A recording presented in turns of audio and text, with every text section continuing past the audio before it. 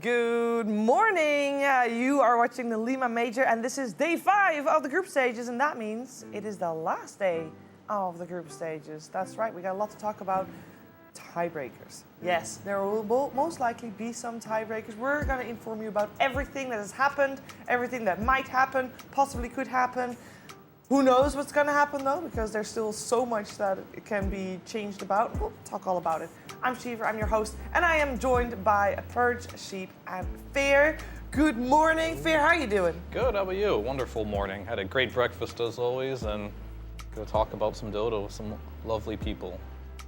That's wonderful. I'm glad. I hesitated there. I looked at you and I was like, do I want to be mean? But I'm gonna be nice today. How about that? Thank you. I was also nice to Cap today. I saw him and I said, have a good day. Whoa. He was shocked. That seems suspicious. I would be very suspicious if I was Kat. I know. Well, that means you're in a good mood then. Yeah, obviously. I get to spend time with you and Kevin. She's at it again. All right, I take it back. Okay. And you got a new necklace? That's true. I don't look at that. She thought it was a bracelet before because it was too small, and then she used her magic to show her how to open it. It was like some weird knot. I don't know. I don't know how things work. I'm like a child. I just like pulled it in and I was like, it's not working. I can't fit my head through here. Oh well, I tried my best. Yeah. Now I'm here for Dota. That's always good. How you doing, Purge? Very good. It's been a lot of good games. It's been fun watching the meta develop. Like whenever there's patches that are so spread out, you worry that the big tournament is going to be a bit boring, but there's always cool things to find. Especially when there's 4 games going on at one time, even if like one game is like semi-meta, there's going to be some weird Slark position 4 thing that you get to relish in making fun of for at least 40 minutes. So. That was something that did happen. I was gonna ask what stood out to you yesterday, but was the Slark Plus 4 the thing that, you know, if you look back at yesterday, well, that Slark Plus 4 really. I don't want to rag on it too much. It's an easy slam, but they did it because they thought it would be better. That's just that was the wrong decision. Obviously, in hindsight, maybe it was like draft related. But if it worked. If it worked, sure. But God, was it ever gonna work? I don't know. Probably not. So things like that I think is fun to see. Just the meta shift. Troll Warlord's not as invincible as we thought he was. Except for that 5 seconds, he has glory. True. True indeed. What stood out to you, Fair? Do you think about yesterday? I mean, for me, it was the Liquid versus Shopify Rebellion series, and in game 2, Liquid stomped them super hard. Like we talked about the Slark and how that may have been a weird pick, but they did offlane Shen in that game, and it did not work out for them at all. Like it didn't have any impact in the game, and Liquid just like super outplayed him that game. It was like very much interesting to see like how far above Liquid is compared to every other team right now that we've seen. I didn't have a specific series I liked, but like talking on that series, there were heroes I enjoyed seeing yesterday. We had like at least 3 PL games. We had 2 Oracle games. I remember someone going, oh my God, Liquid picked Oracle. I was like, there was literally an Oracle earlier in the day. Like, where did these heroes come from?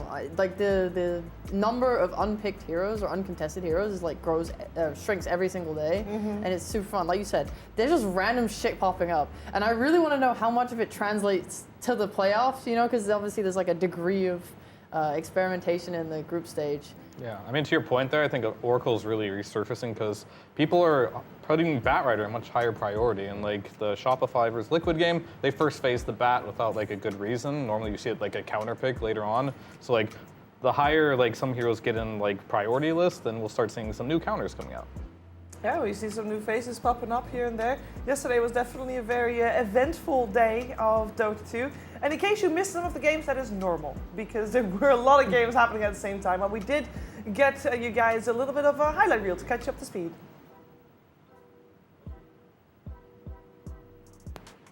All right, so we had EG versus Gaming Gladiators here, and it was there. I must say, a lot of the games.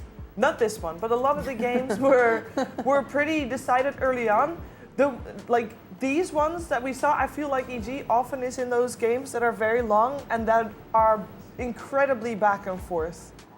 Yeah, I mean, this game is another example of, we saw the Oracle, right? Against the Batrider. And this is something that, I mean, it's pretty much the exact same picks that they did for Liquid, but EG did it earlier on in the day, where they picked the Oracle and Death Prophet versus the Bat, and the Death Prophet actually won mid versus the Bat, which is a little surprising. Then later on in the game, the DP can just run down lanes with the Oracle behind him, and Bat doesn't feel like it has much of a play. So it was very interesting to see like how Liquid just, I don't know if they took that strat or EG took it from them in a scrim, but it seems to be working out pretty well.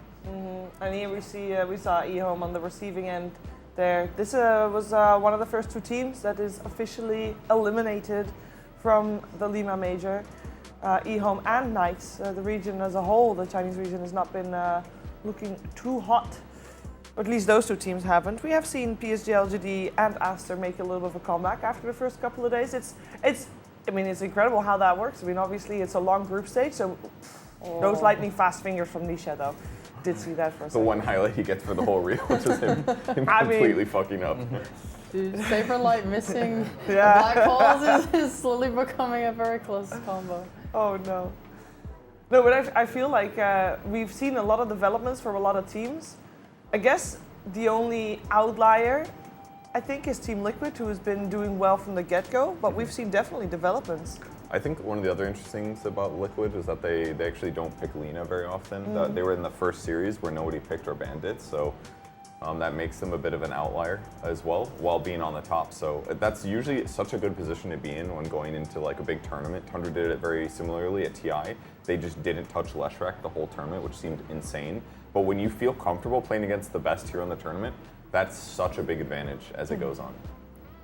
Yeah, you see Liquid in general, and it seems like they let through quite a lot of kind of broken heroes. I think they played against some Broods, a couple of Linas. Like, it's nice to see them flexing different ideas and trying to figure things out now, instead of just trying super duper hard.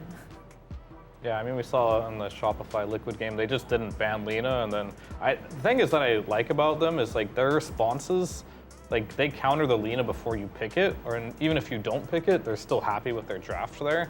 So like that is definitely a benefit for them, where they can still get a good draft whether or not you pick the Lina. They're pretty happy.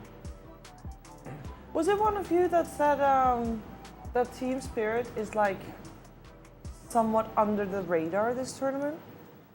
Because they're doing well. They didn't do too hot on the first day, but obviously they're doing well and they are likely going upper bracket. But they're like, everybody's talking about Liquid, everybody's talking about Game Gladiators. Like those teams are doing well and they are coming on top of their group. But Team Spirit, I feel like, is slowly evolving into a beast form. I would agree with that. I would say that they're not talked about enough. They've been playing really solid matches, and yeah, maybe they take some losses here and there, but they're definitely a team that others have to worry about. I mean, they've unfortunately disappointed me a little bit. I thought they would do a lot better so far, so I guess in a way it is good. They are kind of flying under the radar, but I thought their potential in the group stage would have been higher. But they got a couple of losses here and there, and now they're in a position where, they might make it upper bracket, and if they do, I think they should be pretty fortunate. Yeah, well, that whole Group A is a bloodbath. But let's talk a little bit more about the results that we've had so far, because before the event started, of course, you have your bias regarding which group is going to be stronger and whatnot. And for Group B, we did know that we saw a more clear divide between teams at the top, teams at the bottom. We were wrong about some of those teams, but we did see it, and we see it as well in the group itself. But we could take a look at the standings and see where yesterday's games have brought us, because I want to focus first on Group A, because when we're talking about a divide between teams, there is none. There's eHome. Sadness, yes. But there. Other than that, it's like the scores are almost all over the place. There's a very high chance of tiebreakers, right, Kev? There is. Shiva, could you get that TV little slap there? The FPS was bad.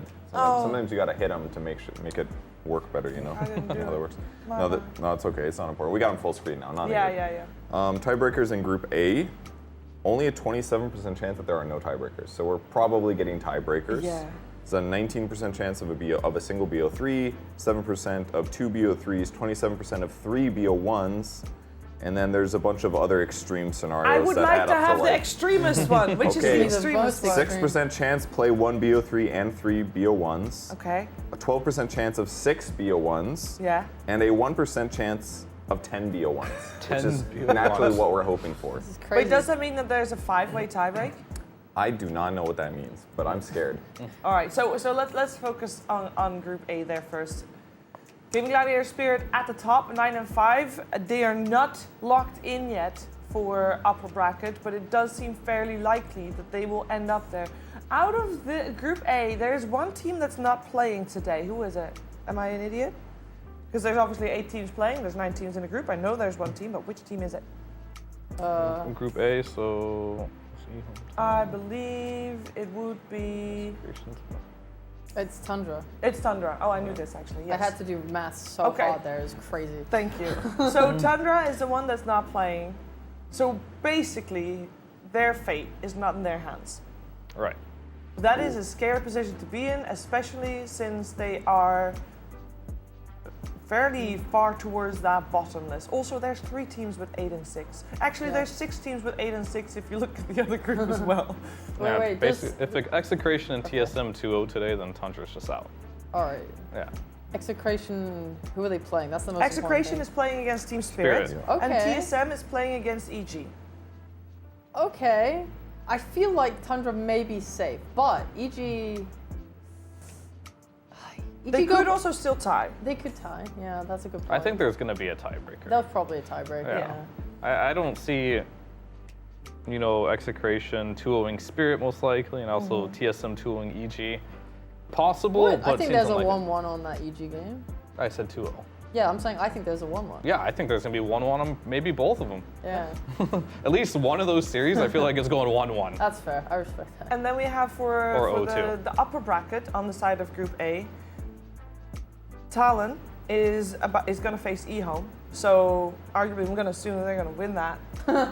What? On paper, no, I'm not a hater. I'm just looking at it as how I see it. And Team Spirit, as we said, Execration.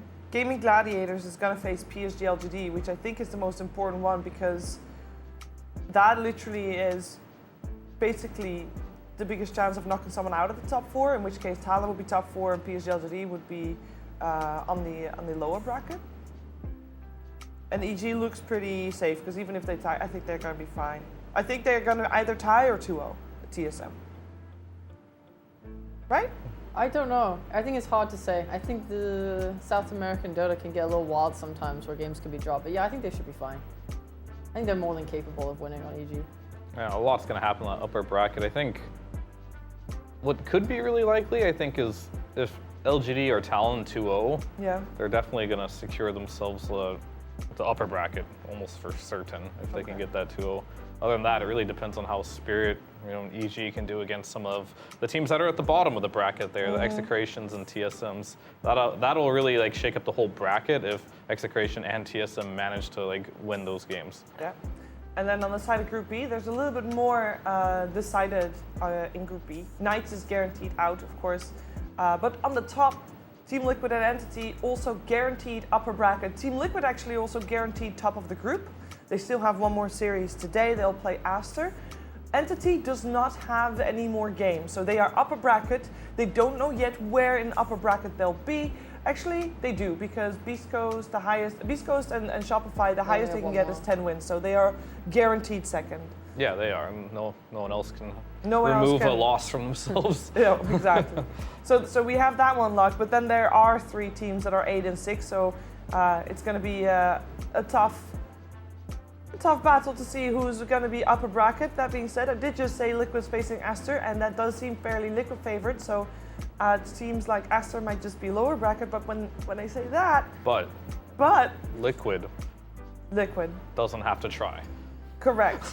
Okay. They could literally go in there and be like, I'm done showing our strategies. Yeah. Let's play for fun here. And whether they win or lose doesn't affect anything since they're #1 seed here. Yeah. So I'm not saying they're going to throw the game or anything, but they could just try something new. Yeah, they might be a little less focused and try Yeah. hard as they normally Who are they are, playing for against? Aster. Aster. Okay, so it matters for Astra big time. It Yeah. matters for Aster, it matters for Shopify and Beast Coast as well, because Yeah. of course they want to be in the upper bracket as well. And Shopify and Beast Coast are actually playing each other. Oh, it That matters is so much. spicy. Yeah. That's a match right there. So if that is a 2-0 and Aster gets 0-2, there is still also a tie between the teams there that are basically, for people at home, a tiebreaker will always be played if the tie is between 4th and 5th and between 6th and 7th. So always if it means elimination or upper or lower bracket. And if there's a 2-way tie, it will be 1 best of 3. If there's a 3-way tie or however many teams tie, it will be a round robin best of 1s until the end of days. So since we're talking about Group A, now that we see all the team spots, there's a 43% chance that there are no tiebreakers. Okay, that's quite high. It's relatively high, yeah. Single BO1, 31% chance, and then from there, 2 BO3, 7% chance, 3 BO1, 16% chance, and the most extreme is 1 BO3 and 3 BO1s, that's a 2% chance. So Group B is not as insane for tiebreakers as Group A is, but still some good matches there. Let's talk about elimination on Group B for a little bit, because Geek Slate, Bedboom, and Hellraisers, it seems like we're gonna have 2 of the 3 go home today. And Bedboom is facing Geek Slate, so Bedboom has to 2-0, right? Is that how I'm saying it right? Hellraisers is facing Knights, so they're most likely doing well. Yeah, Hellraisers should win that. Their comeback story was beautiful. Yeah. It was, yeah. I mean, are we talking mathematically or like based off how we feel? This will Bit of go. both. I want to talk about how I feel. I want to talk about how I feel too. Betboom's out. And then Yeah, the last very- one's going to be between Geek Slate, they're going to get 2 wins. Hellraisers will get 2 wins, which means. Well, that means. Oh, that would just mean Geek Slate get through, right? And Yeah. Hellraisers is out. Yeah, so- Oh, that would be unfortunate. I hope then that Geek Slate will 1-1 against Bedboom, and then Hellraisers and Geek Slate will have to play a tiebreaker. And Someone has to go home, Shoes. yeah, but I love the comeback story of Hellraisers. Yeah, but Geek Slate are also pretty hype. I'd say that That's true. everyone really underestimated Southeast Asia coming into this Agreed. tournament. So Talon doing so well is fantastic. Geek Slate have also stepped up really hard. I think Execration's okay. They actually did quite well yesterday. They played, I want to say, was it EG? And then they actually won their laning stage for once, and they looked really good. So I was very proud of them. Then they picked Slot 4. What can you do? I think I'd love to see Geek Slate and Talon both make it to playoffs here. And I like their style of play way more than I like Hellraisers is cool with their techies, 100%. But Geek have been running so many weird things, like including this Bounty Hunter as well, which is also just as fun. So I think no matter what team of those 2 get through, I'm very happy. All right. Yeah, but group stage is over. No more time for fun. What they think it's good, Time obviously. for the good teams. I mean, I think out of those teams, they may be the best. So I just want the best team to get through. So Damn, that way that's we so get better lame. games. I mean, I just want the tiebreaker. Just throw like one little cheeky best of 3 in for the day against Hellraisers. Like really make them earn it, you know? Yeah, for sure. Give them the comeback story, and then if Hellraisers lose it, you can be like, damn, they had so much potential. That almost feels better to me. So. Does it? That feels like worse. They got so close. Sucks for them, but still, it's like a mega over. Like from what they started with, like losing their carry That's true. less than a month ago. Yeah. Mega Yeah. drama on the internet. Getting a sub first day went atrocious, and everyone was like, "Oh, Hellraiser's gonna be They're like out. Knights." But Yeah. like, here's the problem I have. Like, there's no. What's the comeback story? Because then like, Uragi just goes back to OG, and then they're just now a They're different still going to team. get eliminated first round lower bracket. But let's actually bring up the bracket to see where the teams are going to get seeded into. Because we're all talking about, how important it is to make it main stage. There's actually one other factor that is maybe as important. You need to win that first series, and if you're seeding into the lower bracket, you need to win 2 series because only top 8 get rewarded, guys. That is the rough reality of a Dota 2 major. You play for DPC points, you play for the money, and you don't get any of that if you're not top 8. Yeah, I mean, I wish they had more money for the other teams, but DPC points only top 8 is pretty fine to me because you get a bunch just for qualifying to the major. So, and the food here is so good. This is the one major where I think it's okay for sure. They definitely had a good time. Rewarded in food. Yeah. That's true. I mean, yes, getting eliminated early. There's worse places to be for sure.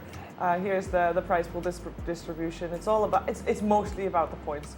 I think also playing in front of the crowd when you're looking at rewards, and of course this is the first major of the season, getting that experience of playing in front of the crowd, there's not that many opportunities to do so. How important do you think that is, Veer, to be able to have that experience? Of course there's some experienced teams out there, but not everybody is. No, I mean, I think Dota has a lot of new blood coming into the scene, and we talk about experience, which is really like we talk about it a lot, but we don't really realize how important it is. I think getting your first like LAN where you're like in front of a crowd, or even going to a major, will really give you a lot of confidence as a player. Or it might give you the opposite, be like, maybe this isn't for me. You know, at least you get to experience it, you get to try it, and that experience is invaluable because very rarely do you see someone just come out of nowhere and just do super well. I mean, it's happened quite a few times actually, but either way, having experience is very important for the players that are just going to their first LAN here.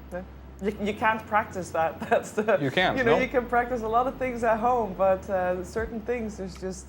I don't know how big your family is, but it's not going to be able to compare. Right. That's for sure. Okay, so let's look at what's happening today. We have got so the official schedules. We have half a day basically because we have saved time for those likely tiebreakers that could happen.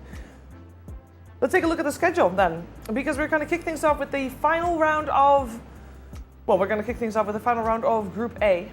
And on Stream A, that means it's TSM EG. And I want to focus a little bit more on only the first game because we've said it already. If TSM doesn't win this, they out. They have to 2-0, right? That's what we said. They have to. I mean, that's a tough ask, guys. So EG at the moment is 8-6. If they 2-0, they get upper bracket. They even still have a chance of making it to the top of their bracket. I'm not sure entirely, but it feels like TSM started really badly and seems like they've gotten better as time's gone on. Yes. So they're definitely in their best form to go against EG right now, I would say. Yeah, I mean, I would also argue that EG is a team that's had a lot of international exposure. It's a team playing TIs, maybe different roster a little bit for some on the Beast Coast, but like they're all like I think very suited for like playing international play. Well, TSM's a fairly new roster. You got guys like Kasane, this first major, doesn't have a lot of international competition. However, they are playing within their region now. Like this is like NA versus SA. They scrim versus each other a lot, I would assume, back in NA. So like they should feel more comfortable in this series. Yeah, and then Shopify versus Beast Coast, incredibly important because basically winner of that, I know it's a 2-game series and there might not be a winner, but if you get a win, you are very, very likely upper bracket. If you get a 2-0, you're guaranteed upper bracket. So a lot on the line for both of those teams for Group B. Let's take a look at what's happening on Stream B. At Stream A, by the way, you can find that, of course, at ePulse EN with Lyrical and Trent. And then Stream B is Cap and SVG. That will take you to that one. And ePulse EN2. And they will kick the day off with Execration versus Team Spirit. Team Spirit is doing fine. They're 9-5. They're at the top of their group. If they win even one game, they are guaranteed upper bracket and might even top their group, depending on the other results. Execration, they are not doing too hot. They are in the same boat as TSM, so they need to win. They need at least one game and then hope that Tundra lose. Well, Tundra don't play. One game gets us tiebreakers, right? Yeah, one game will get us tiebreakers. Execration or TSM just needs to play one game. Well, they need to play. They need to win one game. So they need that to go well. Let's take a look what's happening on the C stream. That's where Sunspan and Cinderin will be, and they'll kick the day off with eHome versus Talon, and that is important for Talon because they are against. They are again 8-6, just like many other. They need to win one game for upper bracket. Is that fair to say? Potentially more. Depends how the other teams do. You know, if like EG smashes, then they go up to 10 points. If Team Spirit wins one, if Gladiators win one, then yeah, getting like 2 would be a better guarantee. But yeah, it's upper bracket versus lower bracket for Talon, and to have no worries about dealing with. Is it possible for them to get lower bracket? Not sure. Or to like, they could like do a 4-way tie for the last lower bracket slot. Something like that would be terrible. Yeah. But they're probably going to be okay because they're versus eHome. They just got to they want to win 2. Yeah. Yeah, I mean, if EG 2-0, LGD 2-0. Yeah, there's a lot of ifs. Don't worry, people. We'll keep you up to date with everything that happens. After the first round of games, we probably have a more clear view of what's to come. And then Knights versus Hellraisers. Of course, Knights and eHome. So Stream C is maybe I mean, sounds fantastic and always entertaining. Let's be real, but they are having 2 teams on there rather that are already eliminated. And Hellraisers, they need to win, and it's going to be an uphill battle for sure. But if they want to have any shot, they need to 2-0 Knights on the Stream C. Doesn't seem like an uphill battle. That one doesn't. But the uphill battle is the rest doing not as well. I mean, I want Knights' storyline just to be like, we beat Shopify Rebellion. and that's it. What a win. I mean, that would be pretty funny. A good fact to bring up for the rest of their career. Oh yeah. Yeah. Remember that one tournament? All right, so then there's one more stream because there's 4 streams indeed. You are correct. It is EPOL's EN4, where we'll start the day with Gaming Gladiator and PSG LGD. You'll be able to listen to OD Pixel and Fogged. And this game is probably the most important one because both of these, well, for PSG LGD anyway, because PSG LGD wants to make an upper bracket. 1 win will get them upper bracket, and Gaming Gladiators want to be top of their group, and they are, I think, 1 win, 2 wins away from that, depending on other results as well. These are definitely the best matches of the day. Yeah, they're I most mean, fun the to Liquid watch. one doesn't matter for Liquid, but both very relatively close teams. I mean, Astra's a team that I thought would do well coming into the tournament, but they underperformed a little bit. But now they're 8-6. They're actually sitting okay. Yeah, So, both could be Aster and redemption. PSG LGD, they made a bit of a comeback story. They did. Yeah, that's really good for them. Happy to see them do better. Yeah, I know Sheep, you wanted to see Liquid Aster. That's the one you're gonna watch mostly? Yes, I'm super excited for Liquid Aster. Just because, like Fierce said, there's no way Liquid give a shit. They've been giving people heroes that that are super OP and strong to test themselves against in group stage. With nothing on the line, this has got to just get like wacky as hell. Okay, I think people need to understand that yesterday, once it was known that Liquid was indeed guaranteed first, I feel like Sheepo has been on a mission to beg. I think actually Meepo there beg? was definitely begging involved. There was a little bit of begging. You begged for involved. Meepo? I begged. Yes.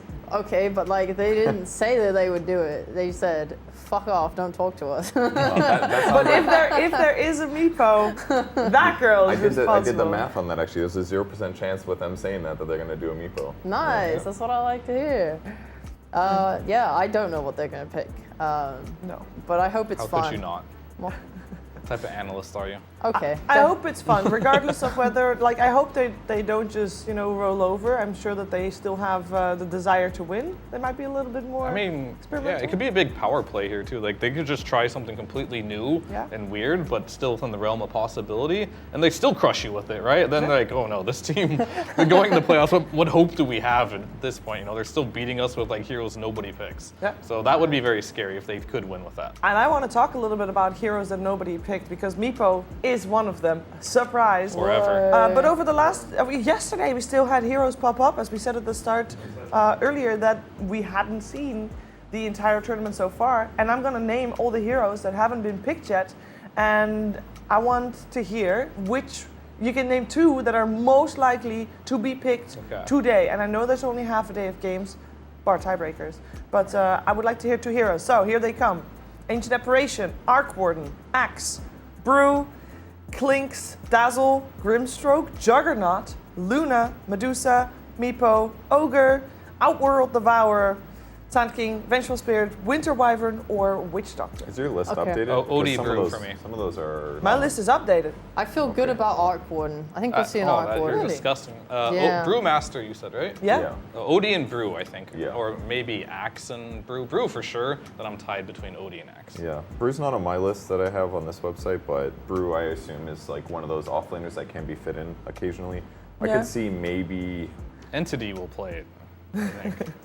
It's hard to say any of the supports because it's like everyone wants to just pick Undying or Tree or some other body hero. So and all the other supports are squishy and kind, except for maybe Ogre. Maybe some team will be like, oh, we'll just do an Nah. Ogre substitution. Not that Nah. it's good, but I Nah. could see that argument. Yeah. No way. I mean, it would have to be like really a ban phase where like they ban Undying Tree, they don't pick their support in the first phase, then they just ban all Clock and all the other heroes, and like, oh, I guess Ogre's left. Kind of like the Shopify game yesterday where they got Chen last pick because every other Zoo hero was banned, and that was the only last one left. I would rather pick like a Mars 5 than have an Ogre, I think, at this point. Wow. But not everyone plays Mars 5, but everyone plays Ogre. I mean, I could come up with many terrible melee heroes I'd rather have. I'd rather have an Ursa 5 than an Ogre. All right. No. That's a lie, I wouldn't actually. mean, Yeah, That's pretty terrible. we're reaching over here. Yeah, no. We are.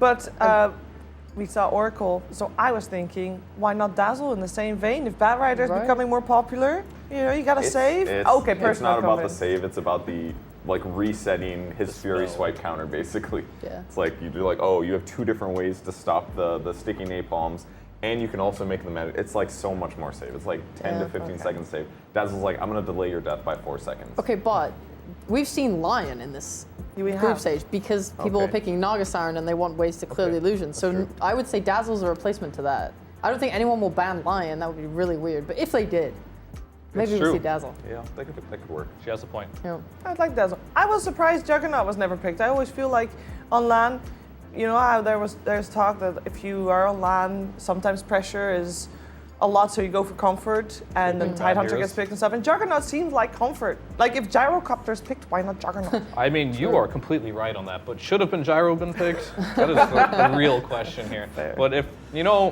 they do want to play a Gyro and they want to play another like out-of-date hero, Juggernaut's next on the list, you Yeah. know? So it's a Yay. possibility. It can work some games with a mag, right? That is like the one time I'll be like, okay, this can work, but like the whole, just the laning stage with the Jug seems like it should be good, but it just never is. Okay, what's the Just win rate damage of- isn't of good enough on the blade. And, Gyro. And Omnislash isn't like always guaranteed that you kill Right. people too. So like, why mess around with all that shit when you can Yeah. just pick Ursa and like kill a guy? Yeah, with you it? can just kill him. It's Exactly. an Omni Slash, it's hitting him twice, and then it went to the Ancients, and then that's it, your ult's down. Yeah, it's terrible. But yeah, if Hector's not playing Juggernaut, it's not happening. He loves pulling out anyone's just the gonna most play, it's useless, him. awful carries. Yeah. I'm checking to see what the win rate is of Gyrocopter because Yeah, all those, Zero. No. Zero. all He's those only like been picked late 3 game times, he won boomer 1 game. heroes. Oh. That was the VSJ LGD one. picked in Div 2 NA, so That was the LGD game where they picked like all the auras and shit, and it looked decent. Okay. They ran it. I don't remember what team. Okay, well we are about to ready to jump into some Dota games. Again, 4 streams at the same time. We haven't really decided yet which one we're going to follow because we're going to let it depend on the drafts. And speaking of drafts, we've got 3 active already, so we can go into all 3 of those and see what we got coming. See if we got any new heroes popping off. See if we got some old ones resurfacing. I think there were like 1 or 2 games where Lina and Brood were not contested. But other than that, I think we're still going to see both of those. is that an issue here? Why Banned. is Execration Spirit on 2 of the screens? What? Execration Oh, it Spirit is. is indeed on 2 of I the was like, screens. weird, similar drafts. So similar. But you know what's funny? Sunsfan and Cinderin are not casting Execration Team Spirit. They're casting one of the they're casting the EO match. Well, eHome. Does that mean Beast Coast? That OD means the Pixel draft is wrong on the side. Well, either way, we could focus on Yeah. EG TSM, I guess, for now. Yes. I mean, there's so many teams that I enjoy following playing right now. It's pretty Yeah. hype. Like EG, they're getting the Ricky first pick, which is, I mean, a little surprising. I normally don't see a 0 overall first pick, but not surprised it's in the game here. And then TSM get a respawn. So like the big thing for TSM in most of their games has been like Baral's just been really stepping up to the plate and playing really, really well. I feel like Kasani's been having a difficult time like really meshing right now at this major. Even though he has got some of those comfort picks, he's been outside of his comfort picks as well, but I haven't seen like the same force that I saw within Div 1 where he was like crushing the region with. So I really hope they set him up for a good game in this series. Yeah, and just to update, the top right, Execration Spirit, that is their actual draft. It's just the draft of, the draft that we're not seeing is a draft between eHome and Talon. Therefore, Sunsfan and Cinderin. We'll get that fixed for you guys, but just don't. You can look at Cinderin's and Sunsfan's faces, and that's really nice. That's all you really need to know about that series. Yeah, his Read their back- lips. Maybe Read they'll their tell lips. you. Maybe they'll tell you. His camera shot is much better today. I don't know what. What, they of turn on- Sunsfan? Yeah, like It's you- because he doesn't have a light on, so you don't see him. No, it's like No, isn't he the usually back has spread like across there's the like floor, there's like- cool lights in the background. That's There's true. that like standing thing that You can that see blocks him. the trophy. Yeah, it was there last time too. It was the one good thing about his Yeah, shot. but now with the lighting, it looks cool. It looks much It better. does Yeah. look He's good. got a waifu pillow. It's And perfect. he definitely tidied a little bit. Yeah, it looks nice. Yeah. One thing that was interesting when I was looking at stats this morning, Nature's Prophet still very picked, but its win rate in the offlane is actually like really high. It was like 15 percentage points higher than carry Nature's Prophet. So considering that's picked in the first phase, kind of interesting. We've seen it all from the offlane too, and I forgot who I was talking to, one of the other panelists, but like we talked about the Ags versus just going carry build on NP, and we've seen it both now. Like we've seen either just go the Ags, have that little bit of utility, then scale, then we've all seen, I'm just gonna be the carry and just buy the Gleipnir right away. and just really scale into the game. It feels like it does have flexibility depending on what's on your team, whether you can just go hard carry build or add that little bit of utility. Normally you just scale anyway, but just having it in the game just feels really nice because it is a strong laner and it has like incredibly good tempo. It can do Roshan, push buildings quickly, help with the ganks. Super strong hero this patch. And another Riki. Okay. This TSM opening looks really bad compared to EG's. It just feels like it's so hard for them to fight with those two heroes already. I'm just wondering, like, what's the reason for that opening, right? Like, you pick a Tiny. I mean, you pick NP. They're strong heroes in the patch, I suppose. Yeah. I mean, it's just flexibility. Like, I think if they do this opening, they have the option of Tiny going mid. They have the option of Tiny going into the off lane as a position 4 with the NP. But they also have the option of, NP going carry or NP going off lane. So it's very flexible, and I think they're just trying to abuse like second pick here by just picking 2 flexes. That's reasonable. Yeah, I mean it's not like wow this looks OP or anything. It's just like maybe this will look OP if they play their cards correctly, but if they don't, it could look pretty bad too. Yeah, I always feel bad about these range carries playing into Riki though. Just since Riki sort of looked really good against Lina, Nature's is just a slightly worse version of Lina. He does different things, but still, it's like in a fight, he is very susceptible to just getting jumped by both these picks by EG already. So the game looks difficult. Like he's not gonna be able to really join in the first initiation of fights. The NP? Yeah. He'll always be able to join the first as long as he has the ultimate. I mean, he doesn't have to join, he just press R. Yeah, he can press R. And if things look safe, then he'll decide, right? But like, Yeah. I think the biggest power spike of NP is just his level 6. And it looks like this major, we're starting to see, we talked The about more shift. Bat Rider in the first phase. Yeah. We're seeing Oracles. This is like, if you don't play Oracle, you probably play a Bat, and it's like the easier version where you don't have to worry about your positioning, right? Yeah. Another priority that teams are putting on just having a dispel for not just the lasso, that is important, but I think being able to reset the sticky napalm and like the early skirmishes, even around 6 minutes in the rune fights, is super important, as we did see in that other Liquid game. Like Nisha almost died to like a 3-man gank, right? He's about to die, he's getting ganked by 3 heroes, and then Insania TP's in, takes off the 5 stacks of sticky napalm, and he just turns the fight. And they just 2v3 it like that. And things like that can be really invaluable versus a Bat Rider. And he's got it against Sleeping Dart as well, which Yeah, is also so low cooldown, such an easy solution. True. And when Lina started getting picked all the time, maybe like a month ago or so, it was often like Lina Abaddon that was the first phase opening to protect her as well, until people realized Tree was just infinitely better. But they are similar archetypes, so it could really work out well for TSM. Yeah, we got an Omni Knight on the side of Talon in the bottom left as well. Another hero that helps First with Bat the Rider, saves. yeah. I don't think Chris plays the Bat.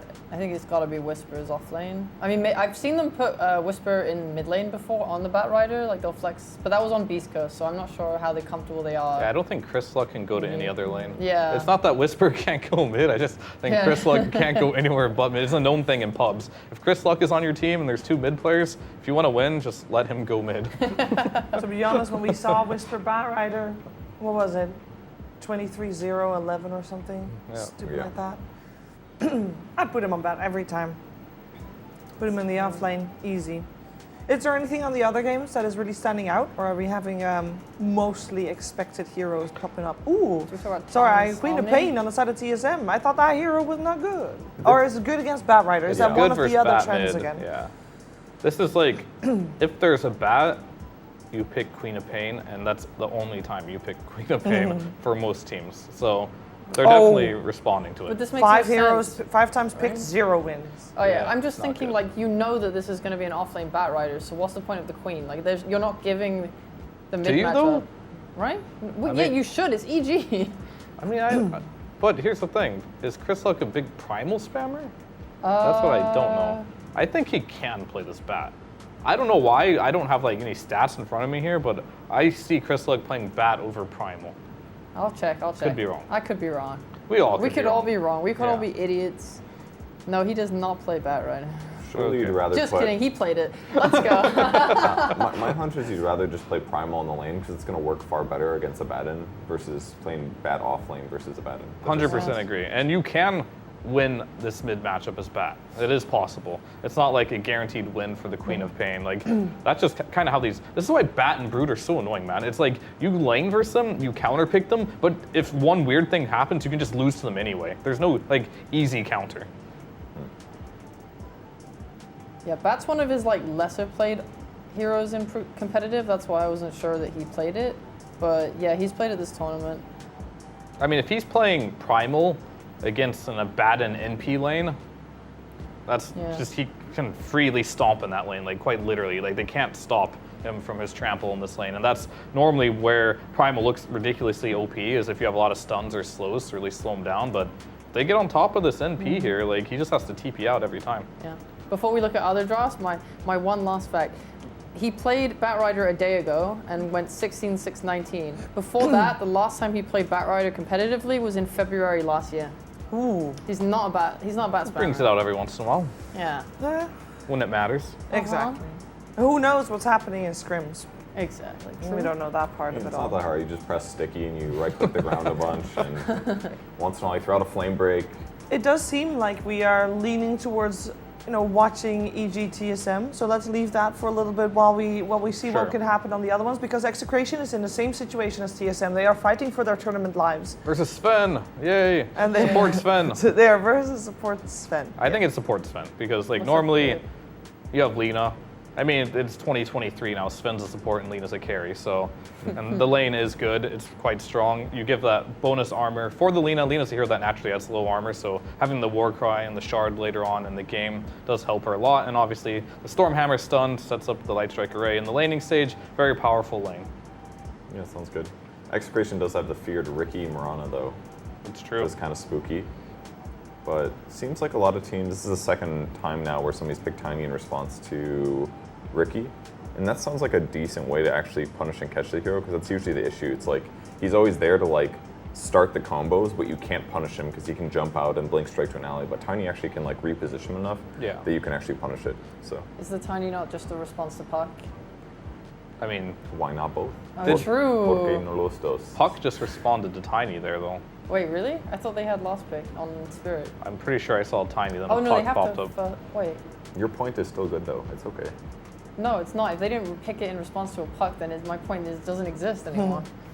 But it's still. I don't know the Let's see. drafting.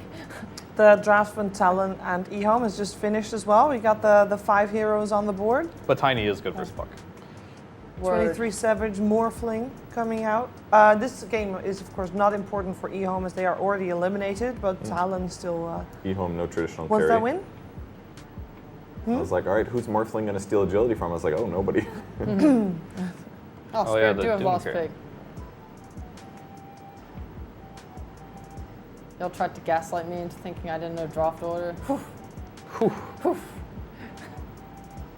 It's fine. I'm just blind.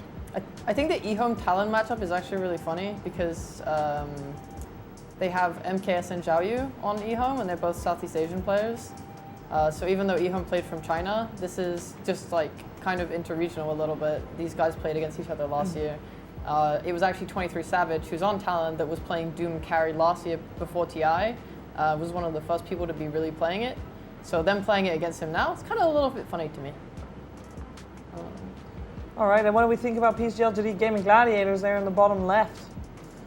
Oh, that's an Undying Beastmaster Puck. That's some meta heroes right there. Uh-huh. DP Rubik. I mean, I think Sniper's been a hero right now that has been struggling every game I've seen it. And when you do have a Puck, and you do have like a last pick here, I'm a little worried innately. They do have the Shadow Demon, which, okay, I'm not worried anymore, I guess. Going Gaming Gladiators all the way. Wow. A little bit of hate for the PA. I mean, PA is the same, not the same boat, maybe just slightly higher tier than the Gyrocopter, but kind of around the Juggernaut type of like hero this patch where, yeah, maybe Undying is the one thing that can make it work, actually. Because, like, PA kind of sucks in lane, goes for a Battle Fury, starts really slow, and then at some point you need a BKB. A lot of time has passed by then, and a lot of these games are kind of decided. You're playing versus, like, a DP tree. At some point, if Sniper is ahead in net worth, it can be hard. But, however, if Undying is really well known for, like, just 2v1ing a lane, giving PA a fast start. If PA has a dream game, this hero can work. But that's my problem with the hero. You have to have, like, a perfect start. And I think the important thing is he needs to hit this like mid-game timing where like the guy that he goes, some important core that he goes on is hit by Shadow Demon ulti, so they don't have tree armor. Yeah. And he's able to like BKB or Manta or whatever off the overgrowth, and he just like blows those people up with a huge amount of physical damage. That could like open the game up in a way until that hero gets armor where he actually has, where she actually does enough damage. But yeah, if it goes ultra late, maybe a little harder. Dude, Shiro's a beast though. He just plays different heroes every single game. Yeah, I saw him play Alk and lost with it. But yeah. Well, he did it in DPC. I think he had like one of the highest amounts of heroes picked for the DPC. And he's sort of going for it again. Like his last set of heroes is like SF, PL, Spectre, Lina, Lifestealer, Alchemist, Bristleback, Wraith King, Gyro, Naga, Spectre, Ursa, like Faceless Void. He's just I don't know, this guy is so versatile. And he generally has very high win rate as well. Like they won the DPC in China. If there's someone playing an off-meta carry, I think Shiro is someone that gives me one of the highest amounts of hopes. He's very, very talented. Okay, so we feel like Gaming Gladiators had an advantage though there for the first game of this series. Again, both teams are most likely going through. It's just a matter of upper bracket, lower bracket. Gaming Gladiators, one win away from guaranteed upper brackets, and then they also have a chance of making it to the top of their group. So we'll see how that one goes. As I think, okay, so there's two teams that are on the verge of elimination, TSM and Execration. Do we indeed want to watch the EG TSM match then? I'd love to watch that one. Yeah, we can watch that. Yeah. All right, let's focus on that one then, EG TSM, and have two games on the small screens, and then I think that the Talon eHome game is going to be the most one-sided, so we can skip that one. Yeah, if we have to disregard one of them, I think that is the one. I agree. We'll go with that one. And they, by the way, they last picked. We got a CK on the side of EG. We got Pakaz on that one, and then we also have a Morphling coming out for TSM. And before we focus fully on that, I do also want to get the honorary mention that Spirit is playing Spearbreaker on Collapse, and that should be fun to watch. But again, we're not focusing on that one. But if you do want to focus on that one, you can. It is EPOL's EN2 with Cap and SVG. And again, TSM and Execration, they need to win. And then Laurel just got first blood, and this is mid-tiny versus Execration. So that's not good for Execration. That is not good for Execration. Where are they playing that Coddle, by the way? I did notice they picked X, so it's not going to be mid because they have a puck. They have a NP carry for sure. Is that an offlane Coddle? It looks like an offlane Coddle. Or a core Morana. We've seen that once, I think, so far. Let's keep tabs on that. By the way, it's with Ricky. It's Coddle Ricky offlane, I think. Yeah. Yeah. Okay. All right. It is C-Smile on Chris Luck on the Bat Rider in the middle lane. Okay. And Whisper back on his Primal Beast on the off lane. So that will answer any questions we had about who is playing what there. And we did see Whisper do well on the Primal Beast yesterday as well. So I'm sure he'll be doing... He does well on every hero, it feels. This is fair. He's owning on the Timber, he's owning on the Bat, he's doing well on the Primal. Whisper, good player. Pretty decent at his job, I'd say. So with the last picks, we didn't really talk about those. Do we have a favorite? What, the CK Morph? Yeah. Yeah, I mean, CK is a hero that gets quite a bit of attention, I think, with Major. And versus the Morph, and versus most of the heroes, right? If you can kill the illusions, the hero loses a little bit of power spike. It's very strong in the lane, and I think Morph is a hero that he doesn't deal with illusions very well. Normally, the hardest counter is like some PL or Naga, but some people always sleep on the CK. He's got illusions too. Morph can't really deal with him that well, so I think it's a pretty good pick here. Oh, can I just say very quickly? Kaka just registered under Extreme Gaming's name on the pro website. Ooh. Hype. Things be rumbling. Can't wait to see some more Lion. So, I mean, I think CK definitely has some like good uses sometimes, but I worry about like the armor difference. You know, like Morphling's gonna have so much armor that like doesn't it just like inherently make CK less effective as a Morphin counter? I mean, it depends. Like, you do have a lot of armor, yes, but it comes down a lot to like, are you buying time for your team to kill these illusions? Because the damage won't stop coming from a CK, right? So the only problem I have here with TSM is like, can Bryle get enough farm to the point where, or maybe we're going to be seeing Kasane go for like the Ags build, which is going to root in place the illusions. It could be good. Like, I'm not a huge CK believer, but I'm just like trying to find the merits of like, why did they want it this game? Strong in lane versus NP. You have the illusions later on. It's a decent pick. And can Tomato have a good laning stage? Is the other question. And it looks like so far he is. I guess it is good against Prophet in lane too. You Yeah. can kind of just jump past the treants and go for those solo kills. Yeah, I mean, NP's like, you don't really win the CS. If you ever try to win a CS battle with NP, you're going to lose it. There's pretty much no hero that can out-CS the treants. But he is very susceptible to being jumped on and killed in the lane if you have a good kill threat lane. Especially like with the CK. Yeah. That's a lot of burst damage we just saw.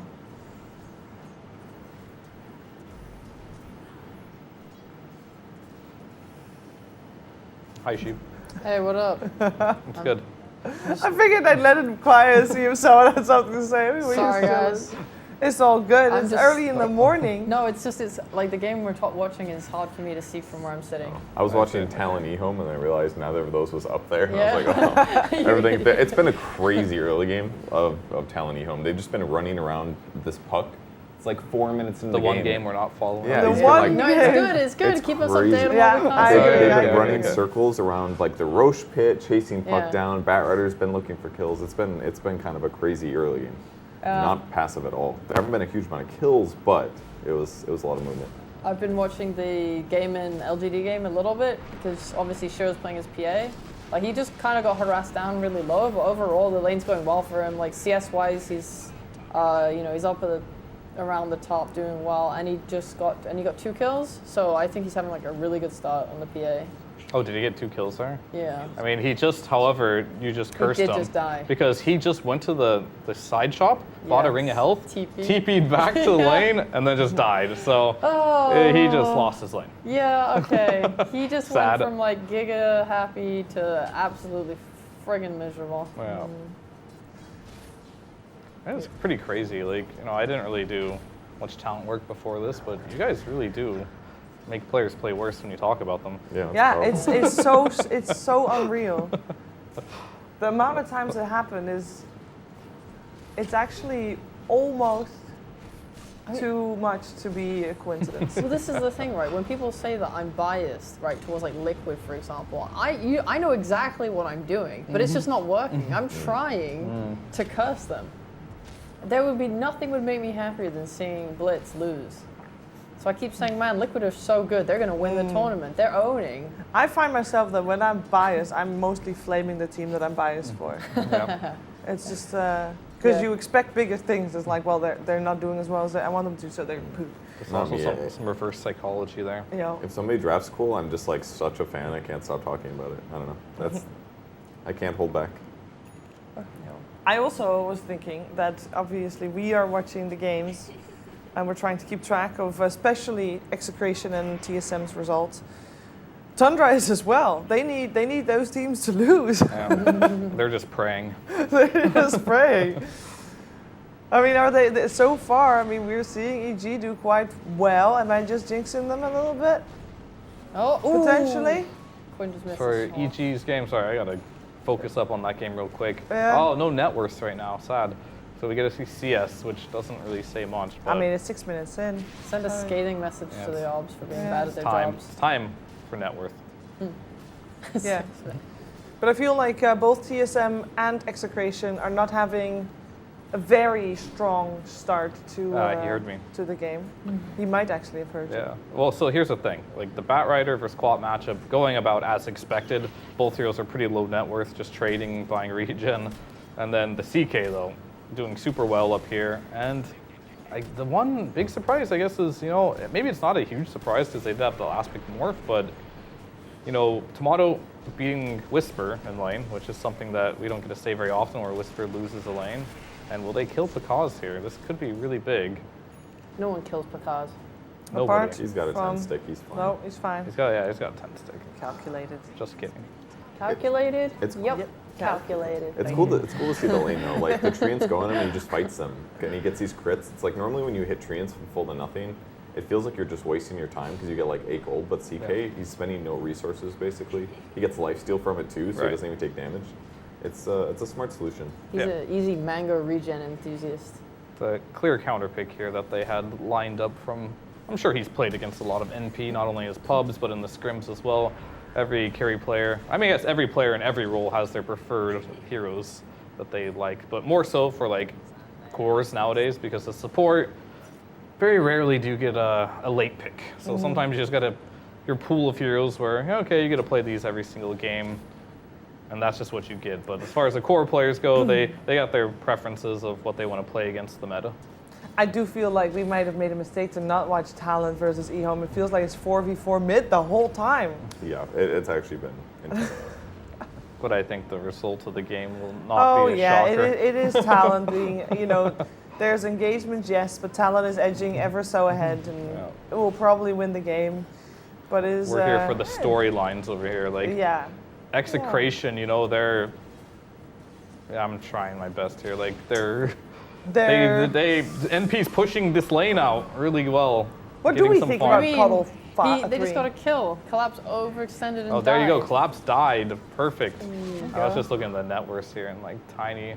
I was looking at Puck's net worth and I was feeling very sad. But we did see this the other day where TSM, it was against Execration actually. It's the same exact team. All right, so Bryle owned Bob in the mid lane, right? With this Tiny versus Puck. But Bob came back in the mid-late game and just destroyed the Tiny. So we'll see if he can have a repeat performance here. And from what I've gathered, most everyone that covered C said that Execration is a team that they don't win lanes. That's just not what they do. So everything's going according to plan for Execration. I told you, they beat EG in lanes yesterday. They're on the up and up. That's bad though. Aren't they supposed to lose their lanes? Did they win the game after that? They did. They won the game because they were a good mid to late game team. So they won. So what can't they do? That's I don't know. The real question. I mean, it's good. Like I said this when I was covering C last year. I think Execration were the fastest improving team, even though they got relegated, but they went from absolutely abysmal to really Div 1 contenders, then got relegated, destroyed Div 2, came back to Div 1, destroyed Div 1. I say destroyed. How much that roster was the same though? It's 2 players changed, I think. Oh, that's it? They changed the position That's not 5 bad. and the coach. Yeah. Sometimes you just get like a whole new roster, No. Like I genuinely really like how fast this team improves. So I think getting to this LAN is really good for them. I hope they stay together afterwards and can make it to the next major and then see how they do that time as well. Yeah, with those swaps, that sounds really good. Swapping the 5 and the coach just sounds like it was a strategy thing that they needed to put things together. It wasn't just necessarily raw skill. They had the pieces, they just weren't using the tools right. Until now. Yeah. I do like this Spirit Breaker response to NP in some ways, because like most people will go for the Primal against NP. Same situation as we kind of see like the opposite game where Pakaz is playing versus the NP.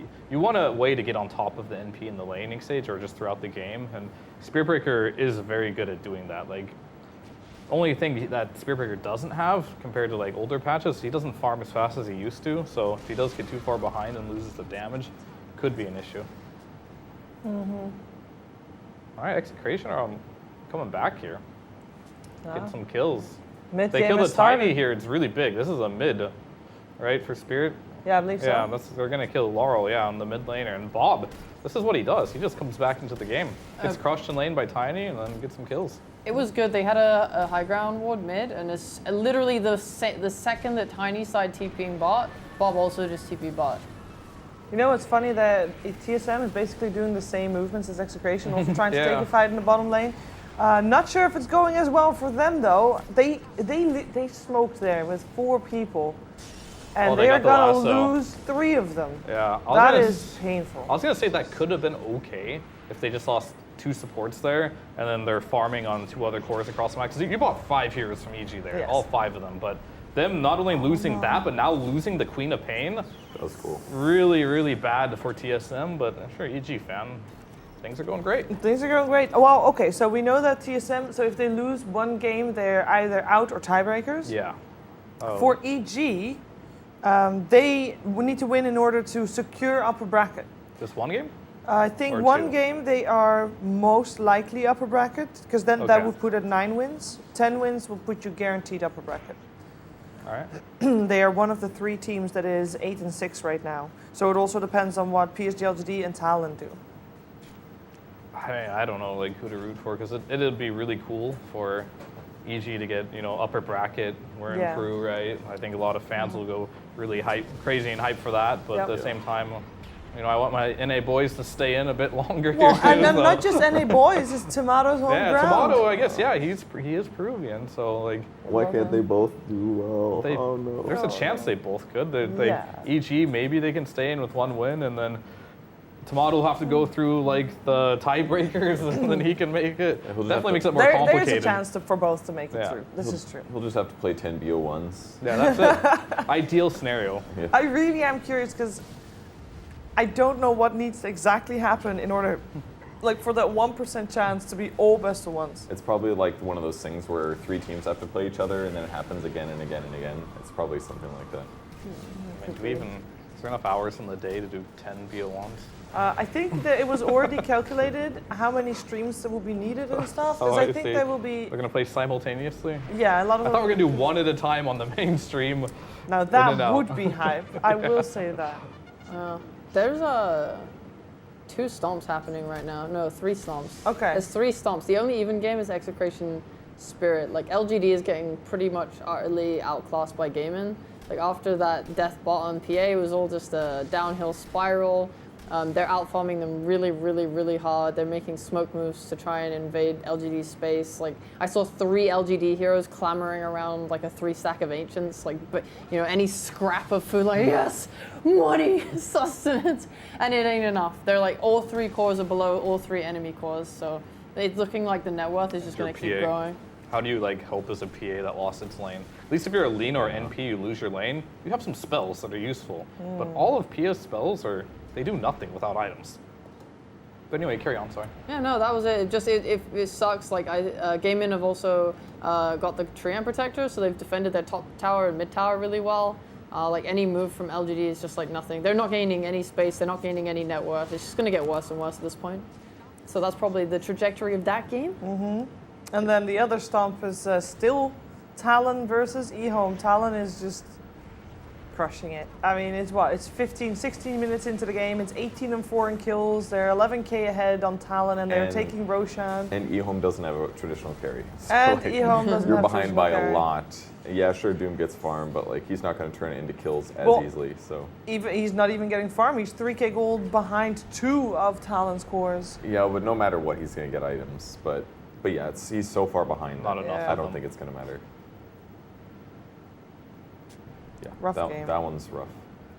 But Now, not- that one's more rough than the Game of Gladiators PSG LGD game. Because there is still a world where high ground defense is held and PA will eventually get some lucky crits. Yeah, we'll come back to that in like 40 minutes. Yeah, we'll see if we make it to that point for sure. Next But year. it is good. I mean, I think that the elimination games being this close is better anyway. Right. I mean, if I was going to choose 2 games that would be closest, these deserve to be close. Yeah. That's And- for sure. Speaking of games getting closer, Bob, yet again, he's doing it again. He's still bottom net worth. He died to that tomb, dude. Did you guys see that? Sorry. No. The Ichi game? Yeah, it was crazy. Yeah. The 9 was in the middle of the jungle, Yeah. next to 3 heroes. He tombed the high ground, and he fought to the death. It Yeah. took like 8 seconds, and then Quap kills all of her zombies, and then leaves? there's Stain. Almost. Tiny had like 5 zombies. She kills a couple of them. Then Proffer walks over, is like, "All right, we'll sprout it to kill it." They sprout it. They start attacking. It had 1 hit left, and then Tiny's got like 8 zombies on him at that point. And then the Ricky comes and just finishes him off. It was like a No. 30-second clown show. That's dude. so silly. That is sad. That is sad. In the meantime, let's focus a Well, little this is bit big again for on Execration EG. here if they can make this happen. Sorry, That's okay. Lena's dying. And they got it. All right, this is Execration, the comeback team. Yeah. Is Tiny response to Puck is the real answer? Because I've seen this twice now, or is it just Bob too good? Because he's been getting crushed in the lane with this Puck. Tiny looks great and everything, but Tiny's having the same problem that Tiny seems to have in every game that goes mid this tournament, is he eventually falls off. Where Puck, you might have a bad game, but it seems like the comeback potential is quite real for this hero. Could they lend some comeback potential to TSM? They need it. Look at this. TSM comeback potential.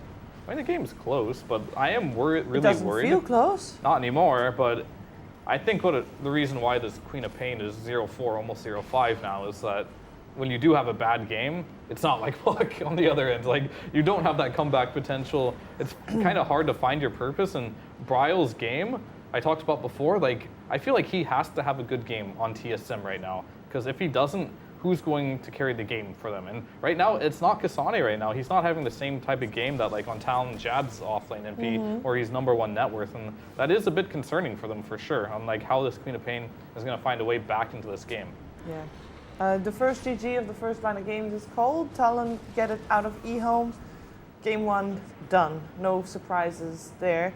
For Talon, this means that they are now 9-6, which means they are most likely going upper bracket. But again, they are still a chance to be tied. But it is either upper or tie for them. So that is a good showing. Yeah, I didn't really notice, but Bob has a Vessel on Puck. Really? He has Tread's Vessel. Huh. I mean, there's a lot of tanky heroes on the enemy squad. Vessel against Tiny, Spirit Breaker is kind of good. It's interesting, right? Because, like, there's no heal you're indicating, right? It's just purely for the damage output. Something we don't see a lot. I'm not going to flame it saying it's terrible, because, like, I'm not entirely sure if it's terrible or not. Normally you just buy like a Witchblade if you want more damage. So Normally, yeah. Weird to see the pivot. I mean, you get way more raw HP. That's one upside. Versus a Tiny, yeah. Yeah. Could we potentially have the Spirit Execration game big and then TSM EG a little, so that, you know, it's kind of getting too out of control anyway for TSM. This way we reduce their suffering maybe a little bit. I don't think there's anything we can do for that, No, unfortunately. I mean, it seems like the closest game is the Execration Spirit one, and it is, I don't know, it feels like it's still back and forth as well. It's pretty love dead that. even, right? Yeah. For the most part.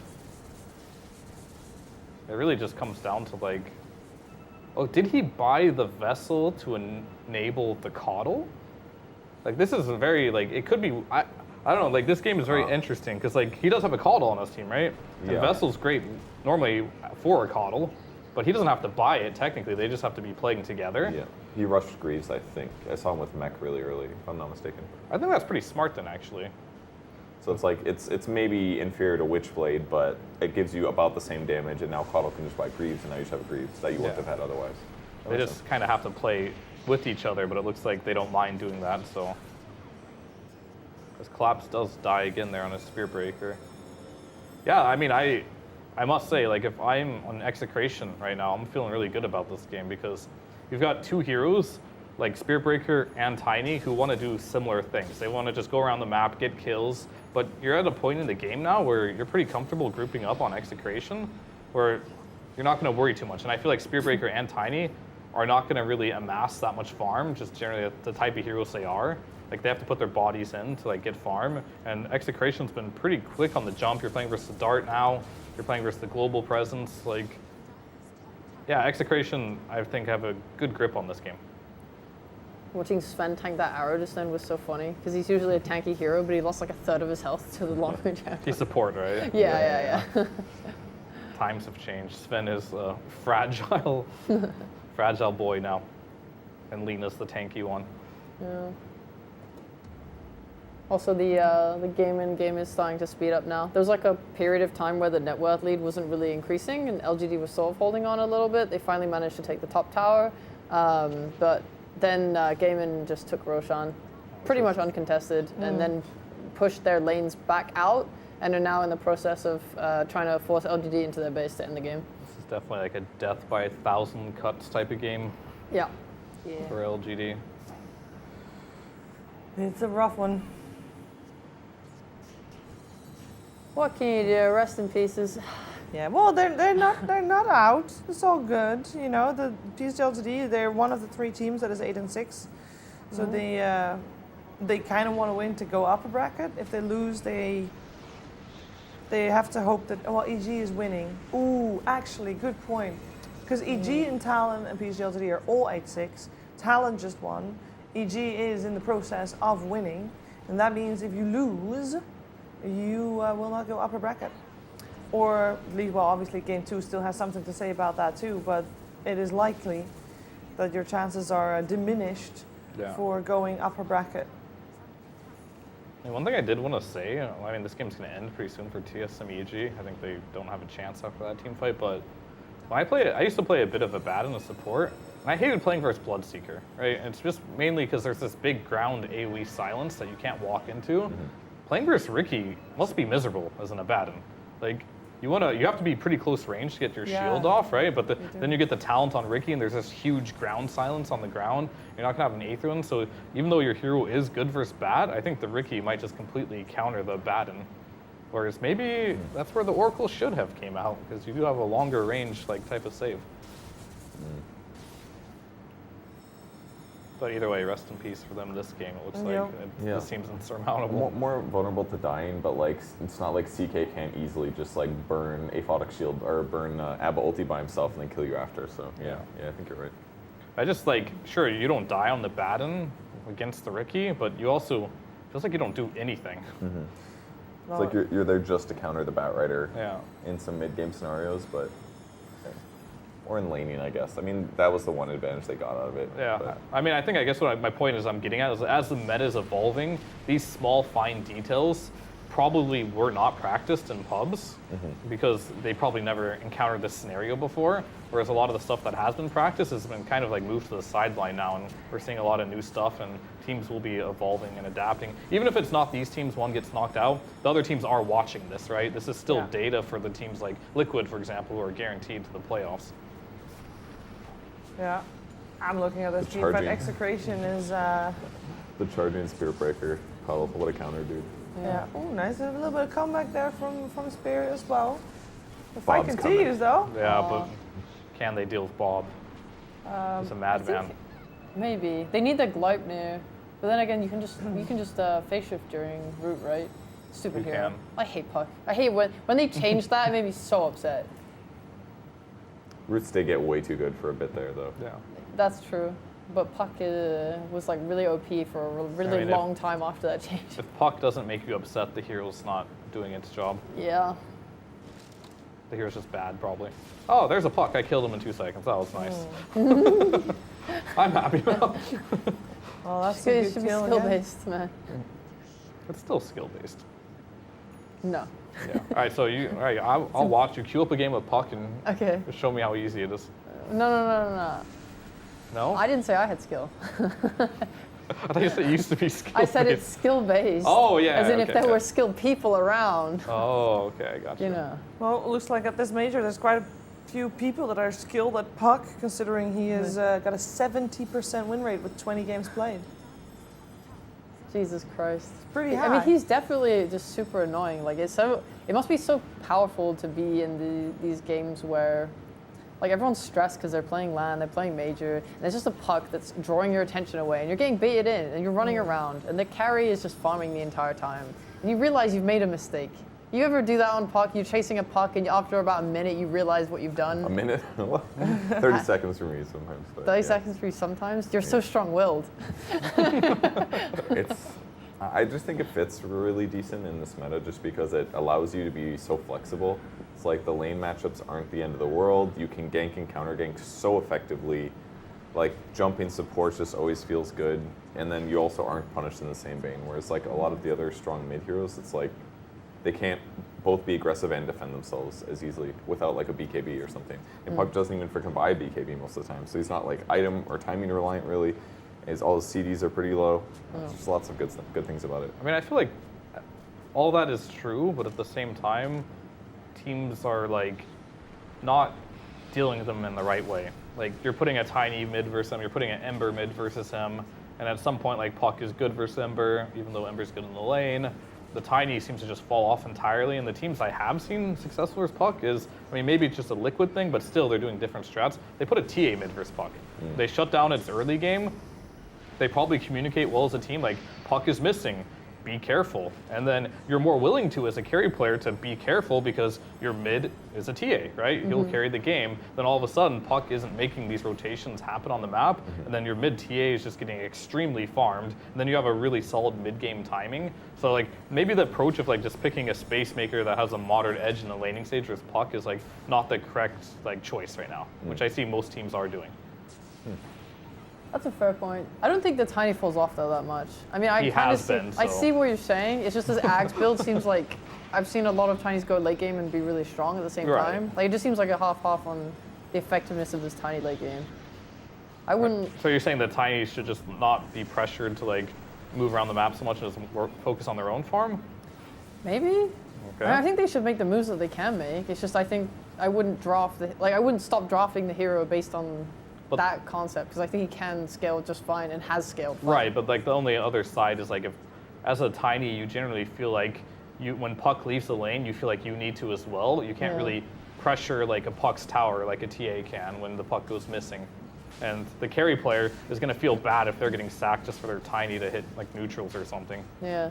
I mean, maybe then people could pick more like. This is too much Love theory this graph, crafting. by the I'm way. thinking it's stuff fine. that can pressure tower. I mean, you 'cause- wanted to get in the argument with me, so let's I go. don't argue. We're having a friendly discussion debate, as it's a analysts. discussion. I'm not even sure if I'm debating you. I'm too scared to debate you.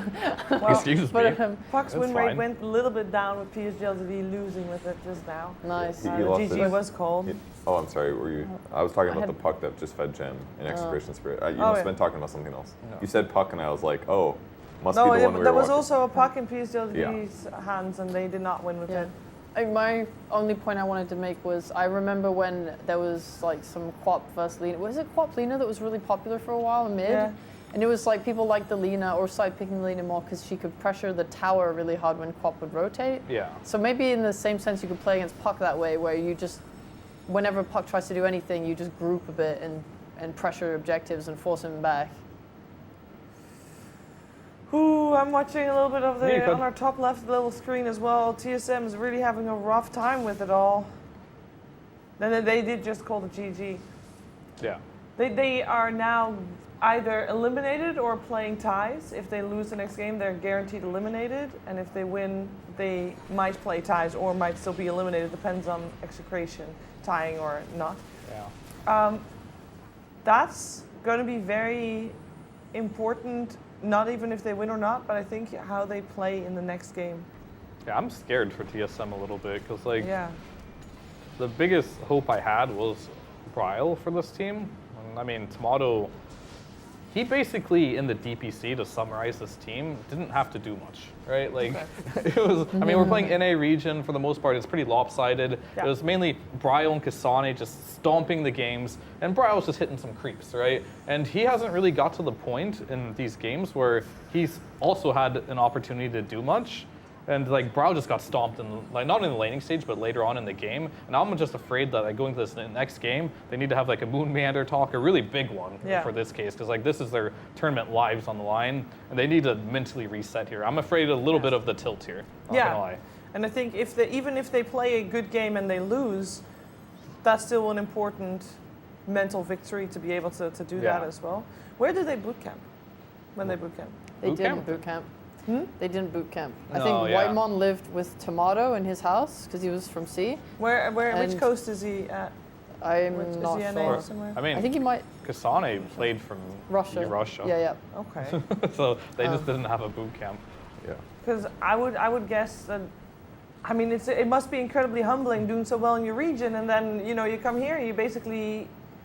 You suck, you know. I mean, well, they didn't. Well, they're you're not as good as you thought you Yeah, were. You right. thought you were going to be at least top 8, and you're going to be bottom 3 out first or something like that. I mean, Moon Meander said in the interview that TSM is going to get first or second place at this major, and China, if they lose, they're going to lose to a Chinese team in the grand finals. I think Well- he was. I Okay. think he was blowing steam Well, Yeah. because he's definitely humbled now. Yeah. I fucking locked him down at lunch and was like, "Well, how y'all doing?"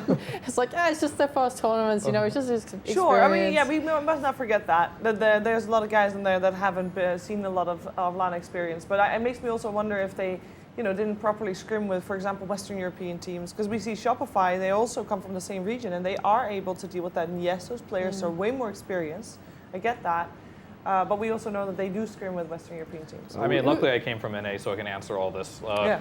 They did scrim against some European teams, Okay. but they are, and yes, Shopify was from East Coast. And I don't know exactly where all the players from TSM were, but Kasane is from Russia, so he didn't have he problems. can, yeah. So they definitely did practice against some European teams. Must not have gone very well. Yeah. I don't know. I mean, not every team can be the best team, right? That's true, So that's true. you just gotta. They have some of the more fresher faces. Ari, I don't know if he's been to a LAN yet. No. Kasane has not for sure. Well, Ari played Heroes of the Storm competitively. Oh, okay. There you go. And he switched after that. It's actually a pretty interesting story because he was a core. Oh, and he was yeah. like 4K last year or a year and a half ago. And he's like, well, you know what? I'm going to play support. And then he just rose through the ranks and he's speed ran it up to high Mar. Does he? Got himself there. Are they getting knocked out? Because if they're getting knocked out, I'll tell the story of. Can I tell the story of his gecko? He has a gecko. That's the story. Okay, we can trade stories. Well, are they getting knocked out? No, it's not No, guaranteed. well, if they have lost a game, that Yeah. means for them They need to win one more to tie Tundra. Right? Yes, they are either eliminated or they tie Tundra, or both them and Tundra is out. But they need to Okay. guaranteed win the next game. But that relies on that But execration we game, will right? hear the story. You can always tell it later. I was about to say, I'll tell the story, and if they make it to the playoffs, I'll just say it again. Yes, good. So Will told me this, Blitz told me this. He said that Ari was rank 1 Heroes of the Storm at the age of like 15, 16. But then the game died, so he moved to Dota. And there was this guy who was called Schwimpy, who was a former Heroes of the Storm player, not even friends with Ari. And he would just go around telling everyone that Ari was the shit. He was just like, this guy's the best. This guy's so good. And he just hypes him up. He'll message everyone. Like everyone at TI11, he was like, you should consider this guy. He's so good. And Moon hears it, apparently. I haven't actually fact-checked this with Moon, but I'm just trusting Blitz here. Yeah. And Moon's like, okay. So he watches his replays, and he's like, okay. You know, I think you're right. I think this guy is pretty good. So he picks him up for the team and gets him on there. And it's just because of this one guy named Schwimpy who just went around I need telling one of those everyone. in my life. I mean, know. Wasn't he on like the Into the Breach last? Ari was. Yeah, but I Ari mean, was. since the breach. He was I'm sure Moon doesn't get all the credit for finding Ari. No, I didn't say Moon has the credit. No, for finding Schwimpy Ari. does. I'm saying Schwimpy. Yeah. This is, Okay, this is a okay, story okay. about Schwimpy. I like Swimpy. I Actual wish he homie. hyped me up all around. So that I walk into a room, it's like, oh my god, have you heard? This guy literally just goes Personal around hype telling man. people Ari's the best, Ari's the best, Ari's the best. That's cool. But who is Schwimpy? Do you know? No one like super knowable. I asked, I was like, is this guy like a knowable person? He's like, he's just a former Heroes of the Storm player, pretty good. Oh, I see. I see. He's just hyping up people from his previous game. Yeah. Well, Ari has a gecko. And I forgot the gender of the gecko, but he named it the wrong gender because genders of geckos are only known after 6 weeks. And he named it beforehand, so I know that one. Isn't it named Bob or something? Yeah, There's and then like it's a some simple female name. gecko named Bob or a male gecko named Susan or something. It's one of the two. Oh. Yeah, I remember that interview. Like, we talked a lot about TSM and expectations for the tournament yesterday in one of the panels, and like they still have like a pretty good win rate, and they're 6-9 now, which is still not true. terrible. They didn't get blown out of the water. They just lost a couple too many games, and there's just a lot of teams above them that are really solid. Yeah. It's Tundra, Talon's overperformed, it's PSG LGD, it's EG, it's Team Spirit, it's Gaming Gladiators. Like, there's so many good teams. Yeah, there's no like shame in that. to like give them too much hate or anything for potentially going out of groups, I just think is not entirely fair because new roster. So there's a lot of excuses as well that you can be making for them, but they still did pretty solid so far. And maybe they can still make it out. Also, Ari is the second player from the UK to have ever made it to the major as a player. Is that, was number one like, was it Tanner or something, but then the major didn't happen? No, it was Madara. was Because he Madara. has a dual citizenship for Greece and UK. That doesn't count. I just cheating. count. I He thought- just has 2 odds. It's like, yeah, which yeah, but bastard are you we going to count put Fly in? as NA sometimes too. I mean, I It's guess- oh, Check the Canadian. travel regulations real quick. Yeah. Are you sure Tanner didn't make it to a major that He got was at a cancelled? minor. He was at the Bookaville minor and didn't make it, I think. Oh. I think it was the Bookaville There's minor. a decent amount of like UK players on teams these days, so it's like it's Yeah. not as dry as it used to be. Is there a decent amount? How Oh, many yeah, are he there? did make it to the minor. Yeah. Let's go, King.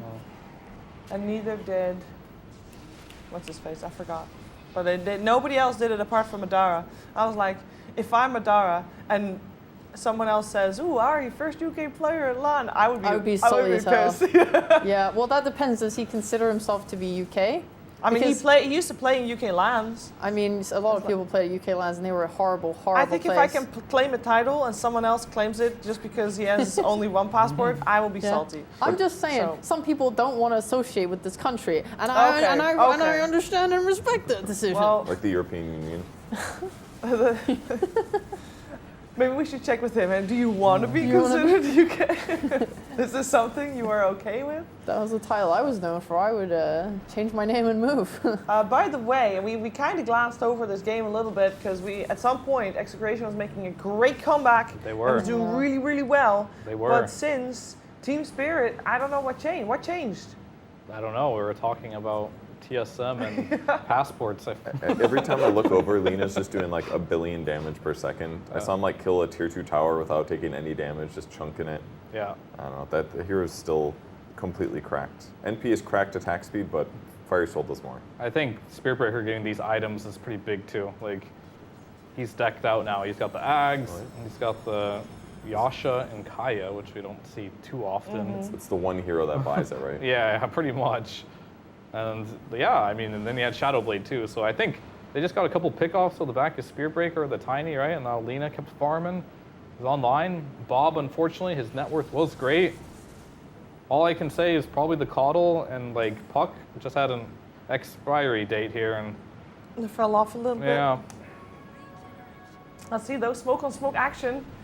Roshan is important. We have actually, all tier 2 towers are still standing on the side of Team Spirit, which I'm kind of amazed by considering there's a profit in the game and it's like what? What is the time? Is it like 35 minutes? I can't see. I don't know. I'm still remembering that when Puck ended up feeding a gem, he got a little bit aggressive near the Radiant Tri-Camp, and I think he thought he had orb up when he jumped in. It was like 2 seconds away, Oh, so no. he didn't get an orb out, and he fed a gem to Team Spirit. So I feel like they probably lost a lot of map control after Right. that, which is therefore lose map control, hard to get pickoffs. Your opponents always see you when you don't. You can't farm as much. That probably had a big impact for this moment here. Yeah, they're playing versus a Ricky too, right? So that also hurts when you give a gem away. Yeah, so then they had backup gem, yeah.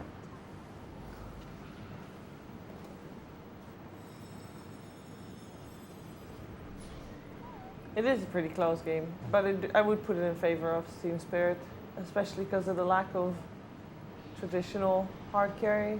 And then most people would argue as well that Bob's item build was really meant to snowball, because like Vessel isn't an item on Puck that scales really into the late game like a Witchblade would, Yeah. that we Yeah. talked about. So like he has not kept up in the net worth here, and his damage is probably not sufficient anymore. There's probably tons of ways to remove this Vessel now the game is late. That being said, is it normally Execration supposed to be good late game? That's the SCA Yeah, they're not out special. yet. They're not out yet. But I saw the graph just now, and the percentage, the win probability did not look good for them. Execration doesn't care about those Okay, graphs, you know? okay. They're built different. It's just weird because I don't think their heroes are built for this late game. Just as, I don't know. Why not? Like, what don't you like, I guess, is the question. I feel like they just hit a point where they stop doing damage. Okay. Whereas I feel good about Spirit's damage. Like you get your, It's more traditional damage, that's for I sure. suppose, yeah. Yeah. Maybe I'm just thinking too like linearly. But like Coddle, you know, like they could just do some split push stuff, get an arrow, you know, get maybe the Daggons will come out at some point. But I agree, like Bob, his build isn't really scaling that much for burst damage at least, so. And it's like a lot of net worth too that they have to try and get. And being out on the map versus Spirit Breaker is like really difficult. So I feel like the methods that they need to farm the items to do damage is not there. Yeah. They all need they need to do the split push style for sure. Oh, that was cool. really cool. Charge the creep to Yeah. break the Lincolns, or stun 2 Lincolns. Do we Wait, how did he think- not blink out? Oh, did he leave? Oh, he left. I saw someone standing in the well, underneath the Tinker Ward on the top side of the map, and he was just waiting for Nature's Prophet to come up, but he didn't come. It was Sven. So fast. Bob should not have died there, in my opinion. Dude, Collapse is having the best time of his life. Collapse was hunting him for like at least minutes, right? He's been offsetting the split push there, so Yeah. he's been learning, collecting data, and he's like, okay, this is what I have to do. Yeah, because he has a Lincoln, so he can't charge him directly, so. Yeah, there was that a previous thing where it broke, and yeah. The Collapse playing Spirit Breaker, there was like a bunch of games that he played on it. I don't know if it was last year or the year before. I just remember them so vividly because he had he managed to get so farmed and take it to late game, and he had like the Yule's upgrade and stuff. Right. Like he was beyond fast. It was so sick. I think he was like nearly one-shotting people. He's almost there. It was so cool. I want to see that again. If they wouldn't mind not winning the game. Yeah. Well, they still have an Aegis. Doesn't last that much longer, I believe. Minute or so. Yeah. Now, hopefully, if Execration do lose this, maybe they will, maybe they won't. It's hard to say, but hopefully they don't overthink it too much. It's like Yeah. they kind of got owned, and then they started doing well, then they made a couple mistakes. I mean, they're in the same position as TSM, Yeah. right? And the worst part of it is, if they both lose, then they both are out. Like, it's not even like, then Tundra is fine. Tundra is, of course, watching this and going, yeah. Let's go Team Spirit. But what I guess I'm saying is, like, if Execration lose this, it won't be as like devastating as like TSM's loss, where they just kind of got like stomped. Right, the game's Yeah. already over. Yeah, that's true. It's a lot more even game. Yeah, I mean, they are already back in the draft of the next game. Oh, no, soon. yeah. There It's like- it is. He's queuing up the items, dude. Let's go. Got the Yules. He, What's he it knows the Windbreaker build. He knows cometh? the build. Yeah, it's his build. And the crazy thing about the what's the Yules upgrade called? I don't remember. Windbreaker. The crazy thing about you don't even need that to like defend. You just need a freaking force staff, and the Radiant team like can't initiate on anybody. They just like don't have a good jump other than like that. It's like the dart into arrow, but like you can just mess that up in a couple different ways. So it just makes it even easier for Spirit to just end the game. What is the neutral item called that Sven has that purges the dart? Witchbane. Witchbane? Yeah, that's cool. That is cool. He's got a Vlad's and a force staff, I think. I'm sure he's got Shard on the Sven as well. So Yeah, it feels bad now for sure. As if you're Ricky. Meanwhile, Collapse can do whatever he wants anywhere on the map, and he'll be Yep. able to join the team in like 3 seconds. Yeah, it really does feel like Execration can't leave their base anymore. It's very difficult. I mean, they do have Lincoln Spheres, which is nice, but you do have the Shadow Blade and Collapse. He's like kind of like angling properly to make things happen. The charge is so low cooldown that he can get to one side of the map very, very quickly. And this Lina does have travels too, so if you do show on the map and you do have a Lincoln, so it doesn't Yeah. really matter. If the Spear Breaker's in the area, he's just going to TP on top of this very fast cow, and you will die. So, looking good for Spirit. What are they waiting for? They're like playing so slow. I The guess new- like the what next next Aegis Roche? and end? They don't want to go high ground. Like, I mean, I most guess, teams don't. but it's not like It's going to take forever for the next Roche. they have some Tusk Ags, you know, tiny tossback, whatever, Batrider Lasso. Like you're not getting pulled into Oh, that the fountain. courier! Is he getting? He Oh, you got can it. charge couriers I with did Ags, not know huh? that. I was like, what? How did he do that? No, with Ags, you Dude. can charge the courier. I've never seen that What before. a snipe. I think it's pretty simple to see what they're waiting for. They wait for someone to step out of the base and die, and then they can go. And to be honest, with Prophet and a Puck, you kind of do expect them to leave the base. I mean, We there's start no with the rush. animals. Yeah. We There's kill no the rush. animals. We kill the Kill the crops. animals. The thing is, like, there's no rush for Spirit right now, because, like, Yeah. Execration cannot leave their base, which means they're going to probably lose, like, at least, Oh. I mean, they could go in Yeah, now. that's right. Rush it up, That's- baby. That's the one dead Ricky Here comes and Collapse. Mirana. They just had to wait for that. Yeah. Oh, I mean, it's just This over. is what I'm at this- saying. They were didn't so strong. They didn't even like mean Yeah. to go in. They like walked up, the smoke broke, and they were like, they stood there for like a second. They're like, wait, we can just go. And they jump in. Yeah. I mean, that's just looking pretty grim.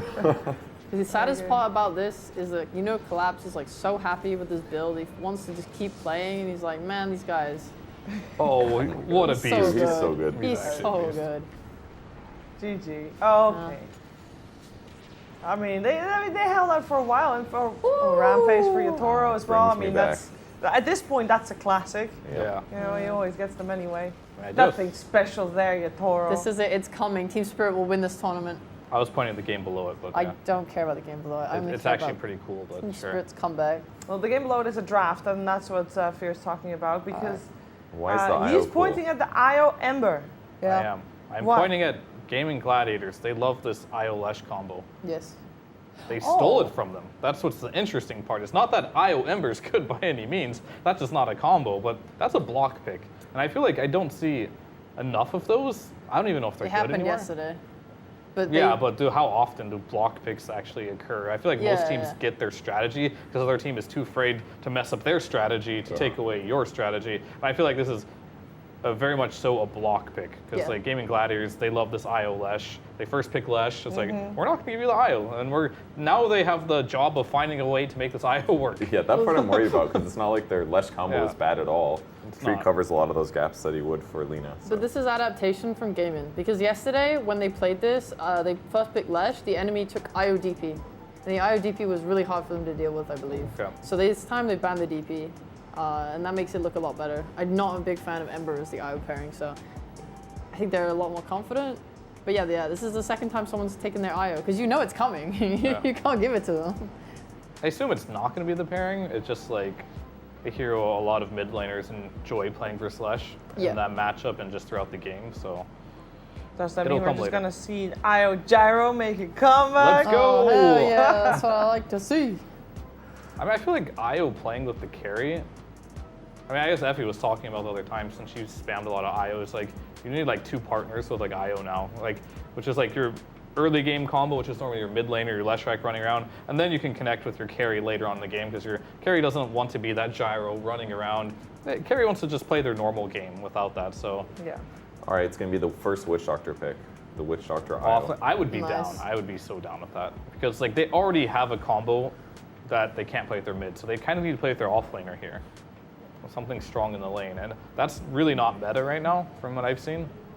So I don't even have like, it used to be like Io Slardar, like Io Legion, some like cheesy like lanes where the attack speed would buff and you'd crush the lane, but Io Mars was popular I think around TI10 time as well when you went the armlet build.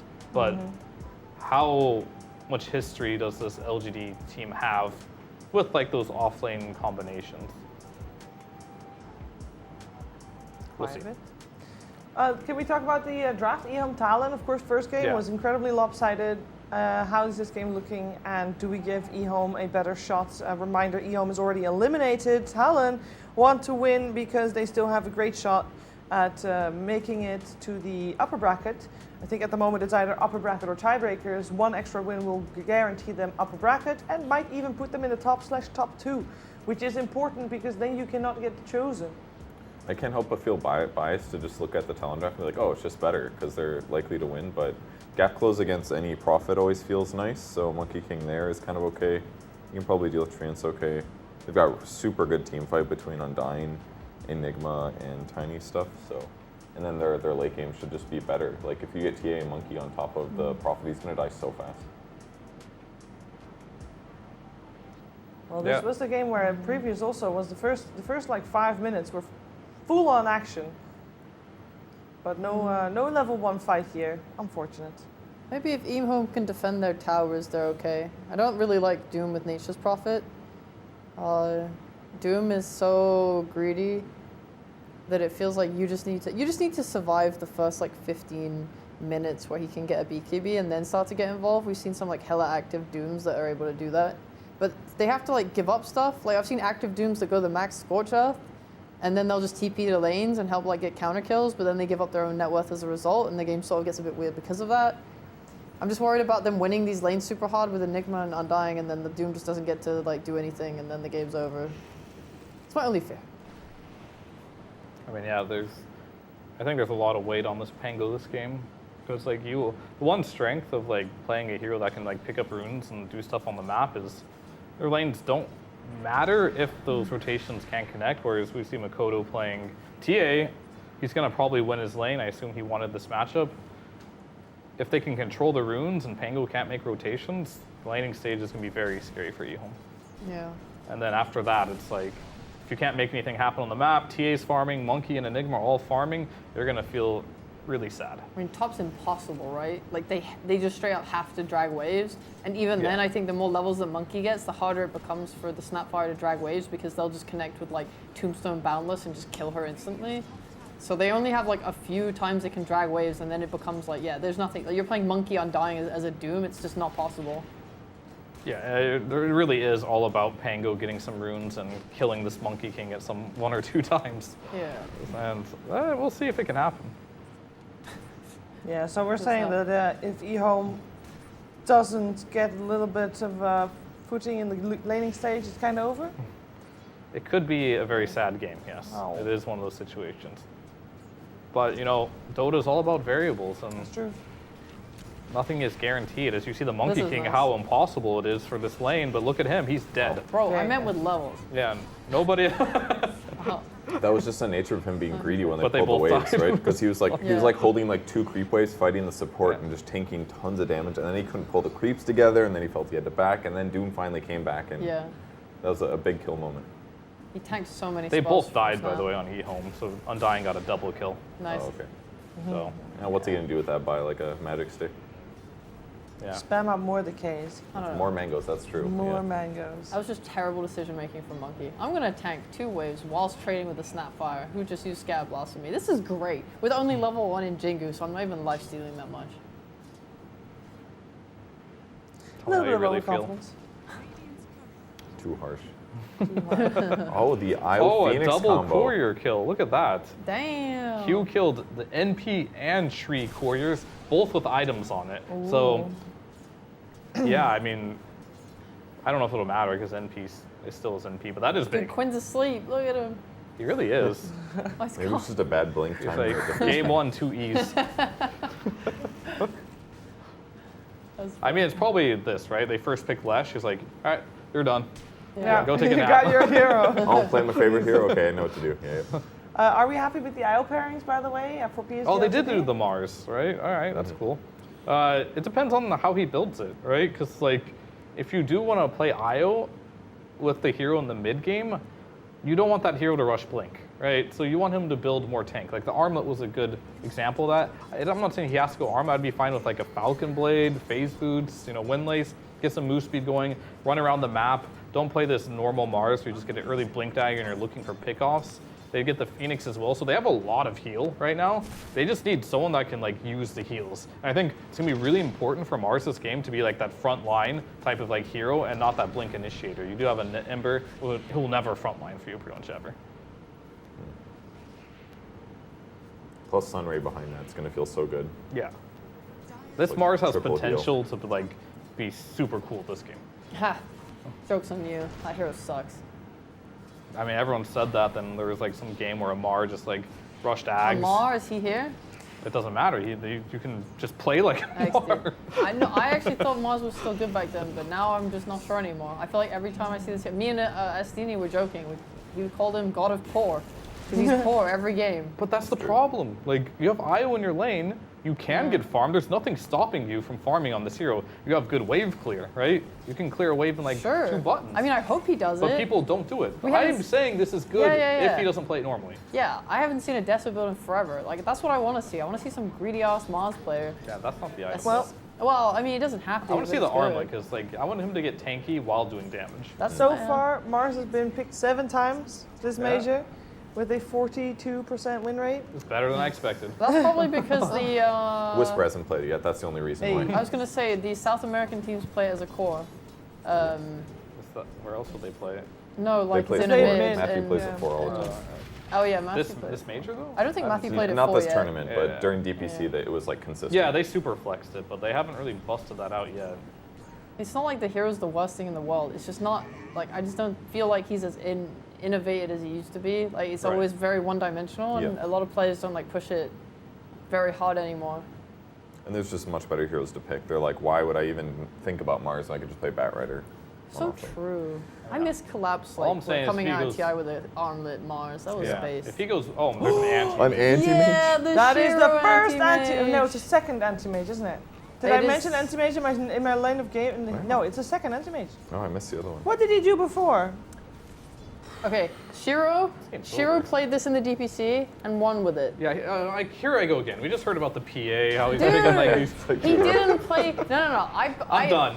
I backed. He didn't play PA in the DPC, so there was no evidence to support that he could win with the PA. I was simply bringing other facts together. Okay, it is a Leshrac counter in many ways. The shard against Leshrac, incredible. Lowers spell output by 30%. He gets 30% less lifesteal as a result. That's pretty sick. And he can reflect a lot of the spells from the enemy squad. Like, Mana Shield is decent. It's Yeah. a great anti-mage. Whatever Yeah, it's you're called. great versus Morphling too, but now you're laning versus Beast you Rubik have and your an combos Io. and IO. You Sure. lost. They have two Sure. healing supports. They should just bring them and fucking Okay. suck the anti-mage. Yesterday, And just help them. Skeeter played anti-mage, also against the Leshrac, of course. That's when Sure. you pick it. Don't say it. Shiva, don't say it. Don't say Did it. not go very well. I know. It did not go well. But it's at all. Shiro. Like he busted it out in the TPC. He did. They understand the hero on a better level.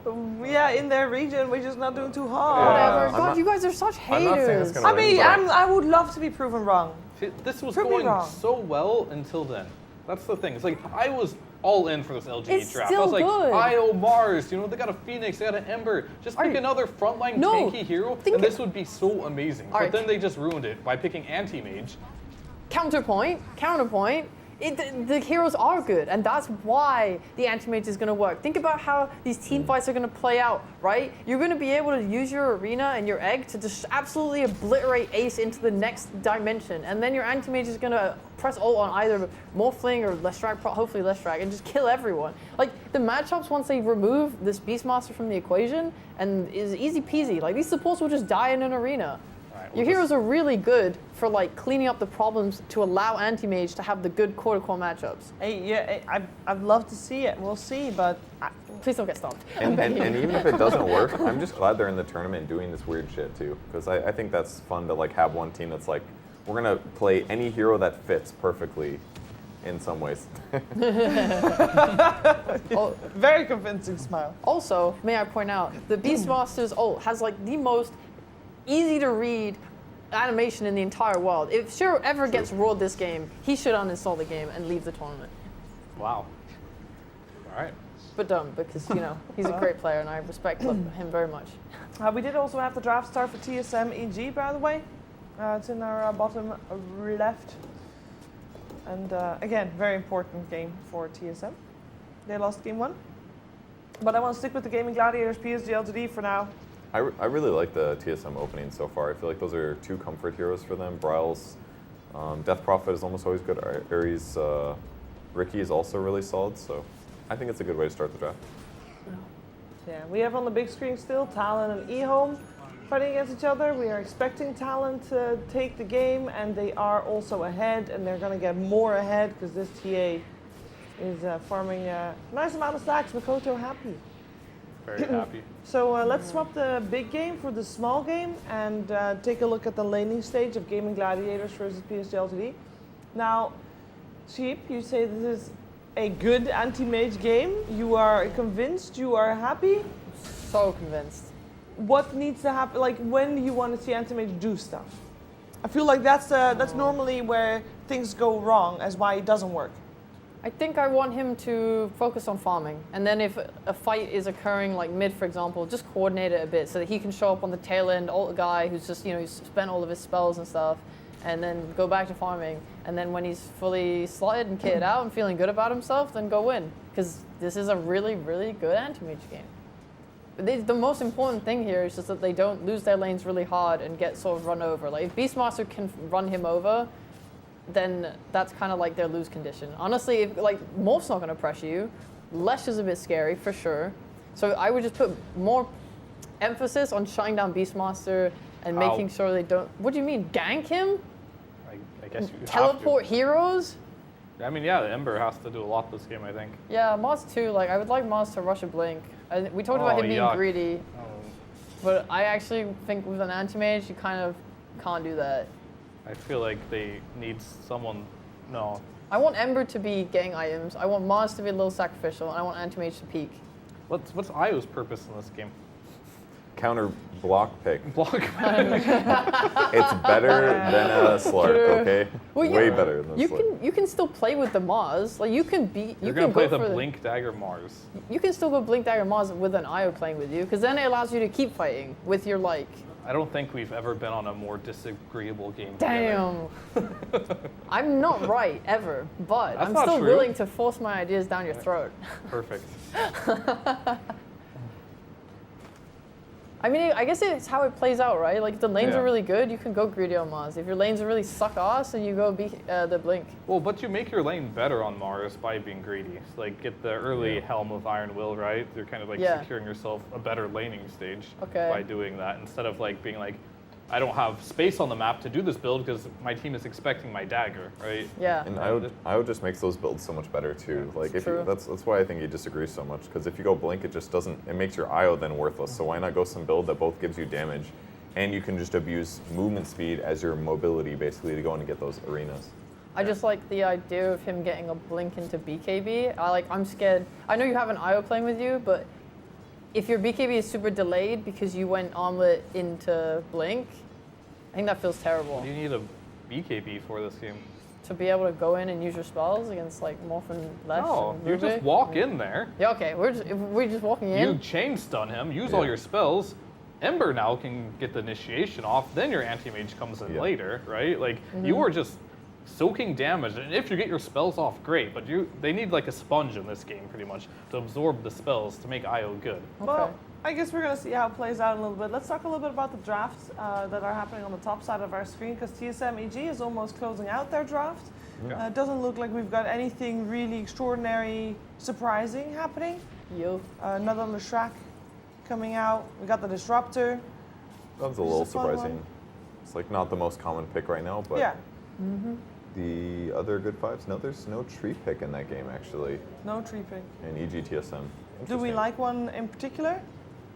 Like, is there one draft you'd rather play? I mean, Disruptor is really good against all those heroes on the TSM side. I like EG's lineup a lot, but it's missing an anti-mage. Yeah, totally. The one, yeah, for sure, definitely. Yeah. Let's see. I guess both teams still just need a carry, right? One team has to pick versus a DP carry, another has to play versus Beastmaster. What's still in the pool? They've got Naga. I think they're just gonna probably go with some ranged. I mean, because he does play a lot of stuff. Does he play SF? That'd be pretty cool if he Because plays. plays everything. I feel like he has a very wide hero pool. Yeah, I mean, I want something that they can pick here that can like deal with the DP in the lane. SF's pretty cool. Sniper we've seen have some success, pretty decent as well. Maybe I'm missing something else. Let's see. Oh, Jabs cancels black hole. Yeah, speaking of missing That was sick. something, I mean, in the bottom left, bottom left. Have you been keeping track of that game by any chance, Kev? A little bit. Not really much. Just watching the fights. Yeah, there are a lot of fights, and we do like watching fights. And I know this might be the last time, or no, it's definitely the last time we'll see eHome play. And it seems like it's still a little bit of a fun game. There's still a lot of action, so I'd love to jump into Sunsfan and Synderen and see how they are enjoying this match. We'll be right back. To not play, right? So that's very true. So yesterday I had an agreement with Kezu that he would just agree with everything I said, and he stuck true to that. Oh. And I just happened to be right every time as well. It's just something about him, you know, just elevates me in some way. that I would just never agree can't to find those with you. terms. I think the odds Yeah, oh, of I being know. right on that are not good enough. Avatos, LWW, looks to be dead. Bonk. 23 Savage has his Echo Saber and is a Mithril Hammer deep into his Deso. There's Malefice onto Salad, you can see. MKS comes in with the Rod of Atos, but Jabs will be able to walk away from the cookie. Yeah, I don't know if Salad is... Okay, they might still be fine here, but Talon are congregating. Yep, and they want to fight, it looks like, but Knight, he's going to get off his ult. Jab is going to be taking the brunt of the damage here with the Mortimer's Kisses and whatnot. He gets instantly decimated. A second falls as well. So Talon now on the back foot. But they're going to focus down the more important target, which is the Nature's Prophet. MKS in his own Sprout taunts automatically and then dies. Not the greatest AI from the taunt mechanism that Valve implemented. But it's a 2-for-1 offlane support for the offlane Nature's Prophet. Maybe in Valve's in-house Or games, carry. that Prophet always gets away. So that's why the taunt plays maybe. there. Oh, Knight, he's Nice. going to be found. He does not have TP, and he's going to get blinked on by Q. Avalanche is there, toss the follow, and now that ends up being a very good trade in the end for Talon. Toss 1 and 2 for the 3 and 5. Yeah, Talon interesting by the continuing way grow this lead a to bit. notice that. So TA has Deso complete now, and Monkey King is also buying Deso. I don't know if this is deliberate or if they miscommunicated that. Generally don't see teams buying 2 Desos. Maybe they go for really long ones. So we see the replay here. Jabs gets destroyed immediately, like you pointed out. These Mortimer kisses are actually doing a lot of work for Ehome, but afterwards this tombstone is just a really big issue. MKS is stuck against it alone. He will get burst down by the TA and then they'll chase through. They'll secure Talon, but good trade. Now they're looking to the Roche. Ehome They smoked. sure are. Ehome are looking to try to kill Jabs, which means they might miss out on this, but the Oh, the swashbuckle smoke comes in breaks from behind Knight. now. Makoto, he's basically out of mana, so has to be a little bit careful. It's a nice avalanche into a boundless strike. Gleipnir's there as well, keeping 23 Savage on a tree. Knight comes in with his rolling thunder. Oh, the black hole does connect, but eventually ends up hitting Jabs with that rolling thunder, so cancels it out as the Tiny is dropped. So a 5v4 situation in favor of Ehome. I really As like Roche the sits black on hole. low He just HP. has to do it earlier if that's the play. Like he needs to do it when they Tango is still as get far away Roche. from him as possible. Yeah. They still get get it. Roche. All right. I'm curious why they didn't. They still had Doom, still have Overgrowth, still have Mortimer's Kisses. Why didn't they defend? Yeah, maybe they could have made it back there in time. Perhaps they didn't think Talon was going to attempt to complete it there and that they would be scared off. But you're right. I do think that was definitely contestable for Ehome even without Rolling Thunder. With no Black Hole and with Doom. That seemed doable.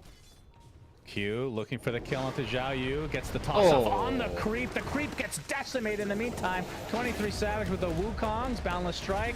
Focus is now on the Treant Protector, but he's going to get doomed for his efforts. Inside the Sprout now, Q looking to potentially toss his Monkey King away, but ends up going down to that Wrath of Nature from MKS. So a nice pickup here for Ehome as they're going to continue to fight with this big Mortimer's Kisses. Tiny is dead. Tombstone slowing Zhao Yu to a crawl. Ollie trying to find the kill, but he's not going to get it in his Flesh Golem form. So a bit of a blunder here from Talon. It's a 3-for-1 in favor of Ehome. And Ehome is making this much more... I mean, last game was over now. So, Yep, what a different story this time. No Prophet on Talon, no Puck, and playing this TA Monkey King combination is a bit slower, and that's the kind of wheelhouse that Ehome love to be in, is where they can try to make the moves and they can set the tempo, and they're responding much better this time to what's being thrown at them. MKS on the Nature's Prophet being very involved with that early Gleipnir.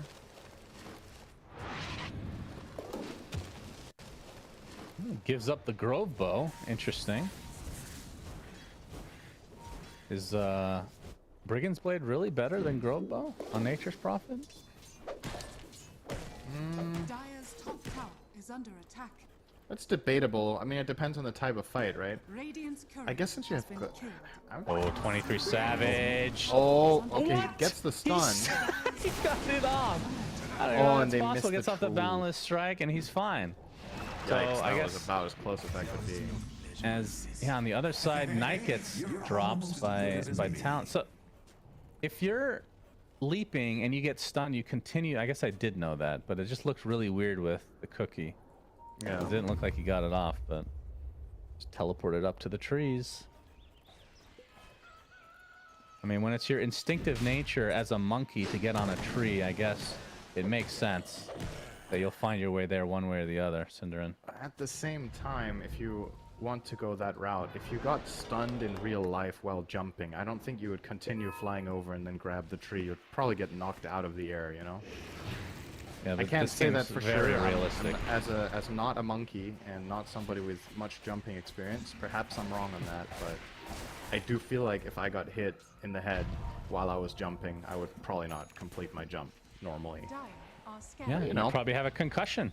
I would Yes, exactly. Which explains Oh, why that's you're a dead continuing to Treant. talk about this. Is Overgrowth is there. Mortimer's Kiss is actually gonna do a lot of damage, and by a lot of damage, I mean almost nothing. Gleipnir is gonna connect onto 2, but the Rolling Thunder not gonna be followed through on at all. So Makoto with that Aegis Radiant structures are fortified.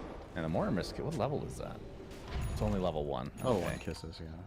Dire's middle tower is under Looked like a pretty good setup. I mean, they have the Overgrowth Radiant's bottom tower into is under Mortimer's attack. setup, so with Gleipnir and Rolling Thunder, a lot of nice CC options. But the tier 2 tower is going to be given up here by Ehome, so outpost control will be in favor of Talon, and see the tier 2 top is going to be pushed in a bit, but they're not going to use any resources to continue that themselves. So Talon getting better at everything here in this trade. Going through Savage is going to go there personally. So he does have Deso. So yeah, let's talk about the double Deso. I mean, obviously they've talked about this, and it's not like we haven't seen that before, but it is odd. Yeah, Especially, I don't know. if you think about it, the way that Deso works now with the charges actually makes it a little bit worse than even before. They don't stack the MKS. MKS gets initiated on. He's going to sprout himself, but the Doom is applied to Enigma. He's going to get forced after the low ground. Wukong's command for a little bit of extra distance here. So I think he's going to be able to just walk that one off, but Zhao Yu won't be able to walk off that boundless strike.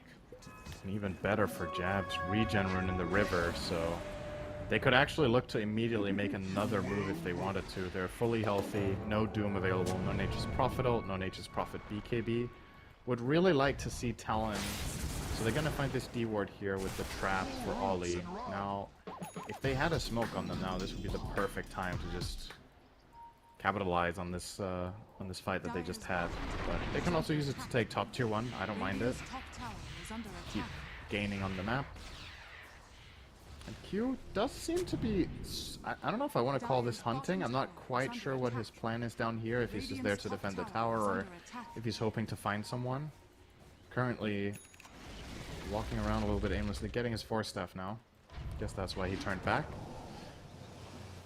And it's apparently his job to just... he's waiting. He is hoping someone's going to go and hit this tower. And if Prophet does, he's in a lot of trouble. MKS? Oh, might run They're gonna see right each other. into him. Yeah, in the Sprout.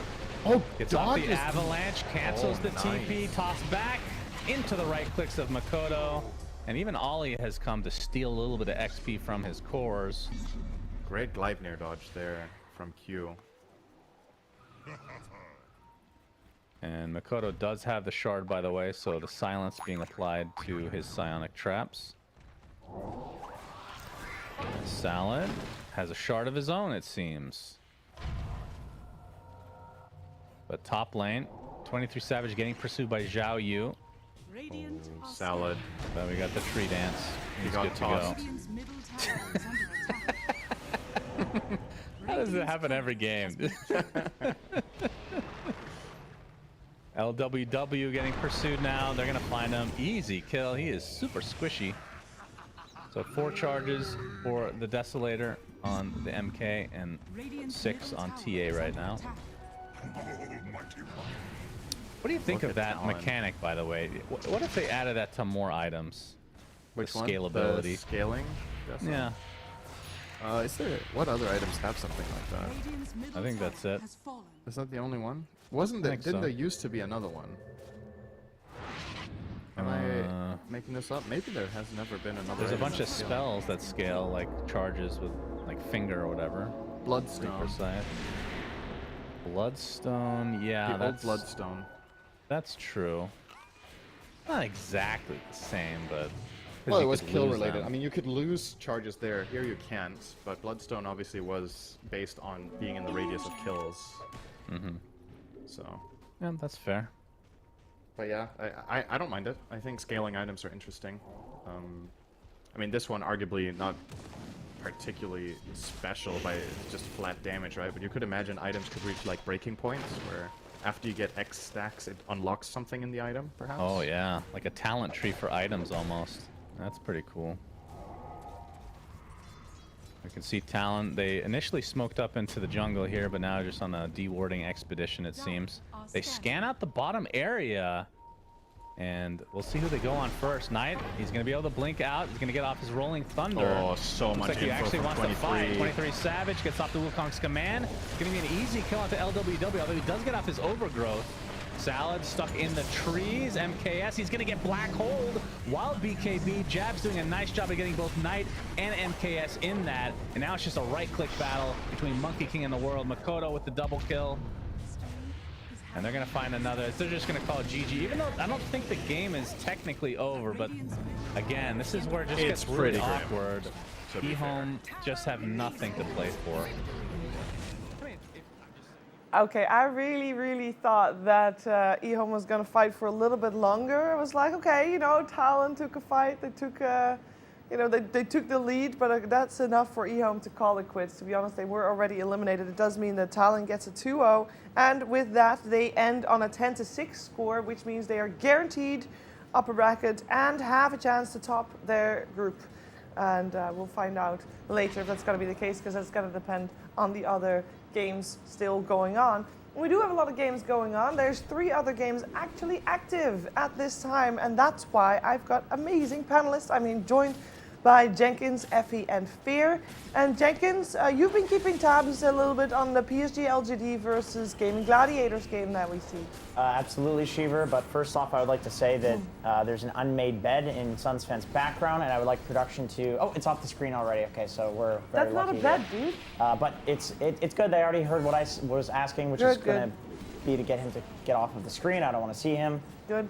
Seeing a lot of bullshit during the game as well. Yeah, LGD versus Gaming Gladiators. We see an anti-mage pick, which I find absolutely fascinating within IO. It's a bit of a goofy draft, but you know, playing into the Leshrac and the Morphling, the mana burn is super effective this game, and they were winning. It looks like Gaming Gladiators picked up the Roshan, and of course, you can't ult and kill the Leshrac twice because it's got a cooldown on it. Effie? But it does have a cooldown on it, that's true. But I mean, this anti-mage isn't something out of pocket for LGD. They have done it before. It is something they're comfortable with. So I'm not surprised they went for this goofy draft. But yeah, so far it's looking pretty solid for Gaming Gladiators. I've been keeping up with the Spirit and Execration draft that just wrapped up. I mean, Spirit got Ricky and Lina on the same team, so just wrap it up, go home, pack it up, everybody, it's done. No, I mean, there's definitely a shot. Like, Execration got the heroes that they're comfortable on, right? They got their Visage on Tina, they got their Lesh, they have a Prophet. But I think that Spirit's draft, like 1-to-1, has a lot of nice individual heroes versus the heroes on the side of Execration. But what Execration do have going for them is an overwhelming amount of tower pressure. So depending on how this Leshrac rotates initially and what kind of space they can open up on the map early on, they might be able to fight back. But I think as far as scaling goes, Spirit has this in the bag. And of course, for Execration and TSM, this is a must-win. If they don't win, they are guaranteed eliminated. So we'll see how that plays out in Fear. I believe you've been keeping track a little bit of TSM EG. Yeah, I mean, everything that I've been preaching about both these teams is happening. For TSM, it's been Bryle all the way, making the moves happen on the map. Whenever he has a good game, things go well. And for EG, it's been the Whisper show for the most part. And Tomato, he counterpicked this Beastmaster with, the Terrorblade, but that hasn't stopped Whisper. He's been dominating that bottom lane. He solo killed like the TB with the Axis build early on for First Blood, killed him again solo, and then, the Whitemon comes in like, I'm gonna kill you. You're low HP now on Whisper. Whisper hides in the trees, outplays him, uses sticks, uses Axis again, gets another kill. That's why he's #1 net worth right now, and TB is at the bottom of the net worth. It's absolutely just outplayed by Whisper in this game. So it's yet again up to Bryle on this mid lane Pango. He is top of the net worth. He has a lot of work to do. That's actually wild, though. How does Whisper keep doing that? He's just so good. They pick him heroes into counters. Exactly. And then he dumpsters the lane. I don't understand this guy. This is why, like, every offlaner in interviews, they say like a few other offlaners that they study, and that's always different. But then Whisper's always in like the top 3 for what other offlaners are studying. But I don't even know if people study Whisper because I don't feel like they can replicate him. They just watch him and they're like, wow. They want to try. They want to try to replicate him. Yeah, it's like you're trying to look for that secret sauce, but it's like the KFC formula. You just don't know where it is or if it even exists. You either have it or you don't. Right. That's true. We should be probably keeping track of that game mostly because Gaming Gladiators is just having a lead over PSG LGD, and if that comes back, if that turns around, it's going to take a little time because that anti-mage needs to be a little bit more farmed. And as Effie just mentioned, Team Spirit versus Execration. Team Spirit's got a bit of an edge on the draft, and if that turns around, it will also be later on where the game gets really interesting. And we're at the interesting part already for TSM and EG, so I like this, and I think there's a lot of people with us that would like to see Tomato have a shot at playing in front of the home crowd. After they lost game 1, Fear, you mentioned that it's going to be very important for them to bounce back just mentally. Yeah. As this is a young team. You need to be able to do that when things go rough. How do you like? Is there any feel you get from watching their gameplay? I mean, If they did.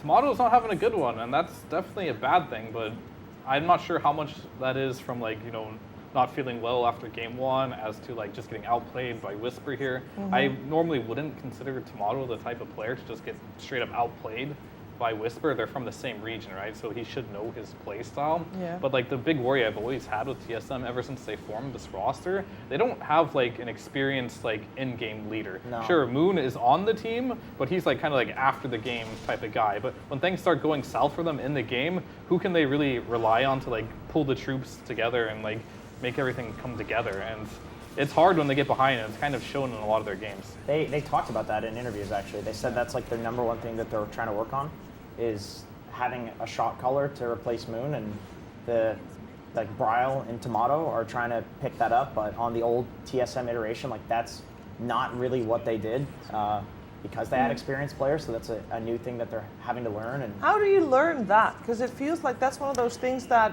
works when you're doing well, but then when things don't go well, everybody. that's goes part of the learning quiet. is like what to do in the downturns, like how to continue to be that guy. Because yeah, you're right. It is easy to do when you're winning, because you can kind of just say anything. Like you have so many play options open to you. But figuring the one play option out of, when that's the only one that you can do is much harder than when there are 20 different things that you can do in a game. And it's not just that, it's a personality thing, right? Yeah. Like, Moon is just such an overwhelming personality that's like super confident. It just comes naturally for him to lead in game.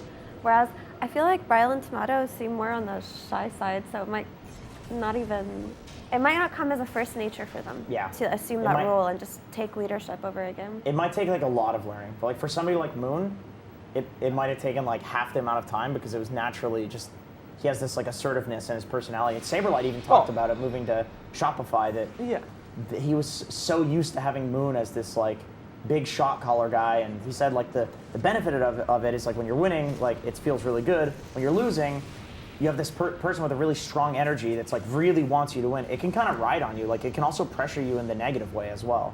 Yeah, I mean, I definitely agree with all that. And I think one thing that is like wasn't really talked about a lot is like when you are a core player, right? You're a carry player, and your old job was just to hit creeps, carry the game, play mid, win the game. Now all of a sudden, like you have to be a voice in the game when you normally weren't that voice.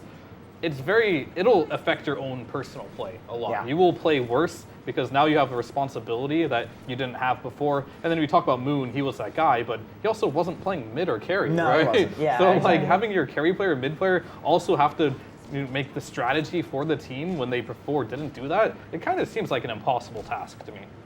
Yeah, it is. And even Moon, even though he has that strong presence, he didn't he's been around forever. He also learned that over time, right? That's not something Over you a just, really long time. Yeah, Yeah, that's not yeah. something you like. And I role would say that's swaps. not even something Yeah. you do in a year, unless you have like specified coaching. No, that's like it takes like a pretty big paradigm shift in your life to be able to go from not doing that to doing that. Like you need something that really gains your confidence. But Yeah, he was also always a loud person though, right? He was, yeah. So it was probably True. probably easy, more natural for him. I think most people remember the clips. I think there's like these strong, overwhelming captain types. They can be very hit or miss depending on the player that they're working with, Yeah. because some players will thrive under the guidance of somebody like Moon Meander, whereas others I think may crumble or Yeah, for like sure. lose their voice within a team because they're too meek to potentially challenge an idea. So I feel like the leadership and captain role in Dota it's like a very difficult line to walk, because you do want to be assertive, but you also have to accommodate for the younger players on your team. And I've heard so many stories about these up-and-coming players who join big squads, and my brother, one of them included, about how they come in with like this sense of self and how they want to play Dota, and then they just completely get reworked by their captain, and then they just kind of get sad and lost. It just doesn't work for everybody. Yeah, I mean, Tundra is a good example of a team that doesn't, from what I've heard from Aoi talking a lot, they don't have a true captain, right? So a lot of teams you need that hard disciplined captain that just directs everything. But then you have Tundra, who's just like everyone has a say. Nobody's like the hard captain, and they just kind of have like their own system to make things work. I would actually use Kyle on complexity as an example of like an incredibly strong and opinionated captain that a lot of was just very polarizing to a lot of people. Like I've heard from Quite players on polarizing, yeah. I've heard from players on complexity that they really enjoyed their time working with somebody as like strong-minded as he is, and then I've heard from other players who have played on teams with them that it was the worst experience.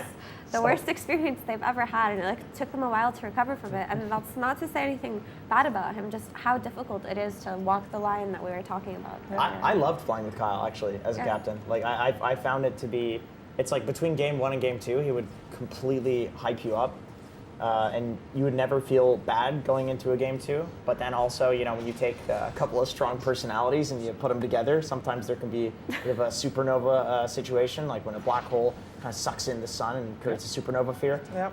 I mean, I played with PPD too. He was also one of those guys. Yep. And it looks like PSG just lost. Yeah, the Anti-Mage did not work out. 0% win rate continues. Yeah. Obviously the Shocker. second game Yeah, pick, shocker. but Real Shout out to quick, real Sheep quick. saying that. So I was gonna say, shout out to Sheep real quick saying that the Anti-Mage is gonna carry you and it's a perfect Yeah. Anti-Mage game.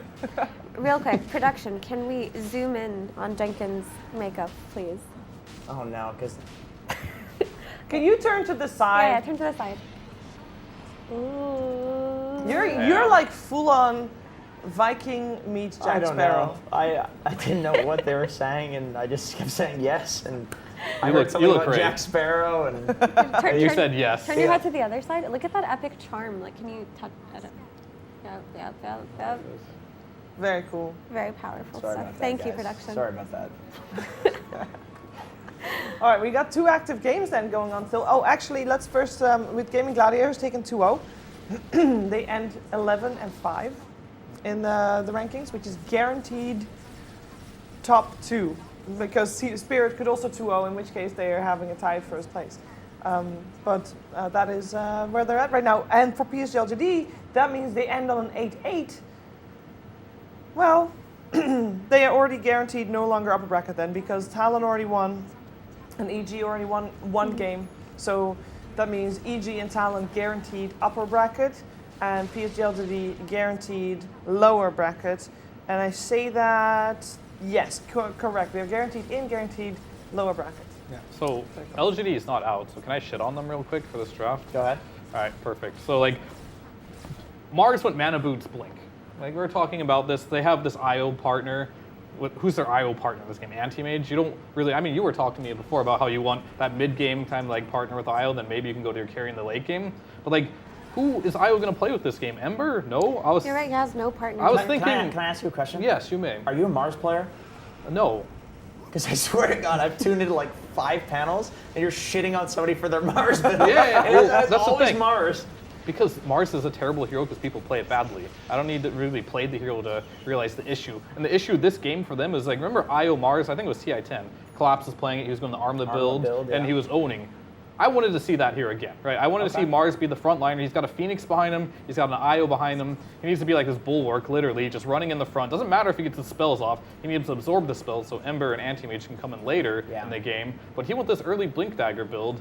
Yeah, sure, Anti-Mage is farming, but look at Mars' net worth. I don't need to be a Mars player to decipher Mars being bottom net worth every game and losing every game is bad, right? So like he needed to switch something up here. I think it's a hard hero to build just because like everybody knows it is so bad right now that like if you're gonna pick it, like it's almost like, oh, I need to do something different. Like let's try this like Wraith Band Mana Boots thing like everybody's doing. But then you just have this like it's basically support in the off lane, and you want this Giga Chad Mars and I don't like Mars very much, honestly, Neither do I. in this patch. I think that when South America plays it, it looks pretty awesome. they flex it. They flex it to mid is why it But works, I think. They're the only region that has convinced me. Maybe some SEA players as well, but for the most part, in this meta of ranged carries, Mars really suffers on lane. Honestly, You get Like, destroyed. yeah, It's so hard. It's not easy to play Mars when you've got these like heroes that you can't really reach. You can't really take trades with them. If you do, like if you're walking up to try to like trade with a Drow and You take rebuke so her, much you're just damage. gonna get hit a million Yeah. times by her support, and then you're just gonna like. It's never a good You're trade. gonna leave the trade with like a 300 HP loss on your end. It doesn't feel good. And outside of that, this hero needs items to be effective, right? And if you incorrectly choose your first item on Mars, there's no coming back from that in a patch where he never wins Yeah, lane, you're, right? you're 5. Yeah, like basically. for example, if you rush this Blink Dagger on Mars and it doesn't work out, Yeah. game's over for you. You have no way to actually get your BKB in time because this hero needs BKB as well. He can't play without it in a lot of games. But then if you go BKB first and you don't get the blink, then your team can't fight half the time. Like his itemization feels so awkward. Like It there is does, no yeah. there is no correct choice to make because it feels like whatever you do, like damned if you do, damned if you don't. BKB for it's just incredibly difficult. The thing is, he ruined his own game by going Blink and not getting the kill, but he also ruined Io's game because now Io can't play with anyone. But like the reason why they ended up with Io, just to like backtrack since you guys weren't here, is like they played versus Gaming Gladiators. Gaming Gladiators first picked Lesh, and they stole the Io from Yeah, them. yeah, They that makes block picked it, and it feels like they just didn't have a plan for this Yeah. Io. It was just a block pick, and Mars still played traditional build. I thought he was gonna go like the collapse build from TI10, be a Chad, like That'd try be to cool, scale, yeah. I'd but like to he see didn't that. go for it, and the result was as I expected if he didn't go for We that. should focus a little bit on the game that we got on the big screen Let's here do because that. TSM is fighting really hard to try and stay in the major. They actually just started a team fight, and I thought maybe they could get a kill, but now they're just scrambling for survival.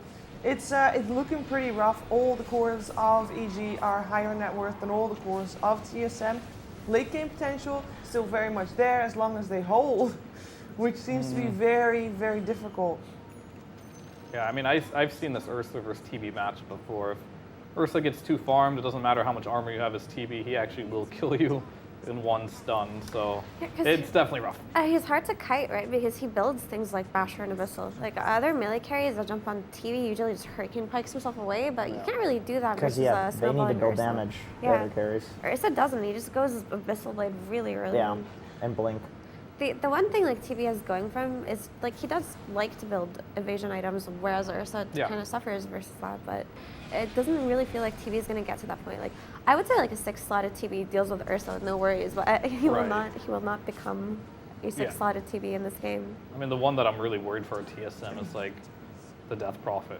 It's like you are also, this Ursa's also good versus DP, and Sane's net worth is not good at all. So it's like, I would have more faith if he was at some point could be some utility, but DP feels like isn't a utility hero. You just need items, you need to be in the front, you need to be unkillable, and definitely not happening this game.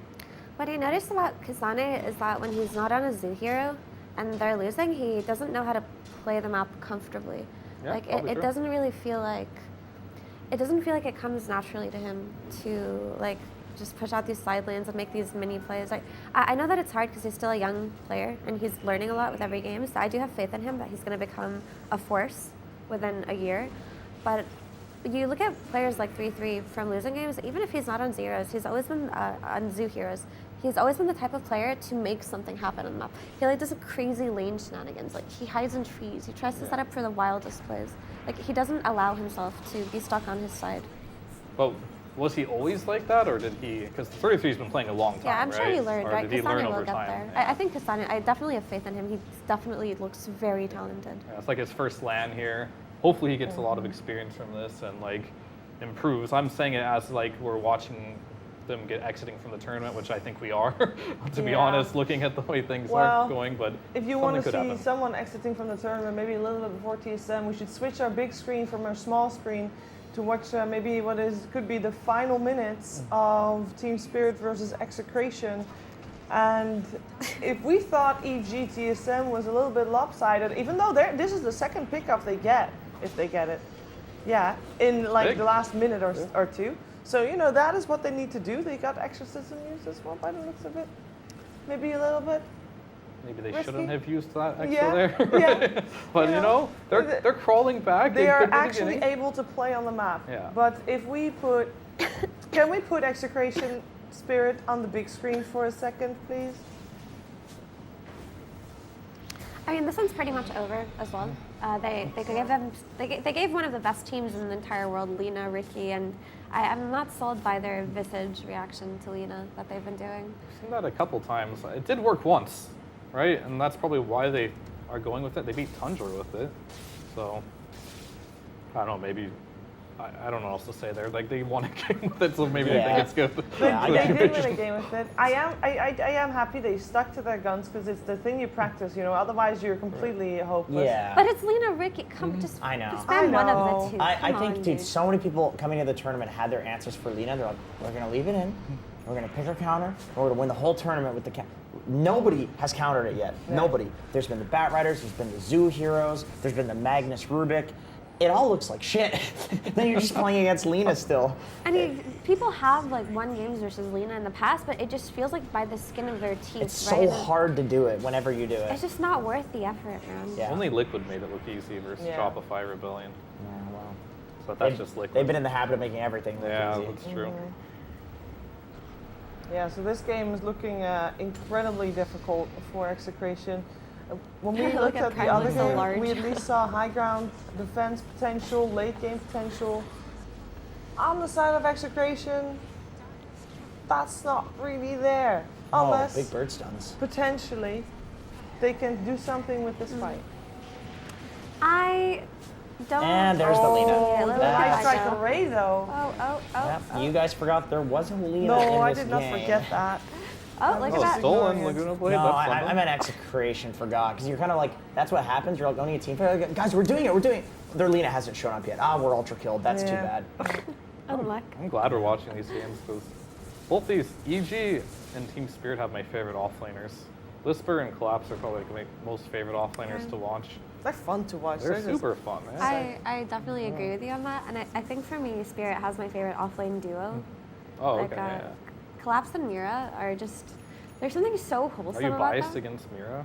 by Yeah, any chance? he shares my name.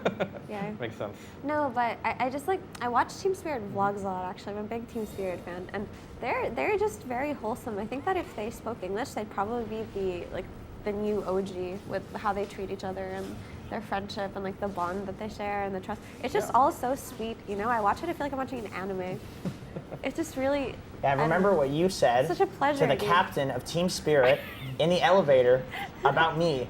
I told Naposhka that Jenkins peed himself. I went to the cafe and got four black teas, four black teas. just in case I spill 3 of them, so I get extra. Yeah, of course. And I spilled one all over my groin. Yeah. And we get in the elevator. Maposhka gets on. She goes, "He pissed himself." And Maposhka goes, "Oh, cool."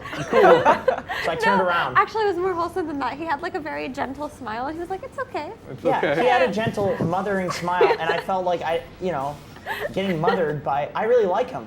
You know, it's embarrassing. I'm a fan of him. And I think I peed myself. And it's not a joke. It really happened. It really happened. Dead serious. Everybody thinks it's a damn joke. He thinks I pissed my pants. I mean, Do you want to It's go up okay. to him and it's do you want okay, to tell him the Jenkins. It truth? happens. You to the need to best tell of him the us. truth. I'll do that today. You want to come with me when I do? Yeah. Okay. He probably forgot. We'll find him at lunch, right, Jackie? Blocked from memory. It's actually really wholesome the way he just goes, it's okay. He had such a Yeah, everyone does loving it. smile on his face. Yeah, it was very motherly for sure. It's like a disappointed mother, though.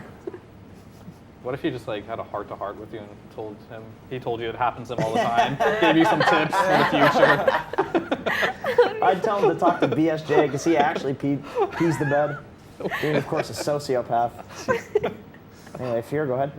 That was it. Can you tell me more? Anyway, I just think their team dynamic on Spirit is like really hard. They're good guys. It's They're- hard to replicate. yeah, And yeah. also, I feel throughout this entire tournament, the most consistent offlane duo has been Collapse and Mira. And it's not just bias. I don't think I've seen them lose a lane from any of the games that I've watched. I've felt really bad because I did Eastern European DPC last year. I think it was Tour 2, maybe Tour 1. I was on an interview with Mira, and this is when Spirit was looking really bad. The one season they looked bad. Yeah, they looked really, really That was bad. Tour 1. And then I gave him kind of like a hard-hitting question. I was like, you guys have not been doing well in the laning stage, but like you're kind of getting crushed, but you bring it back in the late game. And he looked kind of sad, and he was like, oh, I thought we were doing okay in the early game. I was like, oh no.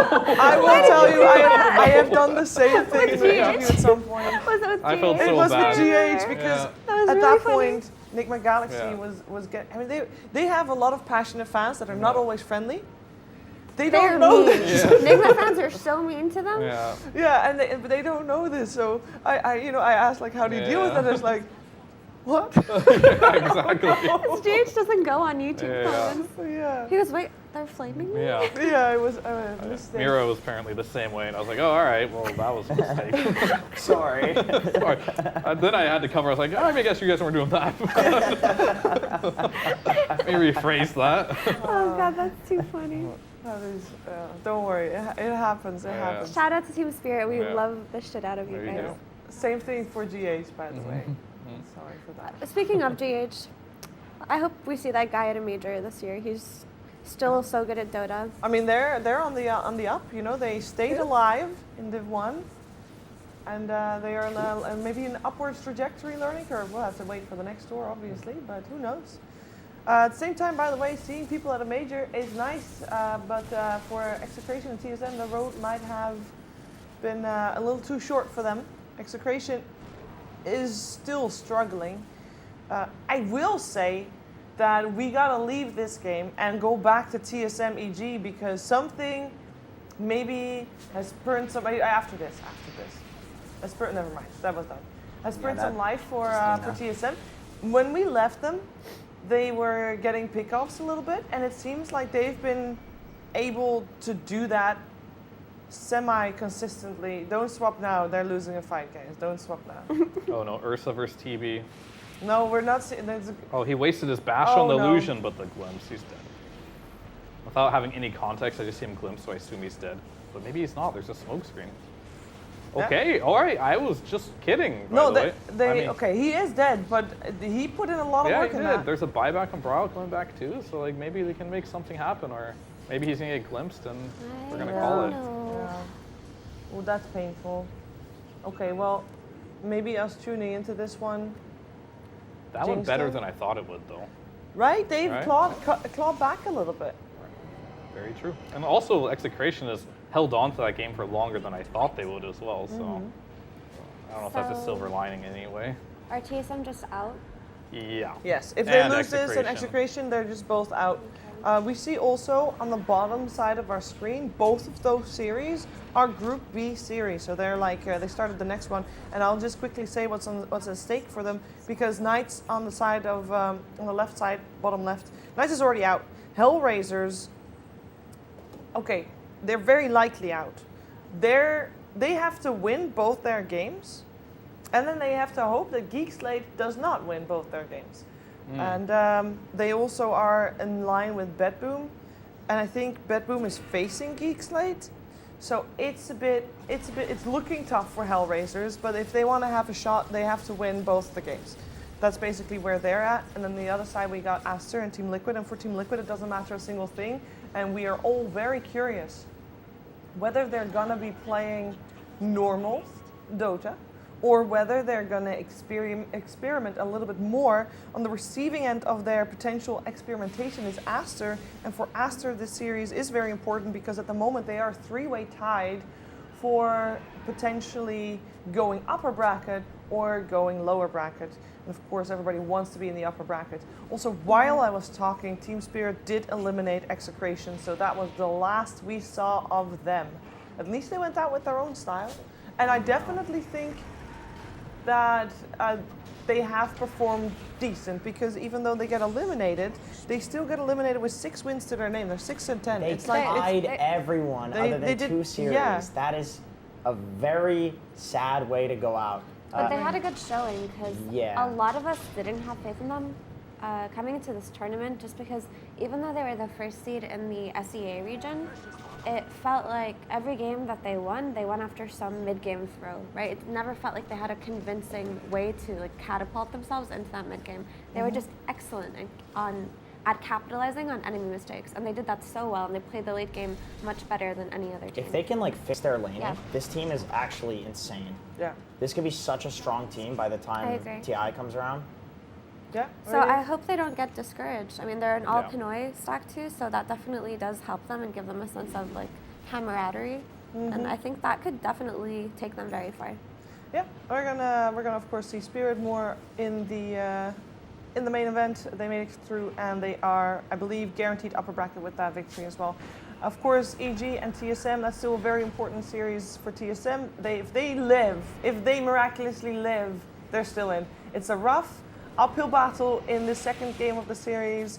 But we're going to listen to Trent and Lyrical to hear if they can make it happen. Not afraid. Actually, yeah, that's crazy. It's like, guys, I got Spirit Sight. Fine. Can they find another opening, though? 5-0 smoke out. Bryle pops. So again, what this would mean in the context for TSM, if they lose, they are out. If they win, they force a tiebreaker with Tundra. And for EG, it puts them in a really good position, 10-6 if I'm not mistaken, to be up there in the upper bracket. Still waiting on the outcome of those other matches that are going on as well. Or they might be done. I'm not keeping track of those ones as much. If you want to find out more, you can check out the ePulse Gaming Twitch channel where there is more action about it as well. But the jump forward, Bacchus finds him. Cloud already down. Oh, nice. Good All right. dodge. Oh my god, they go on the illusion. Oh my god, they went on the illusion. Oh no. TSM. They thought it was real C Smile. It was not. That one hurts. Can they do anything else here? Oh, God, do they pop anything? They still have Meta and Exo. They're so weak without the Rolling Thunder, though. Yeah. Like, it's so crucial for what they have. And he Sleeping has the Dart, bash, too. Abyssal. Lightmon done. They need to get away with everybody else immediately. And that's going to be another Roche. Oh, Aghanim, man. too. Further and further ahead EG get with already 2 lanes of racks up. They're just too good. They Some are. small mistakes for sure in terms of like getting picked off and stuff, but it feels like a trade. Yo, Panda! He is gifted. He's blessed. Doesn't TB not even have items though? Which is kind of funny. That's Oh no, he has BKB. Okay, yeah. never mind. Oh man. Is that his like? Yeah, it's still 9 seconds. Oh my god, that's so funny. I hope he ults him. I hope he doesn't get to use his 9-second BKB. Why are you preying on their downfall like Because this? it's funny. Because he just gets angry. You're like, I'll have that late BKB. Everyone else's BKBs will be down to 6 seconds. Not mine though. Dude, I'll have a nice fresh one, and then Panda's gonna be like, "Hacha!" Panda has a blink I was dagger gonna, now, yeah, too. yep. Dude, that Oh, actually is no. terrifying. Oh no. Okay, if they jump on Tomato, what's the save? Ursa. Oh no, he put in his BKB. I was gonna say if he doesn't have I BKB, don't maybe think they Ari have saves him. anything. Yeah, I don't think they have anything to save him. If they see Tomato here, they throw No, they're out sending in the birds. the Hawk. Gotta be careful. Pop the meta. He has some good There it damage, is! but there it is. There's no BKB. See Smile. They all snowball onto Tomato. Oh, BKB for what? They reveal the Aghanim Scepter and no buyback. Oh no, and Kasane gets stunned. They still are holding off, holding their high ground fairly well. They kill off the Disruptor. But now they don't have their Terrorblade to defend high ground. What a choice to go for the Disruptor Ags. Oh, the arrow. Wait a minute. A chance. Oh, but the bait! Paka says no. Where'd he go? They find him there, force out the buyback, but now your Death Prophet doesn't have Exorcism. They're going to try and silence the lift, the pull to the side. Bryle, he needs to do it all himself. Can he do it, though? Finds the Rubik for the catch. Bryle trying to back away, but the bash, the control, it is going to be there. The Bear Man takes down the Pangolin. Another glyph used. They want to desperately hold against Mega Creeps. But EG, they have enough. They are going to take this full set here. And they are going to potentially clean up this game. TSM, they don't have an answer.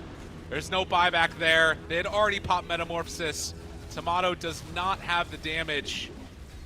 And as EG set their sights on these tier 4 towers, that will be it potentially. Do they have any way to get C-Smile here? I don't think so. They're just looking too good. They pull him in, the lift. They're just focusing, trying to take down buildings. EG want to secure this upper bracket. They want to play in front of the home crowd. Not They again. drop down another Static Storm. He does pop the BKB finally. Tomato wanting to do what he can. A Hurricane Pike, but he too is melee. Wanting to kill creeps. Wanting to stay in this game. Bryle comes back, pops the Pango roll. And you can see the respect that they got, although no, the turn. Okay, Bacchus ready to battle some more. Chases forward, finding hero after hero. Nice save. A jump in, an arrow connects. Do they have Metamorphosis back up in a little while? He doesn't have it. 10 seconds away. No Sunder used. Buybacks now. 8 seconds. They're going for the all-in play, but these sleeping darts are very annoying. Holding. Trying to keep the throne alive to the best of their ability, but Ari, he is going to get caught and killed. And Tomato Stay dead already, just says trying to Picasso. kill it, but GG is called. TSM are going to be eliminated. EG are going to move on. Oh, Evil Geniuses repping the region. Everyone very excited for the first major in South America here in Lima, and you know, you had to wonder, will they be able to do it? Some inconsistencies for players before. Whenever the fans get hyped up about the lands, they're never quite sure. The Right. regional strength is always very hard to gauge when it comes to South America because they don't get a lot of international play, even in third-party tournaments. So, yeah, you better put some respect on them now, that's for sure, because it's very, very likely they're going to be...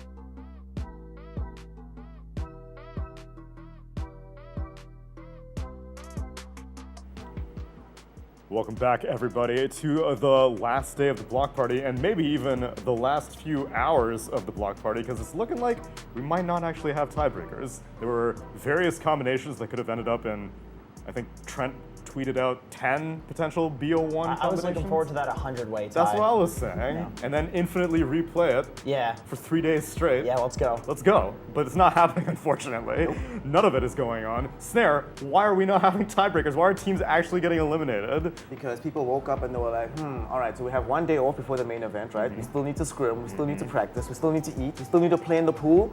So we don't have time for these tiebreaker nonsense, these shenanigans. Work hard, No, play hard. Exactly. And then they may be having some, they're being kind to our production crew. They know that we have to move everything to the main arena, so they're like, yeah, let's just get this over with as fast as humanly possible. Players are so considerate.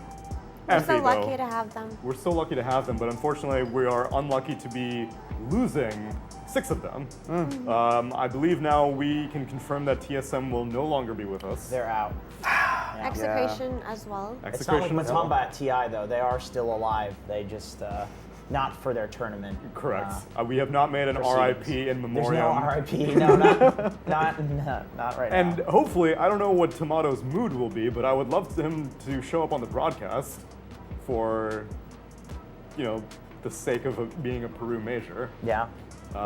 So we'll see what the mood is like, but disappointing for North America in general, because this was supposed to be us advocating that North America should get more slots. If our second best team, no, if our best team can't even make it through groups, that's a bad look. Although I will say, I don't know how much I believe in like the regional rankings of teams. I don't believe Just because in like them. also like look at Spirit versus BetBoom, right? For example. Yeah, that's true. BetBoom Shopify, supposed TSM. to be the best. Execration and talent. Yeah, exactly. Yeah. Exactly. So.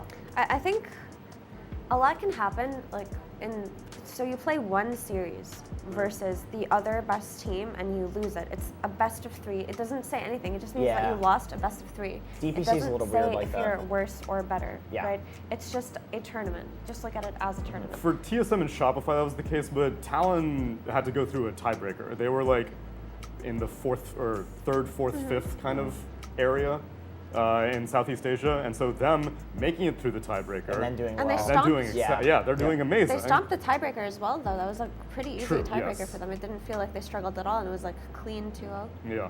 I think it's actually good as well because like during the DPC, a lot of people were saying that Blacklist is the better team from Southeast Asia than Talon, and like, well, how well is Talon actually going to do on LAN? Yeah. But then they came here and they demonstrated that, well, okay, we actually came into this really, really well. And going into the season, after the roster shuffles, people were looking at the Talon roster as one of the better ones coming out of Southeast Asia. I think it was them, Blacklist, and maybe Bleed. and Bleed as well, right? Yeah. People thought they were going to be the best teams. Execration obviously surprises everybody, but maybe this is more like a reversion to the mean. That like, well, Execration is sort of like Team Asta last year, where you do really well regionally in China, and then we go international, and Yeah. things aren't necessarily at that level just And yet. for what it's worth, also in terms of international experience, Execration players and Geek Slate players have not really spent that much time at international events, whereas Talon players are well seasoned. So maybe that's also showing. Yeah. I mean, I feel that there are experienced players on Execration though, maybe just not on LAN, so that does matter. But I always feel like the hotel stage, the group stage part of a LAN tournament isn't really like indicative of how they would perform in LAN either, right? Because it's an entirely different environment than actually So you're saying that the going crowd on. adds on That another is- factor? I think that's the true The test, power right? up, Because yeah. in a hotel, sure, like you're not in your comfort zone exactly, you're not in your room, but it's just still you and your team in a room just for you with nobody else involved. So I don't really think it should be that different during group stages. I'm sure it's like different in the sense that the stakes feel a lot more real because they are tangible around you. What with seeing all the other teams, Yeah. And you're playing being other there regions. physically. This is like the first phase of a boss fight, and then they die, and then they come back, and it's Second they're health way bar. stronger Yeah. with double the HP. Yep. Real boss music gets to play at the arena. That's right. That That's is right. it, yeah. The real enemy that they must face are themselves, and you know the crowd. Is it going to scare them or not? Every Dota player is well aware that the real enemy is themselves well, and their teammates as well. Right. It's a 1v9. Yeah, that's right. So actually, you have 10 enemies. Zero in a Dota v10. game. It's a 0v10. Yeah, you have 10 enemies in a Dota Nobody's game. your friend. Nobody's winning. Yeah, You are not even your own ally. that's right. What they should actually do for tournaments, I miss the days when all the teams would have like different entrance music coming in. They Yeah. should make you have entrance music, but they should also make you choose boss level entrance music. So if you're the first team in the grand finals, you come out to those boss You're the music. boss. Yes, Yeah, you're the final boss. that is really cool. I really like that The one. upper actually. bracket grand finalists, I like that. I mean, for right now, in terms of regional superiority, Western Europe seems to have the most boss music because they're upper bracket. 3 out of the 4 teams that they submitted ends up being upper bracket. Tundra currently still not, well, I guess they're safe in terms of elimination, but is there even any possibility of them making it to upper? I don't think Talon is locked yet. Although, I think Tundra has no more games left to play. oh, these are final standings actually. I think, yeah. So I don't. For Group A. So I don't think Tundra can. Yeah, so for Group A, apparently we're locked in these standings. So Talon's upper bracket lock, EG, Spirit, and Gaiman, and PSG, LGD, and Tundra will be going to lower bracket, and now we need to figure out Group B. Group B is Pretty going to be much. interesting. I love these kind of games, right? Because every game that's left really matters quite a lot. So Liquid's playing Asta right now. That game matters for the sake of Rebellion. So Liquid, we know for a fact that like Will is good friends with the Rebellion people, so they're going to try hard in that series. Rebellion plays Beast Coast. That's a series that could determine who stays in upper bracket, because loser of that, contingent on Asta winning, could drop down to lower bracket, and then of course Geek Slate Bet Boom legitimately determines if you stay in the tournament or not, right? I guess it's just this series, the Knights Hellraisers one, which regrettably doesn't really matter. Like there's no path for either of these teams to get forward, so That's true. it is what it is. Yeah. Yeah, I think at this point you're playing just for the sake of playing, which these are the worst series to watch. I feel like you just feel bad for the players. Like this is a 0 stakes series, and you have to kind of sit through it, and you're still processing the emotions of being eliminated, but you're made to Oh, play those another. 0 stakes games. Yeah. I see the ones where Yeah. you're the one Hold that's on. eliminated. Yeah. For Those sure. are Geek Slate has, how much does Geek Slate have? They're 6, right? They're 6 and 8. Yeah. 6 and 8. And Hellraisers is 5 and 7, right? They're 5 and 9. Oh snap! Never mind. This does matter. If Yeah. they can get the 2-0 here, they're suddenly in a lower bracket. They could be lower bracket contingent on Other Astra- results, yeah. other results. It would Yeah. have to be that Astra loses 2-0 as well. Yeah. So how are they doing? I've not been looking. So they got Lena and Ricky. Oh, 14-3. All right. Oh, well, no. that's Quite the stomp. I that's thought we great were for talking them. about Astra.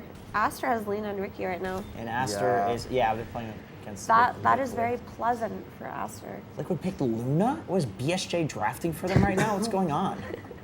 BSJ They did does- is imply the that secret since this captain. series doesn't matter for them, it's more room for experimentation because they- they're locked for upper. But I think it does matter for Shopify, as Snare mentioned. Yeah. It And does, yes. they are good friends, these two teams. You know, keep your friends close, keep your enemies closer. Or keep your enemies farther away in the lower bracket. Yeah, that's true. I've heard that saying before, I think. My dad said that. Wise words. Big PJ56 He said, did, keep your yeah. enemies in the Said- lower bracket. He said, "You're my enemy. I'm going to send you to the lower bracket." I said, "Dad, get out of my house. It's midnight." He never said that. He's in chat supporting all of us right now. Shout out to Big PJ. Big PJ56. Yeah. Big fan of you, Big Big PJ56. fan. So this Hellraiser series is also quite fun because it's already GG. Because Knights did the one thing that you cannot do when you play Hellraisers. Give them techies. They gave them techies. Yep. It's done. We're washed. So we might actually have tiebreakers here in Group B.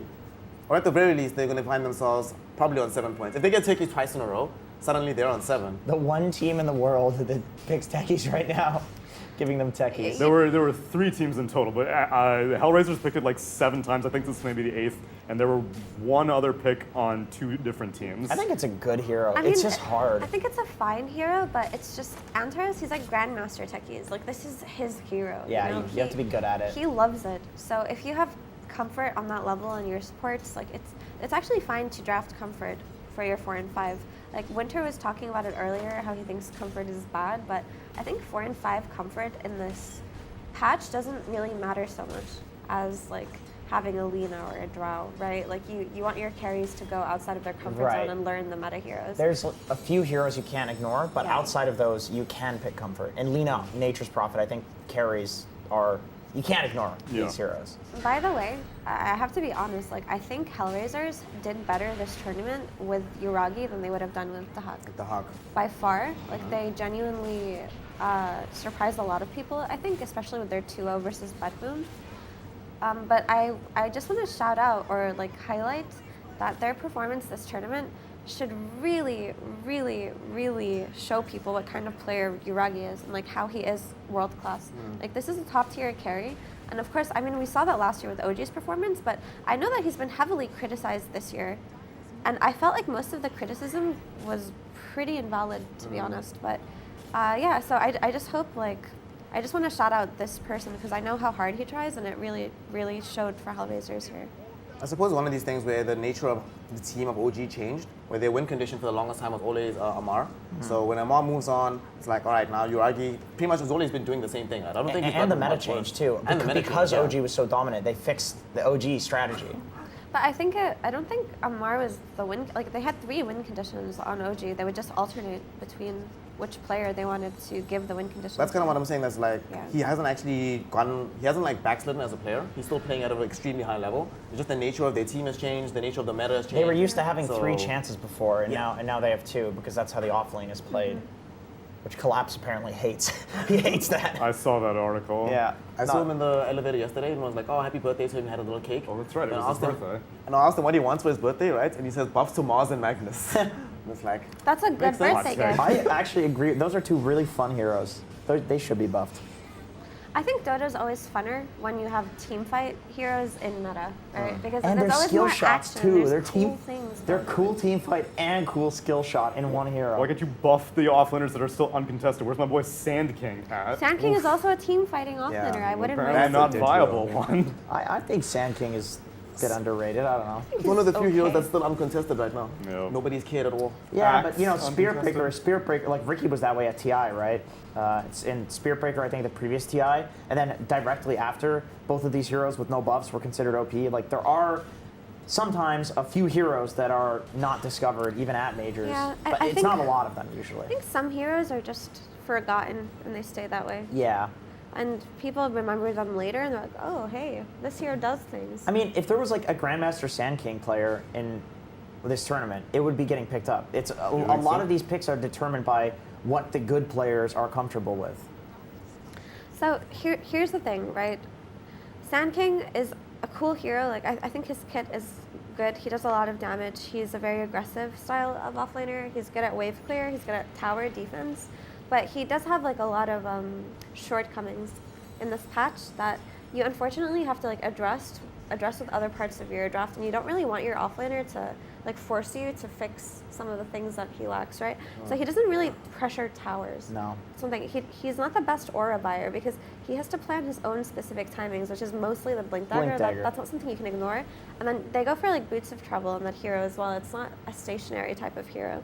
So all of a sudden you're missing like this big mech timing that a lot of other offlaners are giving you. Or other heroes that have heroes that have a first item blink timing, like Centaur, who are being picked, they have a low cooldown blink timing, right? Like once they get their blink, it's non-stop action. Like you're not limited by the constraints of an epicenter to make a play. I think Centaur's also just kind of an OP hero. Like I think the numbers on Centaur are just really good. All of his abilities level 1 feel amazing. Double Edge does a crap load of damage. The stun finally has a long stun duration at level 1. There was so long where it felt like, man, I want to max Double Edge because it's a nuke. I want to max Retaliate because it's what lets me farm. I want to max Hoof Stomp because it's my stun, and if I don't have this maxed out, it's bad. But you can leave Hoof Stomp level 1 for the entire game. You barely notice the difference. Also, as dumb as it sounds, running away is good this patch. Like running is good. Pressing Stampede, just letting your Death team Prophets and like Warlocks and stuff. Like there's so many heroes you just ult and run away. Yeah. Lina presses BKB, you ult and run away from her. Bounce. I think it's also useful right now to be able to pick up heroes that have a lot of versatility in the draft. You just pick it and then you can decide what to do with it later. We started to see 5. It can actually be 5. It can be mid as well. Right. We've seen it at this tournament. We saw it during the DPC as well. It can do really, really well from the mid lane. There's some people, some madmen who have been telling me that they have potential for this in the safe lane as well, but in general, the hero just feels definitely underpicked. Yeah. Not valued as much as it should be. And a very hilarious Aghanims. Are you talking about such a dog shit ag. No, Centaur. He got picked up. Oh, The cart. Cart. That only got picked up because Suns fan was casting that game. They just wanted to give him a heart attack. I think it's funny. It's nice to have funny things. It is really funny. I think we need more funny things in Dota. Whoever at Valve programmed that was like. He's a good person, I think. They got like a really high percentage THC weed at the dispensary for that day. And they're like, dude, imagine to be out of a car, he's like a horse. Everybody else is like, holy shit, he's really high today, guys. And before they knew it, you just look at the patch notes, you're like, wait a second. Yeah. I think You actually added? I thought you were joking, dude. Oh my god. All right, let's not be a flat company anymore, guys. Like, listen, they can, I like, okay, keep the cart, just like tweak it and make it better. And it might actually be viable because honestly, I think lighthearted things in Dota should exist. I know this, I don't want to get all psychological, but I feel that, you know, for the pub experience and for the good times of the average Always Dota goes player. back to the pubs. I like that you look directly at me when you say the pub experience. I felt your eyes like daggers. But so the thing is, I just there are a lot of moments in Dota that are very frustrating and tilting. So to be able to experience a little joy like a cart in your Dota game and have it actually be good, I think that's overall a very healthy thing. The best part about the card, honestly speaking of the pub experience, is that if you're having a frustrating game, you know, you have some like Spectre, some Lifestealer griefing you from the safe lane, talking trash about you. You say, you know what, I'm gonna buy this card. Put him on a card. I'm gonna put you on a card and be like, now what? No, and then they're gonna like you more because they thought it was funny too. Like it just facilitates like good friendship and good vibes. See, that's what I think about Pudge. Is like I'm gonna play this funny guy, and if people hate me, they It's still not hate that me. funny though. It's really funny. He's a big goofy guy. He flies when he dies because he takes so much damage. I don't think people. His body ragdolls. I don't think enough people find it funny, to be completely honest with you. Pudge is funny. No, it's not funny One when in chat if you think Pudge is funny. it's not funny when Pudge misses a hook. Like that just Yes, makes me it angry. is. But That's if you- hilarious. I would argue it's even funnier than when he actually Look gets at a this hook. idiot. The funniest is when Pudge misses a hook on the enemy and hooks If you the instead. enemy, Yeah. if the enemy Pudge misses a hook, then you I'm laugh. cracking up. If your Pudge misses a hook, then you're just very crying. angry. That's what I mean, you know. But Centaur makes teammates laugh. You know, he makes them love each other. We should bring back the old Ags. The Stampede goes over the cliffs. That was awesome. That was so good. funny. Damage reduction Only as well. if you that have the was cart. nuts. Yeah, no, with Only the the cart. cart. You know, Everyone gets their own card. Team The card card, gives yes. you free Yeah. card. Full team Your card. team can jump on it. Yeah. And if you have an enchantress, she gets a cart too, or Leshrac. Any like horse-related hero. Yeah, okay, I got you. How about cart should just let your whole team be able to enter your cart. Yeah, I agree. I agree That with would be that. so fun. So that would be really I'm hilarious. realizing now that's basically Tusk Snowball. It's just a scuffed Tusk Snowball.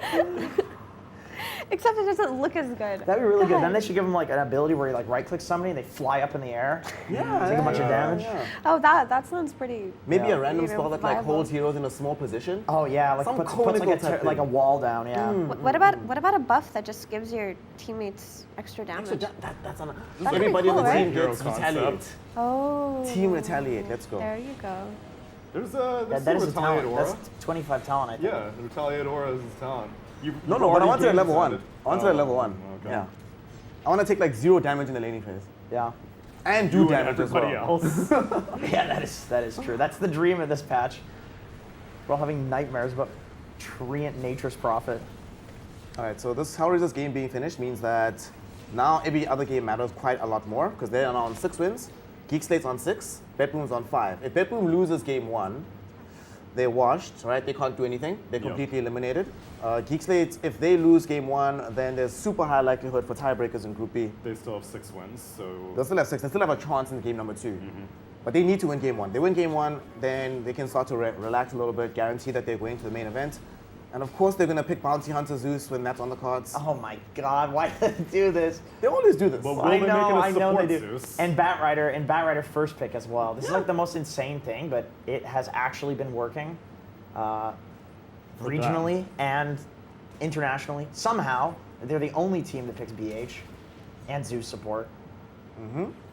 But this Batrider hero, the stonks on this hero honestly are ridiculous right now. Yeah, they I are. kind of feel like this hero should be practically in every game. This and Pango feel to me like the mid laners of the patch so far. I'm not as fond of them in the off lane unless it's Whisper playing them because Whisper can do what he wants. But in general, they just feel really, really busted from mid. Yeah, it seems to be Force and Whisper that do this. Whisper seems to somehow win the lane. Yep. Force loses the lane and then goes and farms Wins the ancient game. stacks. Yeah, right. It's like he's a monster in the game, but the laning is just not good. I mean, Batrider's hard to lane with. That's why it's run mid. Like you really need levels. They've nerfed all of his abilities in the early levels. So I'm just I'm looking at this. Does Geek Slate have the strangest flexes on their teams? Like, their Batrider is an offlane mid flex. Their Zeus is a 4-5-2 flex. Their Bounty is a 4-5-3 flex. I don't think many teams have like a strange hero pool of flexes because I'm looking at it, I'm like, okay, but it doesn't even feel good to look at, you know? You're like, oh wow, there's so much flex in this draft. It feels like a flex that's also kind of obvious. If you watch them play, right? Because it feels like, okay, this should just be the Zeus Bounty Hunter duo supports. Like, Yeah. I don't think that, like, they might flex the Zeus to play versus Lush mid, but I don't really know if they want that. I guess it just makes it frustrating to draft against them, right? Even though you have a relatively good idea of what they're going to do, there's still that little part in the back of your mind that's distracting you. You can't bank on it. Yeah, you Yeah, can't yeah. absolutely bank on Going it. to do something really weird. I think like the reason they can get away with the bat first pick is actually because of the Zeus and the BH. I hate to say it because it's so goofy and wacky, but the vision game, like this team is so good at just getting the right pick off with the Blink Lasso, and they also ran Tusk. Like this is pretty much identical to the draft that they beat. I think it was Gaming Gladiators with. They That beat game whatever one. they beat whatever the top seed team in the group Yeah. was. And it was actually mid-Tusk when they beat them. And this is another flex that they added Because they to played their... 2-3, right? Yeah, Yeah, 4. they added to their goofy draft, so they could act. The only non-flex hero in this draft is the Shadow Fiend right This now. is the say that. vision. And No, it's a safe lane Shadow Fiend. I can say that with certainty.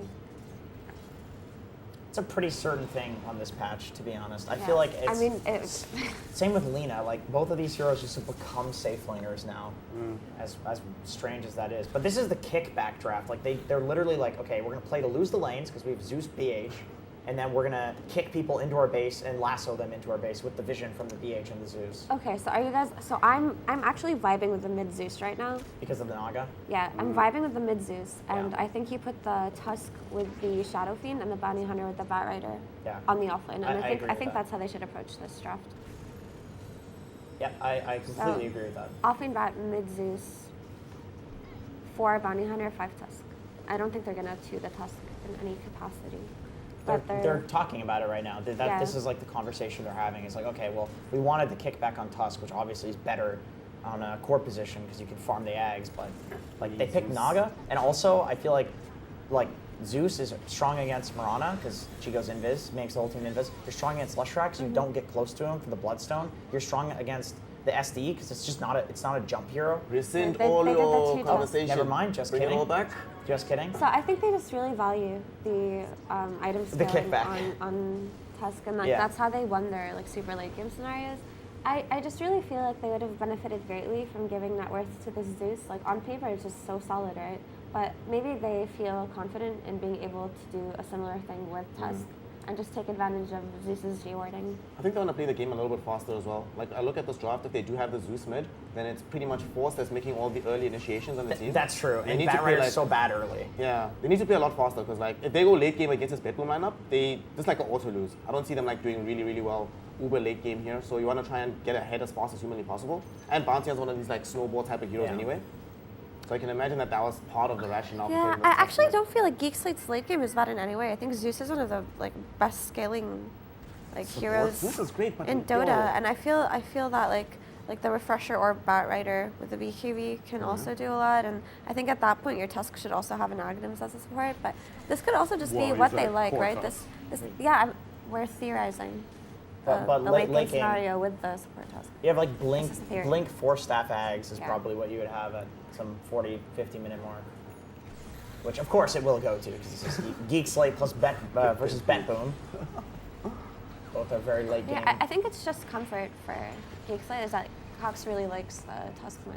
I mean, I do agree with the speed argument, not even because of the late game, just because like, if you have 3 cores that are just like hard farming in lanes in this patch, it doesn't really even matter where your late game is because you're gonna have no items because the team that does rotate on you is gonna get kills and get a stranglehold on the map, and then they just farm more than you. So I do like having the Tusk mid, and I feel like a support Zeus probably will do the same thing to the Naga illusions that a core Zeus would do. I really don't like. So I play a lot of Zeus and Tusk actually, and I feel like Zeus as a support is really fun. It's really good, but you do run out of mana in every single fight. Oh, fuck and, yeah, you and do. also like your repositioning abilities are less because like you don't have the boots of travels for the move speed, and you don't have the level scaling that gives you the heavenly jump talents, or the HP talent. You don't take that as support Zeus usually.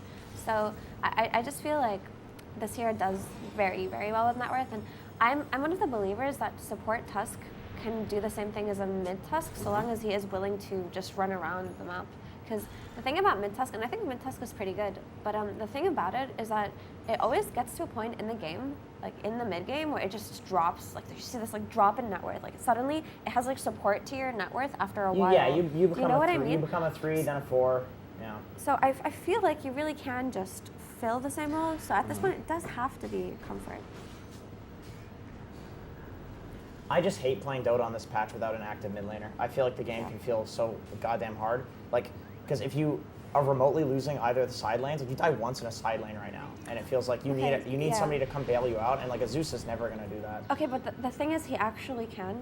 I honestly think he can, because if you look at the heroes on Bethlehem, like the only threat to this Zeus is like getting disrupted into arrowed, but he can just like unless it's getting caught off guard by the Mars, like he can position himself away from it. And this Leshrac isn't going to have the items to like gap close on him early on, and the Naga's going to be farming, right? So it doesn't really feel like Zeus it's a shouldn't good be Zeus able. game. It's a really good Zeus game. Yeah, so it's just for my personal preference, I really would have wanted to give the net worth to the Zeus in this game, because I have faith in what the hero can do versus these heroes. But it's like a comfort thing. This game really matters for Geek Slate, like Snare mentioned. So at this point, you give the heroes that play it best to the player that play it best, right? So Cox is probably their best Tusk player.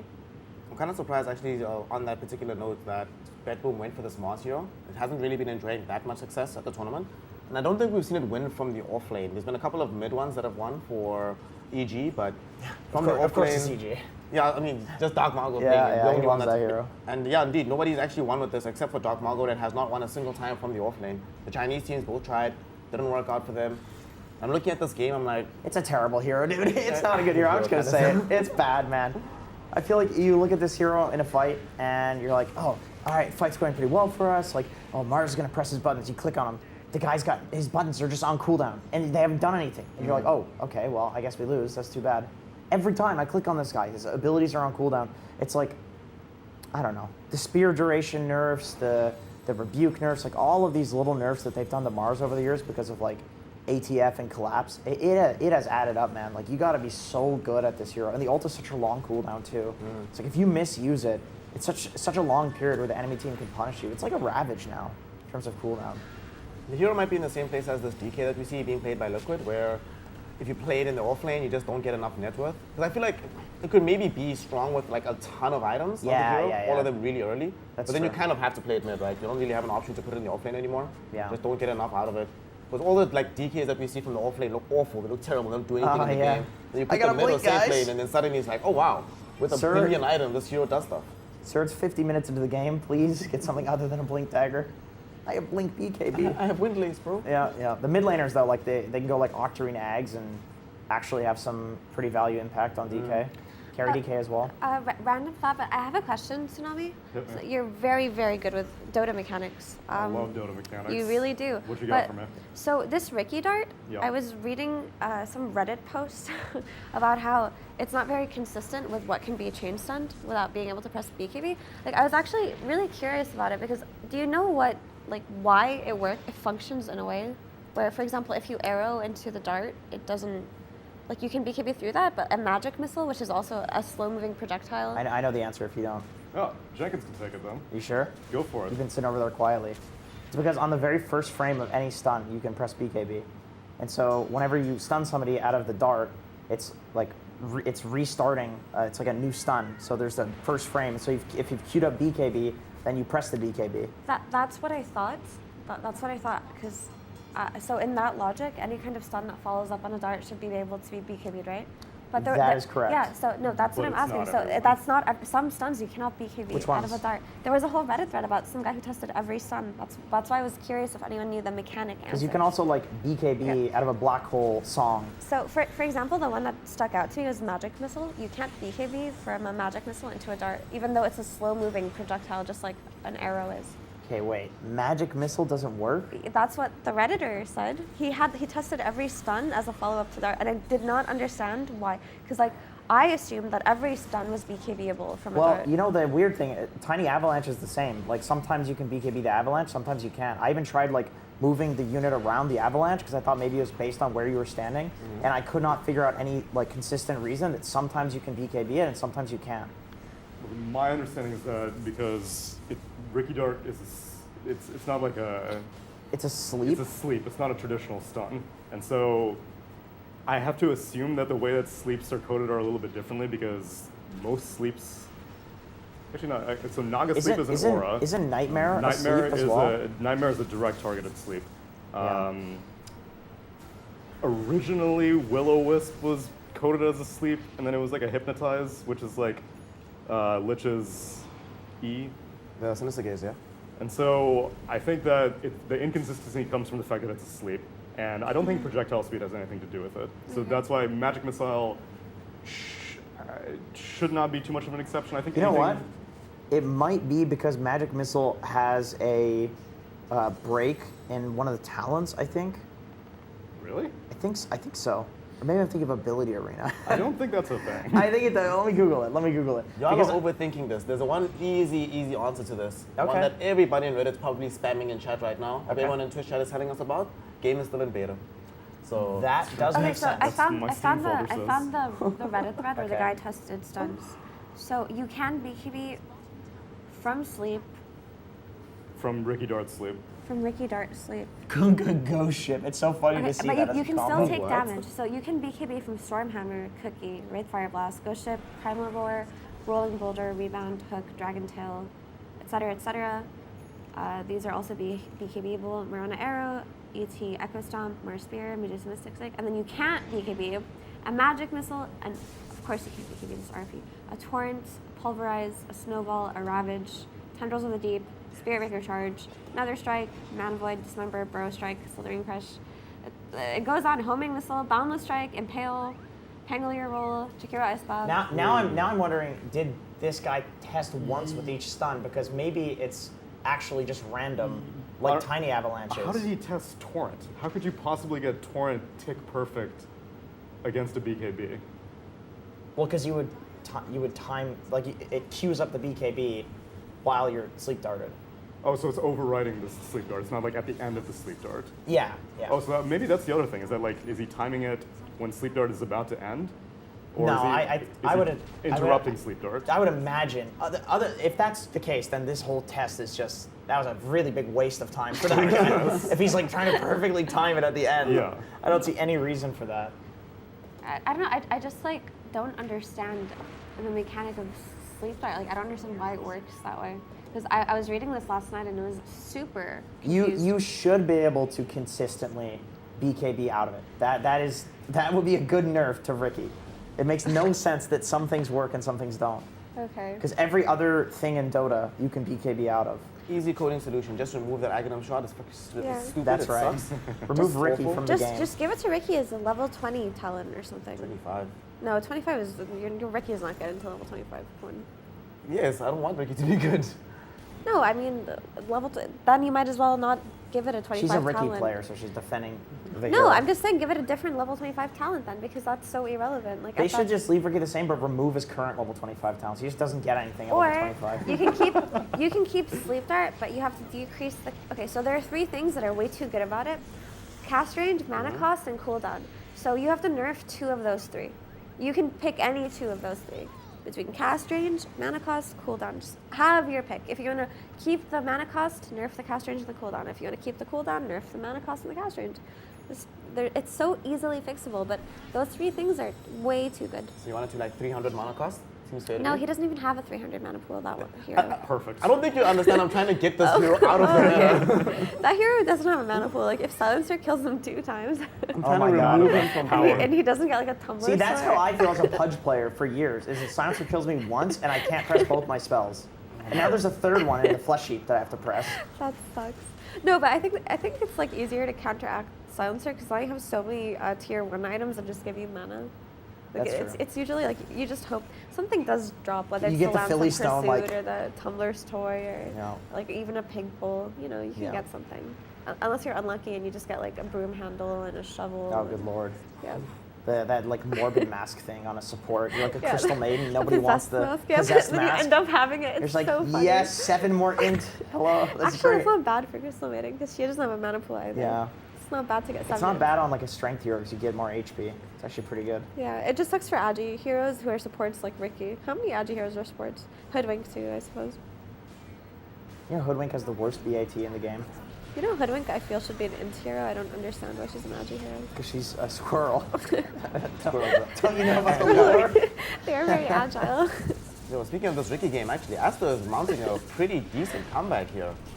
They are, and I'm wondering if it's because Luna, the uncontested hero before today, got picked. And not only did he get picked in this game, Bulba apparently felt inspired in our top left stream on EPulse because Arteezy Luna is also making an appearance. To be fair, it is Arteezy Luna, right? Wait, Just Liquid are why playing was it Luna as uncontested well? for 4 days then? That You is- know Bulba loves That's it. why He's got they're Abed so on well Storm together. Spirit. This He's is all about Blitz's comfort for idea. this one. That is actually true. This Rebellion draft is super comfort, right? Fly playing his Tiny, Fly playing his Shield Protector, Crit playing Tiny, Abed, Storm Spirit, Arteezy on the Luna, Yeah, Saberlight on the Nature's Prophet. Saberlight on Nature's Prophet. This is as like Rebellion a draft as a Rebellion draft could possibly get.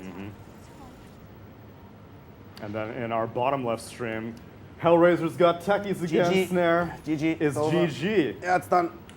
It's just that easy. I don't know why Knights would do such a thing, but then again, they don't really have much to play for. So see if you can beat Antara's techies, I guess. I beg to differ. They have a lot to play for, which is friendship and Love, love. dedication, Yep. pride. Yep. I mean, if Hellraisers win this game, right, then that inadvertently, or in hindsight, makes the Bedroom series even more important. Because the Bedroom have to 2-0 this. Oh yeah, that's true. If Geek State want to avoid tiebreakers, at the very least tiebreakers for a lower bracket, then they also have to 2-0 this to try force tiebreakers for the upper bracket. So Hellraisers have inadvertently made this a very interesting day. At least for Group B. Group A went very Group A much is according to plan. predetermined. Everyone's Yeah. locked and loaded there. It's all done.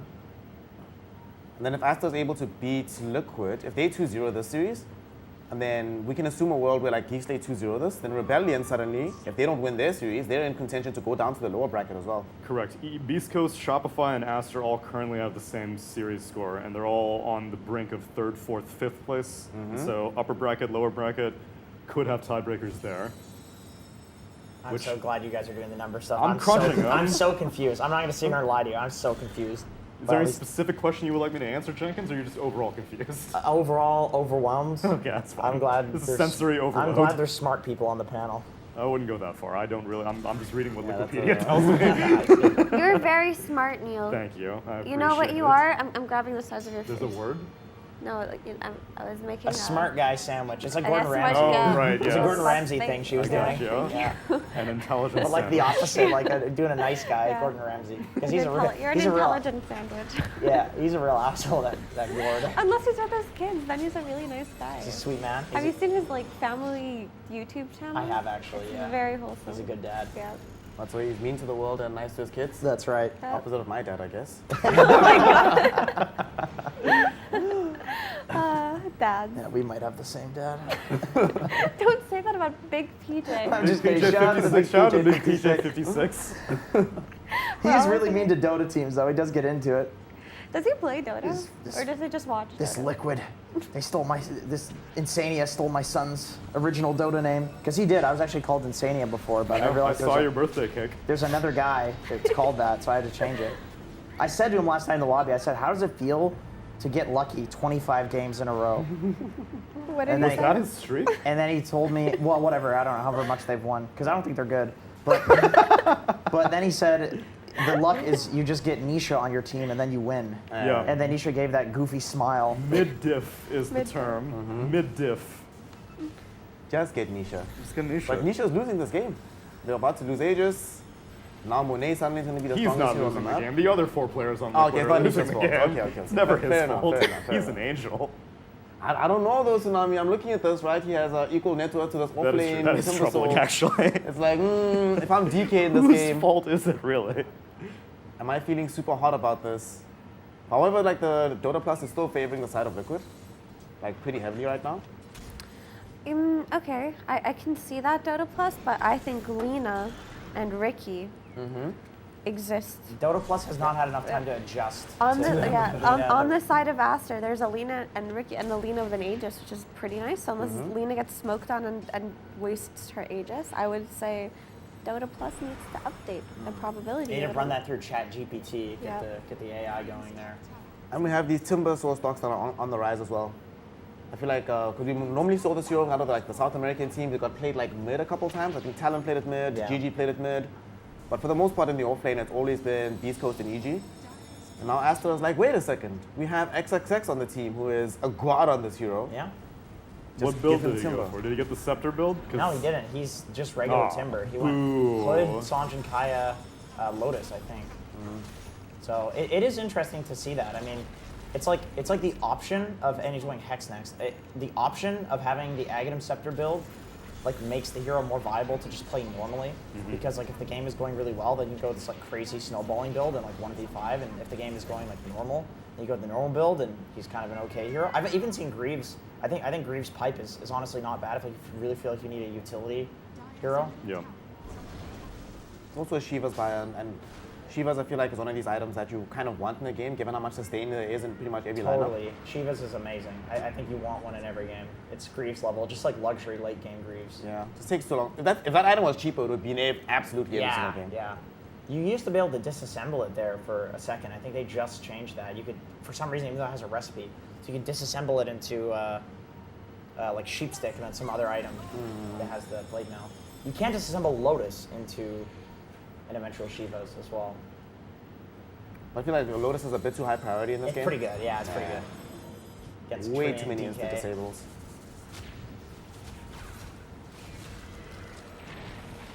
Liquid's still playing the game, still fighting. I'm kind of, I was hoping that Nisha would have gone for Midas. I prefer like the Uber never die super hard carry build from the mid lane. I'm not 100% sure on, I like this utility build that they go for these DKs, where they build like Hex instead. But I suppose maybe he feels that Luna will do all the damage. Yeah, I was gonna say that to me says that he thinks he has enough damage, which it's hard to get a read on that because nobody picks Luna. So Luna. Luna. Luna. Are these the only two that have been picked so far? Yep, it was uncontested up until an hour ago. And I mean, like you said, it's definitely comfort for RTZ, and I think Blitz may have just been like, let's pick an uncontested hero. And then during main event, people will be like, oh snap, Nikkei plays Luna? We gotta watch out for that. Ban Luna. Ban Luna. And meanwhile, in Bet Boom and Extra Geek Slate, the game's been going pretty slowly. There's a 2K net worth lead on the side of Bet Boom. Naga's just been farming pretty comfortably. They have tried to run into the jungle on Geek Slate, but it just didn't amount to anything. So I think this is going to be a little bit of a snooze fest still. Yeah. For the next few minutes. To be honest, I've seen Bet Boom have a 2K gold lead out of laning in pretty much every game, and it doesn't seem to have mattered for them. Like, where they struggle is when they start doing like the team play and their early smokes, and playing at a team like Geek Slate, they get stronger and stronger the longer the game goes. Yeah, I don't look at a 2K gold lead for Bet Boom and think, oh, it's over, just based on their team and who they're playing against. And do you see where they take these fights as well? It's when the enemies just come to them. Yeah. And they just counter initiate. Right. Very, very pub sort of style. We haven't really seen Bet Boom be very proactive since we've been watching the tournament, unfortunately. No. The superstar curse, what can you do? Yeah. I think that's just how these players tend to play as well. Because even 2 years ago, VP and then Outsiders, they always had a defensive style. People just kind of misunderstood. I mean, because in the past, people associated Eastern European Dota with high aggression caveman Dota, but it really hasn't been the case for like the last 3 or 4 years. For a while, they were like the slowest region, actually. Yeah, they've become like super defensive, super heavily focused on laning, on net worth, on personal item timings. Shoutouts to Collapse and Amar for that. Hardly. Mars not Eastern I know, Europe. but I'm just saying it like you get addicted to a certain style of offlaner. Like as an offlaner, you get this taste of being a carry, actually having impact on the game, not just being this guy that's like, I'll support you, I'll give you aura so you can have fun. It's like, oh, I get to have fun in this game. Yeah. And then you just never are willing to give it up. Okay, but when's the last time that offlaners had hard times in lanes? Because I feel like Oh, you shut up. You're such a position the 5. past like 5 You're years. playing Treant Protector every game. I don't want to hear this shit. Yeah, but I have to because the offlaners are bullying me the entire time. I have no choice. I don't want to be out here playing Treant. I have to sit there quelling blading trees for 40 seconds. I want to play fun heroes. Listen, we're both unhappy about the situation, so you can have a worse laning phase, and I can play fun heroes. Hey, Effie, you're... Yeah, I just wanna talk about something. So we talked about how like this Tusk was flexed to mid to like move the game, right, to play faster and more highly aggressive. But they went for a play in the bot lane on the Mars. They tracked him, and then he sharded, and then he pressed his tag team, and then Mars ran away. Like he didn't want to commit the snowball. So this Tusk just kind of is wasting time running around with this bounty hunter, and it's not turning into anything. Whereas I feel if they just kind of had this Zeus to sit back and farm with the way that it's going, like they aren't able to connect on any heroes, unfortunately. Even though they're trying on Geek Slate, they're really going to regret the way that this Tusk is going to scale as a core. Like it's looking really bad. This is why I was like super against this Tusk mid in this game, because this is just what it like looks like in games like this. Unless you have like more stuns on the side of Tusk, you can't just count on this Tusk to throw himself in. They don't have great damage to like, kill people in his stuns either. Because like Bat takes a long time to come online. I don't think SF wants to show up to stuff. He is now, but it takes a while. So it's just like super awkward, right? I just worry. Like they do have trap gold to maybe compensate for if they are running around and trying to get kills and they don't. Like maybe it's all worth it if 1 or 2 do work out, right? Yeah. Then Tusk gets his net worth back. That's how they won. Was it yesterday? It just looks so The day awkward, before? you know? Like it just it looks awkward. It looked awkward when they won before, I will say. It looked very awkward, but they looked like they were having a great time. That's what matters. That is what matters. That's what matters. It's a good time for them to have taken that fight, though. Yeah. Put some pressure middle with this catapult wave. I think Bet Boom have to defend this. Like, you have to bring everybody. Like, if you come with gyms or drabs like they're doing now, it feels like you can end up losing heroes, but we'll see. They got the Lush Bloodstone. This should be good for them. Meanwhile, Liquid seem to be This should be bad for them. Yeah, I think they took too long to show up. Like, Lesh got there first, and then other heroes started coming in like one at a time, whereas Geek Slate was like there en masse immediately, ready to fight. Yeah. Under those conditions, it feels super rough. Even with this Lesh Bloodstone, there's enough ways to kill you. But on the bright side, they saved the tower, so I guess that's objective complete, but you also gave away like 1,000 gold because of trap. Okay, so Liquid actually just got a mid-Rex and they forced a Lina buyback, and sure, they traded the Luna and the DK deaths, but that was still really good for them. Even though Aster have this Lina who's outputting so much damage, she can't do anything as Liquid is like brute forcing these high grounds and these buildings. They're just like running non-stop at Aster's objectives, and Aster can't really control them. Ooh, to make matters worse, if you check what our boy Zai just got, he got Daedalus now on the Snapfire. So they've like been ramping up. Snapfire. Oh, hell yeah. Hell yeah. Ramping dude. up the damage output. So I guess Nisha doesn't need actually additional damage. He just Yeah. needs the util then. He's the I'm carry. here for it, dude. Oh, he popped the Andus. Look at him go. Green BKB Daedalus Blink with Yeah. shot. Let's What go. a player. Honestly, it's a good build. And because it's a good build, probably means Greaves is too good. Wait, and someone let Insania farm up an Aghanim Scepter as They're well? How do so they have so much gold on this game? They're going fun items, dude. This is for sure going. They're all carrying the game and having a good time. Yeah, for once Nisha's okay. Nisha, you actually cannot have fun this game. You're gonna play some boring ass DK. We're gonna have fun. Let's go. Maybe maybe- they're practicing, right? They're like, all right, what happens in the event that somehow magically Nisha loses his lane and has no progression in the game? All right, what's our secondary win condition? The 0.1% Everybody probability. else getting items. They did vote Nisha as the most humble on their whole team. That is a discussion According- we had last night. According yes. to them last night. So if there's anybody who's gonna, you Isn't know, that, I mean, that is his That's voice not what line in they the said. game. They said Jabs is the most. well, humble. yeah, but He's he's not the playing. coach, and also that, no way. Coaches have massive egos. They're just good at hiding it because they're normal people. They're not like players. Okay, let's see how this fight goes. They have Aegis cheese. It's one of these weird games. I that mean, feels Lush like is stuck. He's like shard trapped. That was a really good ice shards by Tusk. Oh, are we still talking about Aster? Wait, yeah, Okay, which sorry. part? I was Which game are watching. you talking I was about? watching because there was some action going on in Bet Boom. Oof. Did GPK just die again? Oh no. This is a really bad death. So now they really can't defend the tower. Man, every time we've looked since he's got his Bloodstone, he's just died. That is the opposite of what you want to be happening when you're Leshrac. Imagine if he had charges on that still. Oh, hell yeah, baby. Oh, He'd have so 0. sad. Crying right now. Remember when you would just buy another Bloodstone if you had died too much and it went to 0 charges? How would you have the gold if you had died that many times? Mm-hmm. Sell it. They got a good spear on the SF, but I don't think it can. Yeah, he's just gonna That is run not- away. Okay, is the I should die. double Starfall gonna hit? Did the double Starfall actually No, hit? I think it's like I think it did. it was some invisible right click, or the guy who got the double Starfall died, so it put the next one on him. I think so. The way the Starfall works is like it'll decide who it goes on, like regardless of their position. Like once it picks them, it's like gonna go on them. So even if they force stuff away, the Starfall will chase them. Right, but Like, if it's that always that unit yeah. dies, then it goes on the next closest that was Potentially. in the. I think it's the next closest. I actually am not entirely I sure. actually I think SF got hit by an auto and the double Starfall somehow went on him.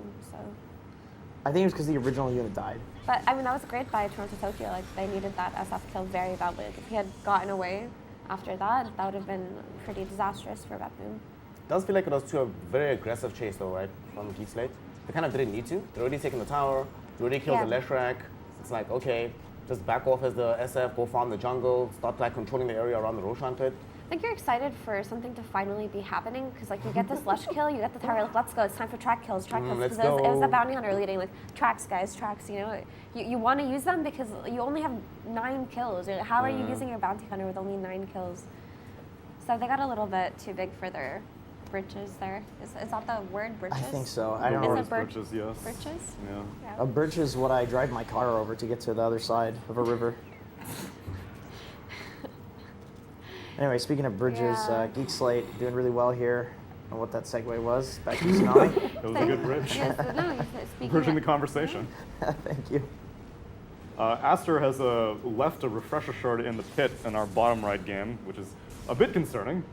They were sieging high ground, and I feel like if they had, I don't know, a couple of, couple of supernovas maybe. Why does this happen at majors all the time? Big fan of Supernova. Big supernova fan. Big Supernova fan. It's because these games are high pressure. What can you do? Yeah.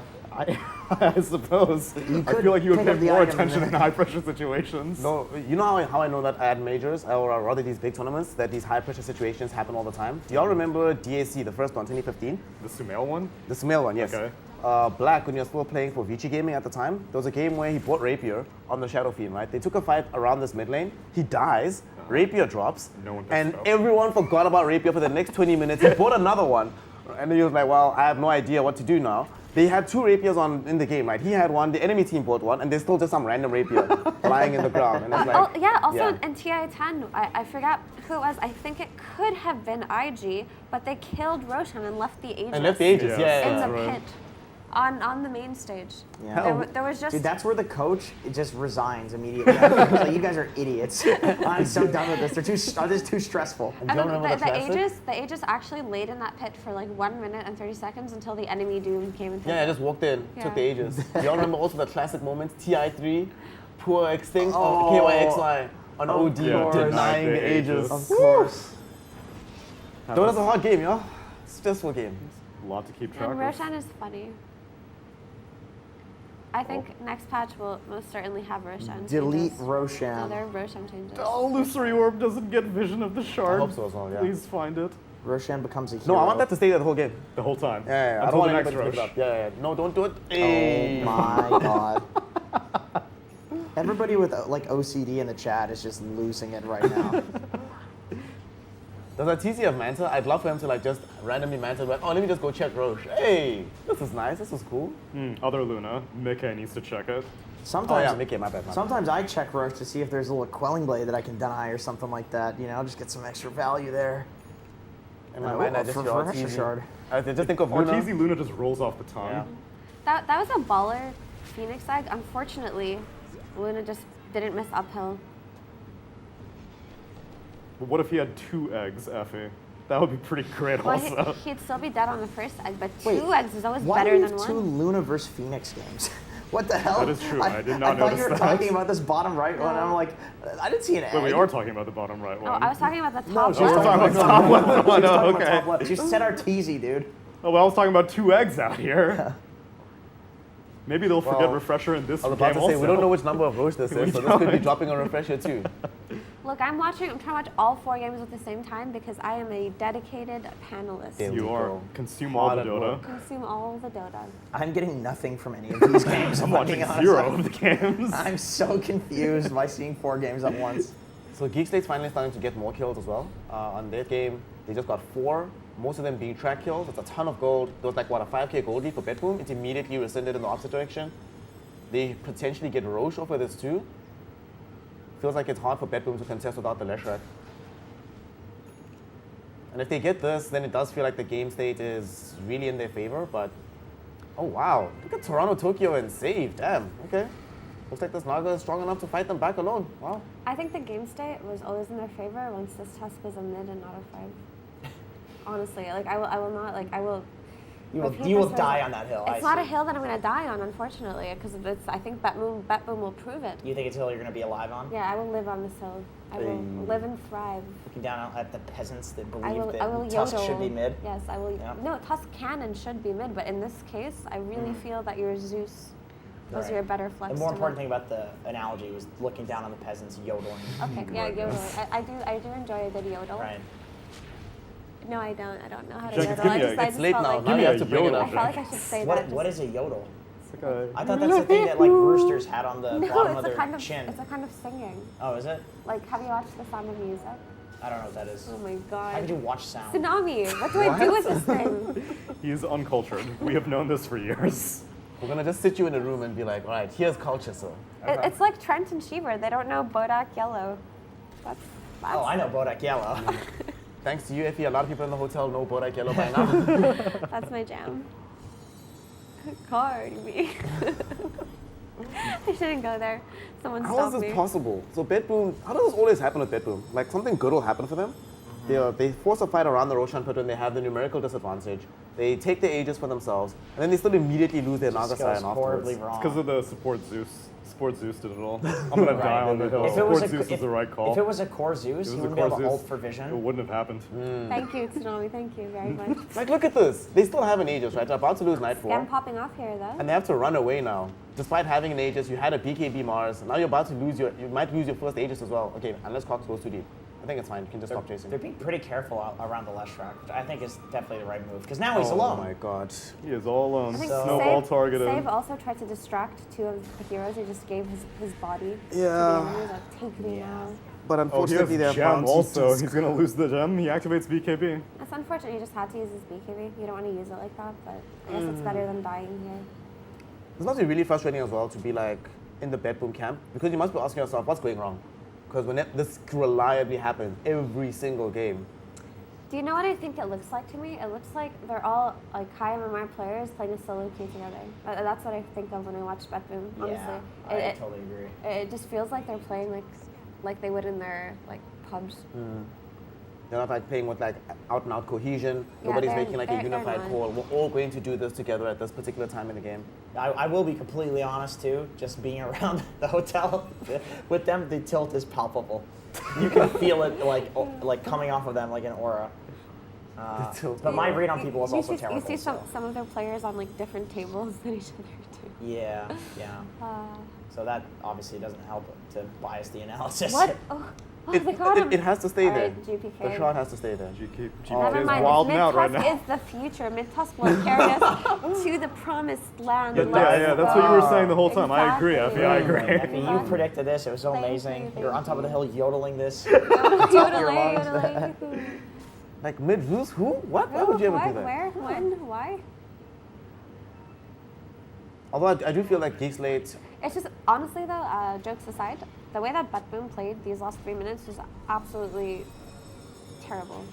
And I don't like to say things like that with teams because I know like how hard they try, but they just, with their ages, did the most uncoordinated thing ever. And then after BKB was forced, Lush gets caught farming the top lane Yep. with no vision.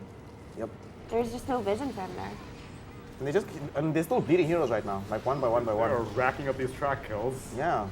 I feel like if you're playing up against, this is one thing if you're not playing up against a bounty hunter team. If they had like some different support, maybe, I don't know, something that doesn't scale nearly as hard. It feels like some clockwork or whatever. Guys, Liquid Aster's going crazy. Sorry, let's watch that.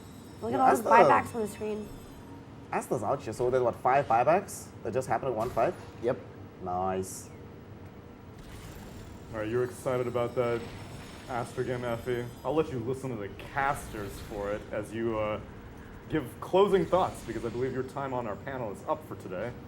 I think Jenkins looks really cool today. Hey, what about my time on the panel? If production Your could time is have, also up. if Oh, production wait. could have one more close-up shot of Jenkins, No, we need one more close-up shot We of have the us, technology for that. because this is the brownest panel ever, plus Jenkins, you know? that is true. That is true. That is Hell a good yeah. shot. Jenkins is raising the average. I had a That's great right. time. Tsunami, of course, always a pleasure. Always No one in the pleasure. world is like you.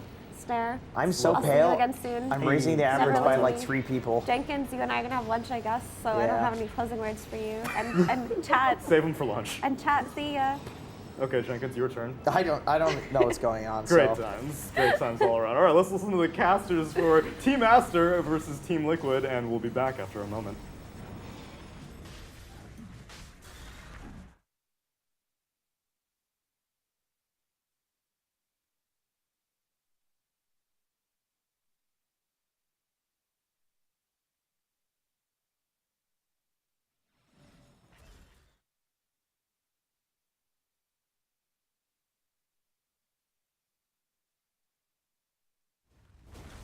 I wouldn't mind smoking the board. Of course, I don't think they have a smoke left. This team's a heavy early smoke team. Yeah, they definitely are. Structures are fortified. He took the presence aura affects buildings. On SF. What do you think about that? I mean, it's Skem, so this guy has his own read of the game. You gotta respect it. Not too many times I've seen that talent taken. I mean, he is the only building killer in the game. Ooh, arrow slips right past the SF. Not that it matters. I don't think Geek Slate, or excuse me, Betboom, is close enough to take that fight, but they're about to be. They 5-man smoke straight into Geek Slate. Scotty on Pure. So this is his big peak right here. You gotta win this fight if you're Betboom. Heart Scotty is a lot of stats. Yeah, but the thing is, you're buffing your HP over Zeus, who's gonna percent clear through it. Yeah, I feel like if Skem gets a nice use of Thunder God's Wrath, they know there's smoke behind him. Betboom, they're gonna start pouncing now. Skem back to the high ground, see if they can get away. Now are they going to turn? Oh, Nightfall. He's right next to him. Gets the spear on the touch, but it didn't latch, and he gets off the BKB. Now he's going to be straight up blasted into the Requiem. They get off the song to try and reset, but the Mars is dead, and Cox once more. Oh, he chases after him. Doesn't have an opportunity for a shard. Raji, be careful, son. Clear these illusions out. He actually This is is not that slow. This is a problem for Pure. He needs the Zeus dead. They got the Purge on the SF, follow up, but he still has BKB. Vetboom did manage to retract. They poked at Skem, forced the BKB, reset, arrows coming out, doesn't actually land. Pure's looking for an ensnare. So you should be happy with what happened here, because if that's spear latch, that's a very different fight. Yeah, for sure. You might just be able to man up. Of course, Skem at high ground correctly, pretty hard for Pure to run into. I mean, you gotta feel the Nightfall there. That went straight in between the field goal posts. Yeah, that was just pretty an rough. unfortunate spear. So they'll take advantage of it. They got an X plus. Okay. I mean, when you have so much single target, so much power. Yeah, you're gonna kick him into the waiting Skem here. He's gonna slurp it up. Hurricane Pike as well. I would really like to see him get Satanic, and yeah, he's queued it up. I think Satanic SF is a problem this game. Gives him the sustain in the fights. He was getting chipped there, but also you get another Dispel for these nets, random small roots. Yeah, and the Orchid and stuff like that. Yeah. Aether Lens from Raji. This Zeus, it's paid off this game, man. They did not need to make it core. Dire are scanning. He's got an Aether Lens. He's thought about going a 4-staff at one point in time, but I think he's making the right read. Just keep going more damage. Complete out an Octarine, and you'll be in serious business. Because it's not like the Naga Siren, there are no more real stat items you can get against the Zeus. No, You've already got the Heart and the Scotty. That's it. These are as strong as his illusions are basically going to get for Zeus, right? Yeah. Maybe you get a Butterfly or something, but it's not helping this matchup. Yeah, it doesn't help against the magic damage. Now you're forced to a position where you have to find this Zeus, and it's only on Nightfall. And does he want to jump spear a Zeus who maybe has 5, who's a 5? He hits them all. That's Wrath. Oh, instantly Cox gets the kick back on a You ain't GPK. living, Pops a son. Bloodstone BKB, but he's taking so much damage from Skem, and it's going to be enough. They even block him out. Oh, the Shard, they pull him back on the other side of the Shard. So now Nightfall, he's going to be a little stuck. Doesn't manage to get his combo against the SF. They have any protection for him. SF, Skem, could use a little bit of sustain. That Satanic would go a long entering ways, from but the bottom of the the fight. damage. He's going to Kills man up. Piranha. Yeah, this is all in for Pure. He's going to manage to kill Cox. See how much more he can get in the song. Is he be out? He saved Sig's life and his own. Nice plays from Pure in this fight. Oh, that was really nice. Getting the good angle, getting the Tusk kill, and getting out, saving his buddy as well. Roshan is going to spawn right now. Do they know? Do they know? Will they check? Raji's going to check. Can they do it? I mean, there's no song. But the last time they tried to do Roshan after a trade in a team fight, it didn't go so well. Yeah, this doesn't feel great to me. I think this call is right. I don't think you try and force this. Maybe if you had Satanic SF, it looks a bit different, but with no Tusk. DD or something. Yeah, with no Tusk, he's going to send illusions in. Somebody maybe gets disrupted. The fight gets stalled, right? It gets very awkward. You don't have BKB either. What you do have to be careful of is Pure just going in the pit and starting it. Yeah, so they're going to need to keep some vision around that area while they try and finish up the Satanic for the SF. Meanwhile, a full out scythe completed for Nightfall. That's Pure's. Oh, that's Pure's. That's his next item here. So he's just going to disable. Again, there's not much that's going to help him in this game in terms of the raw matchups. Yeah. So you just got to go in, be an initiator for a team, and lock some heroes down. I agree with this decision. If you can get the Hex on the SF or the Bat, especially with the way these fights have been going, you need the extra stunts here if you're Bat. I'm beginning to wonder if Cox should play for the snowball save then. Maybe, but he's been finding the jumps, right? Yeah, he has. Pure runs this into all of one's them. going to break. Speedily managed to get the Scythe Orchid onto Cox. No And he's save trying to for get a him. 4-staff out, but they managed to get the lasso onto GPK. They're going to lay into him with Skem, but the Song of Siren goes out. They still have the BKB on the SF. This looks pretty good for Vetboom. It's looking pretty good, especially with the 2 supports already dead. Skem's going to pop the BKB and TP out while their Zeus is left behind. But about course, he's able to get out as well. Those are the only 2 survivors. So Vetboom will claim Roshan number 2. That Hex instantly paying off. Yeah. I mean, they find the best target, right? Oh, yeah. The Tusk is the save here, so if you get him, it guarantees dead off the Nightfall chain stun, and then that fight is a 5v4. You don't have the burst damage to punch through GK. He can man up. Song saves him out of the lasso and it's a done deal. Then you can gap close his backline. It's so annoying. And Roshan will go their way, so another Aegis probably going to GPK again. Shard is somebody here. I think the Who's gonna Shard. take it? I was thinking, not a bad Naga Shard game. That heal seems pretty significant. Yeah.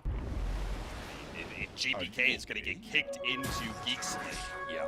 If you pop the song, even if they have activated BKBs, that 5% heal. Honestly, might be I wouldn't mind seeing one of the upgraded blinks for pure later.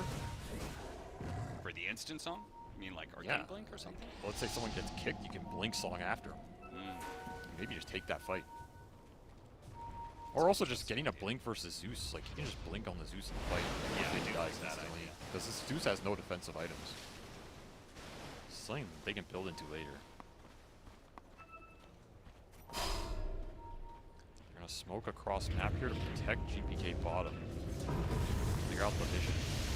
Slate are nowhere close. I think they got knocked back a few pegs here in terms of momentum. Yeah, certainly. Gonna have to build something back up, try and get to this SF. Satanic, protect your Zeus a bit more. He's closing in on 25, which SF can get the raise does attack. So then you've got even more AoE damage with these illusions. Thunder Scott for the vision, and there's the gem. Small little pick with the track and the gem. One pick like that, which is normally like, whatever, it's like 400, 500 gold. All of a sudden, that's like a 1,500 gold exchange. Yep. And that's going to be the problem for BetBoom in this game. So you want to keep trying to abuse this. Yeah. You don't have a very good answer for Thunder's God and the vision. Maybe a track for vision, and then the kickback or the lasso, right? Save has to be near you. If he's not, and even if he is, that displacement's tough, because this BetBoom lineup functions about being close to each other and having the song, the disruption, the cleanse, the arena bail each other out. If you get split up from the pack, you will get slaughtered. The single target burst, as we've said, is extremely But that's where the Naga Siren Illusions are supposed to help you enable that, right? Yes, that's where you want to kind of like the Furion of last game. Shove it in, split it up, and make them deal with your vision through the Naga illusions as opposed to this other way around. The later this game goes, though, Zeus becomes that other core. Bat Rider is going to scale harder. He almost has enough gold for a refresher here on top of Octarine for force. He's been farming a lot on this Bat to make sure they keep the scale up. Do you have tools?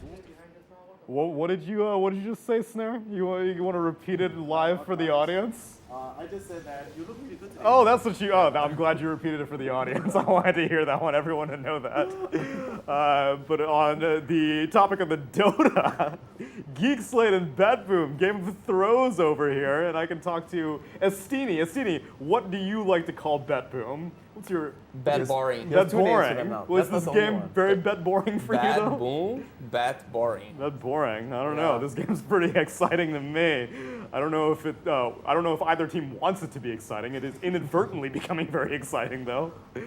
Yeah, it's gonna be a very long game, so it's exciting. It's actually exciting to watch them play because the games they last long, and long games they're actually exciting, especially when you have 4 games going on at the same time or 3. Stop lying, Astini. No, because you can wait. The exciting part is like after 1 hour it gets exciting, so you get to watch all games and then you get the exciting part, Right. which For we the are. first 55 minutes, I watch a more interesting game, and then I tune in and I'm like, oh, the 60-minute game looks pretty good actually. Yeah, because they're just like farming, but there's a point that they feel like they can fight, and Geek Slate's the same, so it's pretty exciting. Like, I'm not lying, that's pretty exciting this time of the game. Like, there's Zeus, Bounty Hunter, on a late game.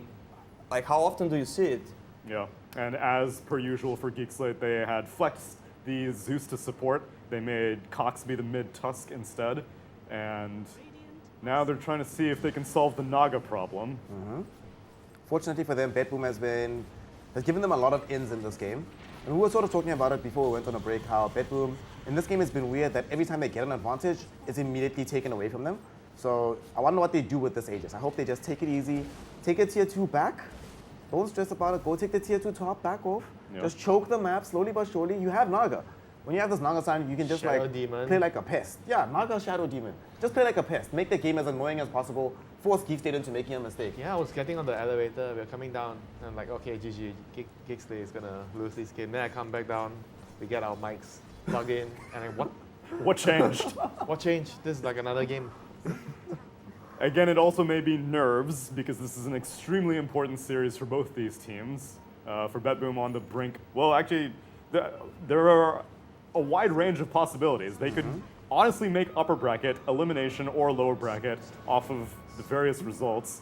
So, critical series. Yep.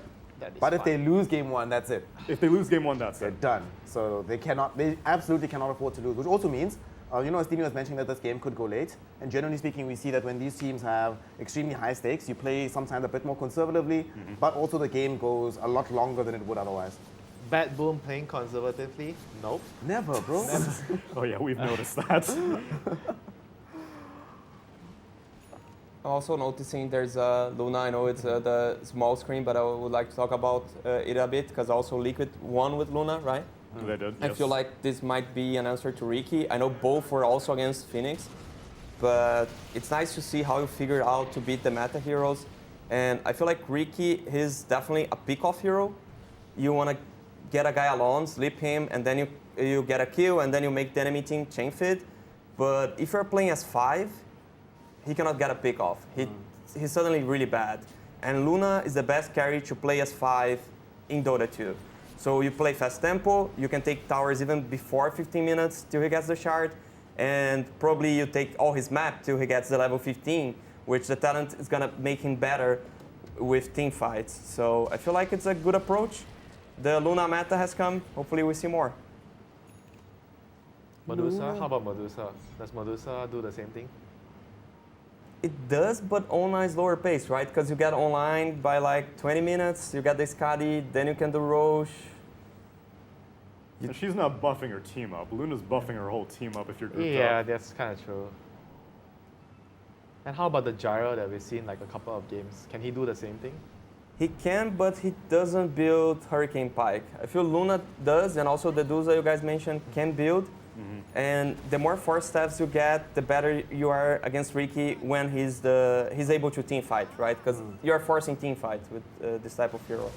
So if you're just right-clicking and you don't have that much mobility, it's not that great, in my opinion.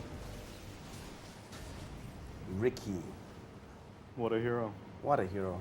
Also, what's the interaction between your stun and Ricky? The Lucent Beam? No, the Gyro, I'm sorry. Oh, the homing missile? Apparently, we were talking about it earlier on panel. I'll read the thread. You can't BKB through with that. Wait, homing missile was mentioned? Yeah. I'll investigate it. Homing missile wasn't that one. No, the thing is like if you get out of the map, suddenly you cannot base stun. But will he wait for you to appear again with the tricks of the trade? Oh, I thought you were mentioning if you can BKB in between, because apparently there's an interesting set of mechanics where some stuns you can BKB after the sleep dart and some stuns you cannot BKB after the sleep dart. You're referring to how does homing missile hit a Ricky? Yeah. You can, if you trick to the trade in time, then the homing missile explodes and doesn't stun you. Yeah, so I don't like Gyro against him. I was just making sure of this interaction. Yeah, Gyro, not good. Gyro's one of those finicky heroes. You have to basically have a Chinese team. Chinese teams can play Gyrocopter, then it's acceptable. Oh, SEA. And Southeast Asian teams can play. Well, 23 Savage can play Gyrocopter, I'll allow it. Scam plays Gyro. And Gyro... Has he played at this tournament yet? No, they play in the Div 1. DPC. DPC. You really need an enabler to do Roche with Gyro. Yeah. You need an IO Undying. They had IO there. Yeah, because Luna, you enable your team to do Roche, actually. That's the fun part of it. Yeah, this thing goes by so fast. Also, I love that they have gone for like a more carry build on Saberlight as well. He goes like, Aghanim Scepter, Halvin's Halberd is like, all right, my utility life is done. I can just start building out and out damage.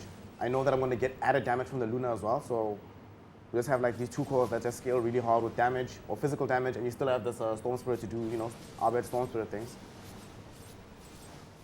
I don't conceptually like Luna that much. I just feel like she's a little bit too soft, a little bit too short range. But there are some really good things about it, especially when you are playing as a team. I would say Luna, she has a purpose in the draft. That's a hero that I wouldn't just pick if I don't have a solid strategy around it. Because when you pick Luna, you think about 5-manning, you think about what are the pieces you need around that hero to make that hero end the game, because it's always about ending the game at a specific time. Yeah, so there's a Luna with Prophet, definitely one more hero to hit the towers. The other game was a Luna with DK. Also a very great hero to hit towers. It's what we don't see on the Geek Slate game. Because you have Naga, then there's a Lash to help. But like it's just Lash with the Siege in one side. The other side is just SF. Imagine like SF's dead, they eventually win this team fight we're looking at. What is actually happening? He will not die. Will he die? He Yeah, dies. He's gonna die, yeah. And they win the team fight. Yeah. What can they do with the other 4 heroes? Strax Bloodstone, but it's not enough. Oh my gosh, what a strange game of Dota this is. It's such a SF bizarre game of Dota. He did buy back though. I'm telling you, Yeah. it's a high tension Dota. Yeah. It's not about skill. It's just about do you have Who cracks first? who cracks first exactly. Will they play aggressive? Because they'll have Aegis, but no Wait. buyback.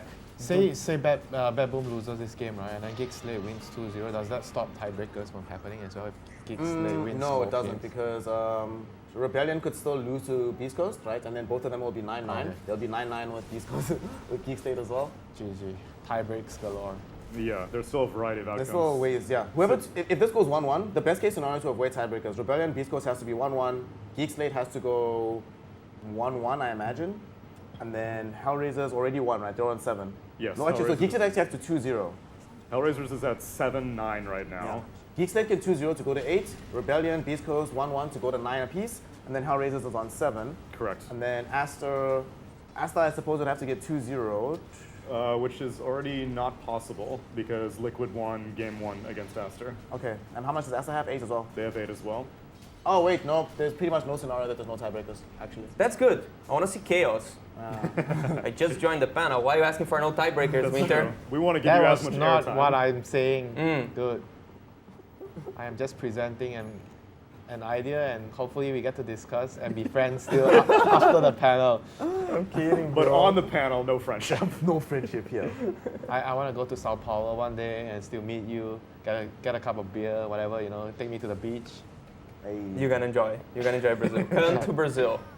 But you're not going to return the favor if he comes to KL? If Estini comes to Malaysia, what are you going to do? I'm busy with my fish. Come on, man. I will take some time off to enjoy some good time with you. My work needs me, my baby needs me. Let's see. I'm sorry. Fish come first. The fish come first, man. So yeah, Shopify Rebellion get their win against Beast Coast, which means today is a 100% Luna win rate day. Liquid yeah. and Aster are starting their draft for game number 2, and we'll keep that in the corner. And right now we need to see who's going to crack first on this Bat Boom versus Geek Slate, Cam. This game is so entertaining to watch, honestly. Because literally anything can happen, right? This is one of those games where I cannot tell you in advance what the next 5 minutes will look like. Because both of the teams, when they've had advantages, have done very strange things with it. Yes. Both of them have played better when they're from behind. Yes. And both of them have also spent an inordinate amount of time, right now at least, for the last like 5-10 minutes, playing in this dire side of the map. So I'm just like, I don't know. It's going to be fun to watch. Now the Zeus position fight is legit countering the Naga at this point of the game. That's what I say about this thing. They think about the defense of the Ancients. They think about like 50-minute defense, and They're then not they wrong. just draft around it. They're not wrong. They always get the dust so they can kick the guy to the tier 4. That's how they won against Liquid. It's a legit strat. And it's fun to look, as mentioned, after 40 minutes, not to joke now. Like after 30 minutes, it's actually exciting. So what you're saying, it's not bad boring, it's geek boring. Bad boring is bad boring. Geek Slate is defense of the Ancients. It's the literal game they're playing. Defense They don't slate. play to take the Ancient. They don't kill. To Yeah, defend. they don't play the kill the Ancient. Is you just defend, and then enemy team's kind of tired. They want to do something else, and then they start making so many mistakes that then it's just a free win. You just walk their base and kill it. They're making you run the marathon. Yeah. Unless you 5-man Midas against them, an 18 Please, 5-man God, Midas no. would actually win God, against no, them. no. I would love to see 5-man Midas I would love against to see them. it too, if I'm honest. That would be so fun. You have the to wrong watch. jersey, you should have the 5-man Midas. Yeah, I have the opening that's to celebrate EG getting the upper bracket. Yeah. So like back to the roots. America's best region in the world now, right? With SA going so well as NA. Yes. We'll ignore TSM So- getting eliminated, but yes, you're right. Today, Americas. no announce shirt. It's the no ping to go back to the roots and celebrate. That's like the small Brazilian contribution to the guys that are winning everything. I'll take it. Wasn't your first team called Midas Club? Yeah. There we go.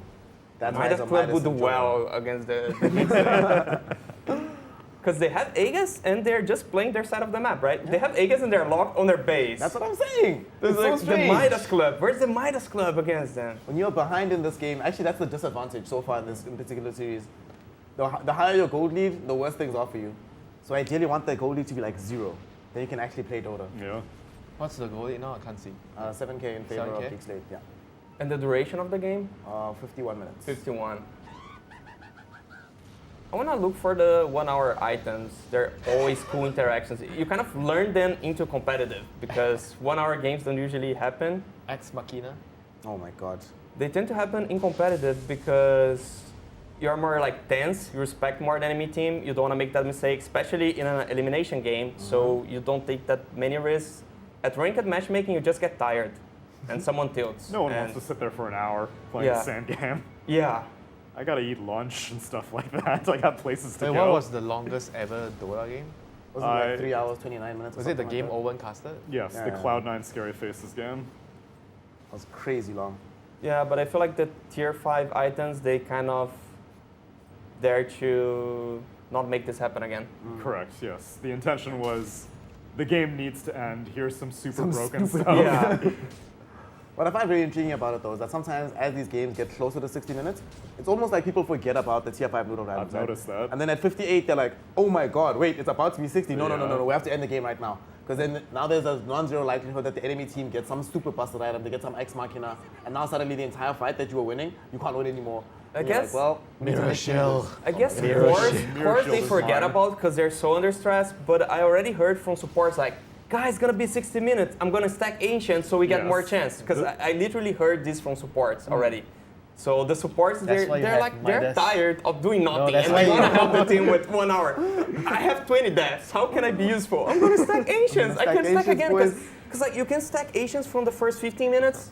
And then you cannot anymore because it's not that big impact. Yeah. And then 1 hour, you're like, guys, I'm can back do to something. it. Listen to me, I'm stacking Ancients. One for the team. That Shadow Demon's out there like, man, if I get a Seer Stone, I actually get to have fun again in this game after sitting around for 40 minutes straight. That's also a nuts What is item. the most broken item? Surely Ex Machina. We're seeing that in this tournament. Are you remembering is it the Stormstormer Pugna one? Yeah, yeah. So that one was pretty ridiculous, but that's situational. I think Mirror Shield on average breaks more games than Ex Machina in my opinion. I think lately, especially because like more people have been buying like almost every other game has multiple Lincoln Spheres and Yep. multiple Lotus Orbs. And Aeon Discs. And Aeon Discs, Yeah. that in conjunction with the Mirror Shield. I think Mirror Shield is like, I'm not sure if it's that good just by itself, just in a random game, but given how everybody else is building, it becomes a lot better now. So Mirror Shield, it's self-explanatory. You gonna like reflect spells. Yep. The Ex Machina. Ex Machina refreshes items, Yeah. which is just in concept such a ridiculous idea. Like, oh my god, that's so good. So the way that we saw Stormstormer use it was he was playing Pugna, high ground sieging with his Aeon Disc. He would get the Aeon Disc popped, back off, Ex Machina, Come back. and just keep doing it over and over again. Oh, I see. Oh, those I ridiculous. didn't watch this game, so I was wondering how they abuse the item. Yeah, so usually it's like a my carry can now BKB twice kind of thing, but the Aeon Disc refreshing was a very interesting usage of it. Yeah. We also see like sometimes you have these games where the sheepstick is the thing that can really change a fight. True. Then you have this like obscene chain disable. Like there's a game I saw where they picked up Ex Machina and they already had Refresher Hex. So you jump in, Hex, Refresh, Hex, Ex Machina Hex, and it's like, well, I guess that's it. I'm It was playing some like against Tinker. right? It was some late game Nagasai that had like 4k HP, but she died anyway because like what am I supposed to do? Are you guys making a case for Dazzle Mid? Dazzle mid. He offers that, right? It does. I mean, he yes. does. The Hex does not last that long. I mean, or if he buys it. And then Yeah. good Jujus, is that what you're saying? And Okay. you're gonna go Agonies and refresh the maybe. cooldowns of your carry. Why do they need to change the hero? It's kind of weird, right? Yeah, I love the hero before, but then the hero is like. It's like you a bit weird hex now. with your shard, you refresh items with your Agonies, like He has interaction. identity crisis. Is he a support hero? Is he a core hero? What is he? That's probably why no one's He ends playing up him, in right? limbo. Which version of him did you like the most? Did you like the cooldown reduction version? Or did you like the weave with the... The weave. You like that was way back in the Yeah, day, the though. weave. Weave was fun to play. Weave though. was fun. Weave is good. It Not was so good. much for the team fight. When you have like some SF in your team, then Yeah. like people are getting you 3-shotted, you're like, oh, this is interesting. And This then is nice. you try to get your teammates and the enemy in the same. Yeah. I know. But like if you're in a Huskar strat, generally you just buff the Huskar and just push. Keep him alive forever. And it was a vision spell as well. You could check the pit with it and stuff like that. But then the cooldown reduction version came, which was also kind of fun for sports. Many times that's getting true, that's a true. trusty shovel, just you had like 500 shovel casts in the same game. That's another item that I felt is also has super high potential, but it has to be in a winning game. Whenever a team is winning and then they get Book of the Dead, Yeah. woo! You're just like, well, this game was already tough enough. Like imagine if Geek Slate find themselves playing against Book of the Dead and all of this Naga push. You're just stuck in your base forever. You Yeah. can't do anything. I want to see the giant ring just because it's the Oh, fun it's one really to funny. see. It is. And we've seen it on Naga Siren, and it was an interaction that I also learned the same time that Cinderin in the game learned it, but illusions get the free pathing on Giant Oh. String. So you just had like Oh, game might be over. They catch the SF. Oh, he has buyback. Oh, he has Yes, buyback. buyback. Yeah, just kidding. Winter, just you- But that's the And BOT2s. 10 buyback. Oh, he's Five. back. He's back. Everyone's back. BKB'd though. He's back. Okay. He gets his Requiem, does not Nobody's do there. much. Good night. Cox is too far. Sleep early, guys. Cox has buyback, it's fine. Fight will still go. He might not even die. Shards up in 5 seconds. gonna die. He's gonna go down. He's got buyback. No one on BetBoom has died yet. They bought back one hero. What was it? They bought back that's the Shadow Shadow Demon. Yeah. But Tusk bought back, and Shadow Fiend bought back, and the Zeus bought back. So it's 3 buybacks on Okay. Geek Slate. Guys, new hero. Vengeful Spirit. Vengeful Spirit. Oh, do you want What you're friends? saying? If you're dead, then it's fine. No, I mean Liquid Pick. Oh, Liquid Pick. Oh, that's true. Now they're experimenting. That's what you. And that should be the first Venge, right? I think it was completely Let me uncontested check, up until now. It feels like they're looking at the list. Oh, which hero hasn't appeared? That's what I'm saying. The Luna was a meme. Oh pick. my god, hey, this is And the Outwarded. Yeah, this is that's also meme. the- This is the meme for Arc sure. Warden into Zoo. Yeah, Yes. that's So a both of move. these heroes were uncontested. No picks, no bans until this game. How many are we down to now? Should be like what, 10 or something? 14. Okay. Well, actually, so Luna is off, so that's 15. Venge is off, so that's Open. 14. And Arc Warden's off, so Time for 13. Spectre to own that Arc Warden. I would go more units because Beastmaster, it's already a lot of units for Arc Warden. If you go some Naga sort of hero, BL. I I know love this liquid drop so much. Primal It's so Beast funny to is watch. supposed to do well against them, but the other heroes, they don't do anything. I mean, they already have Lina, so the Naga PL, sorry guys. The thing was in front of my, I would get this excuse that Oh, I you were didn't see trying the to think Lina. of carries? Okay, I got you. Yeah, my bad, everyone. It's okay. Or they can play Lina mid. They could. Just so I get this excuse too. I mean, Liquid has played Lina mid, right? So wouldn't it be the most outlandish thing in the world? Aster, bro. I must say, Aster, I am not a fan of this lane. Like Lina Silencer, you're playing this into Enigma Primal Beast. This Lina's gonna get eaten. Like she's gonna die so many times in the lane phase. Feels like a pretty rough time. Because what can Silencer do for you? He's gonna show up. Pull then- creeps. Huh? Pull creeps. Bro, That's it. I'm stacking, bro. Storm. Wait a minute. Don't good luck. Go to Storm game. Or any Spirit, to be honest. Okay, What Quaddle. the? Wow, their draft Is this looks so XWY weird. Quaddle? Kotal, Lina, Beastmaster. They don't have a front line. And it's 4 position Quaddle as well. It is. I don't know about this. We've seen that quite a bit from SMG. Has Position it, for has it been succeeding? No. No, it has not. I'm not a fan of this, if I'm honest, of this draw from the side of Aster. It feels like there's so much responsibility on XWI to do like everything in this game. Let me ask you, is Arc Warden actually a counter to Lina? What, like you try and Because of The the bubble, magnetic because of the field. bubble I guess you go Dagger. on Lina, right? Yeah. It's possible, actually, that this could be a counter. Maybe that might be why they pick it, right? They might be like, well, what possible heroes do we have that It's not could- exactly just a meme. You know? Not exactly, yeah. If I know Liquid, it's like, it's half meme, right? There's a reason Mickey's playing this Vengeful Vengeful Spirit. Spirit. They have to meme a little bit, right? But then Wait, on what? the other He's hand, playing they're bench like, carry? yeah, no, what else could he play here? He had to play the bench carry. But then they're like, yeah, let's also see about like completely out-carrying this Luna. For the ultra late game, in the mid game when she's really strong, we drop this bubble like you're talking about, she can't really fight into us directly. Or if she can't fight into us, somebody has to sacrifice, right? Like Tiny has to jump in and try to get a toss out on some target, or Lina has to come in, but this draft is like, who goes in here? It's like Tiny, Beastmaster doesn't buy a Blink Dagger anymore, that's Yeah. like 4 years ago build. Their draft is all backline heroes. Yeah. Yeah. Nobody's a front line. So this feels really strange from Aster. And that's like a perfect game for Aquaden, right? When it's like, sweet, nobody's trying to actually jump us. If they had like the Venge, the Primal Beast, the Treant, and Enigma, maybe then you don't pick Aquaden, but you're like, what threatens me here? I might as well go for the hero. Doesn't look perfect for me. I would never pick Arc Warden against Zoo. That's the thing. only one Zoo hero. He doesn't do anything against units. His early game is terrible against units, and you want to hold your towers as long as possible as Arc Warden. He does have the Trend Protector for that, but like, it's a hero that every minute you get to keep your tower, you get advantage. And if you lose early your tower, it's really bad. You don't believe in the hero, but at least Not at all. believe in the team. No, I think Aster has such an upper hand here. I give like a 90% for Aster here. It's like 90 to 10. I would be extremely surprised if Liquid I'll take wins. you on that odds. Even I'll being, take those odds, yeah. even being the best team, like I'm aware Liquid's the best team, but I don't buy this Arc Warden. I'm very conflicted, Yeah, Neil. it's definitely It's okay, not. It's because- definitely not the best Like- pick for sure. I appreciate all the analysis. We can tune back into it, but we have hit the blessed 60-minute mark Yeah. Hey. on our Geek Slate versus Bet Boom game. Oh, so you got Book of the Dead. We've got a Book of the Dead on deck. We've got Let's a Seer go. Stone. We've got Giant's Ring on Mars. Nightfall is large and in charge, and potentially about to initiate on this high ground. This has to be the push, right? Oh, double lasso, lasso. GG. Oh my Eon just god. pops Oh it, my Aegis is god. popped. He pops his refresher, right? The bat has refresher. Mars got the arena and then just pieced out. Somebody in the base? He's Yeah. in the He got someone base! The arena blocks the fountain though, and so he's gonna TP out. Oh. Well, okay. Back to square one. The real Nagas is sticking around. Nah, Gets but they the have Book of the ensnare. Dead now. You know, the Book of the Dead is the MVP. They're That's killing true. the buildings. But they're still fighting without the Mars. Like Mars still trying to reconnect to the fight. Oh yeah, he TP'd all the way back to Yeah. base.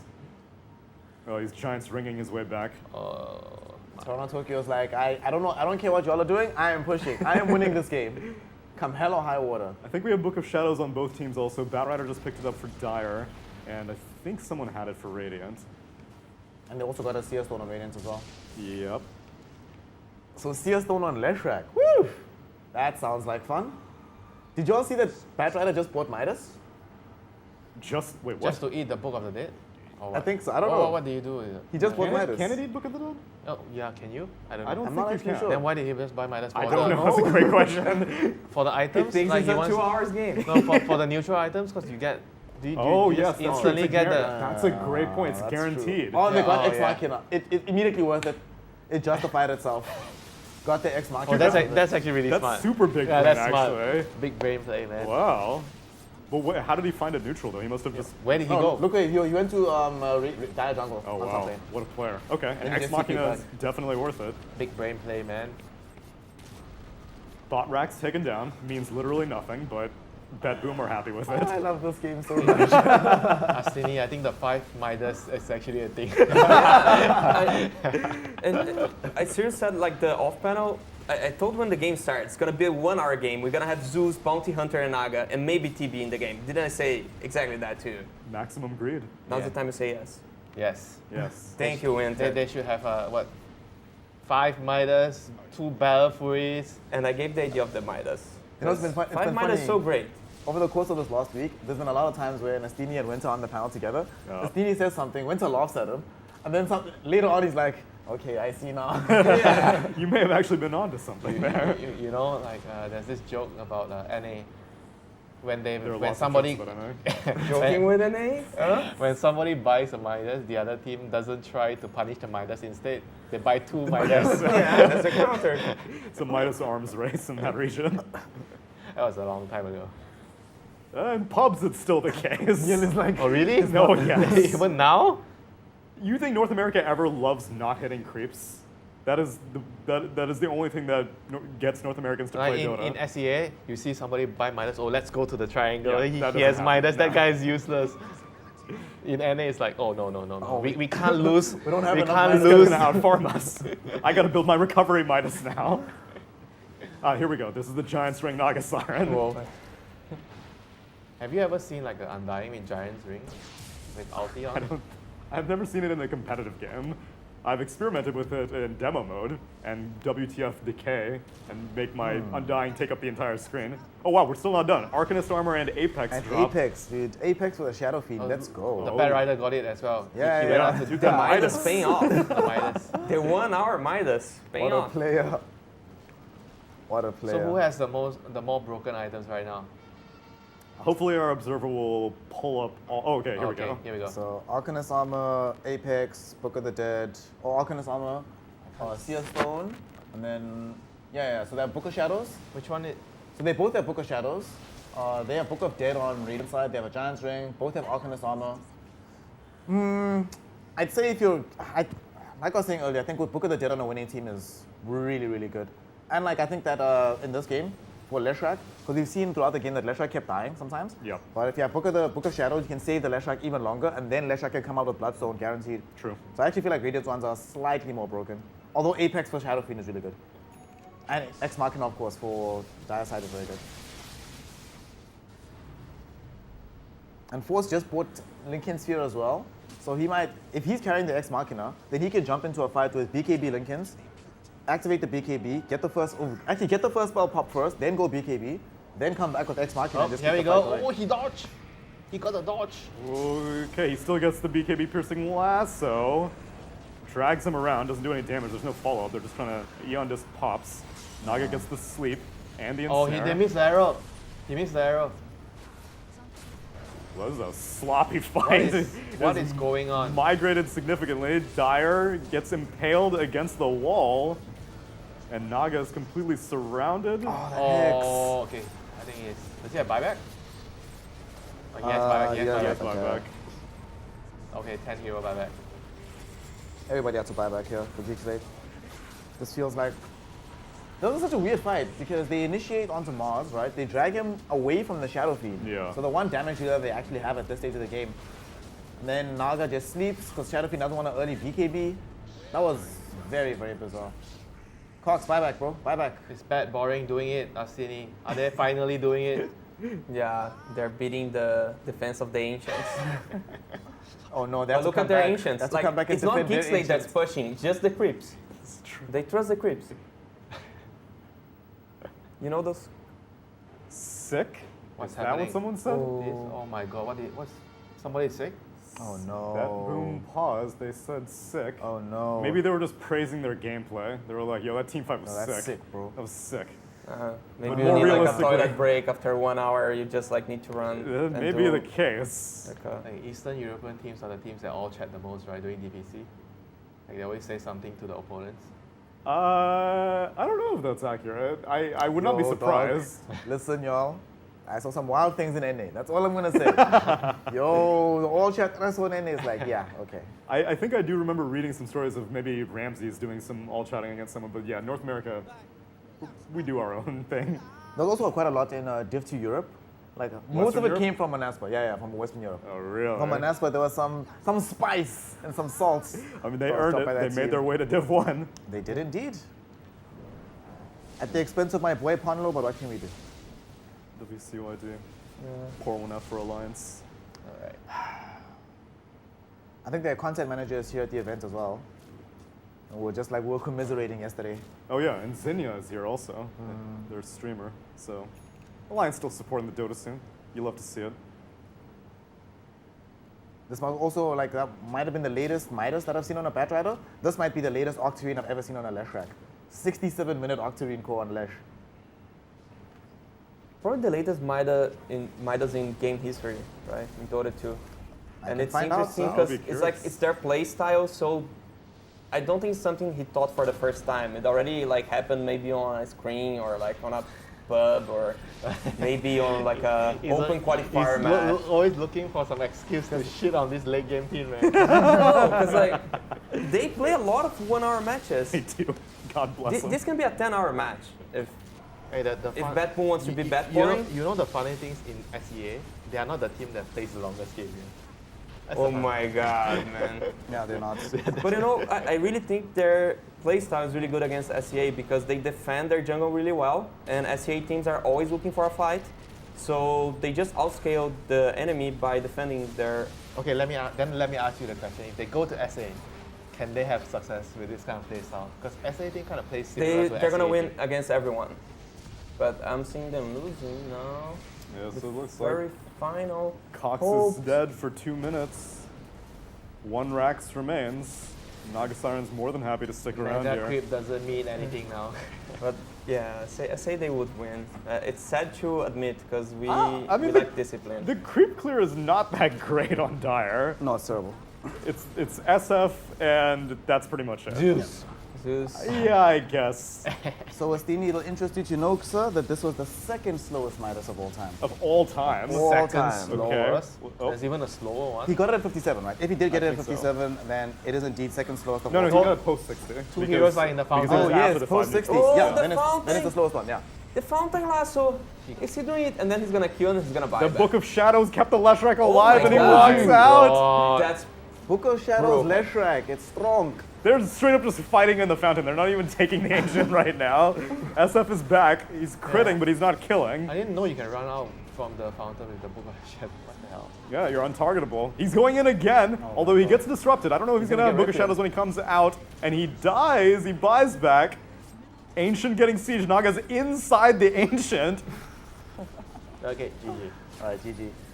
GG, boys. SF is caught. Yeah, that's it. They want to do the full fountain farming thing. It was the slowest, by the way, yeah. I got What the timing the hell wrong. they're actually Slowest doing it. Midas ever. So what was the second slowest then? 59 minutes, 32 seconds. So maybe that was also a neutral item Midas. Yeah, very likely. Let me find out. Wow. It's a very smart thing, to be honest. I know. It's Very big play. It's genius. They should just draft Arc Warden, buy Midas, play 60 mini game and Midas. All right, you want Arc Warden? I got this Liquid game for you, Winter. And they are ahead. They are ahead. They're surviving lanes. Let's go. Are we going there? Did the Arc Warden go mid, maybe? Yes, Nisha's playing Arc Warden, which I mean, I guess it doesn't guarantee that it went mid, but I'm fairly sure it did. Okay. Wait, how many Midas they have? So it was a Enigma just built one. So there are three Midas? Enigma has one, Arc Warden has one. Who's the third person? Arc Warden has He two. has two. Yeah, Arc Warden does not have two. Yes. That does not count as two. Yes, the Arc Warden has two. That does not count.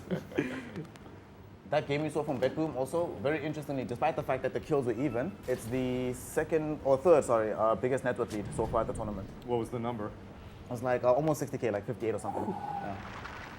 Very, very high. Very, very high. Kills mean nothing. Objectives means everything. But everybody was like buying back, right, on the side of Geekslate at the end there. Yeah, it's true. I mean, it's a very thin line, right? If kills mean too much, then we go back to caveman Dota. That's the Dota we love, Bounty though, Hunter Tinker. Do you want to go into that meta? Bounty Hunter Tinker goes for Caveman? Yeah, because you keep fighting. Okay, just never Bounty stop. Hunter, Tinker, Spirit Breaker, those are the kind of heroes Spirit Breaker, you're gonna yes. see. Bounty Maybe Hunter, yes. Darkseer is probably the fun hero. in that kind. Darkseer, I'm on board with that. And then we buff the team fighter by giving Spectre like 60-second haunt from level 1. I think they need to nerf the tower AoE armor and AoE regen, because it's way easier to defend your part of the map because of this. This would make the game more aggressive. You don't even need to change the kill mechanics. How about the flag barrier creep? Sorry? The flag barrier creep. I feel like it gives so much regen in the lane. I don't like it. But it kind of gives you push potential, right? It makes it harder to skip true. waves, like to just clear the waves. So it I makes feel the like- game a bit faster. Maybe you add No, the I script feel it after makes the 10 game minutes. slower because it's harder to kick the carry out of the lane, the enemy carry, because he has so much regen in the lane. So it's hard to play aggressive. Okay, you prolong lane phase, but then you allow push to be easier. Because otherwise you just like clear the wave with spells, and it doesn't allow you to do that so easily. So it kind of goes both ways for you. Yeah, I'm fine with the script. I thought you would be happy, Mr. Support. Some extra gold for you. Are your cores missing all the last hits? That is true. You should be happy That with. is true. I mean, they've already given you that salve nerf. I'm sure you were burning money having to buy But salve I for your still buy carry. salve. I still have to For buy yourself? salve. Wait, no, for your carry? No, I mean I still buy salve as the support. Yeah, you but know? for yourself though. Yeah, but sometimes I have to use it on that that guy, you know, he's pinging. Ping, ping, ping, ping, ping, ping. It's 100 HP. I give him a tango, it's still pinging. Ping, ping, ping. What can I do, you know? Yeah. Then it feels even worse then, right? Hashtag support live. Oh, but with that window, Bedroom is still in the tournament. Correct. They are Still in the still tournament. hanging in there. So now the second game really matters a lot. If they win there'll be more tiebreakers or less tiebreakers? Hellraisers win 2-0, right, against Knights. So they're on 7 right now. They're on 7. If Bedboom win, they go to 7, and Geek Slate stay on 6. And then So Geek Slate is out. Geek Slate actually. eliminated, yeah. And then neither of them can go into upper bracket, so I guess there's no tiebreakers. So for there's that. less tiebreakers. There's less tiebreakers, yeah. So yeah, so for this Geek Slate Bedboom, it's loser gets eliminated. Yeah. Loser of this game gets And eliminated. Winners. Spicy. Yeah. Spicy. Ooh. It's a BO1. And I think for the tiebreaker rules, right, we have the tiebreaker games in the event that the games determine a slot, right? Yes. But then if they're all in the same position, it becomes head-to-head, right? I believe so. Okay, so then if Rebellion wins this game and Bedboom win this game, actually no, the Rebellion game doesn't really matter that much anymore. It all matters on Team Aster. If they can win and Bedboom win, then we have 3-way tiebreakers. If not, is that correct? The Rebellion matters because if Beast Coast wins, there's a tiebreaker between Beast Coast and Rebellion. No, but then they're both 9-9, right? And they're both guaranteed upper bracket. Ah, okay, you're mentioning if Aster loses. Okay, because Aster- sorry, you were Aster one can't step get ahead. Yeah. Getting used. It's never one step ahead. Although right now, I'm not entirely confident that Aster can get this win in this game number 2. Yeah, it's looking a bit rough, fam. The 10%. What's your percentage? 10%. 10%? Okay. You give them 10%? No, you gave them 90%. He said the No, Aster I'm saying Liquid, the 10% are doing it. Oh, yeah, the 10% are doing Okay. it. Why did you not believe in Misha Arc Warden, man? But actually, like, have the Arc Warden mid was way better, and this Kodo was, in this sense, kind of bad. I mean, their picks are just, I mean, garbage, you know.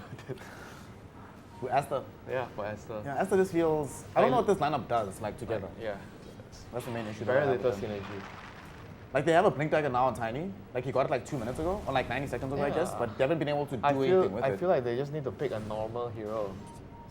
Just pick a normal hero. Either put Tiny on mid, just pick another Force 4 that's proper, or just pick something else, you know, like some frontline hero, not Koto. Yeah, Coddle just feels a bit strange.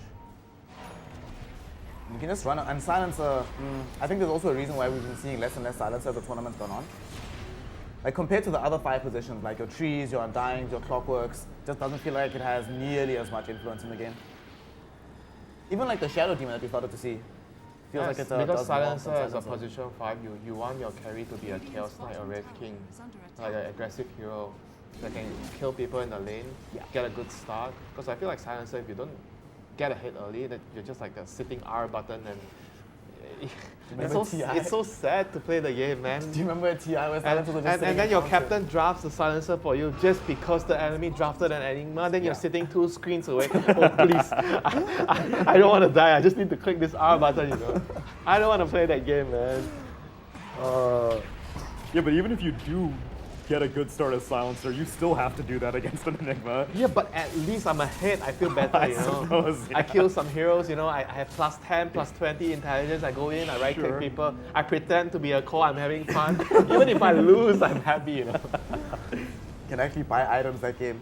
You can buy like at least a force buff or something. Oh, Mika in this. Creeping on that Lina, and he finds her. She lives though. The blinding light protects her, and the illuminate heal. Just kidding. He's sticking in there. He's dead. He's sticking in there. Okay, he's dead. At least he got a kill on the way out. Got to bring down the Treant Protector. Yeah, actually, the more you were talking about the Luna just now, I was thinking about like, sorry to cut you off, but I was thinking about how Astini mentioned about like 5 manning. Like since the meta is a lot about 5 manning, like why we don't see as much Luna actually? Like, how bad is she compared to the other heroes? Is it just because of the range? Like she's like a melee hero? Well, so is 5-man the prevailing strategy though, or is Astini were you saying 5-man justifies Luna? The thing is, the meta goes in circles because it's like, oh, you just protect your jungle, you just outfarm the enemy team, you just outscale, you pick very greedy, you pick like entity that they're positioned for, tries to be a core, and then you don't want to let the enemy team play the strategy. You don't want to go, I will even outscale them more. Yeah. You can just like, I'll double down playing faster, I'll 5-man and not let them hit their timings. So we're it's on about the team pendulum style. is swinging back to Yeah. 5-man then. Okay. Yeah. A very well executed 5-man, in my opinion, should always beat greedy draft. Yeah. But you are not allowed that many mistakes. That's the thing. Would you do bench Luna drafts against Geek Boring, Bad Boom? Would you consider doing that to a specific team? Against Bad Boring, definitely.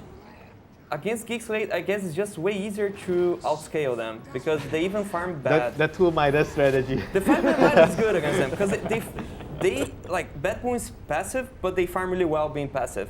Geek Slate, they are passive, but still they farm bad. Like they let you have like 65% of the map, they get 35, and they're kind of happy with that because they expect you to try to invade their 35, and they will protect it really well. So you just go like 0 kills, 5-man Midas, and you're gonna beat them. The Bat Boom, if you try to outscale them, you might lose. Okay, so there's at least one qualifier or tiebreaker coming because Hellraiser is at 7, right? Correct. Whoever wins between Geek Slate and Bad Boom will be at 7 after this. Geek Slate will be at 7 because they have come from 6. Bad Boom already won the first game, so they're at 6 right now. They go to 7, and there's only... So they have to play to determine who stays in the tournament because if Aster, let's assume Aster loses this game, which they're losing pretty badly right now, they will lose, and them and Beast Coast, if they lose, will stay on 8 points. So both of them are like on the cusp of staying in the tournament. I'm not sure how the head-to-head will come into that effect at that point. Wouldn't that be a tiebreaker to determine upper and lower? I think it'll be 2 tiebreakers. Shopify takes the 3rd slot. Yeah, and then it'll be 2 tiebreakers then. One to determine who stays in the tournament, and then one to determine who actually goes up the bracket. Yeah. So yeah, looking pretty confident that Estini, you're going to get more camera time. It's good, so I can be wrong more times. You can be wrong as many times as you want. That's only the 10% happening. Give me more 9 of those matches, and I'll prove I'm right. Statistically, it has to happen. Yeah, I'm not getting enough camera time to be right. That's the thing. Give me those non-stop tiebreakers. Let's go. You mean the European tiebreakers, Western Europe? Yeah. How many times did they play? Like three cycles? 3. Yeah, 3 cycles. And Well, then long Tundra nights. finally escaped it. I've been there, done that, and I played everything on the same day. They got a day. They got 2 days, yeah. Yeah. You did 3 sets of BO1s in one day? Yeah, it was Biscos, Furia, and Infamous. We beat Biscos, Biscos beat Infamous, we lose to Infamous. We beat Biscos, Biscos beat Infamous, we lose to Infamous. Then we lost to Biscos to break the cycle. Oh, so it changed the second time. Yeah, then we're like, we're always winning against Biscos, but it's not working, let's try to lose. And then when we lost to Biscos, we finally beat Infamous. Hey. Okay. You know whose fault is it? The Yours? coach. Because I'm like, oh, we won against Biscos, let's try to beat Timado Morphling.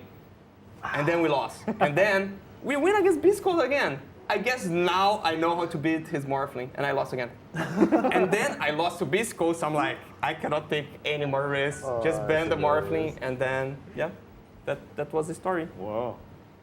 Ban Morphling, win game, nice. Timado is so good.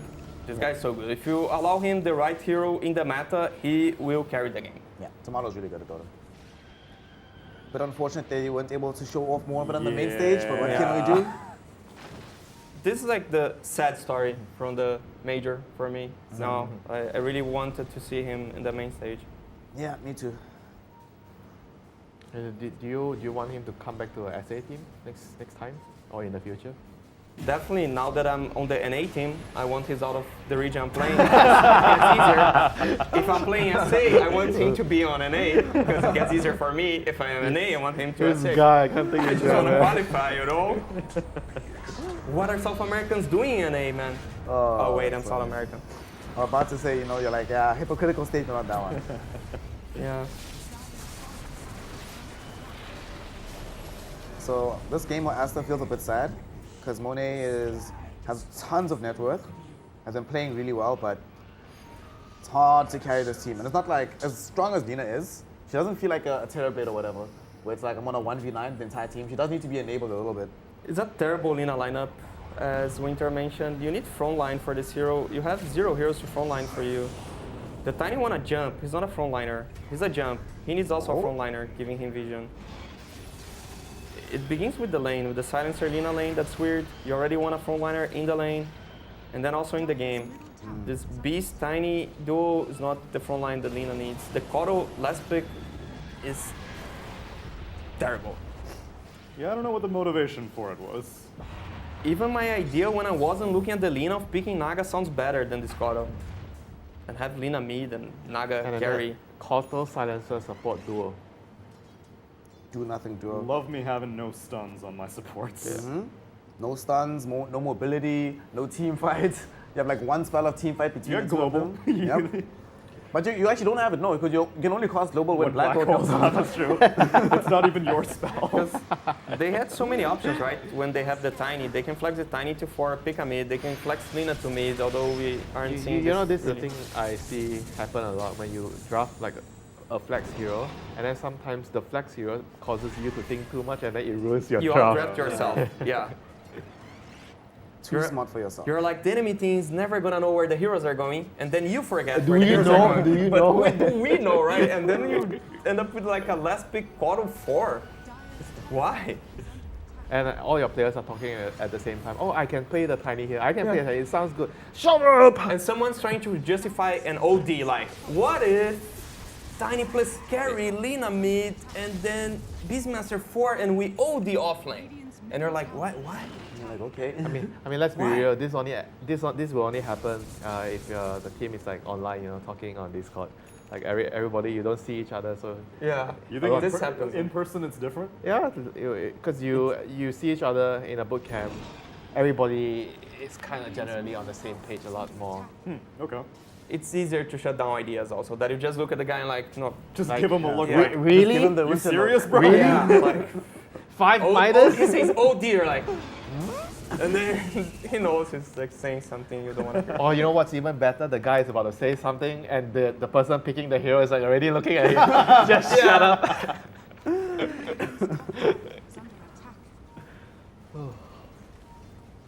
The good old days, man. Boot camp. I mean, it happens here too. Everyone's in the hotel room together. Why do I look at it and they're only 2k ahead? Is that a replay or did No, we that's miss it. something They're when I all was 2K ahead. distracted? No, they don't have enough Midas. Yeah. It's because also Monet is over-farmed. Like, he's crazy farmed right now. Yeah, you're right. Why is it only 2k? Yeah. They have 3 The Midas. God of War, he outfarms the other supports. Ah, They're there we genius. go. It felt like that was a big team fight, but nobody died. And Wait, but you know, Tiny they, turn they, yellow, they need to run. they win 3 Midases, right? I'm looking at the net worth of... they didn't. Are you considering the Arc Warden has 2 Midases? Yes. They did not go 3 Midases. Just the reaction is just really funny. and they have the Bitcoin with Treant Protector. But I was going to say that, like, I think what's probably happening is that Arc Warden takes up all the space in the human world. And then you have the other Midas player. It's a Vengeful Spirit, so you ideally want to actually give it some space early on. You don't want it to, like... No, it was No, Enigma got the Enigma got the scepter, but I'm saying for the Venge, right? You ideally want to make sure that the early game is not just Venge being a bot, right? You want to give her some space to be able to farm. Oh, right. So there's like nothing on the map for any of these supports. And then as time goes on, Venge just like naturally starts to That's fall why off. you get more Midases. You create gold out of nothing. It's a legit strat, you know. So basically just Mike and Zaya taking up too much space on the map. Venge needed space earlier, so there's more opportunity for Asta to like hyper farm with some of these heroes. Lina, the turret is right clicking, nobody's touching the Lina. Oh, Lina, God. the No bubble. 90%, prove I'm right, please. Lina, where? Lina? Bubbles are not saving. Lena's peppering away. Oh, Lina. These heroes are too far forward. There's a Gleipnir. Bubble. You can't evade the Mjolnir, right? No, the you the can't. magical procs, No, you right? can't. The procs are true Yeah. strike. Yeah, true strike. So it's definitely still good, but you do Oh, damage. yes, because the Lina will still connect attacks to the mag field. Yeah, that's true. I thought your idea is buying a blink on Lina. You get a Lina, you blink in the bubble, and you kill them. That's my idea. That's definitely my idea, but like you still can fight with the Maelstrom or the Gleipnir. So Liquid goes like 3-4 Midases, Asta goes 3-4 Blink Daggers. Let's go. Everybody but Silencer buys Blink, because Silencer has to sit in the fountain and wait for Enigma Black Hole. Oh my god, they're actually doing something right now. Let's go Asta. No one at Aster is taking any damage. Yep. They're like doing all the, like Primal Beast is going in, Treant Protector got an overgrowth in the last I mean, fight. it's 4v5, you know? They're trying to fight 4v5, but unless you count the clone. Yeah, well, I mean, if you're counting it as 2 Midases, I'm counting it as 2 heroes, alright? Yeah, why are you not counting the clone? And you need to count the Vengeful as 2, because she's gonna die and come back. that's true. So it's a 7-man team. 7 versus 5. Yeah. Busted. At the same time, though, like their lineup, until much later, like maybe like another 10 minutes or so, they don't actually do that much damage out and out. So it takes them a little bit of time to bring down these targets. And that's when maybe the value of the Coddle comes in, right? To just keep blasting and blasting and blasting and blasting, extending the team You fight can forever. preach all you want, Coddle is a bad pick here. We're trying to find the justification, Winter. I don't have to like the There's hero. a line. They cross But the there's still line. a reason. There's still a reason. Even if it's a bad reason, there's still a reason. But if he wins, it's a good pick.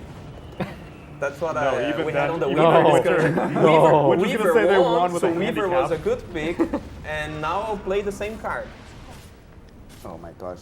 And Monet is getting. How is Monet this far? Honestly. It's Lina. This is Lina. Lina things. Yeah. So Lina is keeping up with the man with 2 Midas. Yes, that is accurate. This hero is definitely All busted. right, yeah. When it's keeping up with Awkward and Farm, something has gone wrong. He doesn't even have that many kills. He has 4 kills.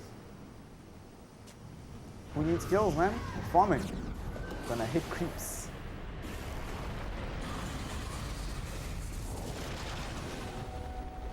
Dude, I'm telling you, this Coddle. He is healing a fair amount. You see, he forced out the black hole. Second black hole. Nice. Tip him. Oh. Oh, But he got okay, the his kill. own team tips him. Yeah, they got the kill. It's a core tiny man. It's worth it. He's got buyback. You can just buy back and come now. They can contest for ages because they don't have black hole. And they can use global silence in a real Yeah, fight but they're now. gonna farm the map with the 3 Midas. They're not gonna push. All right, there we go. You see Asta Smoke? They want to contest. Yeah, they should. There's no black Oh hole. to worry no! about. I think the Tempest double got a neutral item. Oh, Tiny buys back. They did not pick it up. Oh But, no. but he has no TP. He's walking. As long as he gets here in time, it's fine, Winter. Let me explain. Coddle BOTs into the Beastmaster Hall. You split push, kill 1 hour. And then you lose, like Geekslate, but we all have fun. We will enjoy ourselves in Oh, the they're end. gonna steal the rush. Holy shit. That's Yeah, there's no huge black hole. They if can't they make contest it. this. Or they can contest this. They still have Primal Beast, but they don't have I mean, black they have hole. 7 don't have heroes. They have overdose. 7 heroes. They don't need black hole. Look at the bench. Look at the bench. Avenger's definitely gonna die here. Too much right click damage from Monet. He Too much right click cast damage like for both of them. 4 stuns there. 3 Venges. Three He Venges. died, then he died, And then he clawed died. back. 8v5. Yeah, unfair, unfair. How is this even fair? Yeah, tell that to Naga Siren.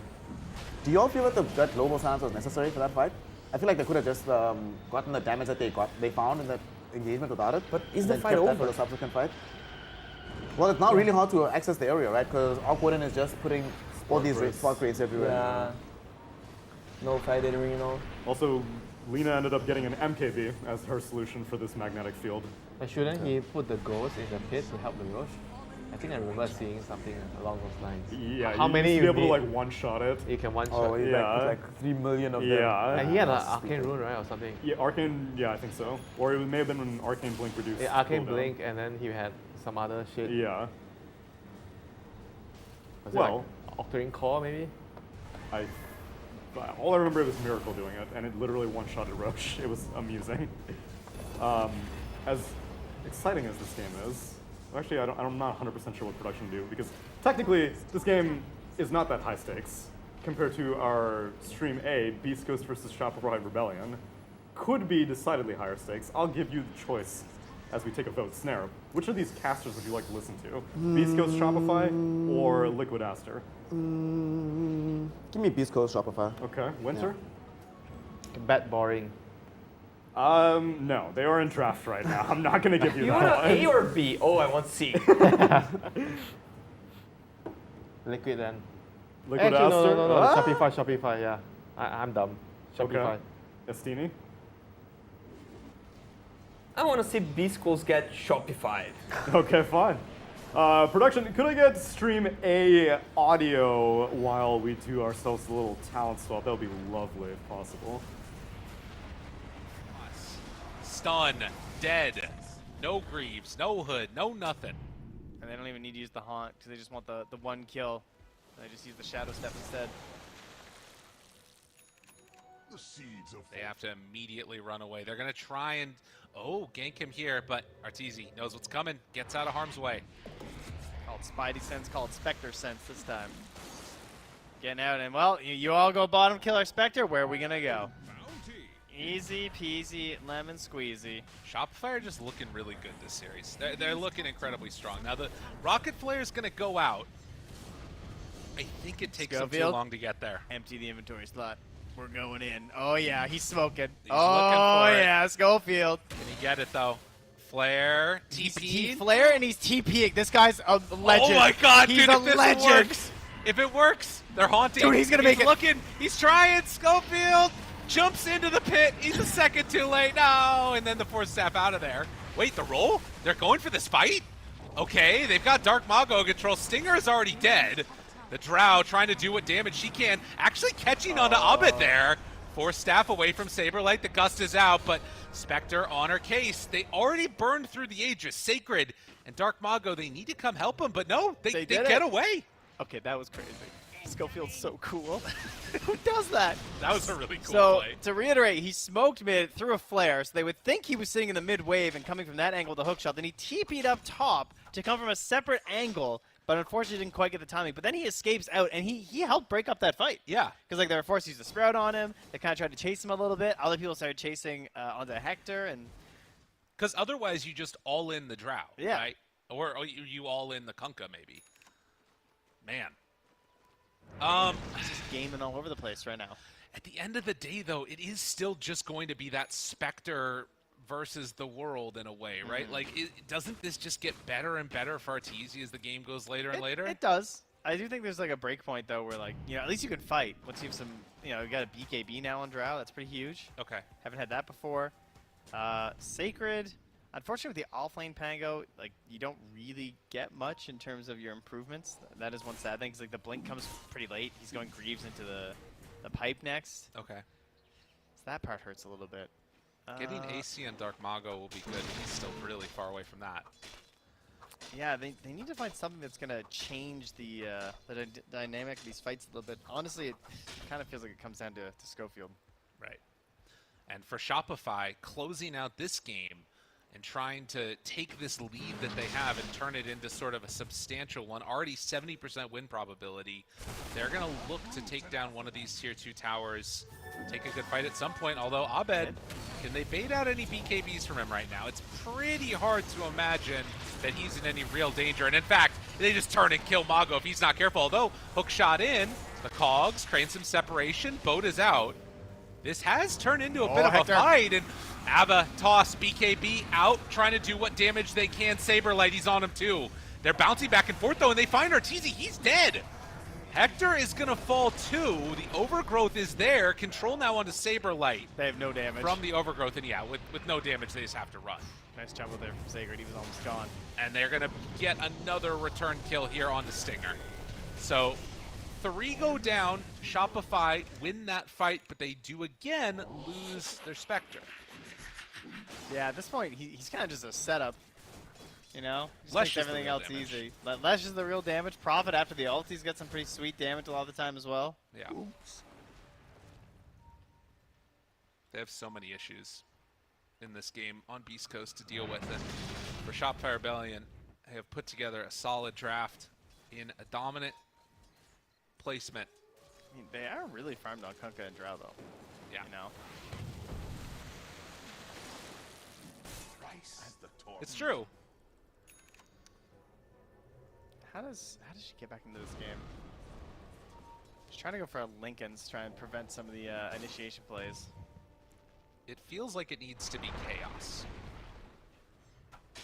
And somehow finding some success in that chaos. Abed, thinking about popping his ult, he's worried about getting a hook shot here. Sacred, spotted, jump in, ulti immediately. They all in Hector. Cannot get away from that one, but he's walking away. Creating some separation, he actually does get out. I can't believe that happened. But it's really hard to fight without Drow, and I mean, when you see, like, obviously she lives, but down to 300 HP, you can't fight at that point.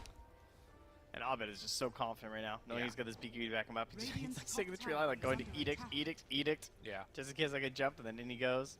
They have this ward in the mid the whole time too, watching that play. When BKBs get low, does that get to a point where maybe Beast Coast start feeling better, or Shopify pretty happy with it too. I feel like I you don't got know. Abed, right? Like, Yeah. It feels like they just need nothing more than Monster Hector. Right. You know, that's truly the big dream for you right now. The best thing that they have going for them is that Arteezy just keeps getting slowed down. Right. Like, he's the lowest of the cores right by the Pango. Like, he's only Yeah. 500 gold ahead of the Pangolier this game. He is truly just enabling his Leshrac, but I do worry about the constant Haunt play into Providalty. It's just so much. it feels like it's a moment and you just suddenly could be done. Sacred, he doesn't have Rolling Thunder for another 3, 2, 1. He's got it ready now. Boat to pull back an illusion. Okay, no problem. Oops. It happens. Probably next Roche is going to be... I mean, I say that. If they smoke up with 3 on Shopify, they could take a fight before next Roche is capable of responding. Crit just smacked that courier in the secret shop. Yeah. It was empty though, thankfully, I believe. Specialist array. Capital Llamas. Love that one. And a Hex gonna be online soon for Abed. That is painful. Yeah. It's feeling like a bit of a GG one there. Right. It's gonna be really hard to win those fights once that's there. And yeah, you're talking about Dark Mago's AC potentially coming out. It's already there from Saberlight, so the counter AC already up. And a Shadow Step down bottom. Oh, the root. And now needs to run. Does not have a TP. Dark Mago pops his BKB just to run out of there and take the dagger off of him. Too afraid. Well, better to pop the BKB than not pop it like last game, I think, is the main concern, you know? Oh, Curse of the Deadwood. Old growth. Alright, I was close. Schofield tries to I was get out reading of the there. Spanish. Okay, my bad. Yeah. Schofield is gonna likely go down here. Tries to hook shot some creeps, but not gonna be enough. Only 4K gold separating these teams, and this is what's weird to me about this. It does not feel like it, does it? It is such a stronger position right now for Shopify to be in, and this happens, right? You just jump, and Pango almost dies off of the 2 ultis right at the start. It wasn't even the Wrath of Nature. I mean, Hector's still farming, shockingly enough. Yeah. Certainly the most impressive thing that's going on this game. Radiant's bottom tower is under This is one of those times where I'm like, all right, I need to get 60 minutes. Crit's been playing some pretty sneaky wards down as well from Shopify. Just like some deep ones, but not like the really obvious spots as well as he plants another one there near the Radiant mid. Right. Keep an eye on... He just wants to know where Hector's farming. Like they are keeping an eye because of this this ward up top as well that he placed earlier by the secret shop, so they were always seeing the couriers fly there. Seeing where on the map Hector's trying to farm, and there's an item that I wasn't sure we'd ever see, the Blink Dagger on Stinger, because he's queued this up forever, but the game has been a little bit rough. That's a pretty massive item, right? Trying to lock down this Leshrac. Yep. It might be something that's going to be there to save Hector. Toss finds Hector. Force Staff tries to get away. Gust, run, tree, throne, Sacred, pops everything.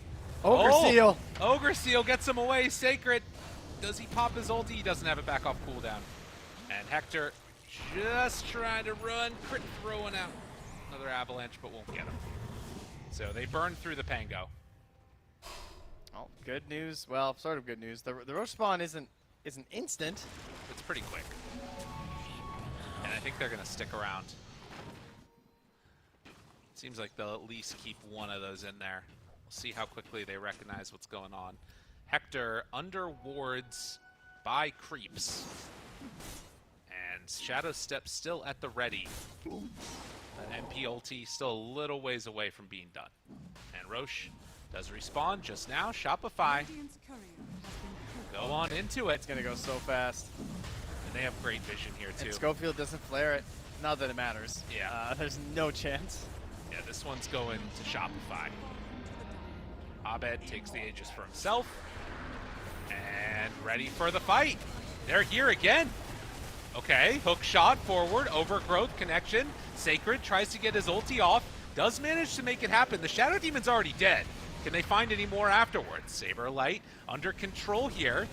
And I mean, Drow, he's been able to live through all of that. If he can re-enter the fight, this could actually look okay for them.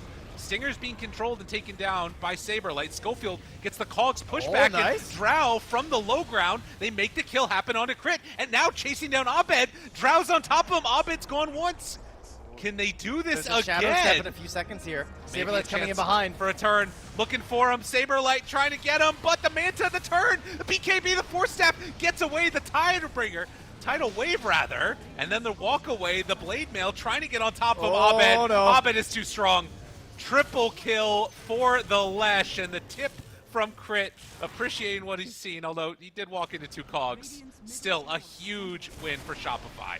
Oh man, that late fight just presence and the way he played that from Saberlight too, TPing right into the tower, popping the Curse of the Old Growth, and cleaning it up. And Well, that was a tough lost fight for Beast Coast. Of course, the game is not over yet, but it does seem like Shopify Rebellion has a good, clean path to the throne.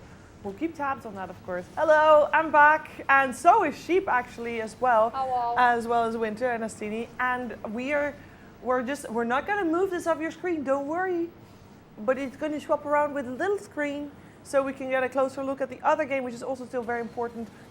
Just for people wondering, if Shopify beat Beast Coast here in this second game, it means that Beast Coast has to play versus Aster in 1 best-of-3 to decide who goes upper bracket and who goes lower bracket. So that's what's at stake for that one. Now we want to see Geek Slate and Betboom, because Hellraisers is waiting for an opponent, and depending on the result for that series, whoever wins will be tied with Hellraisers. Am I being an idiot? No, I think whoever wins will be tied with Hellraisers. No, Betboom. Either Hellraisers has a tie with... Either Geek Slate tie with Hellraisers, I think. Or Betboom tie with... Betboom tie with Geek Slate. Wait, no. That can't be No, right. if Geek Slate wins, Hellraisers is out. If Geek Wait, Slate do they? wins... Oh, yeah, they do. Yeah. Geek Slate, if they 2-0, they beat they push Hellraisers down. Yes. Okay. And Betboom is already out. And if Wait, really? It doesn't say right on Wikipedia. It We should. always trust Wikipedia. Wait, It should. It's because they didn't consider the first match. Oh, Because they have wait. 5 points, they can only get to 6. Hellraisers already has 7. So they're already out. If Geek Slate Wait, wins... it says Betboom won game 1. They did. Yeah, so how they can't be out. Ah, they won. Yeah, oh, they my won. bad. Yeah, So well, I'm completely sorry. wrong. So if then Betboom win again, they are tied with Hellraisers. And Geek Slate need to win to be tied with Hellraisers. That's where we're at right now. Sorry, I'm so stupid. I didn't realize we were on game 2. No, I made you all. Yeah, I doubt was 'cause very gave the doubted. It was wrong- like I came onto Yeah. this panel with very clear ideas about what the tiebreaker situation was. Basically, Hellraisers guaranteed playing tiebreakers. It depends on which one of these two, depending on the result. And yeah, I want to check in with this game. I want to see the state, Winter, because this game has been going on for like what, 6 minutes or so. What do you make of this game so far? I kind of like the Geek Slate draft more. I think they've been straying away a lot with some of their drafts away from what they are really successful with during the earlier series, and trying too much of some Zeus support, some weird-ass random hero. I mean, I say random, but not that they didn't play the heroes before. They played the heroes before, but I just don't like it when the draft is everywhere, you know. But this draft is much more stable for like a easy to play draft. Easy to play draft. That's what you like in a high pressure game, which is definitely the case, because yes, whoever wins plays tiebreakers, but it also means that whoever loses is out. And that is of course painful, especially both teams having, well, very different situations, very different expectations coming into this. But they are stepping it up a little bit again. I also heard that Betboom is not feeling 100% at the moment. Somebody sick? Yeah. I heard that too. Yeah, I can't remember who was ill though. I believe it's Pure. But I'm not 100% sure. Okay, they're all ill now. So after spending time together in a room. That's how it works. That's how it works. But it's like, yeah, I mean, it's rough. But there's a lot at stake. I must say, though, I'm very impressed with Geek Slate regardless. They did a lot better than what I thought they would before the event started. I did just cast a curse them. That is what happens at times when you praise a team. Are they your bottom 3 in the group? Was Geek Slate in my bottom 3? In Group B, yes, they were. In my bottom 3 were Knights, Geek Slate, and I don't know if I don't think I had a third. I only had 2. I did. Oh. My bottom 3 was definitely Geek Slate, Hellraisers, Knights. And then... Oh yeah, because Hellraisers had a stand-in, so Yeah, yeah, yeah. that's true, Has a stand-in, still does. But I'm happy if Bet Boom get out here. I'm gonna say it. I'm just... Get out of here, into the group stages, or out of here, like, out of go here, home like, tomorrow? Go home. Wow. Why? Of all of the people here and their playstyles and heroes played, I think Bet Boom is by far the most boring to watch as a viewer. How is that even possible? There are 5 of the best players individually Yeah. to their role. And they're not playing fun Dota. They're playing, like, they're trying to play some form of higher Dota, but it's not working. I mean, would you say if they're winning their games, you would give them a pass? But here's the thing, to win games, you have to be aggressive in some way. You have to be proactive and make moves. So if they were doing that, I would think they were a fun team to watch. But they're not, which is why they're losing, and it's why I hate them. Wow. Hate is a strong word. You guys should sleep together, both of you. The bad, boring haters. Yeah. The thing is, like, if they are out, which team do you want to see in? Because Geeks League, they bring a different total idea of the game. And then there's also Hellraisers, which are more aggressive than Bat Boom. Which one do you want to see getting through the group stage? If Bat Boom's sacrifice. Where'd you get that I mean, from? HR is getting better, I feel. Yeah. Like, That's very clever. it's like we're watching them scream, like in the group stage because they don't really play much with each other. And I'm excited to watch more of the HR games. The tech is also right, makes more exciting. How will they look as a team, though, when the techie starts getting banned, you know? Skyrath. Skyrath? Is that what they've been running? Yeah. Oh, shit. This is the techies replacement. My man, what a great team. I see them sometimes walking around. They look so pleased with themselves, as they should. I mean, they must be. They come in with the stand-in. It goes horribly wrong on the first day, and then they make a big comeback. Speaking of comebacks, one is not being made right now here in the little tiny screen above us because it looks like Beast Coast is dropping their tier 4s right now. So that is a rough one. Again, Beast Coast not out. I mean, you seem so sad about it. They just have to play best of 3 against Aster. If they had won, to play best of 3. yeah, what the hell? All they had to do was win 1 game, and then they would have been to upper bracket. Now they have to win 2 games. Right? Yeah. They have to Yeah, be a 2 best- out of 3. They to win a even best get of an 3. extra one. And Aster and Beast Coast, I mean, Aster tied almost everyone. Did they tie as well? I don't know. I'm about to find out because they lost to Liquid now, so both of them come to the tiebreakers. They were Kind of won. sad. Dude, it was the very first. Okay, this is actually. I think this is very poetic. Beast Coast and Aster are gonna play best of 3. The very first game they played at this major was against each other. Yeah. And it was a tie, as they tied most teams. We're gonna find out who learned most throughout the course of this tournament. Just so sad because Beast Coast have never been in upper bracket before. This is their time. Yeah, they always start in lower bracket. It makes me sad. I want them to have a buffer, for once. But you gotta maybe they believe don't. in them. Maybe they don't deserve it. Maybe they play like this, and they shouldn't be in the upper bracket.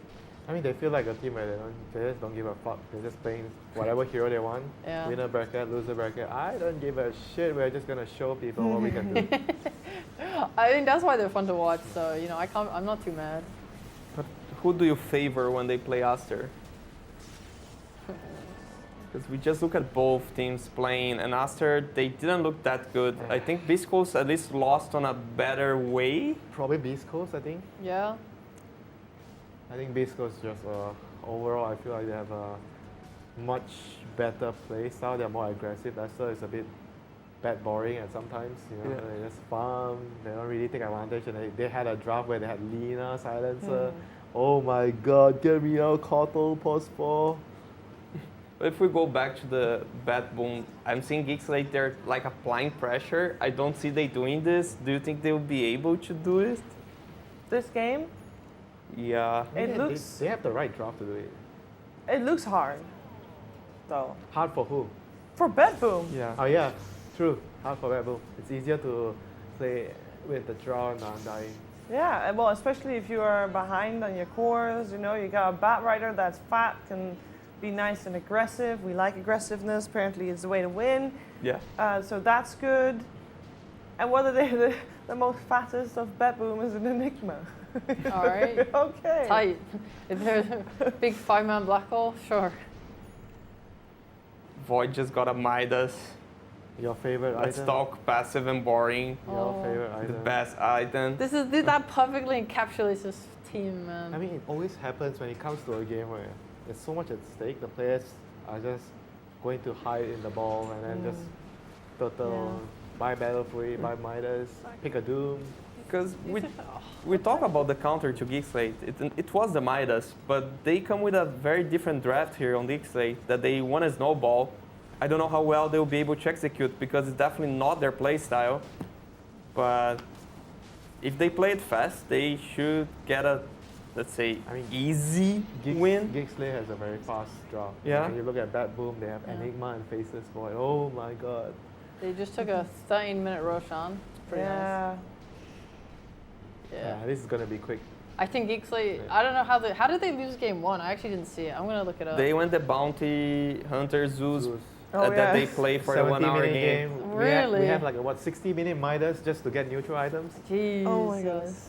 They played Defense of the Ancients. They didn't leave their base. They just stayed there, defending. Yeah. So maybe Bat Boom are like, okay, just buy 5 Midas against them. So they go with this draft and they get surprised. They were just dragging heroes into the fountain, kicking heroes in the fountain. Yeah. Well, Bet Boom, you I guys see. saying they play passive. They are now 4-man smoked.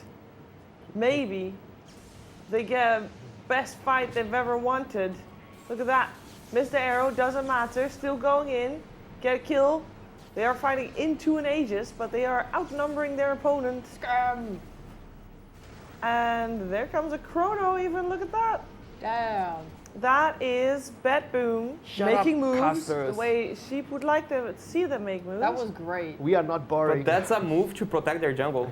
Yeah. That's what I say about their playstyle. They just protect their jungle. They will definitely use smokes to protect their farming area. They do this really well. And Geekslate, they don't punish well the enemy areas. They just protect their areas also. So I'm curious, with this fast tempo draft, they're already doing some very weird mistakes. They should be using the catapult wave to hit towers instead of being on the enemy jungle. They should be going now. No Yeah. Chrono. This is like they have to perfect go now. timing. It is perfect timing. They still have the Aegis. That didn't die in that, so they could go for it. The black hole is also on cooldown, so... All right. Geekslate. Let's move. Move out. Move out. Let's go. I mean, they're taking their jungle at least. And there's like a circle drawn on bot side. They're like, come play here, come play here. We'll see if the... Out of the Oh, sentry. No, yeah. he drags to the sentry. Oh, damn. Give him the old Oh, TP out. Actually destroyed. What did he Power do? move. Oh, that's always such a long silence. Oh, and a stun. Oh, you were wondering what you saw, but you can see it better now because it's bigger, but he did die. Oh, game's big. Yeah, game is big. Isn't that nice? They really hated our faces, huh?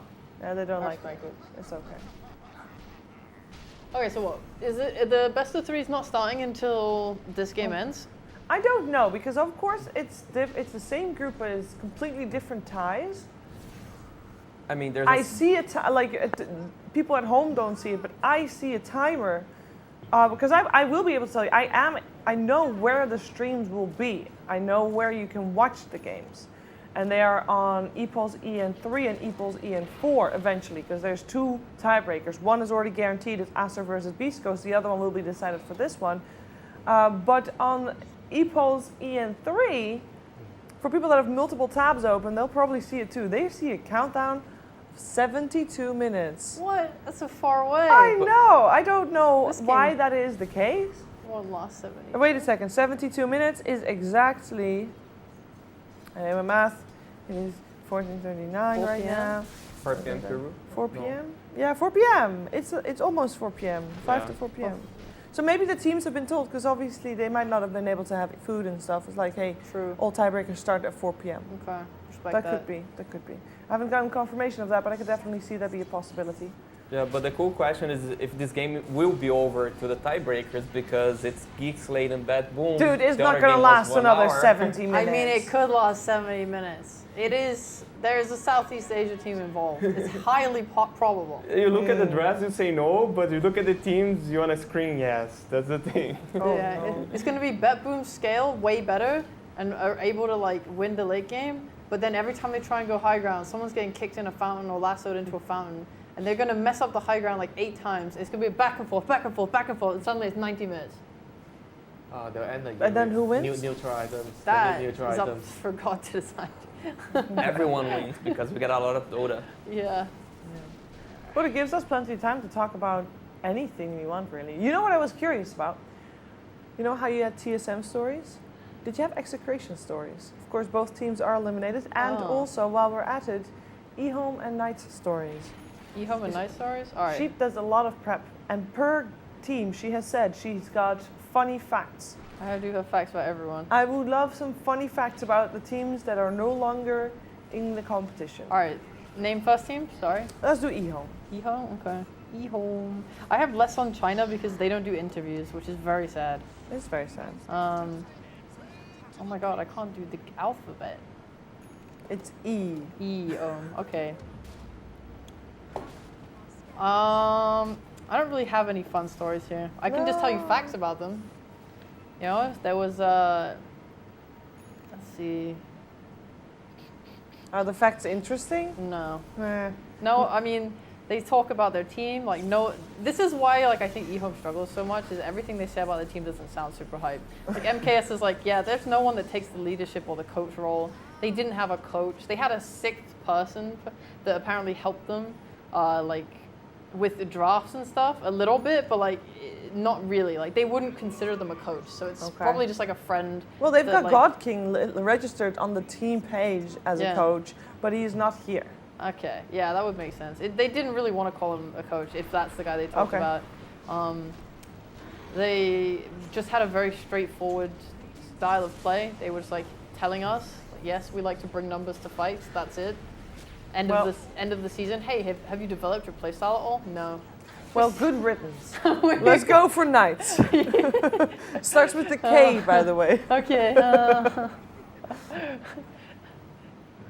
Well, maybe you can develop playstyle for next time. All right, Knights Gaming. Knights Gaming. They like Viper's laning. They like how it pressures the enemy to pick something that can lane play against it. When we asked them what they actually offered this information without us asking. They just said, we don't know what beats Viper. So they rated it very highly, and I think it came here and got kind of stomped a bit. Yes. So, they figured that one out. They said when they played versus LGD, they focused on their first phase picks really hard and made sure they'd nailed that in preparation, and then just on comfort. Whenever they lost, they would just go back to comfort. That was kind of their thing. Flyby's their drafter. They were pretty confident in their strats, like having multiple strats on that. He's a pretty calm guy as well. It was like, you qualified. Are you happy you qualified? Flyby's like, nah, not really. I mean, he's like, I'm just not hyped. Well, maybe you should have been a little bit more hyped. Let's go to the next one. And what next team? Execration. Starts with an E again. Okay, I'm going E. Okay, so here's a fun fact for Execration. In scrims, they speak English because their coach is March. Yes. He doesn't speak Tagalog. But in their Isn't official... it Tagalog? I don't fucking know. Does anyone know? Winter? Yeah, Winter. How do you pronounce I don't know. I just said Tagalog. Tagalog? All right, whatever. Tagalog. Yeah, that's true. He said that during an interview. Yeah. They speak English just for March. Yeah. That's pretty cute. It is cute. Isn't the whole team Pinoy? Yes. Yeah. Isn't that also maybe a little... I mean, I respect it that they do it. A lot of Pinoy speak English, so it's okay. Yeah. It's not that big a deal for them. Do I have anything else? They played Radiant Slark during the DPC. Are they the Versus team that played Pos Force Lark? Yes. Yeah. Well, there you go. Not great. Next. Who's the next team? TSM. Okay. And, I have so much on TSM. Starts with a T. Yeah. We already covered For real? Aries Gecko. Okay. So I'm glad that you guys are happy to sit here silently while I just run through yeah. Well, sorry, I'm cool. enjoying. I need my coffee break. All right, TSM. Saberlight was very impressed by Kasane's Lycan and said that he copied his build of Helm of the Overlord into the Assault Cuirass, skipping Shard, which is what he used to do, by the Shard. But Tomato talked about himself as a player. He said on the old formation of TSM, he wanted to be consistent because he felt his team was inconsistent, and he wanted to make up for them by grinding that. Now he's able to just focus on his own game, and he's feeling a lot happier. Before, he said the team was more of a freestyle. No one brought their ideas together. But now, all he has to do is play scrims, watch replays, try his hardest, and follow Moon's lead. They're very complimentary of Moon. They honestly, it's like he sounds like such a good leader when you read anything. I mean, if you've ever seen like a video of Moon, it's like you just are drawn to the guy. Well, right? it depends on which video you're Okay, watching, that's true. Sheep. That's true. That's true. But when he's passionate, when he's passionate, right? you mean videos of the last 5 years, not Yes. videos like a Bro, decade ago. Who looks back a decade? No, That's I messed just up. remember some very popular videos yeah. of Moon because that's how I got to know him. Okay. So, all right, boomer. I'm a boomer. Well, he said. Hey, Moon is a boomer, so it makes Okay, sense. true. You're right. He's, He's what, super 31? old. Yeah, this is basically retirement age. Send Which him is in- probably why he switched to the coach role. Yeah, I mean, honestly, that is actually why. He said, I think he said it was kind of easy for him to move to coach because, like, he was doing too much before. I can't find the note that I had written down, but I can kind of remember it. It was that he was trying to, like, lead the team and captain and draft captain and play. and draft. And he was like, he wanted to keep up, like, playing X amount of pubs per week, per 8 days, whilst also having to look at everything. And in the end, like, his like wrist was hurting and like he was just getting really burned out, and it was like hard. Yeah. And it's Tough, been would like, have been a tough choice. Yeah. I think for him. Right? Yeah. I mean, I don't know. He didn't seem too caught up about it. I mean, he's still with the squad, of course, so it makes sense. Let's bring in Winter and Astinia. No, I have more TSM points, guys. I'm joining. Go TSM, go. More TSM. All right, so apparently Moon, as a captain, when he played, there was more emotions into the game, right? Like, you're more like caught up in how it's going. But now he like puts more effort into understanding how people work and getting his point across. So he's become better at communicating with people and understanding them. I think Tomato said he found it inspiring to have someone who tries so hard and studies hard and is willing to Let's understand. hold that thought for a second. No. This could be a deciding I game have TSM. fight. Do our TSM Dude, he flag. stole the Aegis No. and then he died. Aww. And then he died. But can they get something? They got a chrono. That's some huge. follow-up damage as well. That looks like maybe Force will die. He did. Actually, Bet Boom is crushing this Roshan contest. And They're they didn't doing it. even use Black Hole. Yeah, they lose Mirana. Who cares? All right, that was big. Continue. Okay. Moon said, commented of his team, that his goal as a coach was to make the old guys adapt to the new guys. So that's an interesting approach because there was another team in China, I can't remember who it was, but I think it might have been ROTK coming in replacing Lanham, and it was like him plus one player who I also forgotten off the top of my head. And when they moved in, they said on their like integration that it was more on them trying to fit into the old team's play style. So this way, like on this team, it's the other way around, which is an interesting approach. Like, I don't know what's better. It's easier for the coach if he's already there at the start with the team. Like if you're joining as a sixth man after the team forms, I feel like the amount of work you can do is not as good as when you are already there, when you're choosing the players, when you're talking to the captain, who are we going to invite to the team. I feel like when you join an established team, you're kind of like trying to make their ideas better. Yeah. But when you build the team together, then you kind of build the ideas together. You have more say, I feel, as a coach. Yeah, that seems fair. Case by case then, yeah. I'm giving Astini a moment if he wants to say anything before I continue. As a coach, I'm fine. Any thoughts? I'm Okay. enjoying. No, he's not going to say it, but he's also that emotional guy. Okay, when he's playing in the team, he gets angry, but when he's coaching, he's okay. I can understand more. That's the thing I most need to do because I'm kind of impulsive. Yeah. And I should be the guy that controls the other 5 guys' emotion. And sometimes I feel like I should always sum up.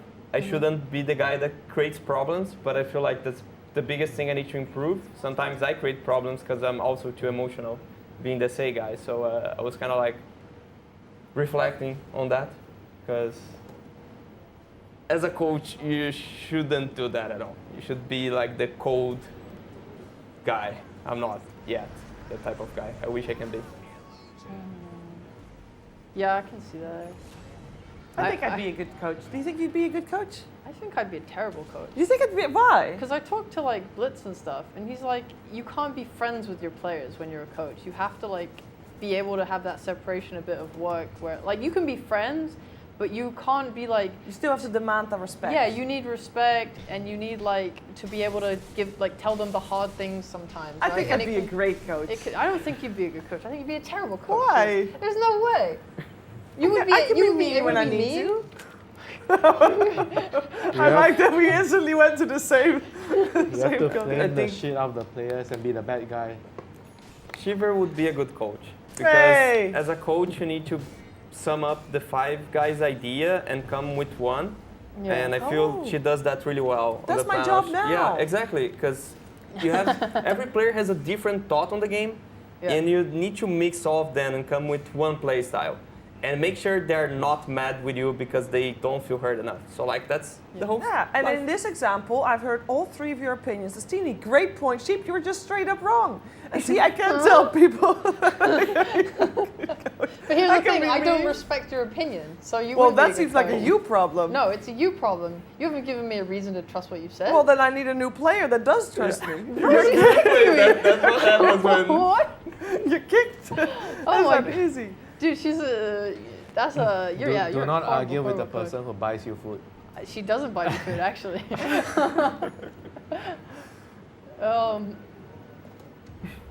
Well, okay. I If you guess. want me to buy you food, Should we, just It's a metaphor. I know. shall we run this next DPC tour where you're just coaching a team? Is there anyone that needs a coach? Hit up teams. Dude, I'd be down.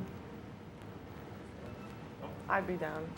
Fairs. I think I wouldn't be too good with the whole drafting part.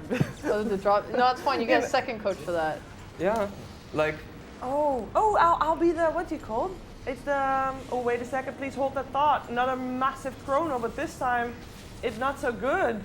This time, Geek Slate, they're punishing this hard. There's no buybacks either. Ooh, that is What the painful. hell?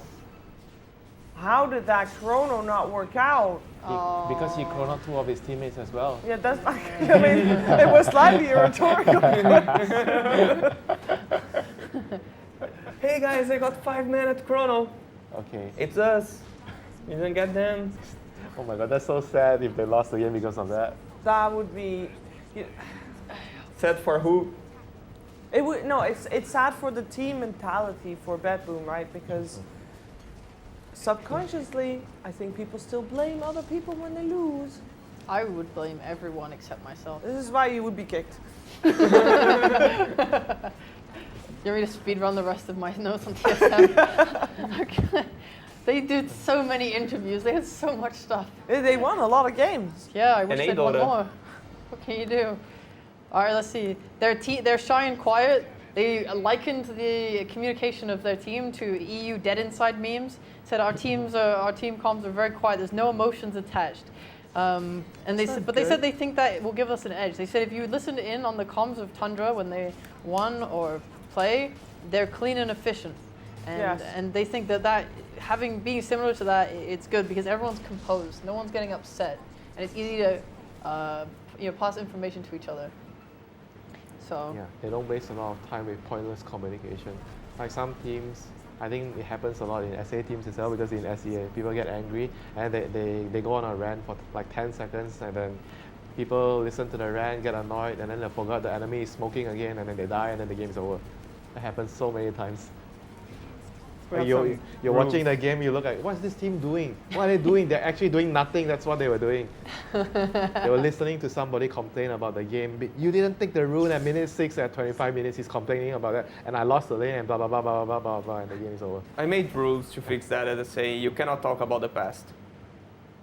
You cannot do that. that inside sounds the like game. he's talking about the current. What are they doing? Like, what do you mean, sir? That's what it sounded like. Winter said they were talking about the current. No, they were talking about the past. Oh, they like, are the what- past? Yeah, like it's the game, but it's like, why you didn't Okay. come to that rune? Yeah. Like that's you can't complain. Like you can say, please come to the next one, Yeah. so we can fight. Okay. You can't be like, oh, why you didn't BKB that guy? Why you didn't black hole that guy? No, why you didn't the BKB? worst It's like, thing- the oh, worst next thing- fight, let's go for that target. The worst thing to say is, why do you always not take the rune? And then the argument, there's always going to be a moment of silence, and then GG, the argument starts. Yeah, that's the always part. Yeah, that's the word. Oh Geek my. Slate is going for a 5-man rotation, and there's already someone ready at the high ground. This is actually, it's pretty tense, guys. Bro, why do There's you so keep much on thinking the a line. fight will break out when it's Betboom playing? I don't understand. Dude, we saw a fight. It was a Chronosphere. There's no black. Okay, they just got black hole. Yeah, maybe. Black hole is up. Moonlight Shadow not up. Roshan, what's the timer? Was it 1 minute and 20 seconds? Yeah? Yeah. Yeah. Yeah. Yeah. I mean, I can't really. I mean, I'm looking. I can't see it. I want to open Spectral and find out who has the lowest amount of kills in this tournament. Okay. Trying to find more reasons to blame Bad Boom. Yeah, but this is tense moment because the next Roshan, we saw what impact it had previous. Oh, found one. It's just a Mirana though. This is actually better. With this. And But just that. That was a no mistake. buyback and a jam. That's actually It's very in the big. fire. Do they see would it? you not have to leap the other way? She leaped towards her team. You gotta leap away. Lure them away from the pack. Come on, be a team player. No, she thought she might live. I believe it. It's okay.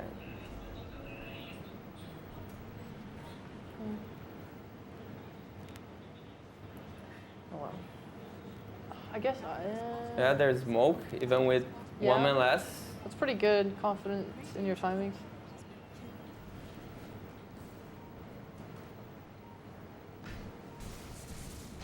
Oh, Stevie, I just realized my shirt perfectly matches your trousers. Look. Yeah. It's literally the same. Oh no, it's not the same. Not literally, It's close. but yeah. It's pretty good. No one can see it, but I'm. What fun fact. And the creeps are doing it, as we saw already on the other Geek Slate game, that they don't push, but the creeps do push for them. The acid game was really funny, where they didn't notice, like against Entity, when the creeps just took their took their ancient. Yeah, that was funny actually. This is some tense moment. There's the Roshan. All right. Bedroom can still step out. They 5-man smoke. They're coming. I don't know. It's spooky. Who do you think has the advantage, Justini? Do you see anybody that has a clear lead? Obviously, there's a lead in terms of net worth for Geek Slate. I see 3 buybacks from Geek Slate. That's why I think they have advantage. Okay. Well, that's a tiny dead, almost, actually. Forced to the high ground, still dies. Does have buyback. We'll come back instantly. They get the storm. He gets silenced off, stunned off, silenced again, and killed. No buyback for the storm. Well, that should. I mean, come on, Pure. You can't fight that. And a BKB down. I mean, this is get the heck out of there situation. Okay. I found the problem with my stat that I was looking up. It's Okay. that if you're losing all your games anyway, you're going to naturally have lower kills. Yes. So it's not representative of your team's playstyle. What I should look at is the DPC, but then they won every game, so it's going to be inflated. Yes. So it's kind of a lose-lose. However, they No, are the can you third not- lowest in this tournament. Wait, bedroom. Yes. Okay. Right in front of eHome and Knights. Yeah, that is a tough comparison because it's indeed just if you're losing, yeah, you have less kills. Yeah. But especially kills per minute. They play like 1 hour games and they still don't have that much kills. Yeah. That shows a lot. This teamfight, they fought the right way with the Tiny initiating, was the only hero with buyback, so he could force spells, but I think the Void should follow up with Chrono. He didn't. Then there was enough time for the Storm to die. Tiny buys back, but what can he do? Without the Storm, no more angle for the Chrono, so he buys back kind of for nothing. Looks like they have Aegis, they have Cheese. They should be able to take at least one more side. I mean, at this point, he needs like a 5-man chrono to win without his teammates in the chrono. Yeah, that's probably like he did such a bad chrono beforehand that now he was looking for the perfect chrono. The 2 extremes, you know? Yeah. Sheep, are you ready with the Bedboom facts? Their Bedboom fact? Oh, I do have Bedboom Because facts. I have so much at Bedboom this rate, stuff. if Bedboom loses here, of course they are eliminated, and we'll have a tie with Geekslate and Hellraiser, but Bedboom will be out. Oh yeah, I made more notes on Bedboom than any other team going into this tournament Why? because everyone hyped them up so much that I wanted to be ready. And now Okay. I'm mad. No, because this is the moment you've been working for. You get to say all your facts. I didn't even finish all my TSM facts. Oh. You know, Ari said, I'm an aggressive player. I don't enjoy losing early game where I can't make moves. So I'm sure he's been having a miserable tournament. Does any player enjoy losing the early game though? Some people don't mind. Like Bedboom, they like to farm for the late game. Clearly. But they want to win the lanes. But they want to win They still, do wanna so win they the can. lanes, Yeah. So they can keep Right. farming. If you lose your lanes, you can't farm. But there's a difference, right? It's like, no one likes to lose the early game, but like if you are an offlaner who likes to, or a support, what the? Four. That wants to be able to make moves. Like you don't want to be sitting behind your carries or like breaking smokes and stuff. You want to be out there tossing people back and making things happen. So I can see that. That's kind of everything good I have. Yeah. He also said that Moon helped him with macro decisions and taught him how to combine teammates because he used to focus on himself in games and like didn't really know how to use his team. So he's been helping him a lot with teamwork and stuff. That's it. That's everything I have on TSM. The black hole. Just in time with the facts. Oh. Yeah. Follow-up chrono. Very Can he miss it? Oh, can't miss. Yeah. Can't miss. But is there damage? That's the question. Not enough. And the BKB was still up, so now he's in trouble. It wasn't the most efficient. Oh, lift he's time so going dead. on. And he doesn't have buyback. They get the Undying, doesn't really matter. Look at that positioning from Scam. It's nice. He can shoot people from the high ground. That's GG. That's Bedboom out. Damn. Damn. They were my favorite team. Also, I'm actually so sad. can I make an unrelated comment? Did you see me being mean? No, I was being mean though. No, I was mean during this. What do you I was being a good coach. Were you? Yeah. Did didn't you notice that? I think Did you Estini take- might have when noticed. were you being mean? You were a good coach? Yeah, I was a great coach. When were you mean? It's I coached this panel to success by removing a distraction from your environment. Ah, okay, yeah. This I noticed. I definitely noticed. I Yeah, wasn't yeah, sure yeah. we were gonna talk Hey. about this. There was some. Sometimes in the team there's such a noise that you cannot focus. As you mentioned, someone Yeah. taking your concentration away, then someone Shiver perfectly coached the situation. You didn't yeah, I notice. definitely Oh, noticed. yeah, wasn't I sure we thought- were I talking knew about Estini that, that's noticed. why, Yeah, I was that annoying bugger going into the second phase band, still talking about the first phase pick, and then the coach is angry. Can we just focus? Palm. It's not us. Like the coach is happy with us. No worries. For now. For now. For now. With that game though, by the way, that was the final group stage game. There will be tiebreakers, but that was the final like official group stage game. Does that mean we have updated group stage standings? Maybe. Yes, we do. Wow, that's cool. All right. With the colors, I can't tell. We otherwise. need the colors. The colors are gonna definitely come. needed. So Group A is completely done. No tiebreakers in Group A. We just finished Group B though, and Winter, there's definitely some ties there. So Geek Slate is playing against HR. Is that going to be a BO3? Yes. Yeah. That's going to be one BO3 and. Wait, is that all? Beast Coast versus Beast Coast. Aster. Yeah. I can actually also say Okay. where they're going to happen. Beast Coast versus Aster. It's going to be on EPOL's EN4. And there's already a countdown live on stream. And if you were watching that, you know that there's 50 minutes until the series. Wait, what Because is the that? teams get a little bit of a break. And it's 4 p.m. is 4 p.m. Peruvian time is the exact start time of the match. And then the other one is also a best of 3 with Geek Slate versus Hellraisers, and that will be on EPOL's EN3. That's right, and that will also be starting at 4 p.m. But now that we know what the group stages are like, we can like reflect on them. I do like that. I think overall, the biggest surprise for me based on my predictions is just Bedboom doing as bad as they did. Is that fair to say? I mean, everybody, like, maybe TSM, but mostly Bedboom. Agreed. I had the same prediction. I predicted Bad Boom to be not bad boring, but bad top, top of the group. Yeah. I predict them like mid. They would be where Aster is. Okay. But the group is very, balanced, right? It's a very even group. You look at Acer Beast Coast, they're gonna play a tiebreaker for upper bracket with 8 points. And Geek Slate Hellraisers, they're gonna play a tiebreaker, and one team's gonna get out of the tournament with 7 points. So just 1 point can make you out of the tournament or the upper bracket. It's such an even group. Yeah. But definitely Bad Boom was the surprise with the low level. I would love for them to do interviews or just talk in general. I know like the Europe East region tend to have a lot of like people like Nix and stuff that talk with the players and get their thoughts, because I really want to know what they think. Because when Bet Boom were created, a lot of their like formation interviews were about how when they composed the team together, it was like really important that they had the ability to communicate well with each other, and like they wanted to avoid this whole like, you know, tilted Europe East player meme team where they just break apart and explode as soon as there's any conflict. They wanted to be able to get through the bad times well, and they really wanted to just have like a good environment. So I want to know, coming here, did that hold through? Like, despite losing, are they talking like healthily, or did everything just explode instantly? I think if they stick together, then for me that would be an indication that they worked through it, and then I have good hopes for them for future tournaments. We don't know what happened internally. We know that today at least someone wasn't feeling well, so that is not a good sign, of course. And hopefully this will just be a learning experience. And I think I will say it. I feel the same about TSM. I hope that they also can just communicate through it all and be able to come back stronger. I think the only 2 teams that didn't show up were eHome and Knights. It is crazy to me that there's 4 teams going home that have 6 or in one case 7 wins to their name still. That's madness. It's incredibly even. I wasn't expecting it to be this even.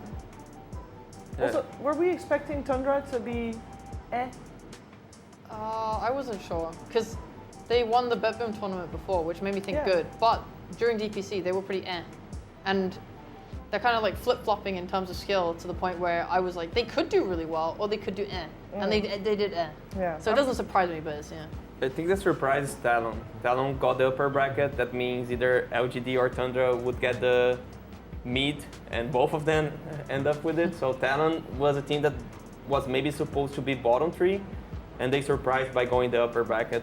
That means that like Tundra had a worse standing, because Talon actually surprised us, at least me. Did it surprise you, Winter? It's your region? No, sir. I really felt like they were gonna do something good here. I felt like they had what it takes to be at least top 8 in the event. I feel like the way they were playing. Yeah, sure, they didn't start DPC well, you know, they had some really bad series, but a lot of it has to do with like not having the right drafts, not having the right setup for the team. But I felt like towards the end they sort of knew what they need to pick for the whole team, the pick sequence and everything. But when they came here, they sort of have some of the series. I feel like they have the problems that they had initially come back out again. Like the series especially the series that they lost to against. Yesterday they lost 0-2 against. Can't remember who they lost 0-2. Was it against like LGD or like Tundra? Like one of the series. I felt like their drafts were kind of like back towards when they had the issues with drafting. They were really hard-headed in picking certain heroes with certain combos, and even though it didn't work, they kept picking it. And then I'm glad finally they fixed it in the last series. But I did expect them to play well if they get their draft in order. Yeah, they end up almost first place, right? It's also even in this green part of the group. It's not like the Liquid group. That Liquid was obviously the best in the group. Yeah. Here, all the teams, they look like, can you tell, like, is Talon worse than Team Spirit because they have 1 point less? Is like GG better than EG? They all look kind of the same, right? Anybody could have won one more game. Yeah. Yeah. There's always one. I think only Liquid is the outstanding one there. Yeah, probably only Liquid. I was thinking maybe I'll add Entity to that, but that would only be because Entity was finished with their games earlier, so it was kind of giving me a little bit of a mislead in regards to how early they locked in for upper bracket, but that's of course because they just played the games earlier. Overall though, I would say the level of Dota over the past 5 days has been very entertaining. I did notice that maybe the games towards the end of the group, it was a little bit more decided as to who was good and who was not. Like the games were a little bit more over early. Yes, we had some comebacks. Going high ground keeps being a very scary ordeal is still in the current meta. But are you satisfied with the Dota you saw over the past 5 days, Sheep? Yes. Yes. Dude, these games have been amazing. There's been so many notable ones, which is a good thing. There's been some stomps, but there's been loads of long games or like hype games or like I think the hero versatility across the board has been fantastic. There's been loads of different strats. We've seen people adopting different strats. We've seen the hero meta change and fluctuate. Like pucks appeared, then TAs appeared, then all this other stuff appeared, and it's like really cool. How much this patch has been pushed in this group stage so far. I've had a great time with these games. Yeah, teams have been really good so far. Like the games have been really like one of the best qualities so far. You know, like a lot of the matches could have gone either way. And I felt like the strategy has evolved a lot throughout the years, and I feel like everybody is kind of at the same, like very close to each other, and it comes down to very small little things that would allow one team to get the upper hand, and I'm excited for that. Yeah, do we think it's still going to change a lot going into the main event, Astini? Because of course, as Sheep said, we see heroes, just new heroes being woven in because obviously everything changes and now Batrider is popular, so therefore we see Oracle popping up here and there. We saw the Batten earlier as well. Do you feel like it's going to continue in that trend? Like, are we going to continue having the involvement? Yes, especially because on a main event you have more time to come up with ideas. The group stage is so packed that you don't get time to think another strategy in between games. You need to play like 2-3 games on a day. You don't have that time to maybe screen a new strategy, and they will have tomorrow is the day that you try to figure out the new strategy to beat the team that you're just preparing for one game. It's way easier than to prepare for 10 games. So you come up with a specific strategy to counter a specific one, and that makes new heroes appear into the meta. So I'm pretty sure we're still gonna see at least maybe 4 or 5 new heroes show up. 4 or 5 new heroes show up. Would those be new heroes in terms of they haven't been picked yet, or you'll see more of them? Heroes that haven't been picked. I'm not sure about like which heroes. Do you have the heroes we're missing? Yes, I do. Well, a couple got picked today, so I'm not entirely sure today how we many had of those. Luna, we had So we had an Arc Arc Warden and and a Vengeful Luna. Yeah. But the ones that aren't picked yet, I do have this on the list. Ancient Apparition, Axe, Brewmaster, Clinks, who by the way never gets picked, ever. At any tournament, didn't get picked at TI either. Dazzle, Grimstroke, Juggernaut, Medusa, Meepo, Ogre, Outworld, Devourer, or Destroyer. I really don't know. This which guy one is being right so now. hopeful. You know? I look at that list, I'm like, I see Me I definitely too. see heroes. I see AA against IO. I definitely see AA. And then there's Sand King, Vengeful Spirit, No, Winter Vengeful Reverend. picked. Vengefuls picked? In liquid game. And then Witch Doctor. Okay, I could see a Brewmaster. no, for there's sure. no way 4 or 5, maybe 1 or 2. No Yeah. way 4 Yeah, or 5. 5. I felt like that was I wait for optimistic as well. Brewmaster against Okay. TB. Brew's fine. Like Toby plays it like pretty damn well. I see Witch Doctor against Timber. I also see AA. Yeah. He coping a little Yeah. bit. Right? I see Pass the AA tank, my friend. against- Pass the AA tank. against DP, Timber, Lash with Bloodstone. Like AA must be picked. Yeah, that's 2. There's Dazzle mid, such a strong hero. Wow. Go on, go on. OD is great against some Morphling, some less pick Against OD. Troll as well. Yeah, against Yeah. Troll. I mean, Yeah. Entity like the OD. Amazing idea yeah, I can see that happening. Definitely see. So Maybe I'll see optimism. 2 to 3, not 5. More Luna strategies that we saw too today, and they were successful. That might be the key of the Yeah. meta. You never know. And that is the cool thing, right? Like Marcy rose up, so we saw Troll Warlord as a response, and then you might see an OD like you said against that, and then it just there's a big old Full circle. incestuous circle of heroes that just Why are keep. you encouraging him? Bro, I'm being hopeful. It's fun to paint the picture of what Doa can be. And our coach is helping because she mentioned on the OD against Troll that it was such a good catch. Yeah, I was trying to explain the hero. She got the best matchup already. So Easy. good. So Can't good. fight with the coach, man. And you didn't believe in me. What? No, I said you can't be mean. I didn't say you were a bad coach. Oh, I can be mean. That's just. I was a I think. No, you can't be mean. During this week, I will try to prove. Oh no. You stop bullying me. Shiva can't be mean. I +1. Yeah, +1. Shiva's too nice. I'll do my best. I'll do my best. Okay. What is your jersey, by the way? Don't know. I don't recognize Not that. team jersey. Yeah, but what team? Yeah, you don't want to recognize it. I It's don't okay. want to? No, no. Okay. Now I'm very It's curious. comfy. I like it because it's comfy. Okay. Turn around. What does it say on the back? What? Why? Hashtag digital agency. Yeah, I was in Thailand. Is it a hashtag Yeah, the exclamation hashtag. mark? Yeah, hashtag him. Very cool. It's a very nice I jersey. seem to be very overdressed for this panel. Yeah, where's your jersey, bro? I didn't get one. Nobody ever gives me a jersey. I got mine signed by Stormstormer, but you can't see it because we used a gold pen and it just wasn't bright enough. You heard that, guys. If you want You marketing on your team jersey, You Shiva. can. I'm trying to get the lighting. Dude, and I do it see almost, it. yeah, but it almost looked like that's just the pattern in the shirt. Yeah, but you can know? like there's the S, the. I wasn't wearing this when you drew it, but there's a message on the inside, but I can't really get that onto the camera. It's all good. We It's all gave good. up. So we did mention there's been a lot of action today. We can relive a little bit of that because we have got some highlights for you guys. We had some very exciting games today. Yes, there were one-sided games, but also there were very back and forth games and a little bit of bloodbaths. Let's take a look. All right, we're kicking it off with EGT7. Was that the best series? No. Was the Beast Coast series the best series? Which one was the best series today? Beast Coast series kind of sucked. EG1 was fine, but not that great. What would be the best one? All the EG series were great because all the series they win, it looked like they would lose, and the one they lose would look like they would win. Yeah. It's always hype. Yeah, poor TSM. It's just sad seeing them go. It's just why are you sad? because They are it a would have new- been they nice. are a I new would have team. liked Tomato to play in front of a home crowd. Okay, That's fine. for me the main reason why I am Fine. sad for TSM. But guess what? EG have Yeah, well, five. yeah, but they are gonna play in front of the crowd anyway. I know. You know? Yeah, you're right. But now they get to do it from upper bracket, like absolute ballers. That is true. I feel like EG has better chances compared to Beast Coast, doing well against all the other teams. Yeah. I feel like they're gonna find what works well against all the teams, and they're gonna be able to show everybody what they have. I love this team. I'm like super happy for EG. I'm Yeah, so glad. I feel like they are very good at when I look at their games before in the previous events, they are very good at adjusting. If they lose, they find what's wrong with the game, Yeah. and they're able to change and adapt. I'm not sure if Beast Coast can do that, but I'm sure EG can do that.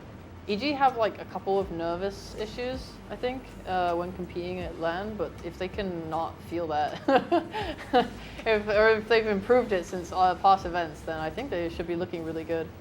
I don't know how the pressure of playing in front of home crowd will affect them. That's Yeah, kind will of the that big be thing. worse or better? You think? Because people are gonna cheer for you, but you also know Yeah. that you're responsible for their happiness. I'm gonna, I'll hunt them down and I'll find out before playoffs. Yeah, because it is a very interesting way of thinking about it. Because playing in front of a crowd is one thing.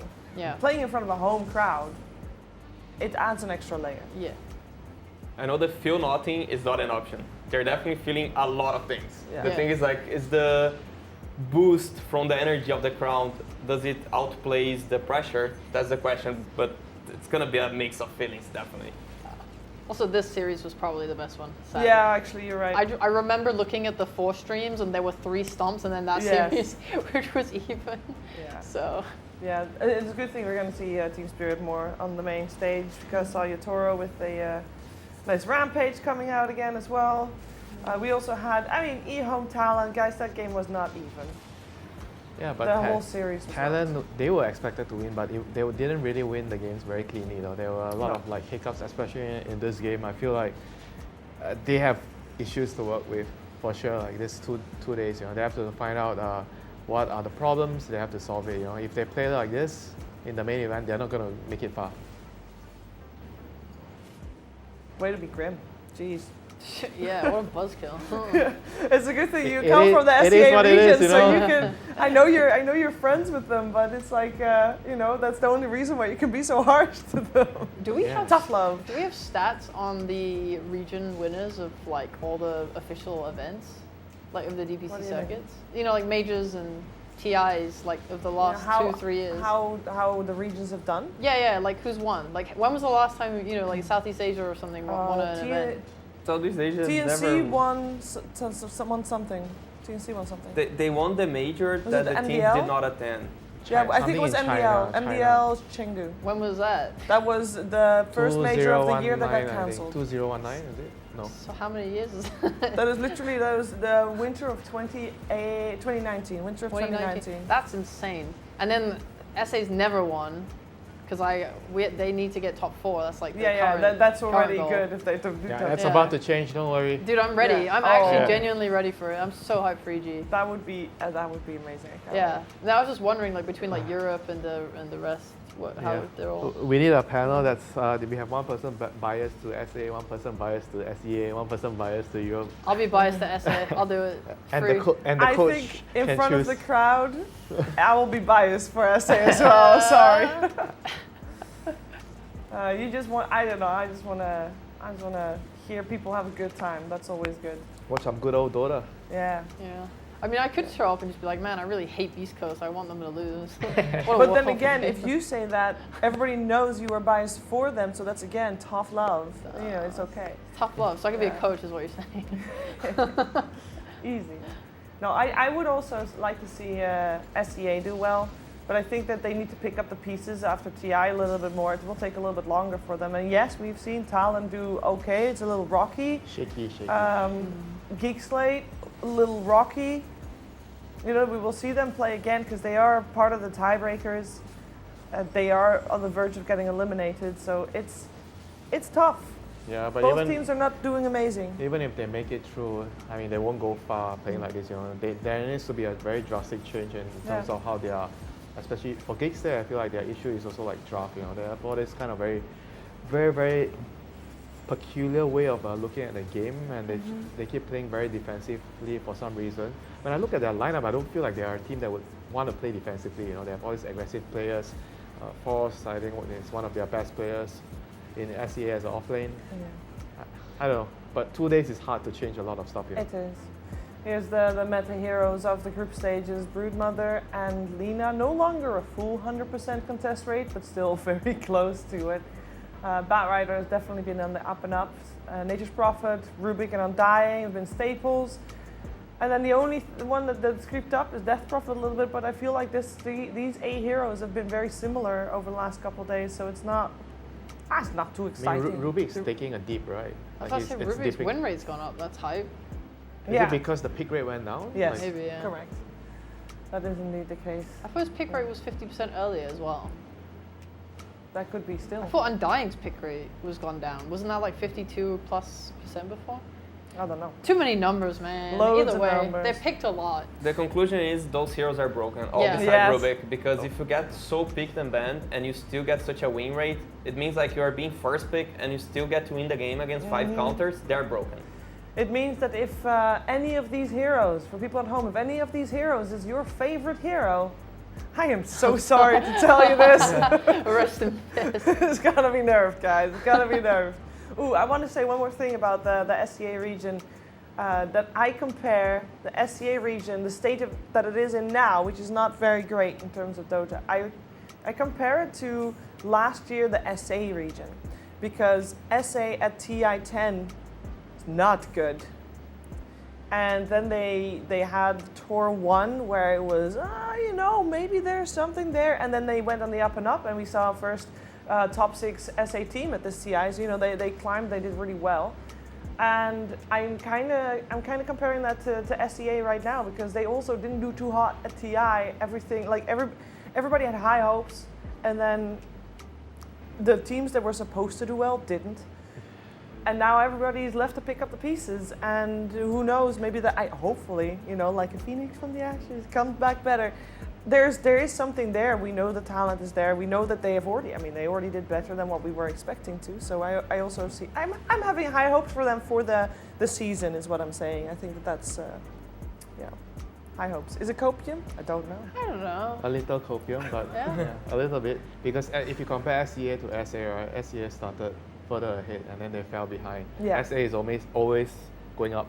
Like little by That's little, true. but they're always on That the same is true. trajectory. SEA is like up, down, It's up, a little bit down. more wavy. I mean, it's insane the team names that didn't make it to this major, or even got relegated. Got Fnatic relegated. and Boom getting relegated, it was blew my mind. I just couldn't even imagine Yopaj going down to Div 2. Yeah.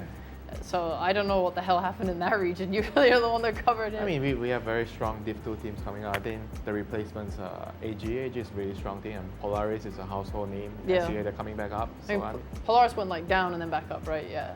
No, here's the SA region. It was pretty mad Fnatic, of course, I mean, the org is no longer, unfortunately, in Dota, but all the players, if you look at those names, you're like, yeah, those are Div 2 names. You're like, what? How? It's I mean, if you look at the interesting. teams in the middle of the group, like Blacklist, SMG, Bleed, all those teams, they have the potential to be the top teams next season, you know. So Sure. it's a very highly contested region. I think Team SMG is one of the going to be the dark horses in the next world. I feel like they have a lot of potential, and towards the end, a little too late, but they were finally figuring out their problems. You said SMG? Yeah, SMG. Why? I watched three tours of SMG. That team never improves. But this time there is actually, like, I feel like there is actually legit hope, you know, towards the end.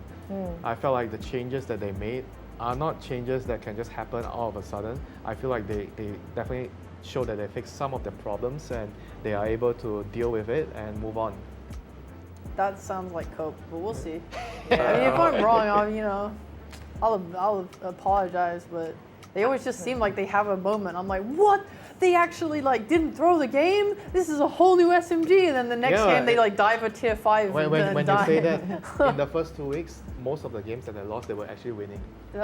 Most of the games they lost, they were winning? Yeah. That's a classic SMG. That's that's the problem. They always look really good, and then they throw.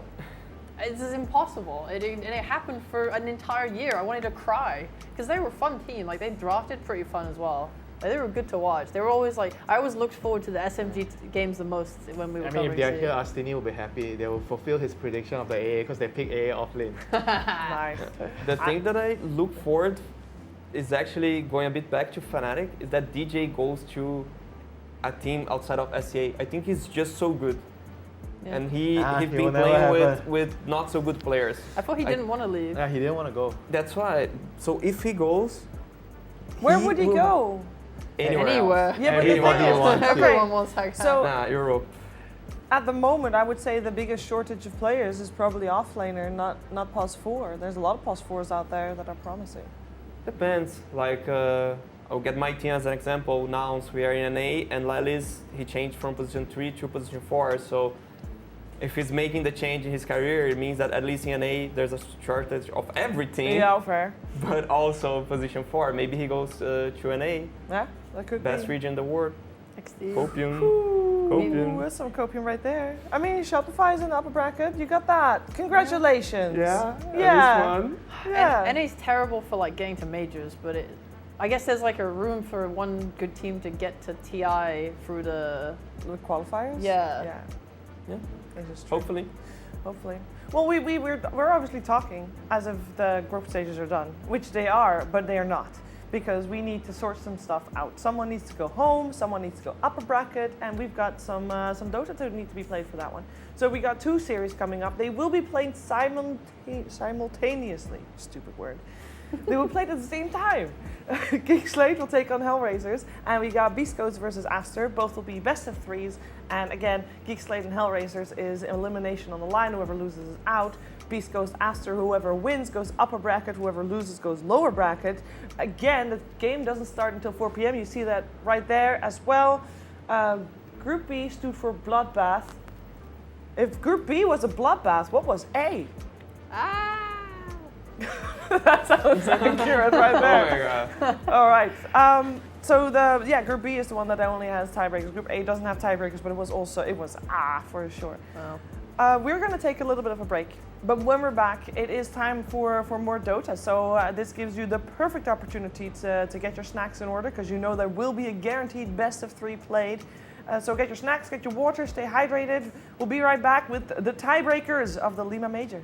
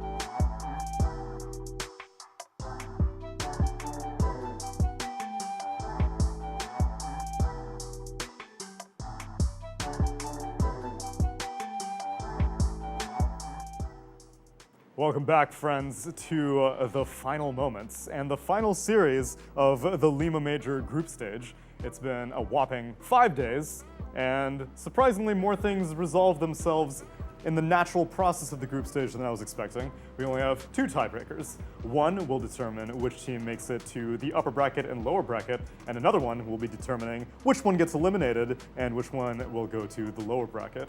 And it's not just me who's going to be guiding you through it. I've got a panel. Welcome from my side to the other side. There's Effie. Hey. There's Fear. There's Jenkins. I told them my Twitter is @Banana Slam Jammer. That is not the right Twitter. Can we get production put that back up with Banana Slam Jammer? Yes, we'll get that lower third fixed right away for you, Jenkins. Okay. Can we just have a close-up of his Can we get a close-up makeup? of Jenkins, Why you- please? every time- Could I get, every could I get a time- every camera, time she does this, Camera it- 6 on Jenkins. Just that good. Just that guy. There are 6 cameras. You're right. That's a lot of cameras. There's a lot of cameras, 7. and none of them are being used for Oh, you. there are and 7. it's criminal. Yeah, there are 7. I think I'm on camera 1. You probably Can we get a camera 1 on Jenkins? Hi, Dad. Give me a quarter. Can you They fixed it. They fixed it. All right, that's good. Give me a 3/4 profile shot. Kind of turn your head over to. What does that mean? No, you're kind of doing it right here. Yeah, you're doing it. Now look at the How do camera. my jowls look? Do I look jowly? You do look jowly. Can you Come look at on. the camera What's the while jowl? you're looking to the side? There we go. Do the other side. Now do the Be other honest, side. you're an honest guy. Well, how do my jowls look? What's 6 out of 10. Is that good or bad? It's I like don't know what the jowl multiple ratings chins work. kind of thing. Yeah. I was being generous too. Oh, thank you. Yeah, no problem. I guess. You look excellent. You look excellent, and I want you to be on your Appreciate it. Sunday best when we look at which 2 teams will make it to which 1 team will make it to the upper bracket, which 2 teams will make it to the lower bracket, and which 1 other team will make it to no bracket because they'll be eliminated. Very confusing. Very confusing, but these numbers I will follow. help things out. Yeah. He picked it up. Fear. Group A already predetermined. It's true. Gaming Gladiators, Team Spirit, Evil Geniuses, and Talon. Upper bracket automatically after playing a ton of Dota, so not automatically. And then lower bracket PSG, LGD, and Tundra, and eliminations, Execration, TSM, eHome. Thoughts on Group A? Thoughts on Group A? I mean, not really that surprised by this other than Tundra. I would have probably put maybe Tundra, LGD over Talon, just how we've kind of been struggling in C over, not this tournament, they've been doing pretty well, but like over like TI and over the past years. But other than that, kind of where I expected things. Tundra a little underperformed here, Talon overperformed. Outside of that, not too surprised. Okay, I'm on board with it. And then obviously, well, actually, where would you have had EG upper bracket? Yeah, I think so. I mean, Okay. we're here in Peru, home territory. This course. squad has looked really good throughout the year. A lot of promise, and I don't want to spoil, but we got some SA upper brackets here, and that's definitely super hype. Well, potentially. Potentially. Because Effie in Group B, Beast Coast is currently going to have to figure out what their situation is against Aster, because you see they're both 8-8. Yep. You They have any to- favorites? For Beast Coast and Aster, Yeah. so normally I would always favor Beast Coast in this kind of scenario, but I do feel like Beast Coast's drafts haven't really developed that much throughout the group stage. So I think that if Aster just prepared for the drafting phase today, it would be a lot easier for them. But I think Beast Coast in these like high pressure situations always outperform the enemy team. So honestly, your guess is as good as mine for that one. I would guess. I got good news though, real quick. They're both coming off of losses, so they're both tilted going into Oh, that's good. So that's good. Both 2-0 losses. Actually, my guess kind of goes off of that. So Aster just replaced Lanham with ROTK, and they spoke about how ROTK is more of a like overarching coach, like pumps the team up, overarching strategy, whereas Lanham is very in the game. Here's how you play lanes. Here's how you do all these little mechanics and stuff. So macro versus micro. yeah, so if they're right about their take on their new coach, then he should be able to pump them up and get them through the loss. Then how do you explain them getting memed by Liquid? They got Alina and then they lost to Arc Warden, and in game number 1. Yeah. We talked to Blitz. Apparently the Luna pick was legitimate. That was not a meme pick, despite being uncontested before today. And the Arc Warden was The Arc Warden was a yeah, meme that was pick. confirmed. And the Vengeful Spirit on Mickey was also kind of memey. Wait, and didn't- Aster lost. I was just wondering, didn't Shopify pick a Luna? They did, but it was right after. So technically, Liquid had like a 5-minute advantage on being the first team to pick Luna. So you think they copied them? They just had the stream Unironically, open? that's what Blitz said. five minutes. 5 it's on the minutes. screen. He sees it. He's Ball like, was like, let's pick Luna. Yo, I totally Liquid forgot did about it. Luna. Arteezy's like, yeah, give me Luna any day of the week. Yeah, get ahead of the meta there. I have a defense. I think even if you're memeing in Dota, if you're good players, which obviously Liquid, looking like arguably the best team here, like sometimes you can be stronger when you're memeing. Because you go for these like late game builds, which they did. They went Aghanim, Scepter, and Treant, which we don't see these days. Sure. So like you go for these like riskier builds, and then like they have the skill to back it up. And then all of a sudden you're playing against like 5 heroes with scaling items, and normally you'd be playing against 3 because teams are like not willing to risk going for those like late game items. But Liquid didn't give a shit. So it's like in some respect, it can actually be like kind of hard to play into a meming team. It's just like too chaotic to determine what you're supposed to do. Yeah, and then the other matchup that we'll be having is a Geek Slate versus Hellraisers, which means that Bet Boom, so many people's favorites coming into this tournament are eliminated. Baffling. That was, oof. Oof, big oof. I voted them bottom 3, but I have personal beef with GPK, so. Me too. There's a lot of people. There's a lot of people. The community. Get in line. Long list. Jenkins did say that he looks like a Russian, Russian Harry Harry Potter. Potter, so That's right. that might have been what And I would spiraled GPK Can we get a out picture of. of we should. Can we get a picture? Can we get Russian Harry Potter on screen, please? We should rub salt in the wind. That's, But- that's not fair. Yeah, no, I think Hellraisers, honestly, they performed better with Yuragi than they would have with the Hack coming into this tournament. I genuinely think so. I think Yuragi was the big change in the way that they drafted. I guess it became a lot more standard. The Hack was a really good player, but he's kind of an off-lane hero. Yeah, he did that a carry lot. player, Yeah. so I actually don't know how well it would have gone. Probably pretty badly if we're going to go by that article that I think that was published about his interview. personality-wise, like you even bringing a new player into a team, even though maybe it might not work like a month later, like it could be just the most like toxic team in a month. The honeymoon period for a team is like almost always very good. So just getting a new player, especially Yuragi in, who just barely missed the major, he's obviously very motivated to play, and a guy who stood in for a bunch of teams before, like I can see why like their mental is good. I think Yuragi is a world-class carry player, honestly. Yeah. I think that he has the skills needed, he has the experience needed, and he plays the meta carries. Like his hero pool is very, very good here. So Hellraisers, I think, just caught a second wind after that first day in group stages and just exceeded everyone's expectations. So I wouldn't be surprised if they took this series versus Geek Slate. That is exactly I want Hellraisers to lose, because after this tournament they might accrue a lot of DPC points, maybe not, but like Yuragi is going back to OG. Yes, right. and So, like, Hellraisers has 1 week to find their new carry. yeah, and That is then true. they're going to be just a completely different team, and I feel like that'll be totally undeserved. So That would kind of I'm a little biased. That would Yeah. kind of suck for Geek Slate too. Because a lot of people had the expectation that, because I think VTune was the most likely candidate to be Hellraiser's new carry, based off of some stand-ins that they did in tournaments, and then they show up with Yuragi, who clearly cannot be their carry for Season 2, and they're going to end this major, and then they're going to have 5 days before Season 2 starts to get a replacement. So no matter how well they do, like you said, Fear, their DPC points are going to take a hit, and what does it mean for the long-term health of the team?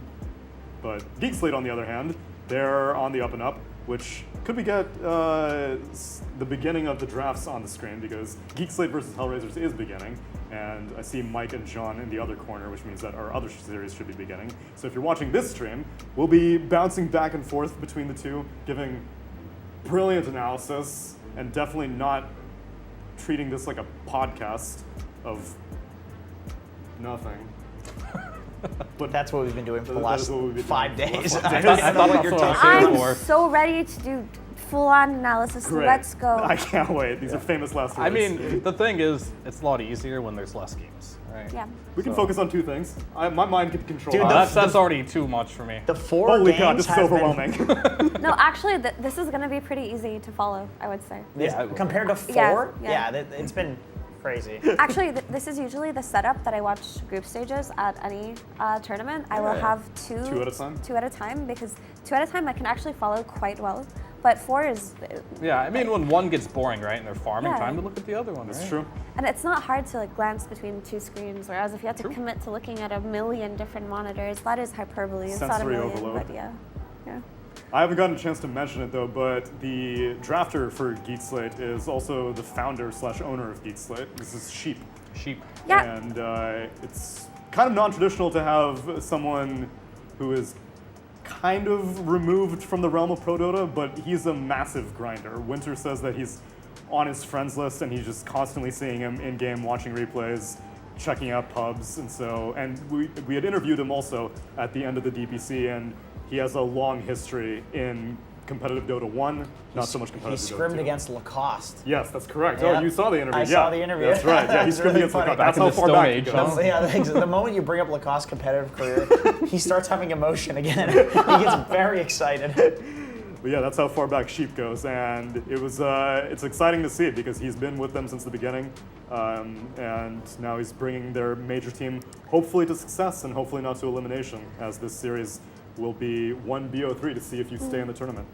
So what Winter told me is that, well, he is clicking buttons on the draft. Like he's not solely in charge of it. It's like collaborative. I mean, yeah. look at them; they all got papers there. Like, yeah, that's true. Every single one of them sent their homework. Read it. I think it just makes him happy to sit on that chair and click those buttons, and all power to him, honestly. Yeah, there have been like, because there were a few questionable picks where I would be like, whose idea was this? Was this Skem Meepo, or was it your Meepo? If Baldo can do it, I feel like pretty much anybody can. Anyway, Effie, back to you. Back to you. All right, so we've got the openers of these 2 drafts, and I am not surprised at all that we're seeing Furion and Undying, those 2 heroes I expected for sure. I like that some teams have gone back to the Enigma in the first phase. This hero kind of fell off at some point, but got a second wind in this tournament. I've seen him fail a lot though, unfortunately. But I mean, in theory, the hero should still be quite good, right? The free deny in and of itself is such a powerful laning tool. Yeah, I mean, there were so many teams during the DPC just picking Enigma into Rubik, into Silencer, Into Treant into Protector. Treant. Like, they didn't really care. They just really believed in the fact that, you know, Greaves, Pipe, the build is super strong. They can play it that way. To be fair, it failed a lot against those, like, combinations. It did. And then we're seeing here at the Major, like, Geek Slate don't even take the Rubik when it's like a first pick Enigma, right? Like, they're not really interested in stopping the black hole, which could be a power spike for Enigma, or, you know, Geek Slate is on the same state of mind where it's like they also have Enigma player and they don't really think the black hole is the problem. They want to address it in other ways. You know, Nature's Prophet's one of the higher win rate heroes in the game versus Enigma, and I feel like it's just like anytime you have these like really heavy team fight heroes, Tidehunter's another one where he has a high win rate against. Like, you can just never take a fair fight with this hero. So I can understand why they would like prioritize the Natures rather than going like Rubik Tiny or something. I mean, that's a weird one. You have to run the Rubik 5. And Nature's just takes so much of the map away, right?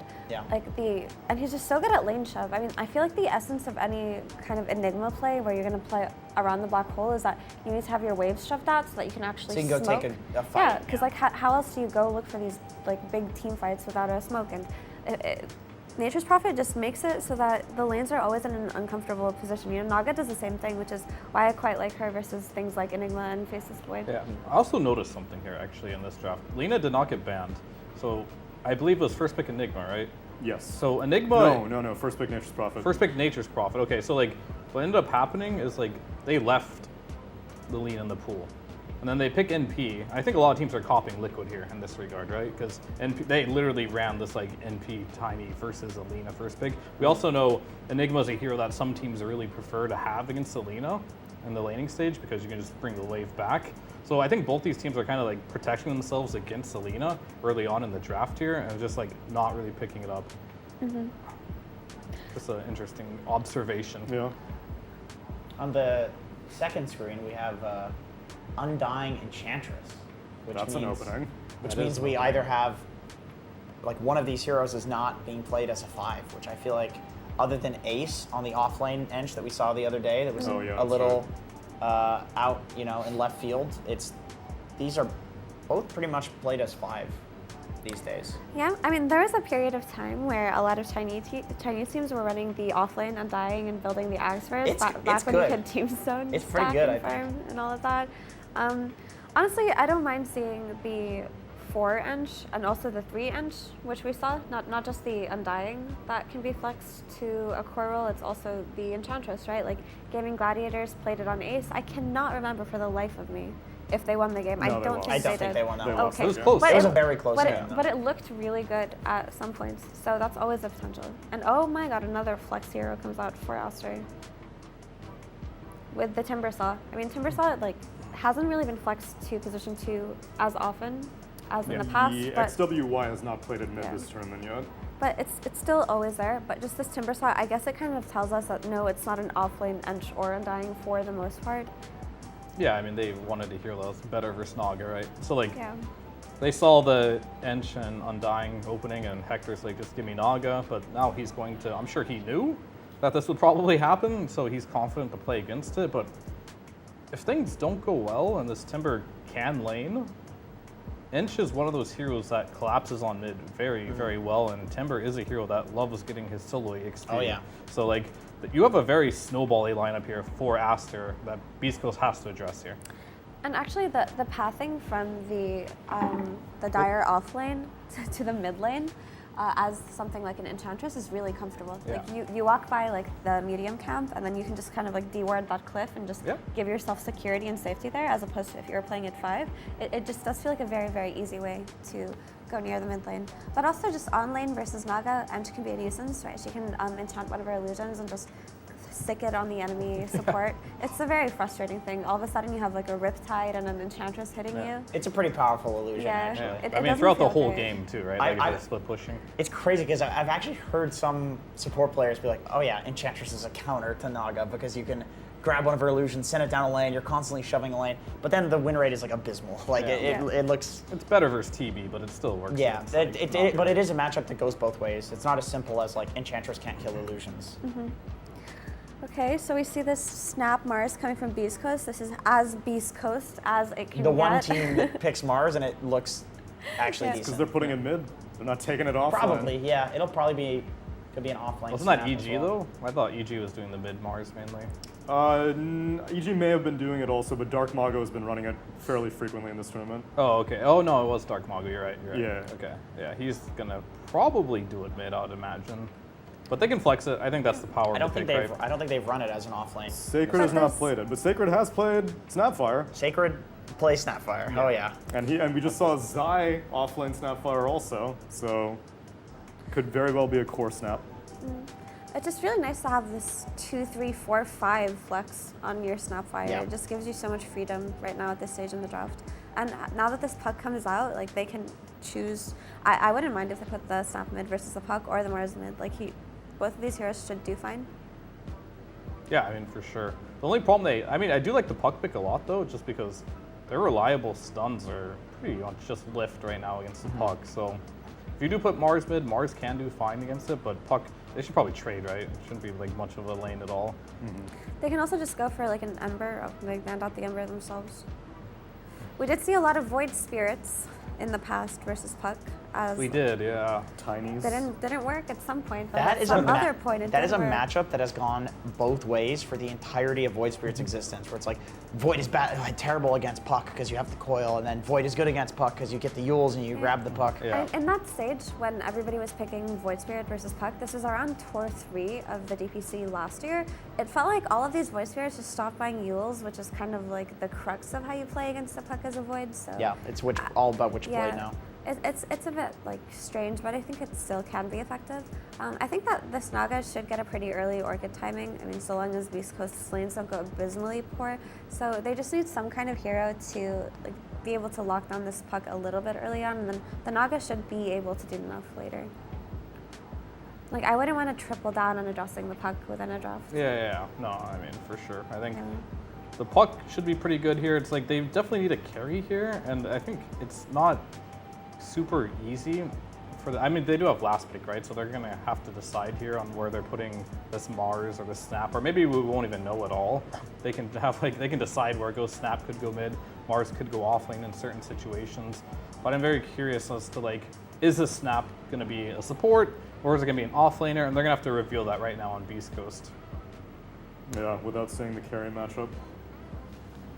And the benefit of having last pick, right, like, or second pick in general. They ban out the Ursa and they ban out the Sven. Does that signal that you want an offlane Snap in that situation? I think they're just trying to protect the Naga with the Sven, right? And then Okay. Ursa buys Battle Fury, it's okay versus the Naga, but just a hero that Mars doesn't particularly want to play. Yeah, It's exactly. an interesting like Ursa ban. I think the Ursa is just like the Ursa ban is just like protecting the Mars offlane flex too, Yeah. because that's most likely where it's going to end up going because we see this puck. But I mean, still. Lena's still in. Oh, never mind. Lena's been dead out. I'm looking at the other draft. They pick a Nyx Assassin. Okay. So that's their hero to kind of deal with the puck early on. So we know that it's probably going to be a mid Mars, honestly, because I Yeah. can imagine they want to pair the Snap with the Nyx. There's going to be more kill potential and more kill threat on whatever they choose here, right? Also, Snap's going to be able to lane against the ranged offlaner that they go for. Okay, Troll Warlord. Yeah, definitely you want to put your Snap versus this Troll. I don't think your Mars is Yeah. going to have a good Oh, time God, no. anywhere. That lane sucks. Yeah. Schofield Nyx, So- it's great. Yeah, I actually think that you need this Nyx because it's a really good solution, not just to the puck, but also to the Timbersaw. Like, you need that added lockdown to stop this hero early on. It can be such a nuisance. So, yeah, I feel like they've covered their bases, right? They've got the CC, they've got the damage, they've got the late game scaling of Naga. I think Aster's draft is a little bit more difficult to execute just because of this Troll. I mean, Troll on paper looks really good this game, but we've seen Troll games in the past and how perfect Troll games can kind of unravel very quickly. I also think that if they miss like their Roche timing, or if their Roche fight goes very poorly for Troll or in the first time, like I can see the game just crumbling faster. Mars has a I don't think that'll very be the case though, right? What's that? Sorry? The Roche fight, I don't think it should be like so chaotic. I mean, it's definitely Early hard on. for Aster to take Roche, right? You're playing versus Snapfire Ult, you're playing Yeah. versus Naga Sleep. Rubik has like 5 Long million range range, poke. everything. Yeah, so that should be definitely difficult. But for me, the big playmaker for Beast Coast is going to be Schofield. Like, there's so much you can do this game versus a puck, versus a Timbersaw. If you can catch those very important cores this game, that'll be really important for Beast Coast. A random carapace on whirling axes. Yeah. And he's a great Nyx. It's like one of his signature heroes. I just feel like with Troll, like one of his biggest strengths is being able to take an early Roche with his team, and I just feel that it's so hard to take Roche versus heroes like Naga who can just like song and set up for everything. So I feel like one of their like really important conditions is going to be the Aegis on the side of Aster, but unless they have a map lead, I'm not sure how they're going to take it versus Beast Coast's draft. Like, that is just a concern that I have. It's for just gonna have this to be one of Troll. those things where you pick off the Mars or the Snap, and then you happen to be next to Roche, right? And then you can do it. But I don't think they're just gonna be able to brute force it Walk 5 versus in, 5. yeah, that's not. Even just like a Snap being alive is enough to like dissuade you. 'Cause she drops ult and you have to run out of Roche, and by the time it's done, she's done ulting, like the person who died has respawned. I bring this up because we've seen a lot of like Roche concessions in the group stage where a team will just walk into Roche and the other team kind of like just goes on the other side of the map. They think that that first Roche isn't really worth fighting for.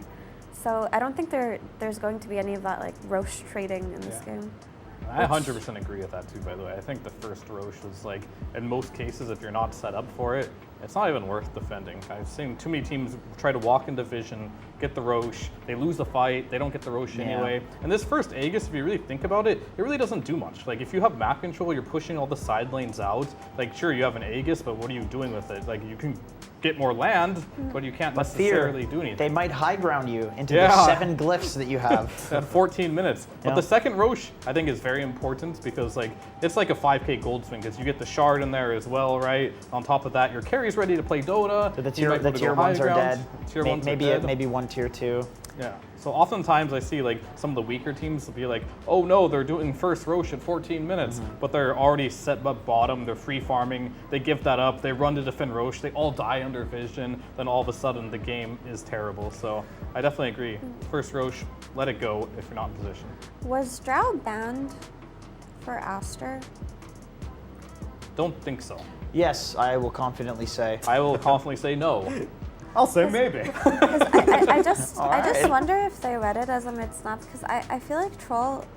Maybe they just feel like they're Troll, man. I don't want to. I don't want to try to read their minds here. Right. I just feel like this hero can get very easily kited this game as well. Like, Would it you have doesn't preferred seem... Drow into Naga Siren? Because I think they were looking just for a Naga answer at the end. I think Drow with Shard is pretty good versus Naga. And at some point you do, it's like a late game. I think late game Drow wins up for sure. But there's going to be a weird mid game timing where Naga's a little Orchid, stronger. Manta, Art, you just can't kill the But I think their logic is very simple, as in like Troll strong in lane versus potentially Mars off lane, right? They didn't really know for sure, but no matter what they pick, it'll be like an okay hero. And then Whirling Axes versus Naga, always pretty good. But Troll does hate playing versus Orchid and silences, so. He also hates playing against Mars in the late game. Like the thing True. is, like I feel like Mars gets dumpstered by Troll in lane, and so you can't pick it as an off laner. But like if you somehow get through the laning stage as a Mars, and you have items and you're tanky, you just turn and Bulwark and face him. Like, it makes his ult feel so bad. It's the only thing more pathetic is him ulting and killing a Beastmaster Dragon. That's the only thing more pathetic. You know, it's pretty pathetic when you're playing Troll and you ult because you want to hit a Phoenix Egg and then it just switches to another... To a courier that's flying by? Or just another hero. Yeah. I think we could be here all day thinking about pathetic things that could happen to Troll. I've got a list. You know what's really pathetic is like when I'm playing versus Monkey King, he mischiefs, and then all of a sudden I'm chasing a Mirana who is now leaping away from me. I'm in the fountain now. Yeah. I've been there. Oh man, that ulti sucks. So meanwhile, on the side of Geek Slate versus Hellraisers, I was paying slight attention to this draft. They got 18 Lina, which is... That's crazy. Yeah. That sounds like an oxymoron. This is what happened to Rebellion, though. It's like they both pre-counterpicked the Lina, and both teams decide in the first phase, all right, we won't do it. In the second phase, hey guys, we got Lina's still here, and then they crack. So their plan was to leave Lina, and both teams are willing to give it away, but in the end, is there a good reason to pick Lina later? Other than just like, it's still there, let's just go for it. I'm not sure if it's a good move, honestly. Okay, so I will say, and I will counter, I guess, that even if Geek Slate have their Lina plan, which was the tiny Nature's Prophet and then also the Spirit Breaker, I think that Lina is a strong enough hero where like you're looking at this 18 carry and like what else would you pick there, you know? I feel like this hero, even though every team had an approach to it, it still won a lot of games versus those approaches. So maybe Yurag is just like, whatever, this hero owns, I'll play it. Why not first pick it then, if it has no counters? So I believe, so Geek Slate had the first pick, right? I think they just wanted their Enigma. First pick NP, right? Correct. Yeah, okay. I think they really just wanted their Enigma on Hellraisers. Yeah. That's why, not because they wanted to ignore the Lina, but they just wanted to see if they could play their Enigma Undying, which I can understand, right? It's like a good opener for them. I'm not complaining about Lina at all. I think this hero is like really good, and we don't have enough like sample size to be like Liquid strategy is how you beat Lina, or maybe just be Liquid and you beat Lina. You know, it's hard to really know. Look at Lina go. Look at that. Yeah, Lina's owning this. Like, just look at those punches. Pick her first. Then. God, so unpleasant. I mean, do you see NP's CS in this lane, and he's dead. He's anxiety taunting when like they're going on. You're like, I'm just gonna taunt before I die. But like, what do you mean pick her first? Like, isn't it just better to get her on 18 then? Because you got a first phase opener that can't get banned out later. Like you got Undying Enigma, 2 heroes that would have been banned in the second phase. Whereas if you're like using the logic that the other team already prepared their Lina response and they're gonna let it through, then you have like the comfort that you can actually take it on 18 if you want to. I don't know how fast. Yeah, I don't know how fast they took it or if they thought about it because I wasn't paying attention. We were talking about Troll or something. We were talking about something. Yeah, how pathetic Troll is. Yeah. And those conversations. That's a long conversation. That's a podcast talk right there. Yeah. Troll Warlord. The other peculiar thing is that Hellraisers take a hero that Geek Slate is immensely familiar with, the Bounty Hunter, and this is Hellraiser's first time running it themselves. Curious what the motivation was for that pick. Techies got banned. Techies did get banned. They need to get another Goblin. I think it was like a last pick BH too, which is so strange to last pick that hero. Speaking of pick order. It's like, oh yeah, here we go. We got him with you the didn't cheese see this BH one pick. coming, yeah. suckers. It's like, no. I mean, this is the one team that might actually see it coming. It's like, guys, this is a great BH game. We gotta be careful. Wait, you're actually so. Just didn't even realize there's a bounty hunter. Yeah. I feel like they probably just like obviously they prepared for Geek Slate's drafts, right? They saw they've been running a lot of bounty hunters, so they just wanted to yoink the hero from. It was them. last pick. It was after Geek Slate had their entire draft. Yeah. I think That's so. funny. It's really funny. Maybe they just remembered the hero. I was telling, was I not saying a few days ago that Bounty Hunter is a very fine hero? And then People do forget People heroes. were laughing at me saying that the hero sucks, and I said it's a very fine hero. And all it takes is one team to win with a hero, and then other teams look at it and they're like, wait, were we wrong about this hero? I mean, that happened to a lot of heroes. It happens so much. It happens like every TI too, and you'd think everything would come out at TI. It was like Puck, TA, Troll, just this tournament. Spearbreaker. Spearbreaker. Can I give you my logic on why Bounty Hunter works sometimes? Big stats. Sometimes. Yeah. No, I really, so one of Ricky's biggest strengths as a support outside of his sleeping dart, obviously, is like on lane, he can take a lot of hits. Oh, I was right, actually. His agi is super high, right? His early game trades are like really difficult He's to like deal with. 7 armor or Yeah, something. and that's the same with Bounty Hunter, especially versus another melee hero. Like they suffer versus these Rickies and Bounties if they're on top of their face on lane. Like they're actually pretty good at securing lane under the right circumstances.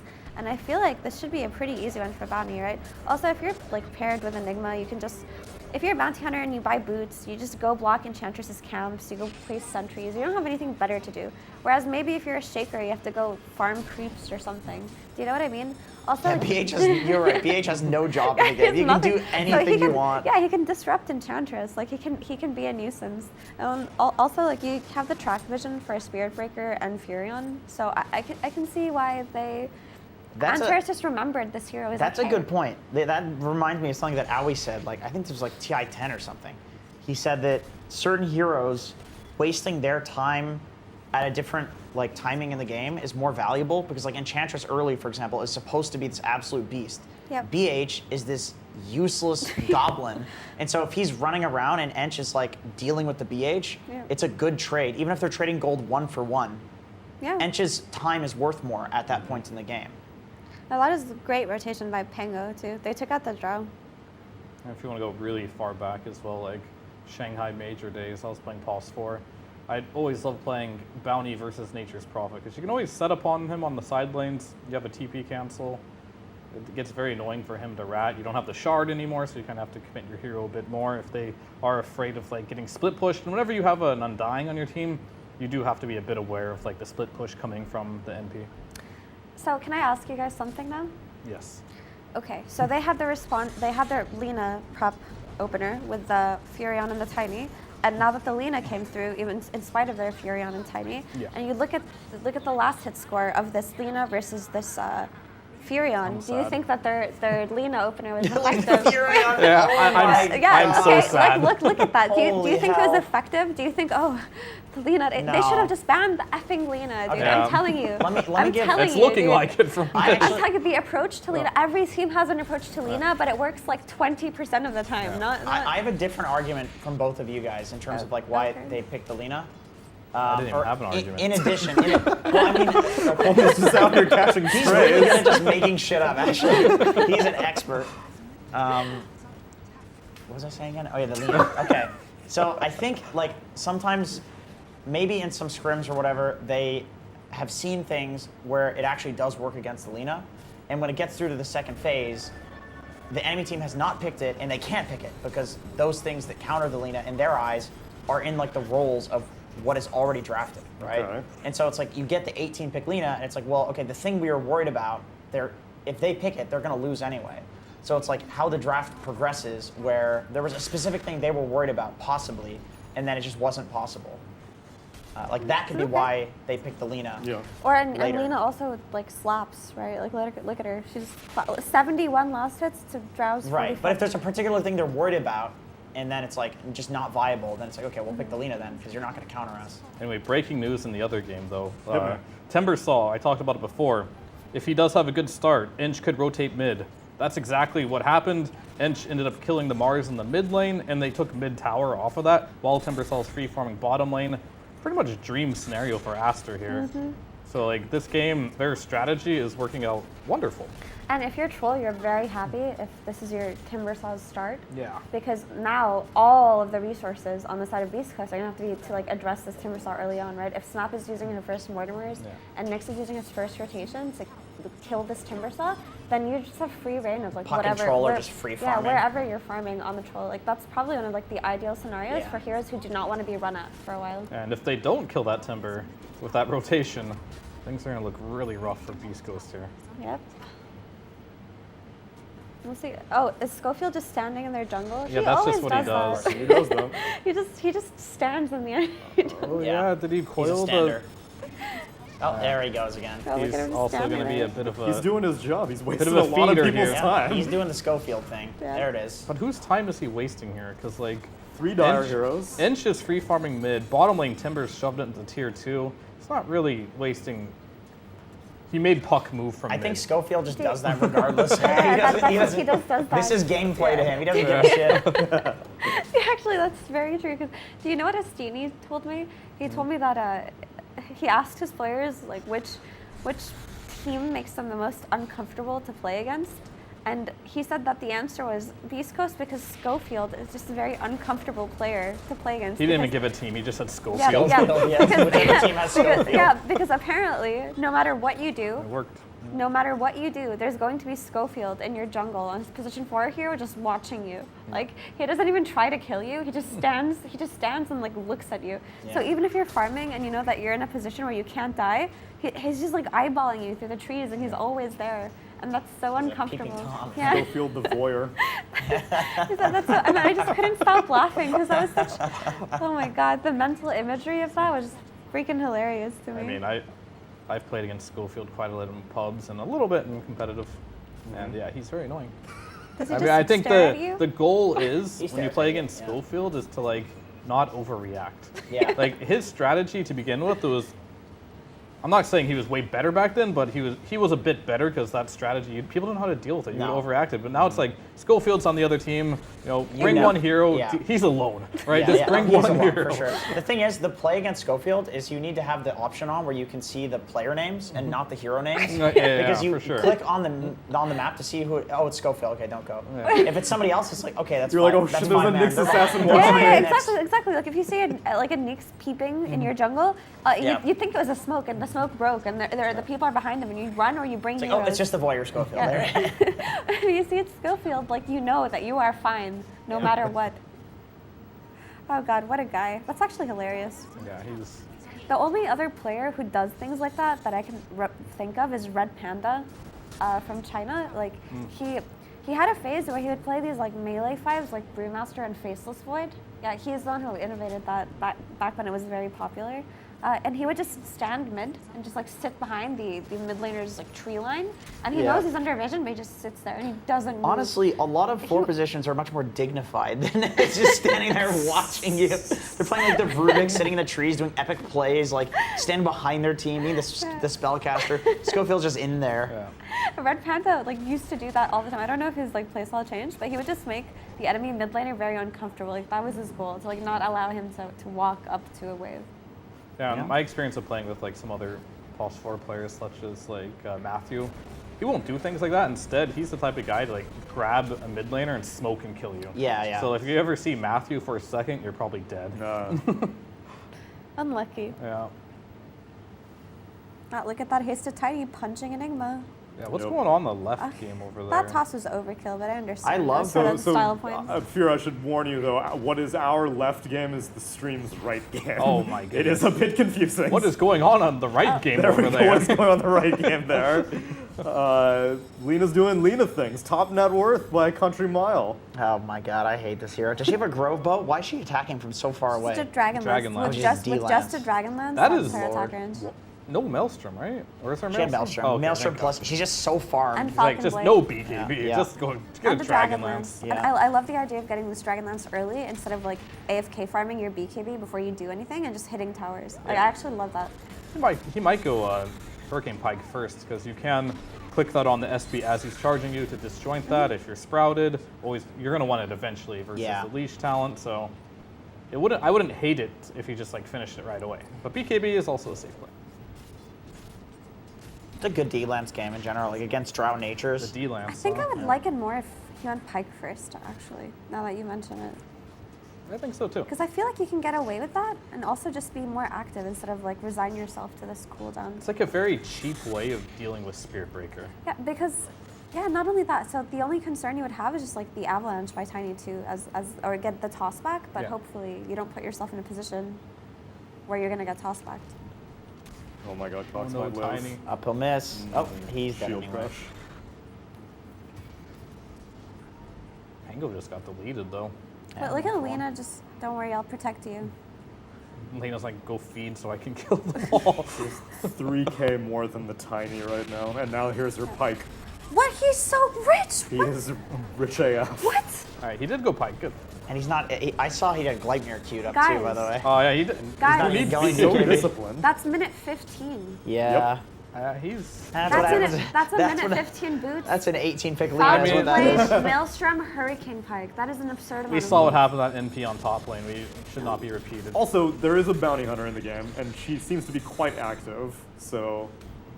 Okay, do you guys Yeah, think that disregard because, everything. Do you guys think that because Lena spent so much time banned the last couple of days that teams kind of...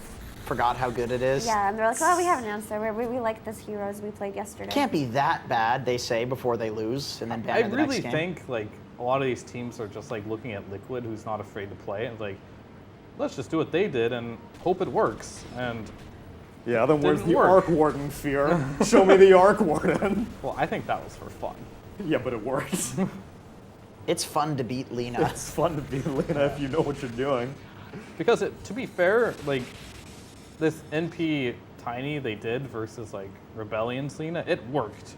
Yeah. It did not work this game. So is that a skill issue or could be anything? I'm not sure if the Rebellion had a Did they run the NP offlane or carry in that game though? Offlane, so I played Oh, it. okay.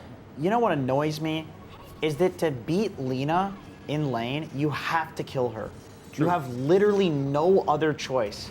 Because if you just play normally, she will so vastly out CS you and then probably kill you that you're not going to have an offlane. You're going to have two position fours. In a normal game, I would say yes, but that also did not happen. Sai just out CS the Lena, so. The thing They're is, just too good. even if you... They didn't toss back and kill him? No, Oh. he just had low CS, and I mean Wow. he probably died eventually, but like straight up just out CS'd in the laning stage. The thing is, sometimes it feels like even if you kill Lena on lane a couple of times, she's still out CS'd you. Yeah. So she's still happy. You have 30 CS, she has 60, Yeah, and you're she- like, she I got died one twice, kill. Yeah. Yeah, I won the lane. I'm what do so you good, I mean? won the lane, I promise, guys. You look at the net worth after the game, she's top net worth at 10 minutes. Yeah, I mean I've even seen games where you kill Lena twice, but like she always does well enough in lane, even if she goes jungle, which she's great at as well. She's always close to that Maelstrom, so it doesn't feel like it even matters. Yeah, because she can go Falcon Blade, no boots, Maelstrom. Yep, that's the build. Starting with blades of attack. What in God's name? Hellraisers just picked up the first Aegis for Lena. They also secured a Spirit Breaker kill as a nice little freebie there. Geekslate did have a read on that rush, but they went in way too late. I don't know, it looks like a pretty solid game for Hellraisers, and they're playing with heroes that don't play this. I don't know, you look at this, you see Bounty Hunter and Undying and Enigma, but Hellraisers are just everywhere on Geekslate's map. It Does doesn't that black usually hole happen. hit anything? Nope. That looked No, like it it got was on- NP for a little bit. We sure forced Right, him to Lena's just here, walk Lena's in here, later. Lena's Hey, Lena, very high Pow, skill. pow, Throw pow, the pow, fireballs. pow, pow. Oh, he threw a Dragon Oh, Slayer. yeah. Oh, look at That's that. why he needed his stacks. He's Oh. got to throw the Dragon Slayer. There you go. It's slowing down his DPS. I don't want to right click. I don't want to There's use more. spells. There's more. This game looks like it's There's more. At least 3 of those heroes were tracked, and this one's definitely tracked. Did he just She steal that? has Solo just she has stole that. 12,500 net worth. Okay, have we once seen 18 Lena this group stage? Can somebody actually check? I don't know how to check. Tsunami? I don't think that's possible to check. That. Is it not? I'll check. It'll take me too much I'll time. check That's if why I it's don't wanna possible do to check. I'm gonna say confidently we have not seen an 18 pick Lena this tournament yet. Yeah. Fear, now you confidently say that we have. I can confidently say we saw Shopify Rebellion pick its second phase versus Liquid. I don't know Oh, which pick. okay. I actually do have the numbers for this. Oh my God, Shout out to you're too shout out good. to Lee Mayer of Spectral.gg. Okay. So in draft stage 1, it has been picked 136 times. In draft stage 2, it has been picked 3 times, and Oh, it I has don't know. never been last pick. But I do know the win rate.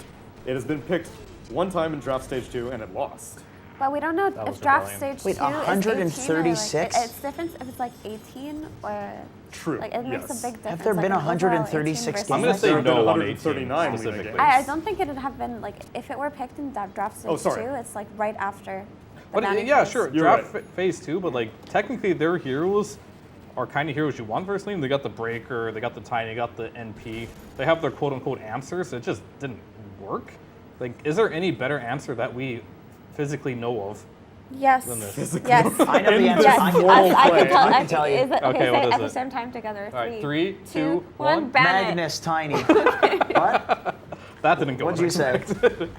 I thought to ban the freaking hero. That's No, the no, no. answer. Magnus Tiny. It's really fun to skewer Lena and then toss. as far, toss into she skewer. gets confused. Into Rubik, into punch. Yeah, and she doesn't know where Into bench. her hero is. She's like Tsunami when he played his first game of Dota and Correct. lost control of his hero. I think you've played a lot of Magnus Tiny that worked out for you, but like the problem Like is in the if you're a real world. Tiny, like trying to walk up to Alina and toss her back, her 5 is like a tree and it punches you in the face 4 times. Yeah, like, but it it's does not fun. let you reach.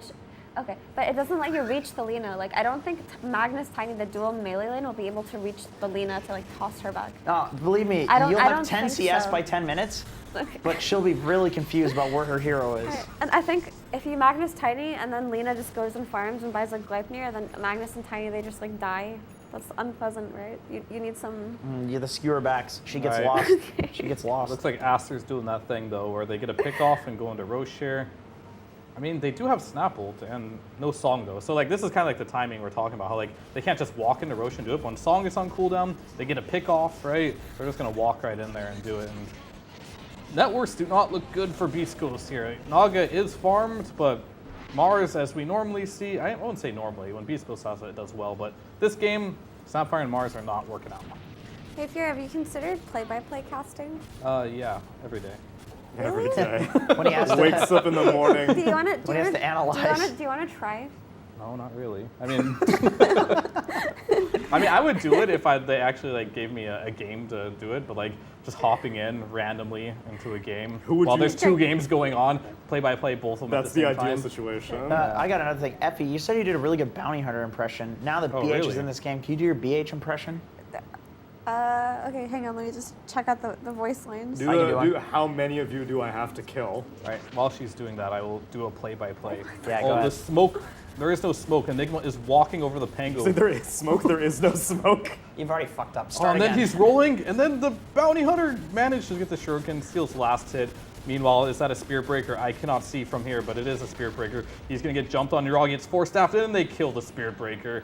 Disastrous fight here. Not bad. For the side of. That's pretty nice. I was actually kind of getting into that. Yeah. You need to maybe improve your eyesight somewhat. But Yeah, other than if only I that- had glasses or something. Aside from that, you were on point. And sieging on high ground in our other game on EPOZN, Aster with their Aegis. Did you just play like 5 lines at the same time? I heard 5 lines. Yeah, what the hell was that? That was me. That was a great impersonation. You sounded just like Bounty Hunter there. I didn't know BH sounded like that. I don't have the voice on in game. I don't have the voice That range was to do me. what she just did there. That was crazy. Thank you. Impressive. Yeah. Would you like to try play-by-play casting, Effie? Yeah. Okay, Black Hole. Wow, black hole.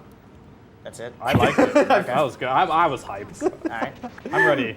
For that 1 I'm ready second, for the rest of the team. I was on the edge of my seat. So I'm still recovering from finding bounty hunter myself so impression. funny. Yeah. So I need a second. Okay. But we have Wow, to know. Lena, right-clicking buildings. Wow, look at her power. She's unstoppable. No one can stop her. Look, the pineapple creeps are hitting her. Why are they hitting her? Go away, pineapples. Okay, now she kills them. The end. Those are acorns. Those are not Then pineapples. Tiny for the toss back Imagine. into the Pine- charge, and then Drow's pine gonna get cones, pine the cones. damage. Black Hole's on cooldown. What can Enigma possibly do here? What be sad is Lena will go down here What the actually, heck just and happened? Enigma's gonna try and TP out, but he will not be successful, and that'll be the end of that as they run away Wills it, here though? on the Hellraisers. Nope. We do have NP here. I can barely see, but I think that's NP as he's going in, but TPing out from Sacred, who's not on that team, but I have 2 games. A for effort. You see it Pango, you're like, oh boy, that must be sacred. It must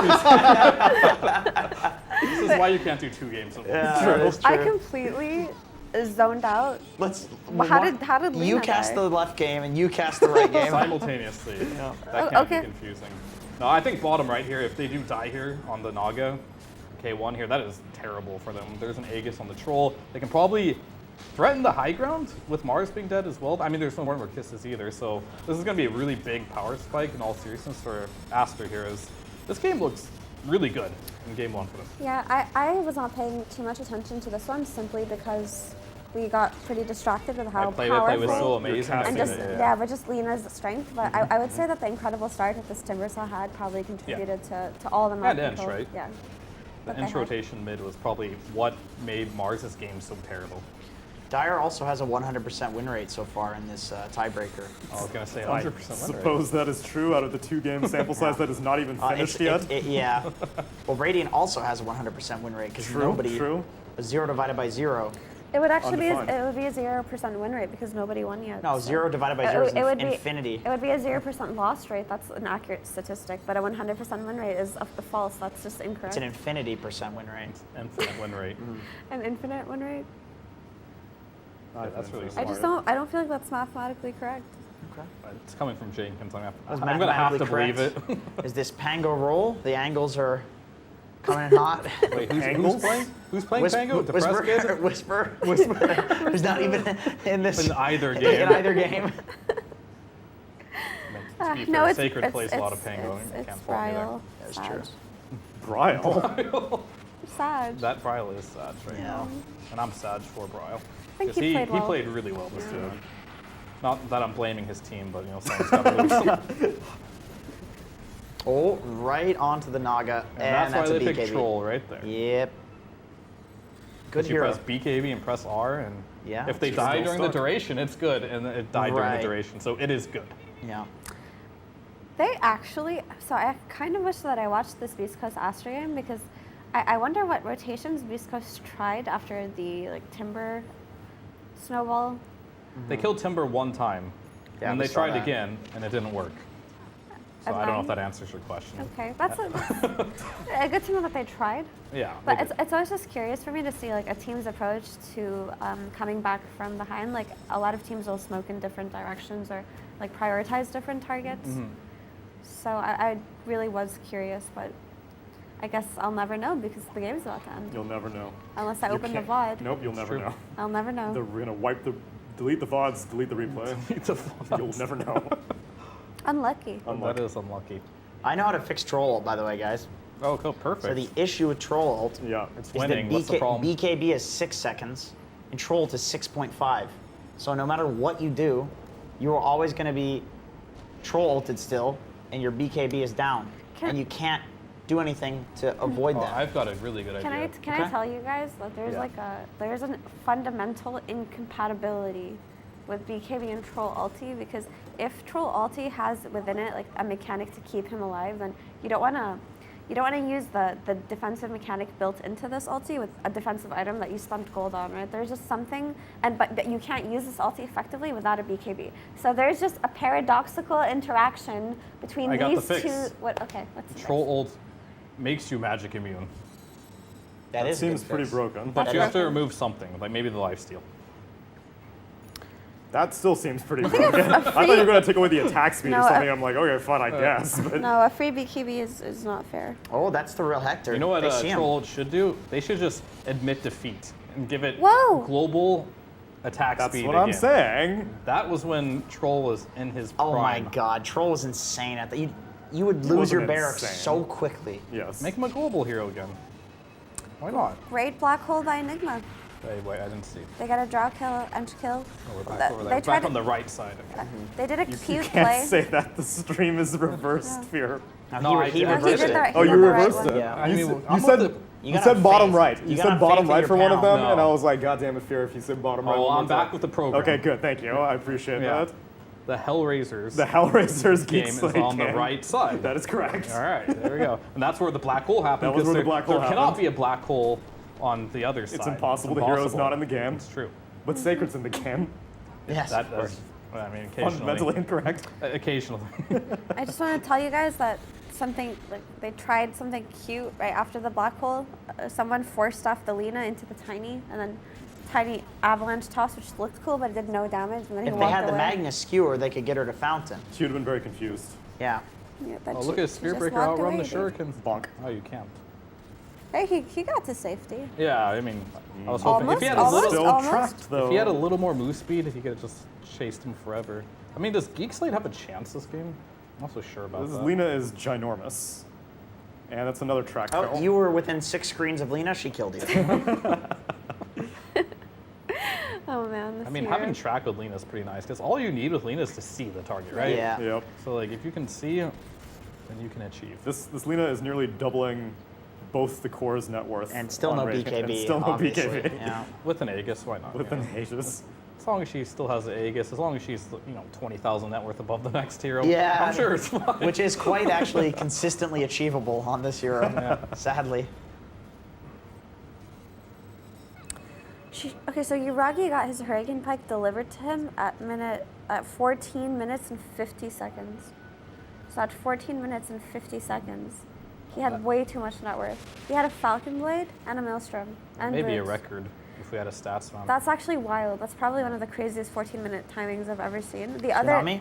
Is that a record? The other I don't 14. know these things. No, I remember I minute can confidently 14. say yes, that's a record. Fastest 14-minute Hurricane Pike, Maelstrom. I mean, I'm sure nobody else buys those items except this Lina meta that early, but I remember during the Animator, Ame had this crazy game on Axe. It was also around minute 14. I don't know what's with this number. Oh, Manta Axe. Yeah, his Axe the carry, days. dude, he had like a 13 or 14 minute Blink, Vanguard, Manta style into like Boots of Travelers. No, and then Shard. He had Shard Gold, but he didn't buy it yet. So he couldn't. he had Shard Gold ready. Axe was such an insane hero at that point, actually. Like the most farm-intensive hero that existed in Dota. Dude, and PSG innovated it too. Like a lot of They people did. dabbled with it in pubs, but they're the team that brought it into the competitive meta. They were so good that major. That's why they want it. Such a pleasure. All right, there's a 5-man smoke on Geek Slate here. Oh, sounds like you want to do some casting here. All right, the blind casting. Blind Let's do cast it. it. Grandpa without his glasses casting. All right, Hellraiser smoking into them. Will they find anything here is the question. Nope. As Geek Slate will Double wrap run around. north. As Hellraisers decide to take the... Wait. Oh, there's a huge black hole here onto the Drow, and then Sacred comes rolling in. I can't tell if you did that again by accident or on purpose. Because you are that blind. You surely are. I actually can't read any of their names, to be honest Yeah. with you, so I just have to guess. Kiyotaka. No, I did that on purpose, though, but is it Depressed Kid playing? Yeah, it's Depressed Kid. Okay, Depressed Kid. I mean, there's really no point of play-by playing. Both these games feel like they're just kind of like cruising to their conclusion. Yes. Yeah. An inevitable Laning stage win. Yeah. defeat. It's a lot of Dota games these days, honestly. You just get this like stranglehold, but it's impossible to push high ground early. It's why the first Roche is so useless. You're never gonna push high ground, even with like a full summons lineup. And oftentimes what I noticed when I was doing my research as well is like a lot of like amateur teams specifically will be like, hey, we have Aegis. It's time to group up, right? Right. And then when you group up, you kind of stop farming and naturally the enemy response is, hey, they have Aegis. Let's not run into them. Let's split push. Then some teams, if they're not good enough, they'll actually lose net worth advantage with the Aegis because they're trying to make things happen when it's too early into the game. And oftentimes you just won't see any like advantage change in the game when Aegis is picked up if you can't force the fights. Yeah, and I feel like we saw this development recently. Like it took teams a really long time to learn that you can just, it's okay to not do anything with your Aegis. Yeah. Right? Like I think during the TA carry meta, teams got really good at just like relaxing even when they have an Aegis and just like not overusing it and just kind of securing vision, securing parts of the map and just chilling, you know? Most teams will just give like their mid laner the first Aegis, like Just go do stuff. Yeah. Go have fun, dude. Here you go. Yeah. Whatever happens with this happens with this. And it Two looks like racks claimed. Aster's. Yeah, This game Aster. looks like it's completing very. I Oh, he can't- got bashed right when you dropped the arena, and You he's hate just to gonna die see it. immediately. That's There- very sad. Not to be a like Debbie Downer, but I don't think there's a single like Oh, troll ulting to the fountain. The This is range it. bash. And okay. I mean, troll has He's an Aegis here, so probably nothing's he's gonna too happen. smart, he just doesn't go into the fountain. It's true, and they call it GGs, and that'll be it. Aster will take the game 1 versus East Coast. Really and clean. back to our analyst, Tsunami. It's the determination to figure Our out panel. upper bracket or lower bracket. So that means that loser still stays in the tournament, but Aster definitely would feel a little bit more comfortable staying in the upper bracket. Is it a best of 1 or a best of 7? It's the best of 10, Best of actually. 13. I see. Best of 13? Yeah, That's the we're best gonna format. be here till tomorrow. Okay. No, it is a best of 3, and Aster claim a game 1 victory, which leaves us just with the other game, Hellraisers versus Geek Slate, which also seems like Fear mentioned, inevitable for Hellraisers to get a win. All right, so you've got anyone that can like bring some fake hype here? Yeah, please. No, not me. I'm asking you guys. go ahead. Like, how can Hellraisers win this Smoke game? up on Geek Slate. Wow! It's on the complete opposite side of the map that Hellraisers are on, but maybe they'll claim They're going for some the map big control. wraparound. They're going for the big wraparound. Wrap around the entire map of Dota. All the way to the tier 2 mid for Dire, and then back to their base. They're roaming. Oh, they might get Are we the doing bounty half? hunter. Antares will break the smoke, are we but hyping? get identified, activates BKB. Oh my god, he has a BKB on a pathetic support This is PH. real hype, though. And they want to take the fight. Hellraisers is going in. Bash up onto the Tiny. Kiyotaka, aka Sacred, still rolling around. Gets another bash indirectly onto the Enchantress. And then Lena's here, GG. And then Lena's here. We'll clean it all up. Gleipnir onto the Tiny. Cox goes down. Enchantress is still they got trapped. the bash.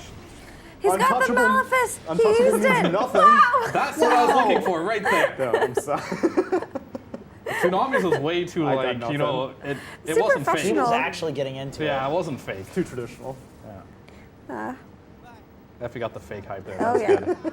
Oh yeah. But that wasn't. I wasn't really asking for like fake hype, like play by play. I was just wondering like, can we somehow find a way for Geek Slate to win this game? Yes, Lena has to stand Disconnect. high ground and then die and mess up. You know? How does the It's die a happen? fountain toss No, scenario. it's if Okay, Lena okay. if Lena gets overconfident, that is how. Which is Is that very hard enough? to do at this stage. No. I feel But like. I mean, I feel like even with the overconfidence, is that enough to lose? Go ahead, That's the Effie, question. go ahead. no. I mean, Lena just walked uphill and nothing happened. So I Yeah. think there's a zero. Well, they need refresher There's on no. Tiny. There's a There's 0% clearly, chance. as Jenkins stated, there's no Magnus with the Tiny. So Yeah, but that's why they need the there's not refresher. Oh, Sacred is in. Sacred is in. It's contagious. And he's out. Stupidity is contagious. Blindness. This is actually unironically what concerns me, that many people are jokingly referring to Shopify as Spotify, Yeah. and I'm like, this is going to become a thing, and the team is going to be quite upset about that. Actually, I think it's what we need to do because maybe Spotify will pick up a Dota team. That would be so. They don't But they don't to. need to. They're getting Why would free they do marketing that? from Shopify. That's true. They're getting free publicity out here. Oh, look at that black hole. Someone hype it. No, you're giving real hype. Hype! Hype! And then he dies. And then he dies. And that's really sad as they're throwing the game. Buybacks are coming out. And then they're running away on the side of Hellraisers here. As they're actually feeding here, but we need Lena to feed here. So Lena has to come back. They defended the racks at least. Lena's still here. They broke it. They broke the Lincolns. I don't. How'd they have the vision for that? But Lena's too fast. She's actually out of there. Or is she? She's out. Yeah, she's out. She's out. I mean, that was pretty bad for Hellraisers, though. Like, luckily they have a lot of Oh, like they got the wiggle charge room. on her. She hit like a sentry ward or something. I don't know. They Oh, canceled they're it, though. Okay. Yeah. Yeah. Well, she would probably Fake kill, hype. she'd Yeah. probably just kill SB. Let's be real here. I mean, unfortunately, that black hole Lena wasn't nearby, so like, it was a good black hole in theory, but the only issue was there was no follow-up, right? And then they ended up deleting the Enigma almost immediately, and that death actually was right around Roche spawn time. So maybe this isn't fake hype anymore. If they can get this Roche, potentially something could happen. There are respawns in Hellraisers now. Rolling Thunder from Kiyotaka Depressed Kid. He's Kiyotaka bouncing Depressed. around. Lena's sieging away and getting a kill onto the Spirit Breaker. Yeah, they can't address this, Lena. So I feel like in situations like that, the way to win the fight would have just been if Drow committed on the Pango roll, but then Drow would have just died from her bad position. Yeah, look at that range on Lena. She's in the Yeah, pit. she's just using the pit. And there's no Manta on Drow here, so Drow's, that's going to be almost a team wipe. Where's Enshad? She bought back, so Oh, she died. she's in base. So it was a team wipe. Does it really matter where Ench is at this I point? mean, maybe she was raxing bottom. The big That's what I was centaur hoping creep or for. something. And she's at the cemetery because she got buried 4 of her teammates' bodies. It's very sad. She came back from the She's dead out to there bury them, honestly. mourning them. She was one of the first heroes to die here, courtesy of that Lena. Yeah, Ench died, instantly bought back. This is a fight, guys! And by the time she walks there, everyone else is dead. Yeah, I'm actually going to watch her on the minimap. She's going to the Yeah. fight. She's Watch still Lena walking. here, watch Lena here. This stuns Pow, Roche, pow, so doesn't pow, get bashed. And just attacks from in the pit. She gets the. She I think gets she's the stack. keeping her Keeps stacks up too. up. Okay, this is absolutely disgusting. If you needed a reminder, anyone at home watching this, how horrible and terrible and oppressive this hero is. 18th pick Lena. There you go. This is not getting through again. No way. I think it should be first phased as well. But Liquid did it. But. Well, as Insania said, get Nisha, win Dota. I don't know if it matters what else they do. It's that simple, huh? And this one is a very high stakes game because this determines who stays in the tournament and who goes to lower bracket. And Hellraiser's after having a comically poor day 1 and 2, where everyone was like, well, obviously, they don't have their full roster. They don't know what their full roster is. But then Uragi is still a goated carry, and the rest of Hellraisers figure out how to make him work, despite being a very, very dynamically different player than Dahak. Who is going to replicate that performance for Hellraisers after Uragi leaves? That's what I'm talking about. It is worth free agents available. Yeah, free also. agents available. It's a short list. I mean, you said Vitoon, right? Vitoon was I got somebody. Vitoon is really good. Yes. He is incredibly good. Mikey. He's the guy that got rank 1 mid laner. Plays carry type heroes. Okay. He could easily go Europe. I don't know this. I've not heard about this guy. Are you sure that sounds like some He dude? got Are you rank sure 1. that's not Mickey? No. You guys have never heard of Mikey? Are you serious? Maybe. Maybe. He's the guy that hit rank 1 on the leaderboards. He's a young guy. Recently. Yeah. And I've known of this guy. I discovered Watson as well before anybody knew who Watson was. Okay, I was gonna make Watson didn't even know who Watson was. I was gonna make YouTube videos. He was in Huggies, all right, at the time. Huggies. Yeah. And then Mikey, I got him in a game. He was tiny mid griefing, tiny airlines, because somebody else wanted mid. Naturally. And I told him I would PayPal him $10 because I could only play one game that night. And I was gonna get in trouble from my girlfriend. So I had to only play one game. And I said, please dude, I'll PayPal you $10. I wanna win this one. He added me to Steam. I didn't PayPal him $10. I scammed him, but he didn't care. He didn't care. He's like, you know what, we're boys now.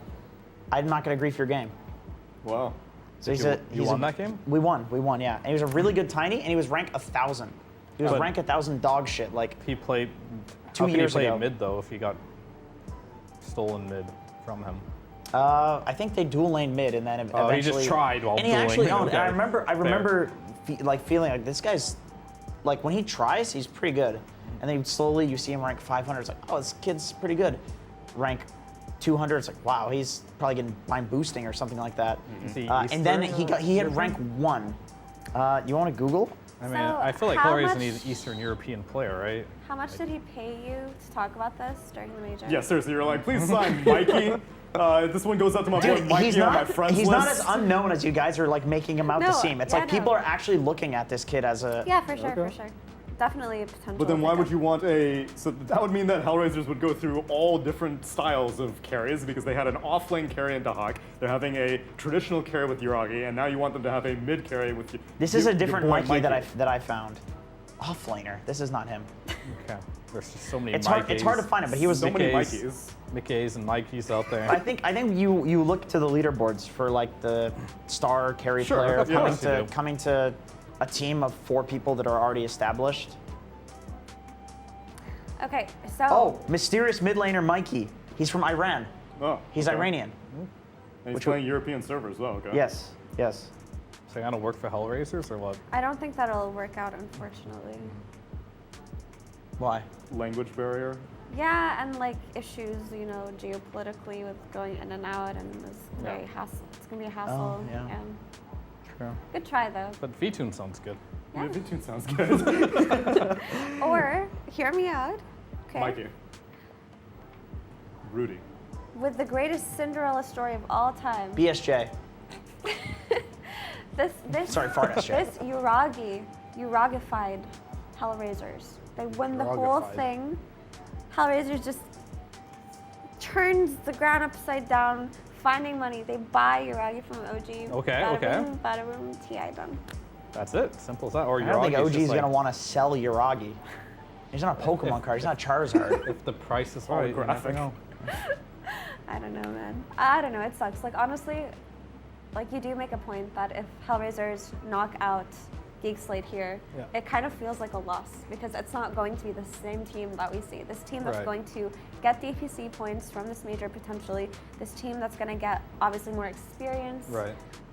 more just the ability to speak with other players, to network, to Right. stay here longer, all of this is going to be given to a team that's not going to be the same roster. So what I really liked is like when let's say Secret picked up like Resolution for like Ice, right? Right. Rezo, he was a free agent. Like there's a future for that if it works out. But like I don't like the fact that they chose a player who's already on an established team that's going to be in the DPC. It feels like a very cheap way of like getting instant results, I guess, in a lot of ways. And it's not really looking forward to their own future of like building something because they needed a new carry. And the best thing they could have done is picked a free agent. And if it goes well, stick together. Now you have experience going into it, right? So I don't know, I've talked enough about this. Fair point. I mean, potentially, Nice slot. maybe they're just looking at their, like, maybe they just want that long-term TI plan, and they didn't really care about using this major as a tryout. They just wanted to do as well as they could.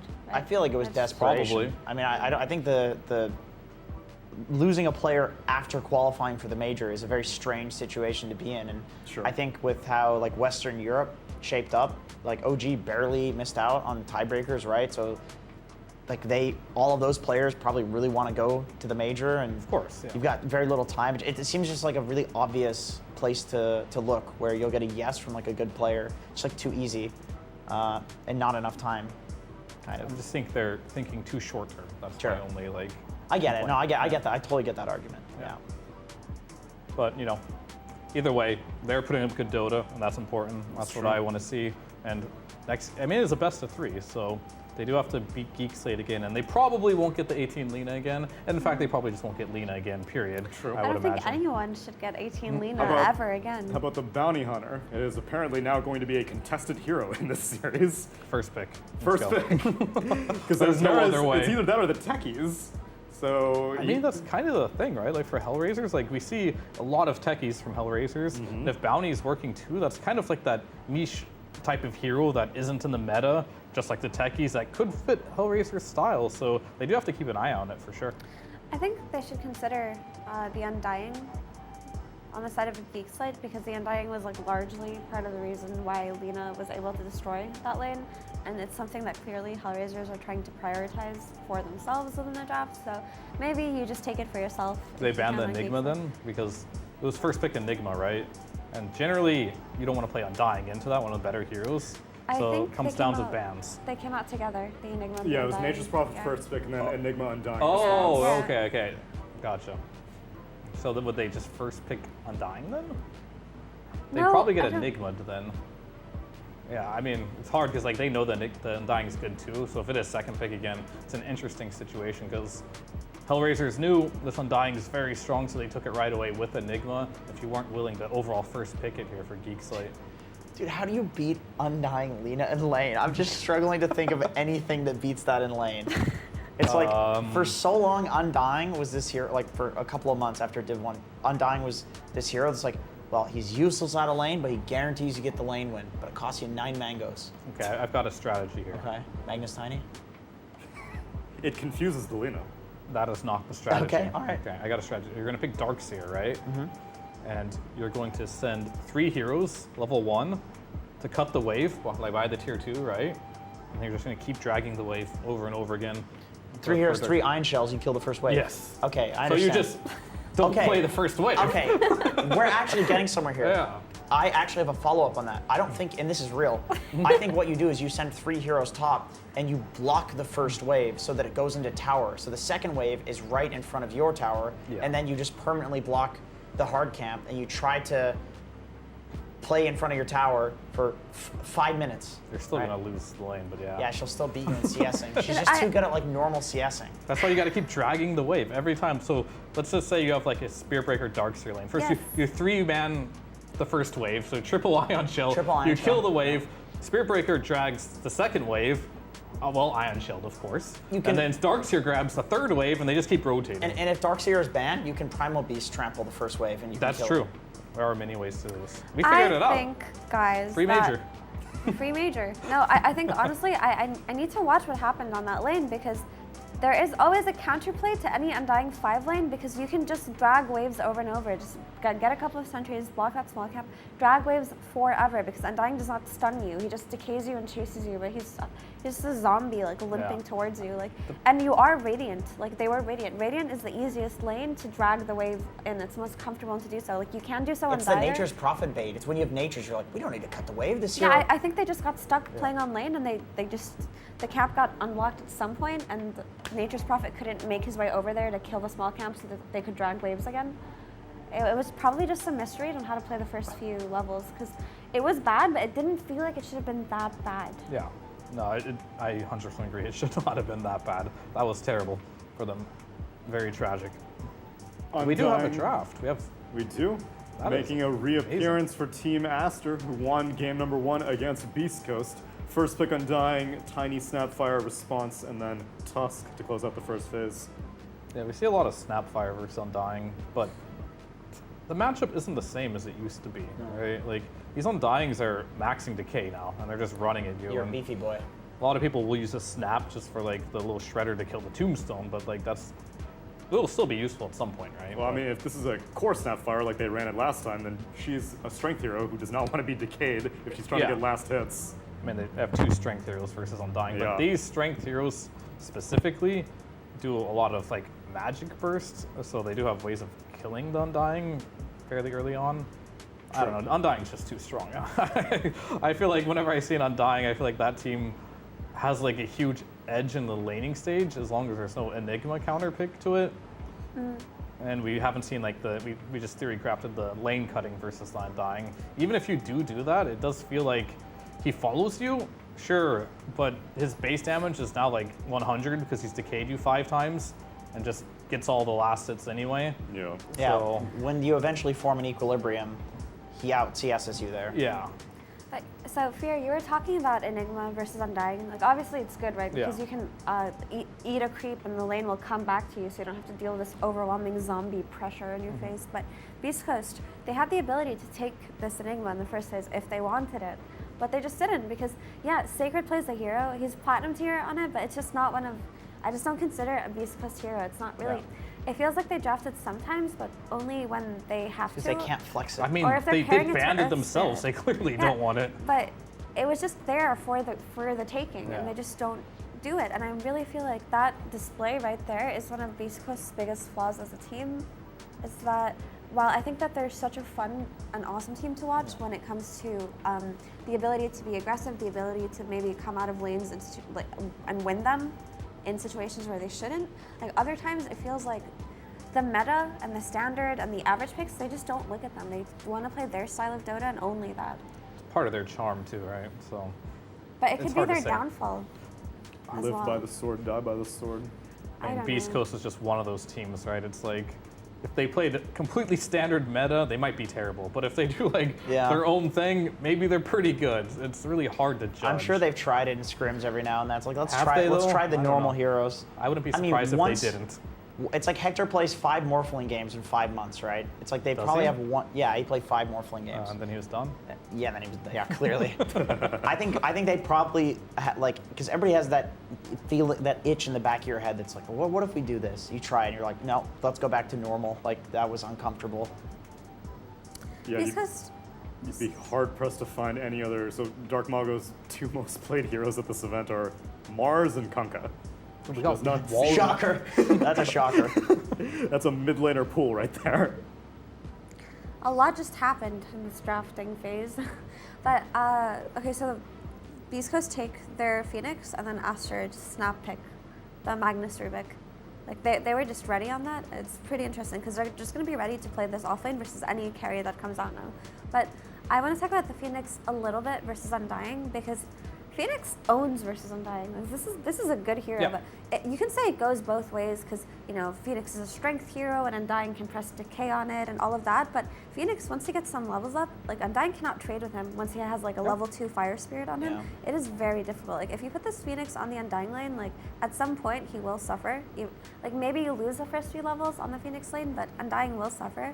But also Sunray, percentage-based damage, will absolutely shred this guy. Like if you think that you can't kill this max decay, very tanky Undying in your face, you can with Sunray. It does not care about decay whatsoever, right?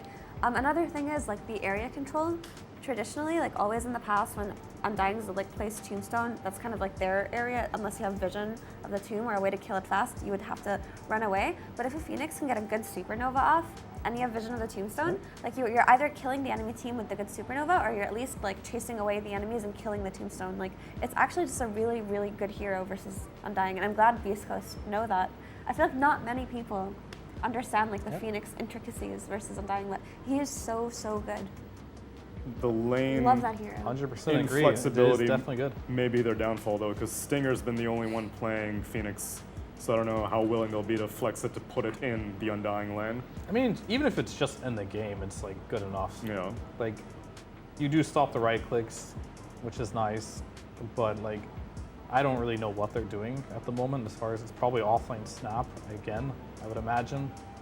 Well, they did an offlane. Sacred's been playing Leshrac also. Yeah. Okay, so And- Sacred could play Lesh. I mean, if they're not willing to play Phoenix on the Undying lane, then this is absolutely their downfall. Why don't they just I feel do like different things? Lesh Tiny. Phoenix? Lesh Tiny's actually not bad against Undying. You got the chain stun. Lesh is an interior. He doesn't care about getting, bodied with the decays. Until he dies. Until he dies, yeah, then he cares. Yeah, he just has no HP. He's like, where's my HP?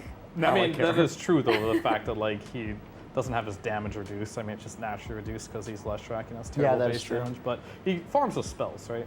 Lesh's base stats are not so good, but he's like the third highest stat gain hero in the game, which is kind of crazy. So it's like, you just got to get a few levels, What tier body is he in? S tier. Ability arena. Absolutely S tier. S tier. Yes, he has interesting. really good. I think his agility gain is really good. I mean, all of his gains are good. Leshrac. Oh, neat. He's got numbers. Every time Lesh comes in Ability Arena, I don't pick him though. You should. No, if you get Fury on, you win. That is Yeah, well, true. that is true. Furion's That is the true in best. regular Dota as well. Which Geek Slate believe in, because they're first picking the Nature's Prophet. That And was- Lina is not banned in that game in the first phase. It's Batrider, Broodmother taking out an Undying Enigma. No, Lena's banned. Hellraiser, no, our right stream, Hellraiser's Geek Slate. Oh. Yeah, the right. Brood has got to be the most banned hero. Yes, there's only been one game that Brood was ignored. It was Spirit Ehome. Because, yeah, I feel like we're not seeing that hero at all. That's what I was saying yesterday to Fear and Sheep. And I felt like we never seen it. I was like, where'd this hero go? But apparently it's just been banned It's in the every it's like the single most game. annoying hero to play against. It's not Lina, which by the way Hellraisers gets. The thing, again. we're seeing more Lina because like people are there's a lot of new heroes coming in the meta. Just looking at the Geek Slate versus Hellraisers draft, like Batrider's been super annoying. People don't want. I think Brood and Bat are the two heroes that are just so like annoying to play against in so many ways. Like you can counterpick them, but your counterpicks might just not work. And that could just ruin your entire game, where I feel like Hellraisers just want to have a stable game of Dota. They might not be afraid of Geek Slate's Lina, or they know they're just going to get it. And, heroes like Undying have been popping off. Enigma's been doing really well. It's like, there's just not enough bans in the game right now for how many heroes that are, like, popular and successful. By the way, Geek Slate decided to just ban Undying instead of take it for themselves, even though they had first pick. I guess the Furon is definitely much more high priority for them. So I do like this approach, because I think Undying was half of the problem with what they experienced on lane last time. Oh, for sure. And it feels like if we run, like, 2 or more games, there's always going to be an Undying or NP. Well, there'll be an NP in all 4 of them, probably. But Undying will at least be in half of them. Well, it's the Hector Faceless Void versus the Monet Drow Ranger. That's a very scary matchup for both sides. Yeah. It's like if you get Chronosphered, you're gonna die. But as soon as Chrono's down, Drow can kill Void in like one gust easily. I'm telling you, you put Phoenix on this Undying Drow lane, like this hero can pressure them. Schofield? Phoenix? Let's see. It's either Schofield Let's see or if they do Stinger. it. If they That do is it, I such- have, I mean, they're I have faith. We also don't know where Tiny and Leshrac are going. Like they could pick Schofield Tiny. Okay, that's so it's given. Dark would go mid Leshrac. Yeah. Okay, so it's off lane. Snapfire. Yeah. Is that not the sauce there? Not the secret sauce? The team fight is still insane for Beast Coast, though. So of course. I mean, they do have good team fight. They do have like good Both teams tools to kill heroes on Aster. But I feel like if this Drow goes uncontested on lane, which it feels like she's just gonna free farm. Well, don't you hate dealing with people cutting waves as Drow? Like she's terrible at tanking creeps, and Tiny's probably better at cutting waves than a Phoenix is. in lane. I mean, if you're Phoenix, you're not cutting waves though. Yeah, but I'm saying Phoenix, or like Drought doesn't want to play against lane cutting. Okay. And Tiny is better at lane cutting. So I feel like running Schofield on the Tiny actually makes sense here because even Phoenix into the Undying might still. What you want to lane cut against this hero almost no matter what. Why not? Like all this hero does, it feels like, is destroy the lanes. Just don't give him that. What I was saying earlier is Phoenix actually like just needs a couple of levels, but he pressures both Undying and Drought very well in my opinion. There's actually kill threat with this hero. That's why I wanted to see it there, but I understand why they didn't put it there. It could also just be a hero comfort kind of thing. Yeah. I mean, their mid-game fight potential is very good, but I really feel like if Drow free farms, and then she just has this like Tusk and Undying and Magnus heroes to play with who are just gonna completely body for her and like take these fights. Monet's job is very easy this game, whereas I feel like there's a lot on Hector's shoulders because the laning phase that I'm looking at for Beast Coast doesn't inspire much confidence in me, to be honest. You know And I what- hope I'm wrong. You know what would piss me off if I was Monet? Is if like not the Sacred pulls the second wave, right? And then I'm playing Drow on Dire's safe lane tier 1 tower, and Schofield just follows me with a big tree and just denies every Denies everything. CS under the tower. That would piss me off so much. I honestly, I like that against Drow. I think Darkseer against Drow is really great because you can kind of do that as well.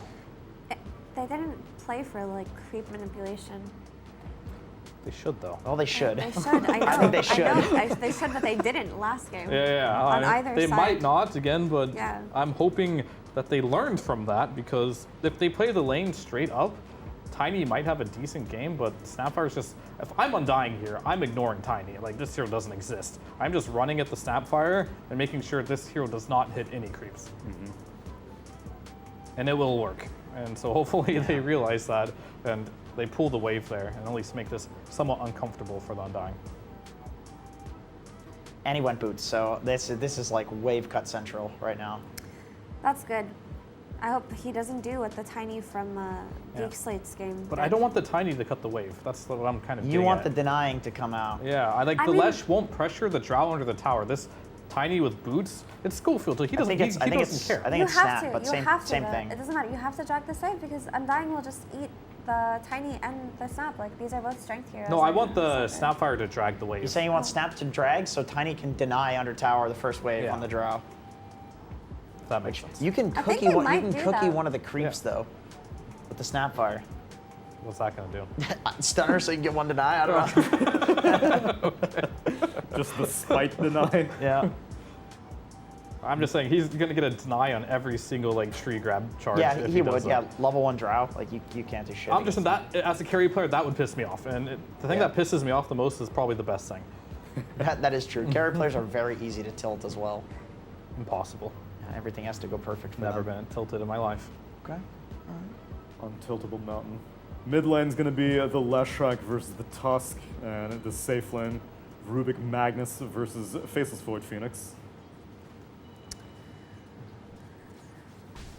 I don't So know. Nami, I think you Beast called? Coast. I think Beast Coast definitely like have a lot more pressure on their shoulders for coming out of these lanes successfully than Aster do, because not only do Aster's lane feel naturally stronger to me, I feel that they have this potential to just like overtake the map after the lanes that Beast Coast don't, because they're gonna have to play around this Faceless Void more than they want to, because this is like their key to actually being able to get supernovas and Mortimer's Kisses, right? Like the Leshrac might rotate for a tower or two, but Aster can also counter rotate. They have Undying and Rubik and Tusk. These heroes would love to TP into a Lesh pushing a tower. Yep. So it just feels weird. Like something feels weird, but I know that like Beast Coast have pulled off crazy things before. I've talked about how this team, even though it seems like maybe they should like, flex some heroes to lanes that they shouldn't, they do it anyway, and like the lanes that they look like they're gonna lose, they end up winning. So maybe there's hope, but I don't know. I'm not feeling good about it, honestly. I'm already not mad if I'm Drow. Tiny has 0 denies, free farming. They did get the wave manipulation, so it's fine. So like, they're surviving, but by no means are they gonna stop Monet from farming here. Oh, unless he gets level 2 on the toss back. Into the tower. Yeah. Level Into 2 the cookie. Let's Hell go. yeah. Alright, I'm mad now. No, Caster's Curse is good because Yeah. we want to see Beast Coast swing back. You know, this makes us happy. No, he's mad as the Drow Ranger. He's Oh. tilted as the Oh, Drow Ranger. are you living as I'm the role-playing Drow Drow Ranger. I'm role playing the Tiny. I really enjoyed I'm that living toss back vicariously action. through Drow Ranger So, gameplay right now. what are you saying? Are you flaming your Undying? No, That was just purely a, on the just a Drow. good play by Tiny. Did you guys know that if Undying got Soul Rip on level 2, Drow would not have died there? Oh, no way. No, I'm serious. Cookie and Tower? Yes, he would not have died there. He No, just no, walked. I know what the play. He needed to drop Tombstone so the toss back comes on the zombie. No, seriously, Brilliant. Soul Rip level 1 on like a creep wave that was that big would have healed Drow like 150. Yeah, probably could have saved him. I think versus tiny lanes like that, like you should hold your second skill point just in case like the tossback does happen, especially if the lane is pushing in. Because like sometimes you don't even want your tombstone on lane, honestly. I guess we haven't talked much about the other game. Skywrath Mage. The draft is getting wild. We talked about the bounty hunter, right? I thought Hoodwink was going to be more popular this major. I don't know if I was the only one that thought so. I thought it would be popular, like F-Blade build. Yeah, just like Oh, they're in doing general. it again. Tossing into the tower. Oh, yeah. All right, who? You're even more mad as this Drow Ranger now. No, Now my Undying. I'm Tiny. I'm having a great time. You're having a great time. Yeah, I'm Yeah, Tiny. I'm. Fear's seething. Yeah, I'm kind of mad. Now your Undying's feeding. I'm looking at my mid lane now. Looks like he's doing fine. Oh, there it is. That's the combo. Oh, the tower That's plays, combo. dude. I loved it. They need to be on the same team as the problem, the Tiny Yeah. Mag. But you see, imagine if they were together, how powerful this would be. The tower plays. Yeah, but they're getting them with just one of the heroes. I know. And Don't they're still getting the don't kills. logic with this man. Just These are agree. just such Right, impressive you're right. heroes. Tiny Mag, bow Beautiful. down. Yeah, great combo. So enjoyable. Run it every time. Great combo, bro. Yeah, so Antera's still going off his weird hero pool. He's played Skywrath Mage once. It was against Aster, and they won. I like Skywrath Mage versus heroes like DK, which early on, like, if you look at Hellraiser's draft, like, the Lina is great for shredding the DK later, but, like, early on she needs to farm, and she's not going to output the kind of burst that you need to kill this hero, and, like, Trian and Pango are not going to be able to do that either.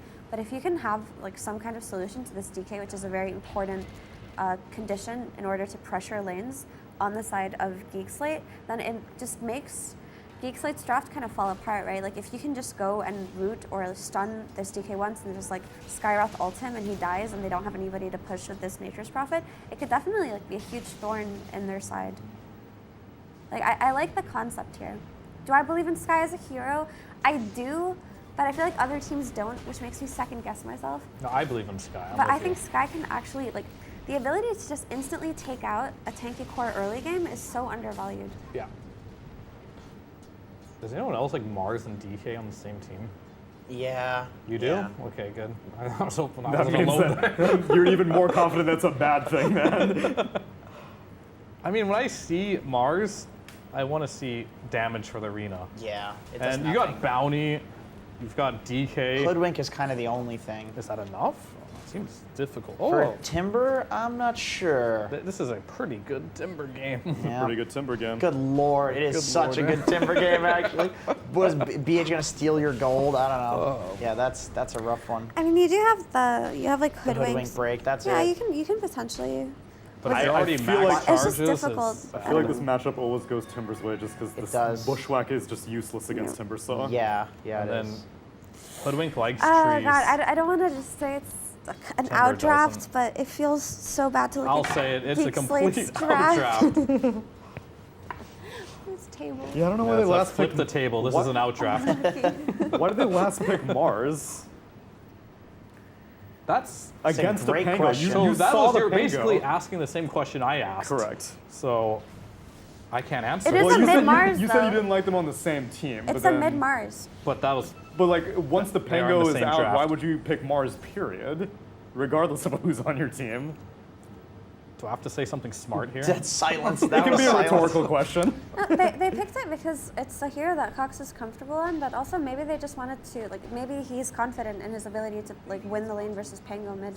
Like, a mid Mars does have more ability to play the map than an offline Mars, for reasons we've already discussed about how this hero is so unfortunate and bad, but I feel like, yeah, picking Mars is, if you have to try extra hard and play super well on a hero to make it work, I feel like there are better heroes. There are a lot of other out things. there, Yeah, I you agree. know? That I totally agree with that mentality. But not to be like super down about it, because if so there's a lot on his shoulders here.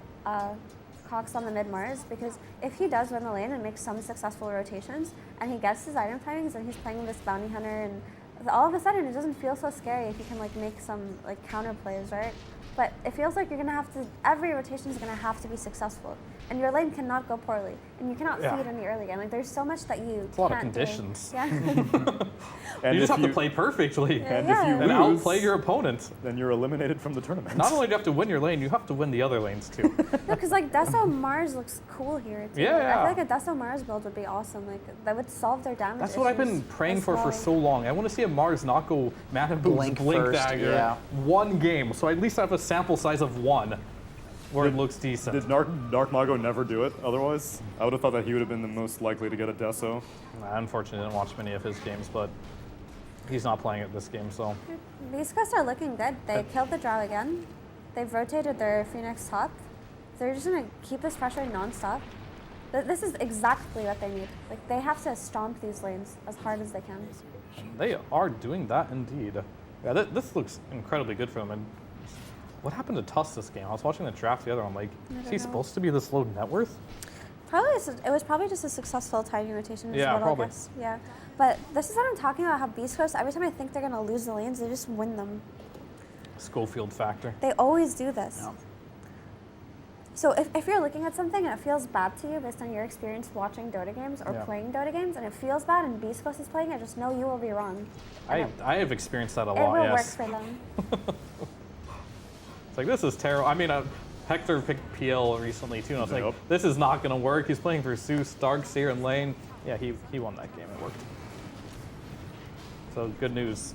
Should have me on more Beast Coast panels because I often say things don't work for them, and it You're does. a good omen. Yeah.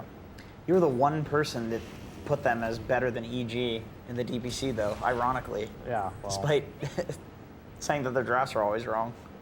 but I didn't see their drafts yet. That was just like on paper, the rosters. I didn't know how they're gonna draft. I did. I can tell you.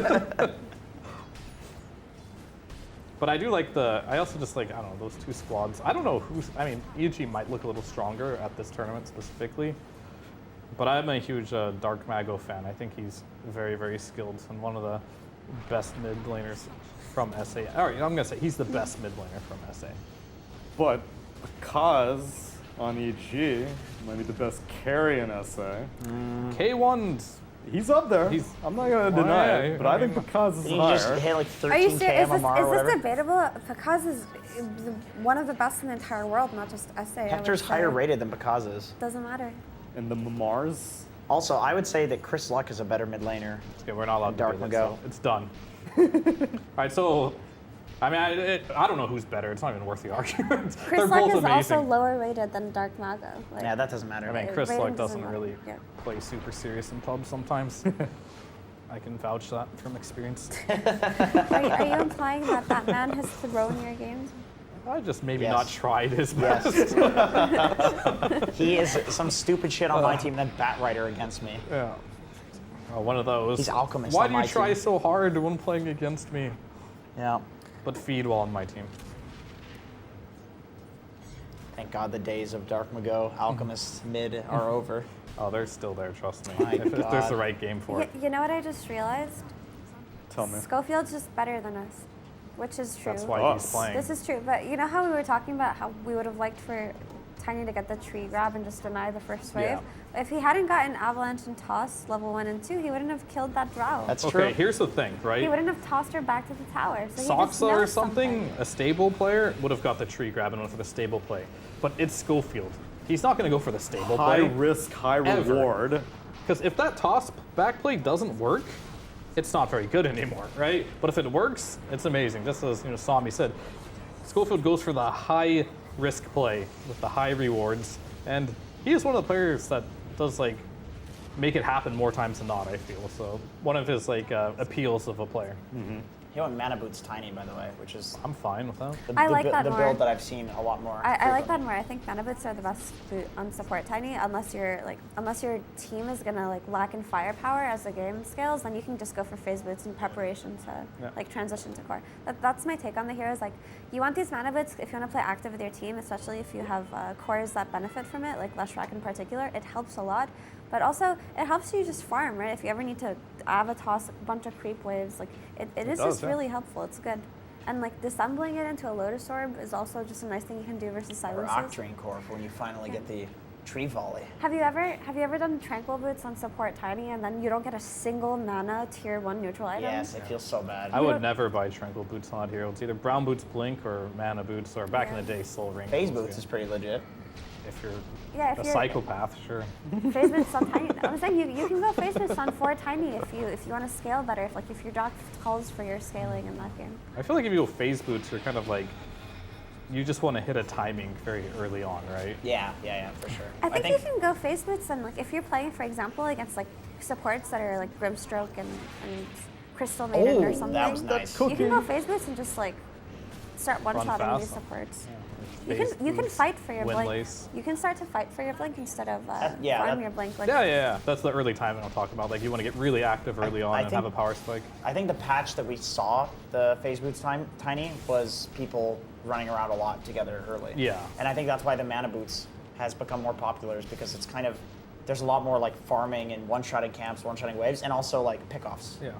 Yeah, because I remember having this exact conversation about Phase Boots versus Tranquil Boots versus whatever boot on Tiny around like this time ESL Genting, like last year. Yeah. And Adam was telling me that the C Tinys had shifted to Phase Boots in that patch because they found that like conceptually just fighting for the Blink Dagger with the Phase Boots actually got them it earlier than if they had gotten Tranquil Boots and like just ran around and found nothing, right? Because in either scenario, you're happy fighting or you're happy just farming with your Phase Boots.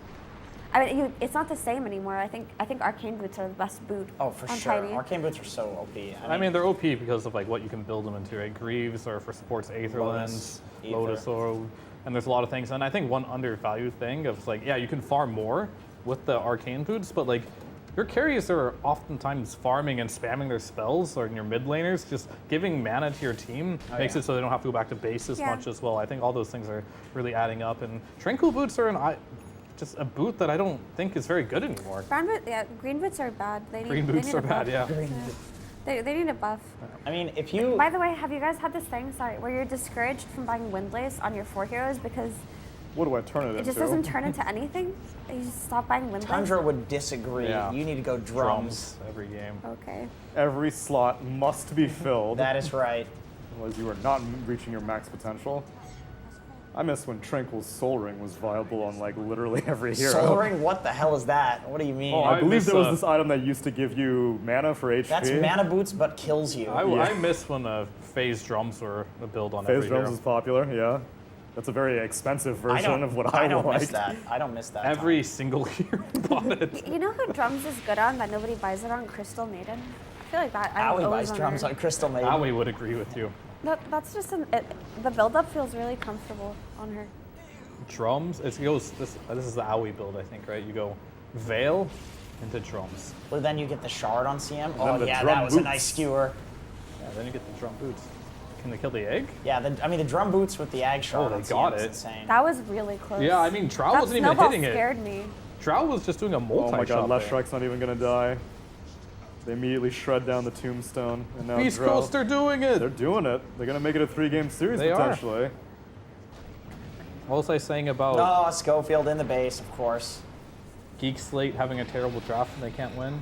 Yep, Mars top 1 CS right now. What can he do with it is the real question. I think if he goes for Deso, he might be able to do a lot with it, and I really hope that's what we see here. But Cox Click on does this him. thing, even in DPC, like when he played it, he always goes for these mid-underlords and like mid-Marses. Right. He'll play some mid-farming hero, and instead of rotate, he'll actually just try to farm as much as he can. And sometimes it worked out, and other times it didn't. So. It's looking promising currently. Yeah, but- Because look at the Pingo CS, he's crushing him. But the thing is, we have to. Okay, he is rotating. That's great. And he has If this Soul is Ring successful, queued if this is successful, I actually have a lot of hope for Geek Slate. He's smoked up, making a move on Lina, but there's 3 Radiant Oh, heroes out yeah, here. kill the Lina. Oh, yeah, baby. There we go. Take her out. Take her out. She's gone. Shield slam. She's fine. Last hit. No, she's not. She's out of there. Nature's Prophet even comes to join the party, and they get the bushwhack onto the Treant. And this is going to be easy tier 1. Easy tier 1. God, nothing better than seeing a Treant Lina go down like that. That is true. That's the dream. That is true. I like to see these heroes But the die. counter smoke is coming. Hellraisers are like, oh, you guys want to party down here? Yeah. Well, All right, okay, party time, baby. Let's go. I don't know if they have enough damage for this. Skywrath is not level 6. He's level 3. But we're going to TP in with... They should have waited he like a was- second. He's No, he's not he's getting, getting he's not getting juked. any. I'm Those are sorry. some jukes. We DK's need one still more. alive. He's Four- leech no, seeded. he's done. Okay. Yeah, this one will kill him. And then if Cox goes down here, this is really, really bad. Because that rotation was so good. And now it's going to be so bad if he dies. He's going to live. Getting out of there. Swashbuckle does not connect. All right. And he will live. Very I good. would like for him to return to the mid lane and then continue farming and then buy a Desolator. And then meanwhile, we see Please and RP on the thank left you. monitor there, and what causes them all to Thank die. you. Fear, correctly orienting. I Yes, of appreciate course. it. I just have to give myself A half dyslexia second to here. calibrate. You know, I never see Magnus win. It's always so fun with the big It's because you skewer played backs. it too much? Yeah, that is part of it. Is the 30% Anecdotally, goal. I've never seen Magnus win. Tiny Magnus seems like it might be bad, guys. Top 3 net worths are owned by Beast Coast heroes. I'm so impressed with Beast Coast and how they played the lanes and how they rotated early on too. Like where they put certain heroes and like the Phoenix just coming top early and getting that tower. Like I was really scared that if this, for example, like Fear said, if that Avalanche toss play hadn't worked, then it just wouldn't have been good. Yeah. But because it worked out, they were able to just like snowball and keep killing this Drow and keep like running at her and choking her out. Schofield was playing to win, that's for sure. And Beast Coast really want that upper bracket dream. They might keep it alive here. Do most you guys likely. ever want to toss back the enemy as a tiny to your teammate, but then he just walks close to you? No, I only play tiny when I toss my teammates in. Does that make you They should have so removed upset? that. That's why I like playing tiny with Enigma, because if my Enigma's standing in a weird place, I can just toss it to Zidolin. Very easy stuff. Yeah, wow, that's good. Tiny Enigma is a disgusting lane, actually. I'm gonna be started on that one. Can throw the Enigma in for a nice Easy block roll too. block Yeah. Imagine if you could like cast Into the spells enemy mid-toss. Yeah.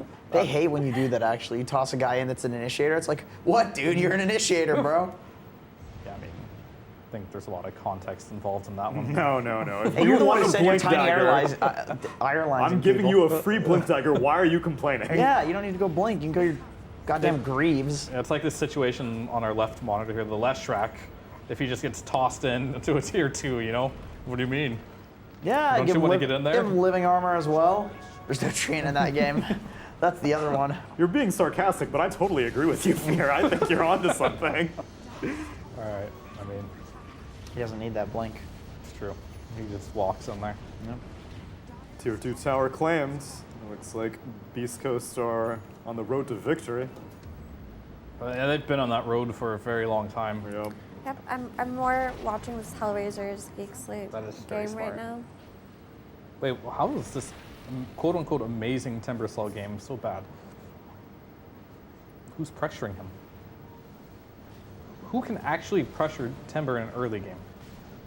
I'm confused. None of these heroes? His net worth indicates that he is being pressured. It does, doesn't it?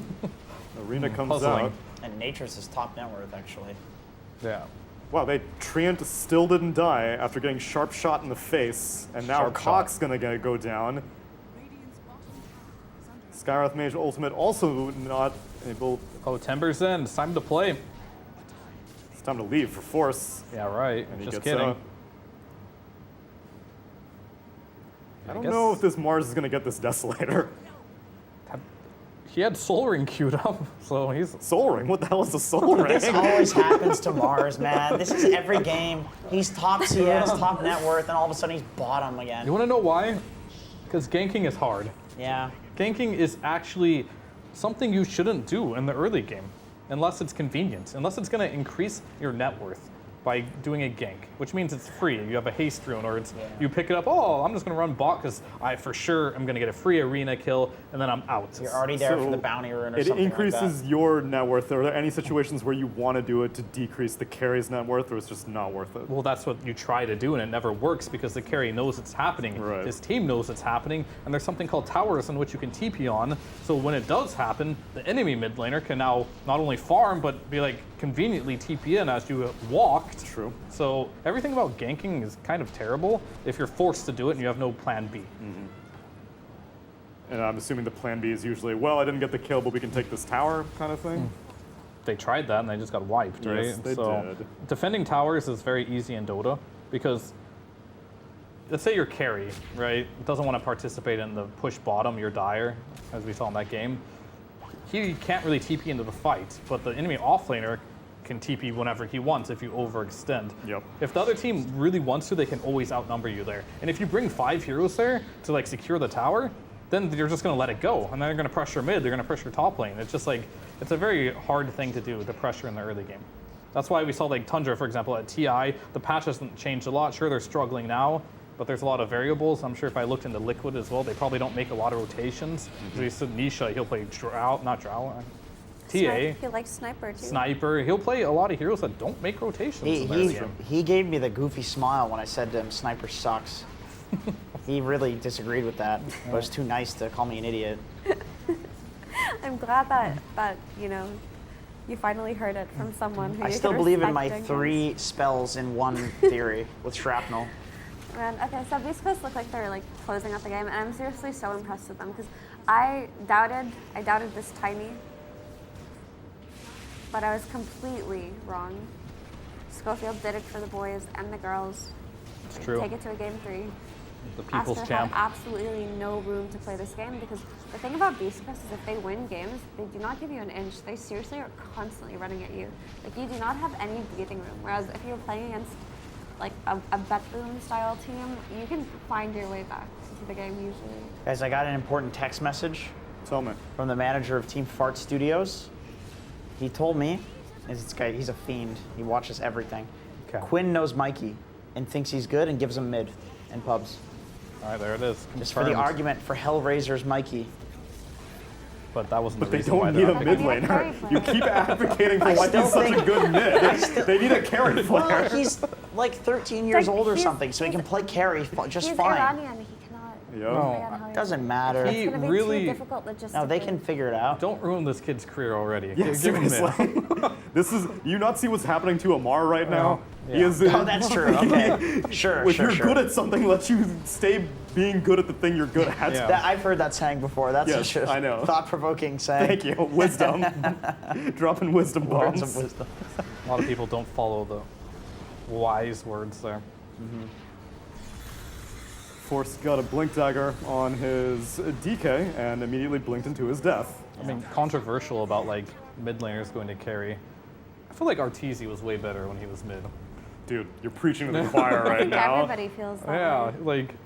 like sometimes even if it's a similar role, just like making that swap isn't necessarily a good thing. I'm with you. So yeah, stop talking about Jenkins. Don't ruin his career. Well, I got Okay. one for you, Fear. Yeah. Where do you think Zai was best, 4 or 3? I would have told you 4 a while ago. How long ago? Back when he was really good at 4. Yes, well, he didn't play 3 when he was really good at 4, so that would have been a pretty easy So, like, answer. when he made the initial swap, like I guess when he's playing on Secret, right? Secret or Optic, Yeah, maybe? Optic's even a better example. I Yeah. thought he was better at 4. But like nowadays, I mean, I'm sure if he still played 4, he'd be the GOAT, but Zai's just a good player. He's built different. Yes. Natural talent.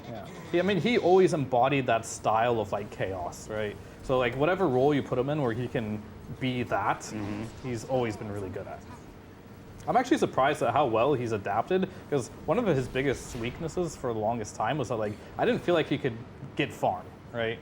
Like he just didn't want to farm, didn't want to hit creeps, but like watching him play NP nowadays, he tops the networks, he can get farm, he's become very versatile. We saw a Snapfire earlier today, farm up a Daedalus. Yeah. What a beast. What a beast. That was a really reasonable game.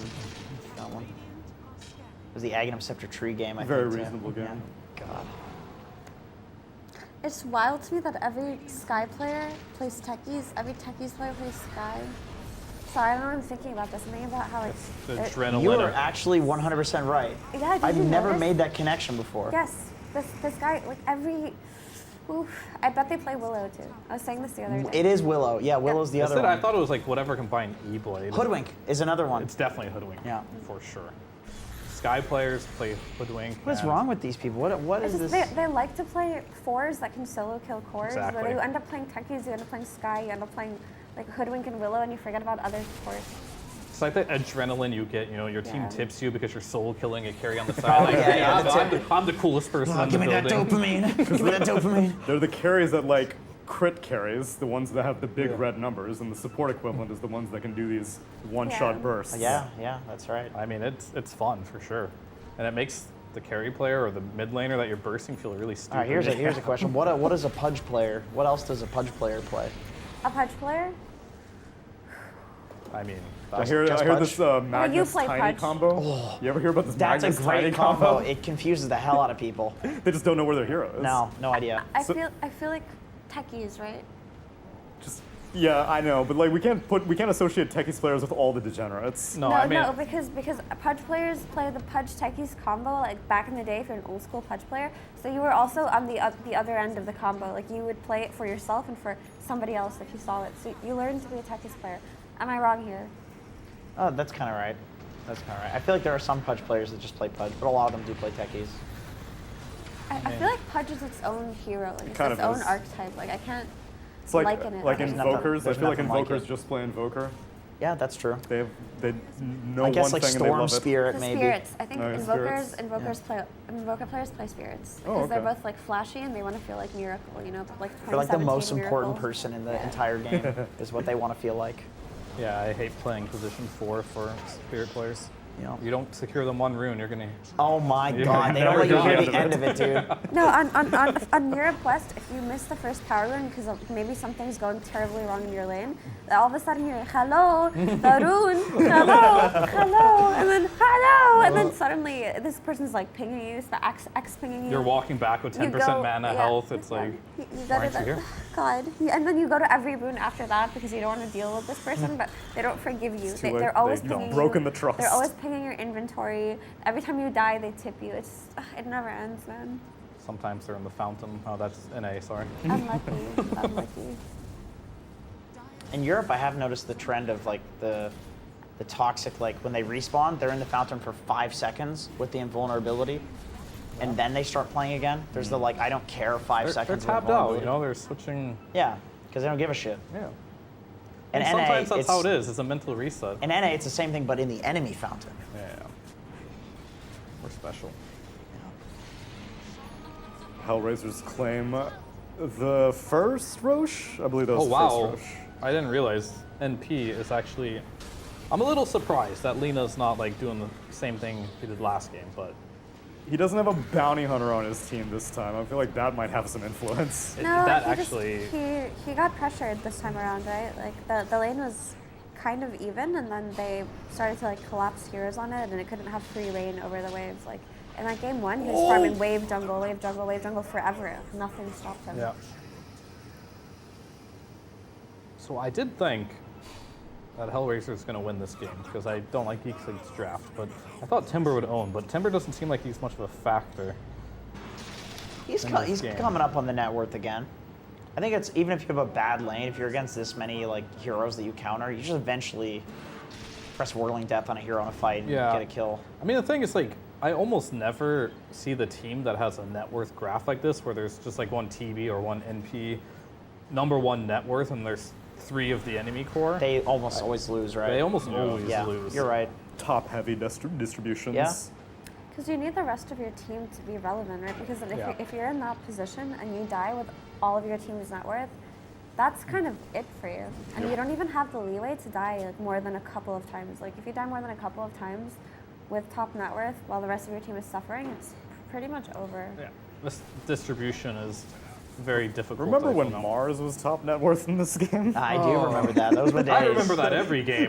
And then we fast forward 10 minutes, and then he's always in the same Do spot. we know what Mars bought? Because I don't think I don't believe he has a Desolator. That's so sad, man. I would guess Mana Boots Blink BKB if I had to guess. I would be hope we surprised can if he see has a him soon. BKB at this point. I don't know. She possibly, yeah, I don't know. It's normally Blink Mana Boots. I'm building my Mithril BKB. Hammer. Yeah. Mithril Hammer, let's relax. Let's relax. It's Ogre Club. Right, just the bro. Ogre Club. It's That's the right. Ogre You Club. couldn't afford the Mithril Hammer means you're like owning and you want to go for damage. You're like, I need 10 strength, please. Give me the HP. I mean, that last team fight, yeah, there it is. You were right. Exactly it. Oh, he got the Mithril Hammer. Oh There it my is, finally. god, why is Mars like this, dude? Every single game. Because if we had a BKB there, that fight may have been different. Like, in a lot of ways. Skyroth would finally not be able to solo kill the enemy mid. But it always feels like you're just a few minutes late on your timings and disaster strikes. Every single time. Man, I hate Mars. And then everyone's just like, well, you know when Beast Coast play it? And I'm like, yeah, I don't really watch all those games. I watch everyone else, though, play it, and it doesn't look good. Can we just click on this Mars? I'm so curious. Oh, they clicked him already. Yeah. He has I phase zoned boots. out for 2 minutes Yeah, thinking phase about boots, Skyroth Mage. Soul Ring, Blink Ogre Dagger. Club, BKB. And No, not the BKB. You ruined my train of thought. Oh, Your turn. I'm sorry, Fear. I'm sorry. Your delicate concentration. Yeah, it's all gone now. Take it away. Soul You Ring, guys Blink need to talk it Dagger. out. It's He getting had toxic. the Ogre Club. He just finished the Mithril Hammer. He's working on that recipe desperately. Do you know what the problem? Okay, do you know what the problem with Mars as a 2 is, or any 2 that has to build Blink Dagger as one of its early net worth items that isn't a tiny? This tiny just naturally does so much damage anyway. Like it feels like a waste of a 2 because like these, your 1 and 2, they need like farm, like they need their farms to be meaningful, right? And it's not like Mars can get kills non-stop with his Blink Dagger. It's not. certainly It's not like doesn't. a tiny with 0 cooldown in his spells, not literally 0, but he can Yeah. just keep running around the map and keep killing. Whereas you're spending your first 2,000 gold on a Mars or your first relevant 2,000 gold, getting a Blink Dagger that'll get you 1 good rotation, and then afterwards you just have 2,000 gold that's not doing anything for you. It's not Yeah, watch this accelerating team your farm fight, right? speed. As an example. Look at that TP'd mid in. laner. He pressed arena, no BKB yet. Slowly He's running walking away around. in the arena. Walking around in the arena. If he had BKB, he could maybe right click and not be that low, and then he's just dead. That's been his life for the past 15 minutes, I feel. And at some point, he's going to fall below the DK net worth and probably the I mean, BH. look at all the good mid laners, right? Like Pango, like maybe Ember Spirits. You mentioned Tiny. Like none of these heroes, BKB is not really on the agenda for them. On That's a true. single one of them, right? Yeah. Like they have a different power spike item. Is there no one brave enough in this entire tournament to go Deso Mars? Okay, fine. I'm gonna look up Dark Mago. I'm gonna see what his build is. Is there no one with bravery, courage, Let's see what Dark the Mago's desire up to. to change? But we know Beast Coast, they like the high risk, high reward type of scenarios. Yeah, but they're making Mars work, so maybe Mars is just a high risk, high reward kind That of hero. is the point I of think Blink it is. Dagger I first. think That it is. is exactly it. that's But they true. make it work. Yeah, there's so many easier heroes to do exactly what Mars will do on the mid lane. Like Honestly. Pango gets a built-in BKB. Yes, he does. And then you get to buy like a diffusal blade, which actually helps does you farm, so do much damage, damage. and a lot of things. Ember, they go Maelstrom first, right? You don't need a BKB. You're farming, you're split pushing, you're doing damage. But either way, No. I feel bad for shitting on if, Mars so much. if Blink Dagger gave you magic immunity, that's where Mars That would be great. Would What the shine. Why would or you if ever propose overwhelming such a thing? blink level 1. Yeah, There exactly. you go. That would be not a BOP at all, right? Well, Blink Dagger has a place in the game. I think it's pretty well balanced because we've had issues in the past balancing that item. Pretty good spot, but you do have like this thing called a choice. Yeah. Where you can not go that Tell me item more. first. It's an interesting concept, Tell me really. more. Yes. Please. You're saying that you don't always have to have this item on Mars? It's true. And I feel like Amar, of course, he's not on this tournament yet. This is true. But he was one of the best examples of making Mars work, and he never bought that damn item. He just didn't buy Blink Dagger. I mean, then again, if Collapse is not playing Mars, then that's probably a pretty good indicator. That's true. The best Mars player in the world is not playing Mars. That's He asked in an interview for Intriguing. Mars buffs. He wants Mars and Magnus buffs for his birthday, right? For his birthday. Yeah, that, instead of that Middle of the Spider-Man tournament. cake that he got. Yeah, wants it Mars looks like Bus. no one on this earth is brave enough to go Dusif first because Dark Mago's Blink BKB build. Yeah. He just hits the timing He faster. just hits the timings. That's a Beast Coast special. High risk, high reward. Yeah. Which actually, they are beginning their draft for game number 3. They don't even have their like snap follow-up or big team fight follow-up to this Mars or any kind of like burst damage in it either. It's That's what I was saying. It's It's just like, a Why did they sharpshooter. last pick it? It's. I mean, I guess I don't remember what was banned in the draft, but maybe they felt like they could make it work, right? Maybe they thought that the Mars would just pop off, non-stop rotate, not die. Like when Mars died in that bot lane, that was Twice. that was not good. I mean, I will That say was not what they envisioned when they picked it, I imagine. There's sometimes these tournaments here and there where like it's like an elimination tournament, last game for them. You look back in like a year from now and you're like, we were really my God. done. Bounty Hunter just killed the courier with the gem on it. Oh my God. And he stole it. That's pretty big. Scarth is like, bro, what the hell? You know, that's a mistake though, for sure by Hellraisers. Like, who sends a gem out on the courier versus a bounty DH, hunter? yeah, no, that's a big mistake. That's I agree. a big mistake. I agree. You walk back to base if there's a DH or Ricky. Like both of those heroes are obviously going to be On running your around side, sniping yeah. couriers. Yeah. They've got nothing better to do. Wait, do you remember the Divine Rapier Courier meta? Do you guys remember in Dota 1 a player named ZSMJ? I know him very well, yes. On the Medusa? Yes, do you remember when he bought a Divine Rapier and then his courier died and then it dropped the rapier, so then he AFK farmed and farmed another rapier Yeah, and yeah. then he won the game? Yeah, that was a different time of Dota. That was the best times of Dota. I don't know how I always come back to reminiscing about Dota 1. I guess like just my best memories are like playing Dota 1 when I was younger, so.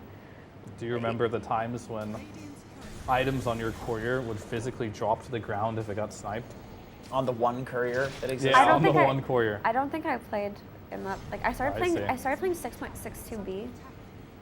Yeah, I was just winning a game, right, of Dota. And then I just have like, you know, it's casually an Assault Cuirass coming on the courier. They snipe it, and here's the best part, right? You could use that item. Wait, what? Are you serious? It was not disabled. I'm 100% serious. So the enemy just got an Assault Cuirass. And then all of a sudden, you're just like losing the game. That's like an instant 10K net worth differential. Yeah, I mean, we're talking pretty far back. The game hasn't been as balanced as it is now. People complain about imbalances, but you didn't play Dota 1. Dude, I you don't know about remember. imbalance. I remember watching a Purge video where he's playing Dota 1, and he had like a farmed Juggernaut on his team, and then somebody Yeah. on the enemy team disconnected, so the Jugs switched teams, and then Purge. I remember when you could do that. Purge is breaking down. He's like, okay, to deal with this Jug, we're gonna have to do X and Y. And it's like, why do you have to figure that out? You supported him in lane, and now he's against you.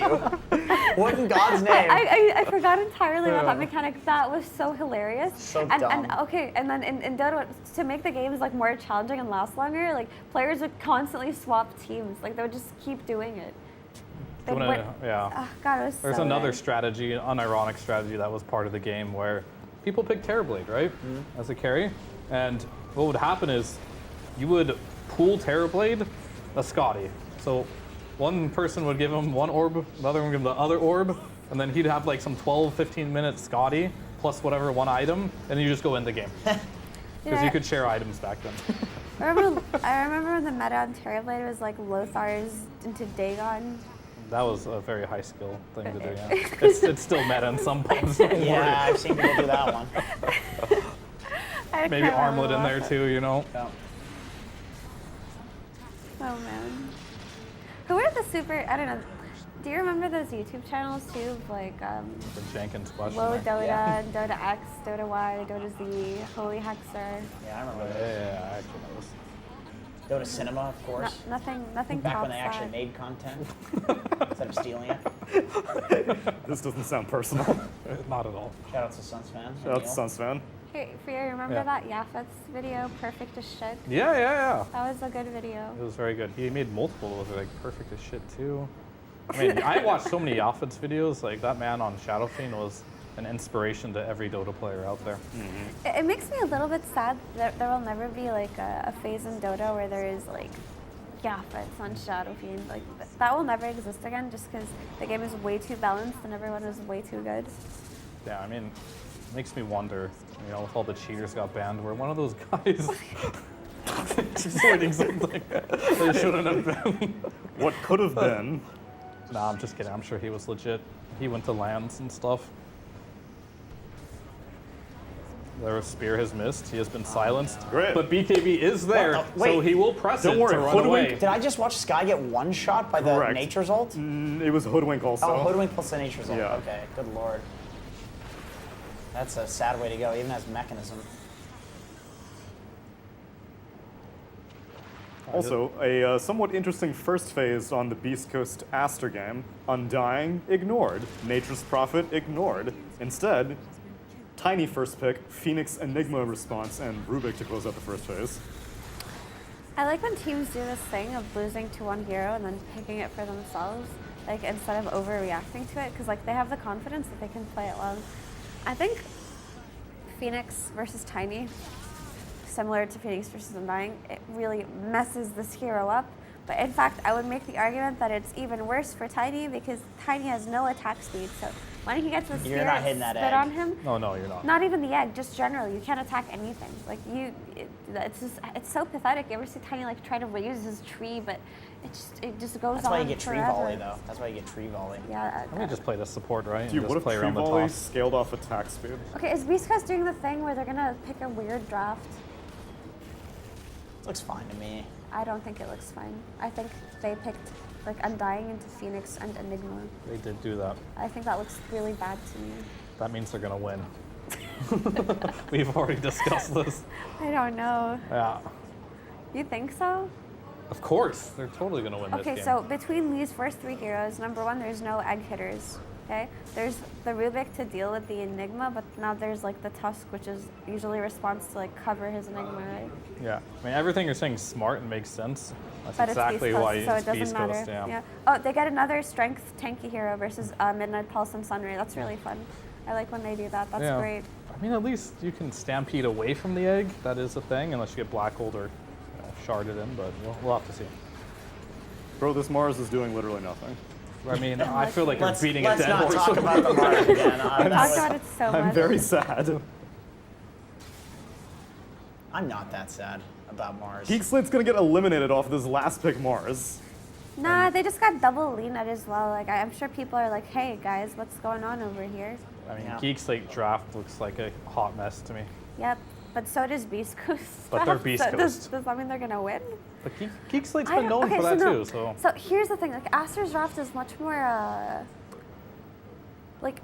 able to come back than their last one from like an awful laning stage. But their lanes look strong from the get-go. They look strong, and they also have their specialty Monet Troll that Beast Coast did not know how to deal with in game one. Yeah. It's also pretty good against like all three of the heroes that we see, with the exception of Rubik. But still, it just feels like a good troll game. It feels like Phoenix is going to be super high impact. It feels like if this Tusk plays correctly and just makes sure that the Rubik is nowhere near this Enigma, then their win condition seems pretty easy. But it is Beast Coast, so we're always wrong about that. Yeah, that means they're gonna win. That's yeah, okay. They're in their comfort zone right now for sure. Yeah. What happened to Razor being an auto pick against Troll Warlord? That hero's garbage. Even with the Bloodstone build? Oh, that build is bad. That build 33 is himself, not the way. That is not 33 the way. himself said that he Was he regrets trolling the He entire regrets that. community? It was a troll. Oh my He was God. just trying something, and then everybody copied off of like 3 replays. Actually, I think it's okay, but you have to be playing against a lot of single target spells. and you have to be ahead. Yeah. It's good from ahead. But you're not always playing against like Skywrath Mage every game who's giving you like a shard proc every 0.5 seconds. Yeah, I feel like Leshrac is. People already figured out Leshrac, who goes the exact same build on. True. And it's like Mage Slayer, Scotty, yada yada, right? It's like we were playing into a meta where Tundra figured out Leshrac. And then they tried Bloodstone Razor, and it's like, well, this shit sucks as well. I mean, I don't think it sucks. I just don't think it's like. It's easy to play against. You just get heal reduction, and then you have a Bloodstone Razor with no other items. I think it's straight up bad. I think it sucks. I'm gonna die on that hill. Does K1 play Drow? Or I can look. Sniper? You might not have enough time. I'm looking. I got 29 seconds. He's gonna be like Chaos Knight for some reason, dude. Wraith That would be King. horrible. Oh, That would- it's a terrible game. That would Are we in be our first truly Wraith bad. King? And, It would be a good Wraith that- King game, actually. Right, versus Troll's not great, Well, but versus okay. Enigma. Good Wraith King game and is an K1. oxymoron. K1 has played Drow in this tournament. He has not played Sniper. I also think it could be an okay Drow game. Yeah, Drow Undying. Seems easy enough. I think Drow is solid. I think if he goes for Wraith King or Chaos Knight, it sucks. Wraith King plus Undying lane sounds pretty bad. It's K1 though, like he has a Yeah. very specialized hero pool. Yes, There's still Nature's Prophet in the pool. Oh, what about Medusa? Ursa. Okay. So that they lost 100%. They cannot win this game. On base coast? So, so they're congratulations completely to out Beast there. Coast, because we... I mean, here's the thing. Like, it's a very Beast Coast pick, but like Ursa's unplayable versus Troll. Yes. You cannot win that man fight. Yes. And I'm not sure what you're doing versus Enigma either. Yes. With an Undying. So Yes. yeah, GG. You're also- Fear, he kills the egg. You are so right. Good job. You're also for melee heroes versus Enigma and Phoenix, and yeah, you can get baited by the Ursa pick to kill the egg, but Phoenix is actually a solid hero against Ursa anyway. Like, it pressures it a lot early game, as long as it's not egging in its face. Like, you're gonna have to use Stampede to get on top of the egg, right? It's just, it's way too hard. I think this 4 melee hero Beast Coast lineup looks bad. So if Beast Coast win, Ooh, that's a rampage. That's a by rampage. The way. great job. Yeah, that was second rampage of the second tournament? rampage of the Third Yeah, we did have stat time with me for a Third while. rampage, because you said there were 2 rampages, correct? I thought you said There was one. You rampage. said there was 2, but the Oh. correct We were answer was predicting, 1. yeah. So you were closer But than everyone else. did you pay attention to every game? No. Well, I'd we have just to looked at the revisit stats. So we might have to look again. Do I have time for that? I don't know. Geek Slate are getting dangerously close to being All right, eliminated. Let me refresh the page here because I had it open. And then let me Scam getting zoom Laguna in. bladed. He's dead. 2 minutes. Rampage total is 1 still. So it didn't this record was the that second game. one. The second rampage of the tournament. Wow. Good for you, Roggy. And Hellraisers stay in the Lima Major. Condolences to Geek So now Slate. we can have the conversation about who should join Hellraisers afterwards again. Dude, I hear about this Mikey guy. He's a great guy, great mid laner. Everything's fine there. They need a mid laner. So is it depressed kids' time to go to carry them? Maybe. All right. That is a And- natural transition. As a mid laner, I mean, you go to, I guess you have like your S4 argument, they go to offlane if you're Space Maker, but Yeah. mainly you go to carry after mid. Yeah. I feel like that would fit depressed kids kind of Isn't he like really young? Like, is it time for, he just gotta move on? Too They- old. He's Too like old. 19 now. Yeah. There's a 16-year-old, you gotta I have to use the bathroom. past your prime. Okay, Effie, you have to use the I've been bathroom. holding it for a long We will time. stop the entire show on your behalf. Thank you. That's how much power you wield. Thank you. Friends, enjoy listening to the casters for Beast Coast versus Team Aster while Effie goes to the restroom. And you know what, Effie, we'll make it so easy for you. We won't even be on the next panel. How does that sound? Oh, sounds great. That sounds great. That sounds so Lovely. good. Fear Jenkins, it's been a pleasure. That's our time on the group stage, but don't worry. You will have 4 bright new faces guiding you through Beast Coast versus Team Aster game number 3 after just a moment.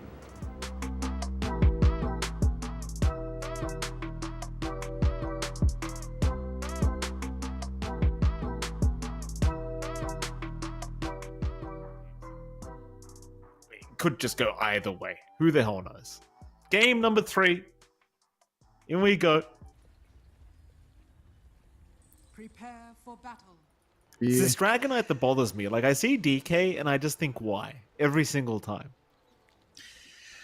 Yeah, to be fair, in this game, you don't really have like a direct reason to go for the DK outside of just playing push tempo. So like DK Dragon form with Eidolons to take objectives, but it's not like you have a straightforward like Dragon Tail reasoning to go for. You know, you're not setting up for Mirana. You're not kind of following through from a Ricky Sleeping Dart or something like that. So it's not as clear cut. And then you're also picking like that BK last pick into the Undying. So in prolonged fights without a BKB, Stinger will soften you up quite a fair bit.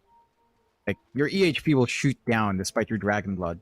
HP losses or strength loss is actually a really big way to just soften up these highly tanky heroes like the DK. So how effective XWY will be, I mean, it does feel like he has to win out the lane, which for DK, it's more of a case that you don't lose lane. It's very rare you see a DK win lane. And I think Dark Naga should have a pretty good matchup here in terms of just harassing out, playing with the tree grab, and getting some good right-click damage off consistently. The battle This time around, neither side's going to really fight each other. It looks like K1 and Baboka are just going to run into each other for a moment, but it is going to be a 2-for-2 trade on the bounty runes. Pretty stock standard stuff. The mid lane is going to be probably the most boring one, but I suppose it's the one we'll start with. Of course, you're going to have Dark Mago against XWY. To me, it doesn't really matter how much harassment you do against a Dragon Knight. Like, once he has a couple points in Dragon Blood, he's just going to out-regen anyway. So there's not really too much analysis here to be made, but arguably Dark Mago should have a pretty free lane all the time. I suppose that's the analysis. Yeah, he's not going to be stopped from farming. This is probably the most boring lane we're going to see here, unless XWY somehow missteps massively. So we'll take a look elsewhere. Down bot, Stinger, and Hector up against Baboka and XXS under Enigma and Tusk. And this is an alright lane for Hector. You're not going to be threatened out too early on. And there are some moves you can make on Aster, especially once you hit level 2, level 3. Value point Malefice with a threat of Tag Team. With a Shard strapping up with the Eidolons, it can melt heroes quite fast. But Stinger's doing his job being a body up front. XXS at the least shouldn't be shoved away from this lane. You will have that build up on your Enigma. Your mech timing's going to be on point, and you can start to play the aura game here for your team early on. What about that top lane? Like, Schofield's going to be there on the Rubik. They'll be against Siamese Cat on the Phoenix. And you're going to have Monet there, of course, on his Troll once again.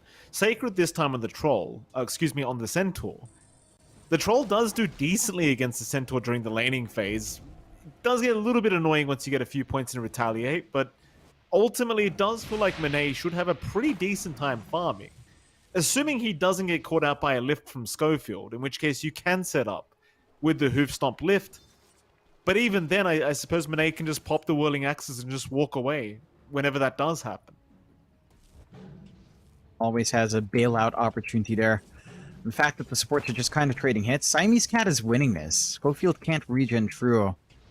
Fire Spirits are going to be up in a few seconds as well. Schofield, he's under constant vision from this early ward from Aster.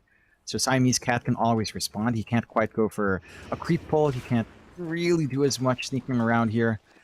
He's giving free space for the centaur to get that EXP he needs, but a Rubik sacrificing his EXP like this does feel pretty painful. Level 2 does come up eventually. With the pull out from Siamese Cat, he's soaking a little bit from that at least here.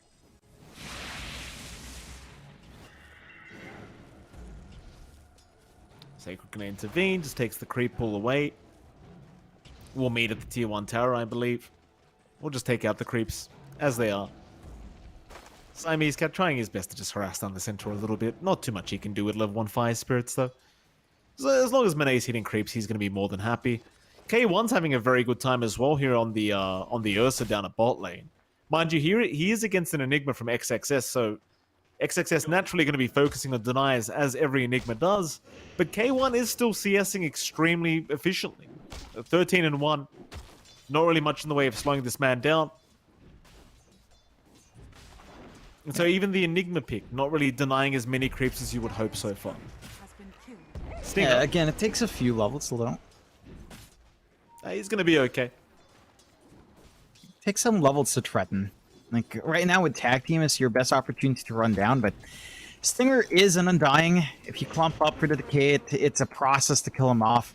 And he's doing his job cutting off. Anyway, we're leaving that pressure onto Hector. But the Eidolon army is big, and you don't have laning wave clear to kind of take that out unless you spam the Decay right there.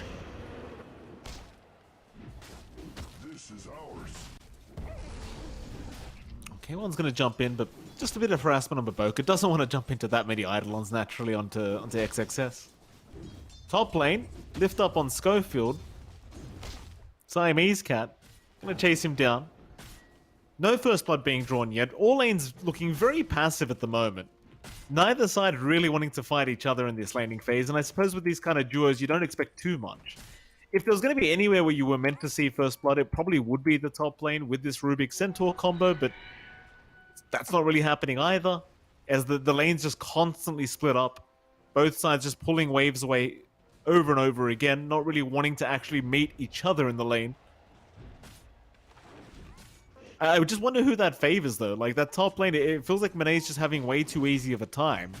Sure, as a Centaur, you may not want to really lane against the Troll, because it is kind of annoying. but it seems like Sacred should be just fine with the Ring of Health now being up. He's working his way towards that full Vanguard. They do find Stinger down bot eventually. So that's where the first blood actually pours out. Just having that tag team, having the shards block, and the Eidolon army on top, you can punish that Undying. He is out of regen as well. No Mango sooner to K-spam. Nice window to find for Aster. Again, you have this stable start for XXS, so the build up into the mech's can be nice, and with that kill, Baboka's free to rotate early on. So at least maybe look for that 6-minute power rune and jump Dark Mago if you overstep somehow.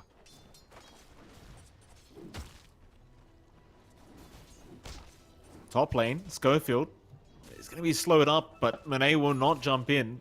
There was a lift into Sacred as well onto Siamese Cat, but no stun to come out of Siamese. He's going to go for the chase. Let's have the level 2 Fire Spirits, so the damage is pretty high. Schofield, really competent. Shouldn't die though, has the Fairy Fire available if he needs it. Will barely live on the edge anyway. Meanwhile, Haste Rune going to spawn up here by XWY. He'll go ahead and pick that one up. Dark Mago did go for the Avalanche toss-up, but the Dragon Tail just ensures that the Tiny can't chase it down. And now XWY hitting the level 6 mark is just going to be able to chip away at this tier 1 mid tower. Not too much that they can do about it. You can't stop it that much on the side of Beast Coast. I'm surprised that they didn't line their movement out to contest that 6-minute power rune themselves. Much more important for Dark Mago to get the top ups on his bottle. At least he'll get a TP reset here. So have a little bit more for Dark Mago, but not going to get the full value out for XWY here either on the push. He doesn't have a siege creep to play with this wave. So, Bottom lane, Stinger's going only a to... couple Oh, of right Stinger! clicks. He actually got a denial for the neutrals. He was completely surrounded by like a billion Eidolons plus 2 heroes, and still the neutrals kill him. Very unfortunate for the side of Asta. A nice little injection of gold there. But they are still applying that pressure. Like, it's not the safest lane for Hector to play solo here. Yeah, jump in. Snowball was there, but Boca still has the tag team up. Shards, though, barely off the mark as the Stampede just came in the nick of time. Sacred really saving the day. With that Stampede, it was a guaranteed kill too. Real shame here for Asta.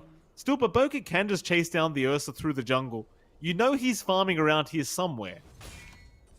But seems like K1's got the idea. He'll back off to the base and go for a reset instead. So Baboka gonna waste a bit of time of the Ursa. Stinger's gonna rock up now and try to force Baboka away from this jungle area. And while all this is happening, Monet is really just free farming on this troll. Like, he's having such a good time. Yeah, his build up into the Battle Fury is not going to take too long here. Phase boots up along with a Wraith Fan. And compare that to K1. I mean, he's only in the power thread, so like a 400 gold difference, which is a good amount, especially in the laning phase. And again, you're both going Battle Fury in these two cores. Your lane for Monet is a lot simpler, a lot more straightforward for him to just find a farm. For Beast Coast, this is a concern. If this game just maintains this pacing, it's going to feel really awkward to try and contest Monet. A little bit of a repeat from game 1 if he's allowed to run away with that start. Bit of a group up mid lane. 3 heroes here from Beast Coast. Schofield going to show up here on the Rubik. Does actually have a double damage rune on that Rubik, but it's trading a little bit harassing with Siamese Cat. Big wrap around. Beast Coast now have 4 heroes up towards that top jungle, and it seems like they're just going to move in and start stealing stacks away. So these are the stacks that Monet was meant to take, but they'll be Sacreds now. This little game sense to try and move in and get that vision. Siamese Cat, feeling charitable, is going to donate his own life away as well. Why the hell not? Just a bit more gold to go the way of Beast Coast. And sadly for Monet, that's going to be a lot of farm being lost here in the jungle. All going back the way of Sacred. Big. That's one way to just impact Winnie's build-up. In comparison to game 1, they are contesting a lot better. Stampede away, mid lane. In the meantime, there was a fight breaking out, but there was a toss back. Sadly, I believe that was a zombie that got in the way, so he got tossed out. Top lane, Schofield still being chased by Monet, is going to go down. Pops the battle trance, ensures he gets the kill, even takes the courier of Schofield, and is right back to farming for Monet. So yeah, he loses some stacks in the jungle, but he'll just take their lives instead. In fact, Stinger He shows up, immediate ensnare out by Monet. And Monet seems to maybe have another on his hands, but Sacred is going to intervene. In fact, K1 now going to show up on the Ursa. But Monet just puts the hand up and waves bye-bye as he walks out of there. Get the room out for XXS to clear out all. Yeah, Dark Mago, he's going to be alright. They won't have the follow-up here for the time. Yeah, but they're getting the room to just push mid. And for Aster, this tempo that they have with the Enigma down bot clearing out, with a DK mid shoving in with the siege creep, and they're clearing this map so quick. And Hector's going to need to farm. His jungle's not going to feel safe here. Yeah, Stinger going to be caught here on the Undying. Another deny. Again. Stinger, he gets it another time. 2 denies here for the Undying. There you go. The voice line that everyone needs to spam if they do get the denial. Who doesn't hate life? It is what it is, Mikey. Was That's it too real, life John? sometimes. Was that too real? I'm trying to find a way to make a joke about it at the same time. Sometimes my humor is a bit too dark, so I'm like, you know what? On broadcast, it's probably not the best. On a podcast, though, it's very, very podcast friendly, I'm sure. Yeah. So, let's see. Schofield. Getting caught out, Schofield. He's going to go down as well on the Rubik.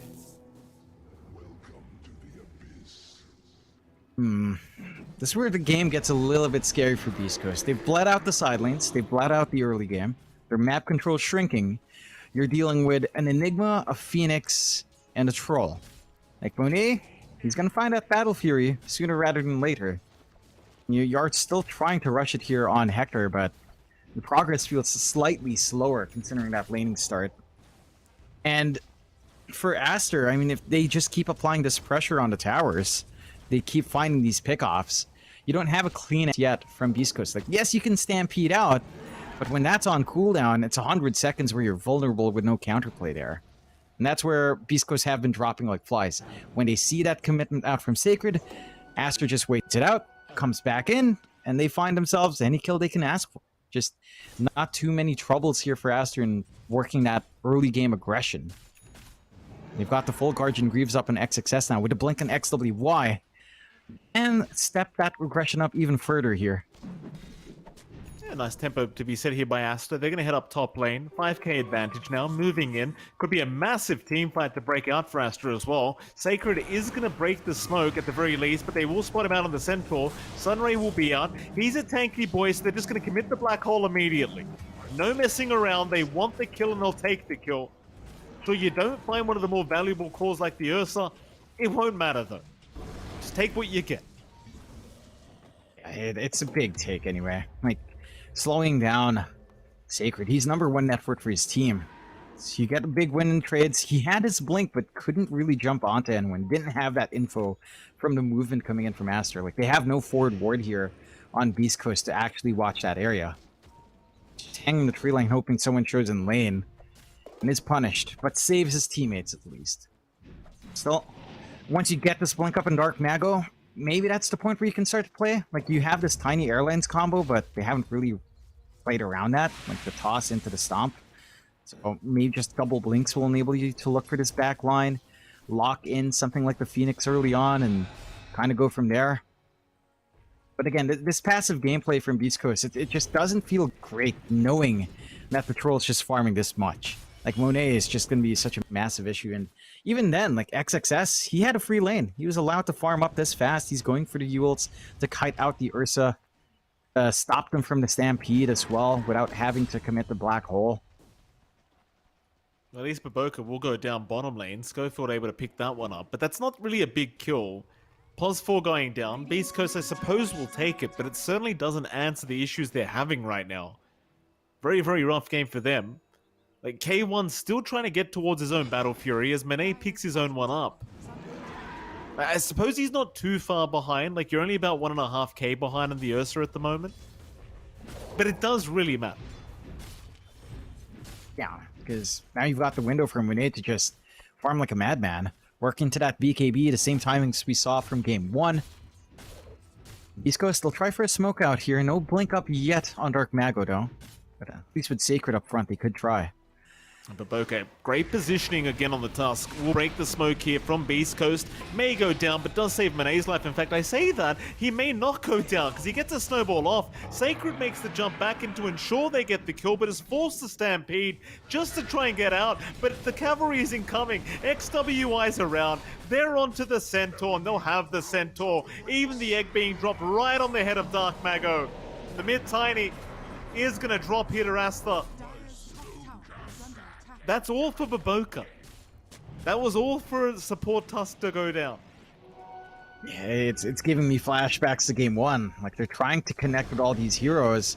Like in game one where this Arena Kisses combination didn't feel enough. This time around, it doesn't feel like you have enough burst in your Tiny. Like it's almost a max out toss along with the Avalanche. And you just don't manage to find these supports. Like they're just a little bit too durable. And Aster, they have so much threat. Their team fight's great. Their damage output's great. Their sustain is freaking good. With the early Guardian Greaves and Sunray on top. Hector? What's he doing? They've got the Ursa, K1. He's going to try and fight back. XWY is copying a fair bit of damage here. K1 now breaking the gap, but XXS going to move in. Has Black Hole available if he wants to throw it out. Schofield, though, going to lift him up and make sure XXS is forced to back, as instead they will take the Dragon Knight's life, but K1 is still going to drop. They'll take down Siamese Cab with him. He lost them in the support Phoenix. You do carry once again. That was without Black Hole being committed by XXS. He's patient with that. Just holding on to it till the end. We'll wait for another. And still they lose the Ursa. Yeah, it's a big kill to take. Welcome back, one and all, here to the Lima Major. Of course, you were just treated to the dulcet tones of John X Fire and Michael Phoenix. If you want to continue listening to them, just head on over to ePulse EN as they continue to finish off this third and deciding matchup here in Beast Coast versus Aster, a game which determines who goes into the upper bracket and who starts the main event from the lower bracket. My name is Snare. We'll be bringing you a little bit of some post-game afterwards, and of course, having the rest of the action play out before us. And I'm joined on panel by Purge, Sheepstick, and Astini. Master Purge, what do you make of this? If you're Beast Coast versus Aster, right, neither of them, this must be very painful, right? You have a very decent record so far, but you're still in a situation where you could start the game, start the main event from the lower bracket, despite not being a massive, having a massive lose streak. It's painful. That's what they're used to, though, so it's really not a big deal. Is that one correct, Sheep? How does the pain feel right now being 6K gold down at 17 minutes? She can't You know what? It doesn't feel bad at all. It doesn't feel bad at all. It doesn't feel bad at all. I'll tell you why. Because it's Beast Coast. Because we are the team fighters. We're taking Roche right now, and this is where the game turns around. All right, that's some good copium. That's some good copium. Estini, how do you feel about this? Because she is right about one thing. Beast Coast does not play the most logical style of Dota. They can be 5K gold behind, they can be 2 lanes of racks down, and still have a real good fighting shot in the game. So it does kind of feel like this gold lead, at least at this point in time, doesn't necessarily matter just yet. It kind of feels that it matters. It's just that Aster, they had the discipline not to chain feed into the Tombstone. They know that's the only spell they need to kite. So Beast Coast used everything to get this skill on Tusk and to guarantee Aegis, but they know they don't care about this Aegis, to be honest. It's a good decision, though, from Beast Coast to leave the Aegis with Tiny, so he can rotate more, he can be more aggressive, he can move the map so Ursa can recover the game. But in an Ursa draft, you really want to win your lane, but they already draft the hero knowing he would lose the lane or he would have Enigma in the lane, which probably you're losing it.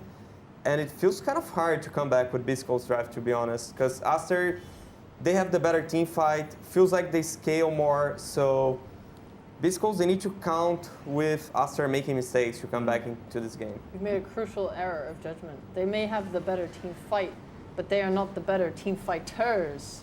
I don't know. Aster's pretty good at team fighting. Aster's pretty good at team fighting. Shut up. It's not fun if you. It's not fun if you don't give the other team hope. It's not this type of draft that can actually kite the enemy team from fights. They don't have an illusion hero. They don't have a hero that's gonna build Manta and split the map. They don't have summons on Beast Coast side.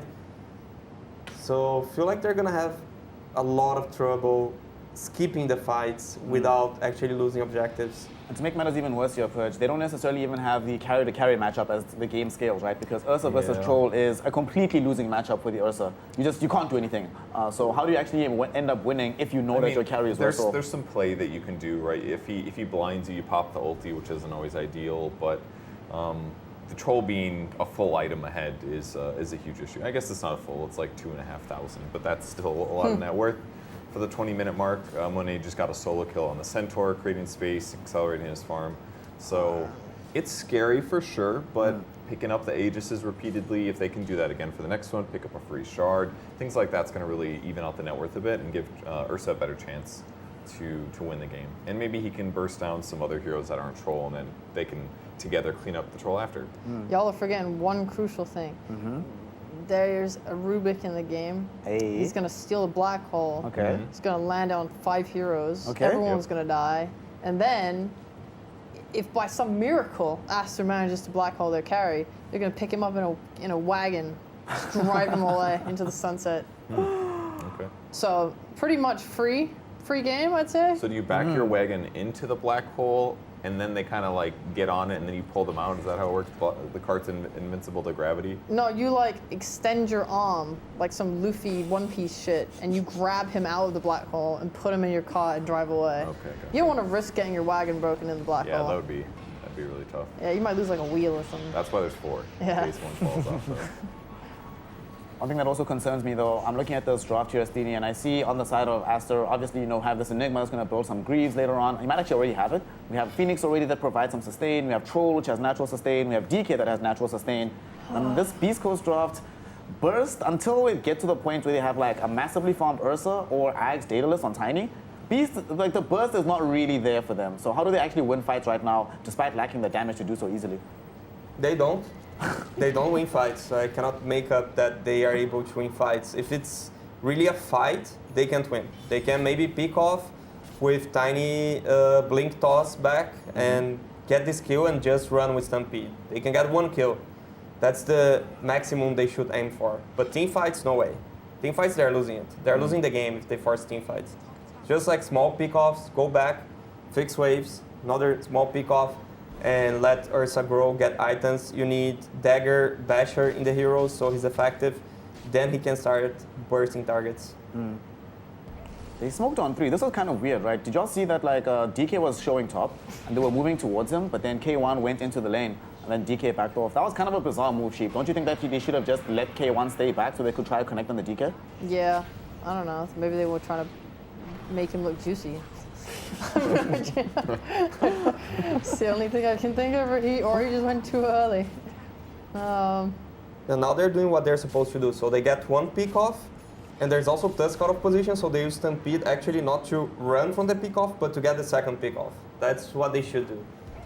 And when Enigma is about to respawn, they should just leave this area and split the map again, fix waves. That's what they're doing. They're tipping back. They need to take it slow. It's pretty nice that they're still maintaining like some parts of their map. Like they have really good vision coverage of topside. They still have their tier 2 towers up, so it's not looking like the worst. Their space to make moves and plays is still pretty wide. The second Aegis is going to be super important, especially because of shards, so the second Roche. Ursa really wants the shard and he doesn't want to spend the 1.4k gold. Aster is definitely going to try to contest it. In 2 minutes we're going to know the timer, so we already see Aster playing for their own jungle, this Roche area. I don't think they want to live here at all. Oh, Stinger's in so much danger. I mean, it's really good if he tanks the smoke. Yeah. He is making space. Okay. He's making space, so they know what's up. Sacred's like, do me next. I mean, it'd be really bad if Beast Coast fed more here. Yeah. Like that. That was terrible. Yeah. That was an optimistic jump coming in from Dark Margot. There was just no reason to That's do the thing. How do they fight? They don't. Well, not if you need to have in feed your and mind. do that. We don't fight. Like Undying died for the sake of no one else dying. Yeah. Leave this area. That jump might have been different from Dark Margot if Undying was still alive, because he just gotten the force off, so he might have been able to help him out. But with Undying already being dead, was a difficult jump. I mean, he's jumping a troll. It's not even like, oh yeah, I'm just gonna try and pick off this Crystal Maiden. It was absolutely asinine. That was a good decay by Stinger. Stop being a blink back. I assume he has blink. Okay. Maybe overcommitment on the tombstone there, This is why Tiny went in. Yeah. With this that Tusk kill. That is good. Did you bait them? The difference is Tusk traded his life for a tier 2 tower. I mean, it was probably gonna die anyways. Oh, yeah. Surely. Asta now in an even more commanding position. We've got a tier 2 tower for them, more and more gold. The question is going to be around this Roshan pit, right? In 40 seconds, we know what's happening. Which on the high ground one? Yeah, that cliff ward is illegal. That shouldn't be there. As soon as the enemy leaves your area, you're meant to like sweep it with D-ward. I mean, they're doing it now. Yeah, Stinger knows now. And he should know that this water's here, because that's where he died, right? Yeah, but they might just die again. Run, run, run, run, run, run, run. It's actually so spooky when you only have enough time to kill one ward. What is K1 doing? Brother, K1 he just showed up the ward. Oh no! He didn't blink. Oh my god. That was so cringe. Oh my god, what are you doing? Why do you think? Like Stinger had the right idea. He didn't even stay for the sentry. It's like I hit the ward, I run back. This is a that was nerves or something. I don't know. There was no way. Like maybe he just like didn't think for a moment. Maybe someone started screaming in the room next to him and he was taken by surprise. Yeah. You can't do that. You can't de-ward area like that and then not like just walk up the lane. And unfortunately, it's not like they have the luxury of the enemy team being bad at Roche. They've got those troll on the line. So the moment Roche comes up, he's up in, 5 seconds? They should be able to take this fairly quickly. And I don't think Beast Coast will be able to get there in time to stop this, will they? It's unlucky, to be honest, because a very early Roche. Out of the 3 minutes, it was something like 30 seconds, so a bit unlucky. Asta left the pit, yeah. no! Maybe they didn't get the info because a very early, so didn't check. Well, they want one more peek off.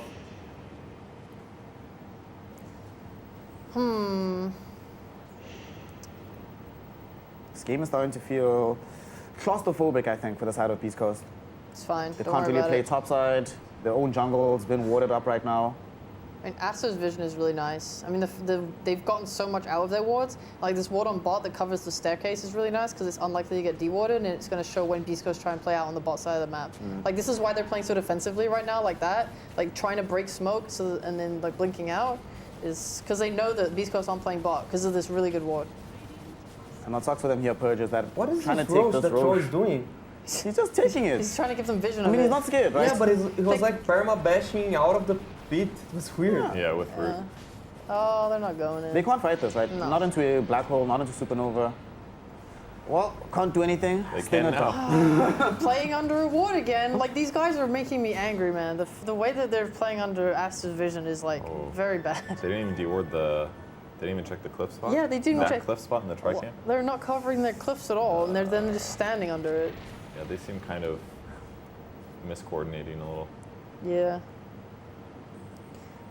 Oh There's wow. a DD for Tiny. There isn't anymore. DD sorry, stands guys. for death. Oh no. There was. Range bashed him. Oh, so tanky. Oh, When feels was bad. Man, why didn't he proc Craggy? That's why Didn't press the Dota button. Stars, you couldn't buy Bash or Troll. Yeah. Way too good. You could. Used to. That was the build when I first started playing. I don't remember what year it was, but you'd buy like 2 bashers. That way you could like stack them. The chance would go up, and then you just perma bash somebody. Used to be possible. Did you play these tournaments that had rules like you cannot buy Basher, you cannot buy Believe Dagger me, at Fudge? I did not play tournaments back then. I was bad.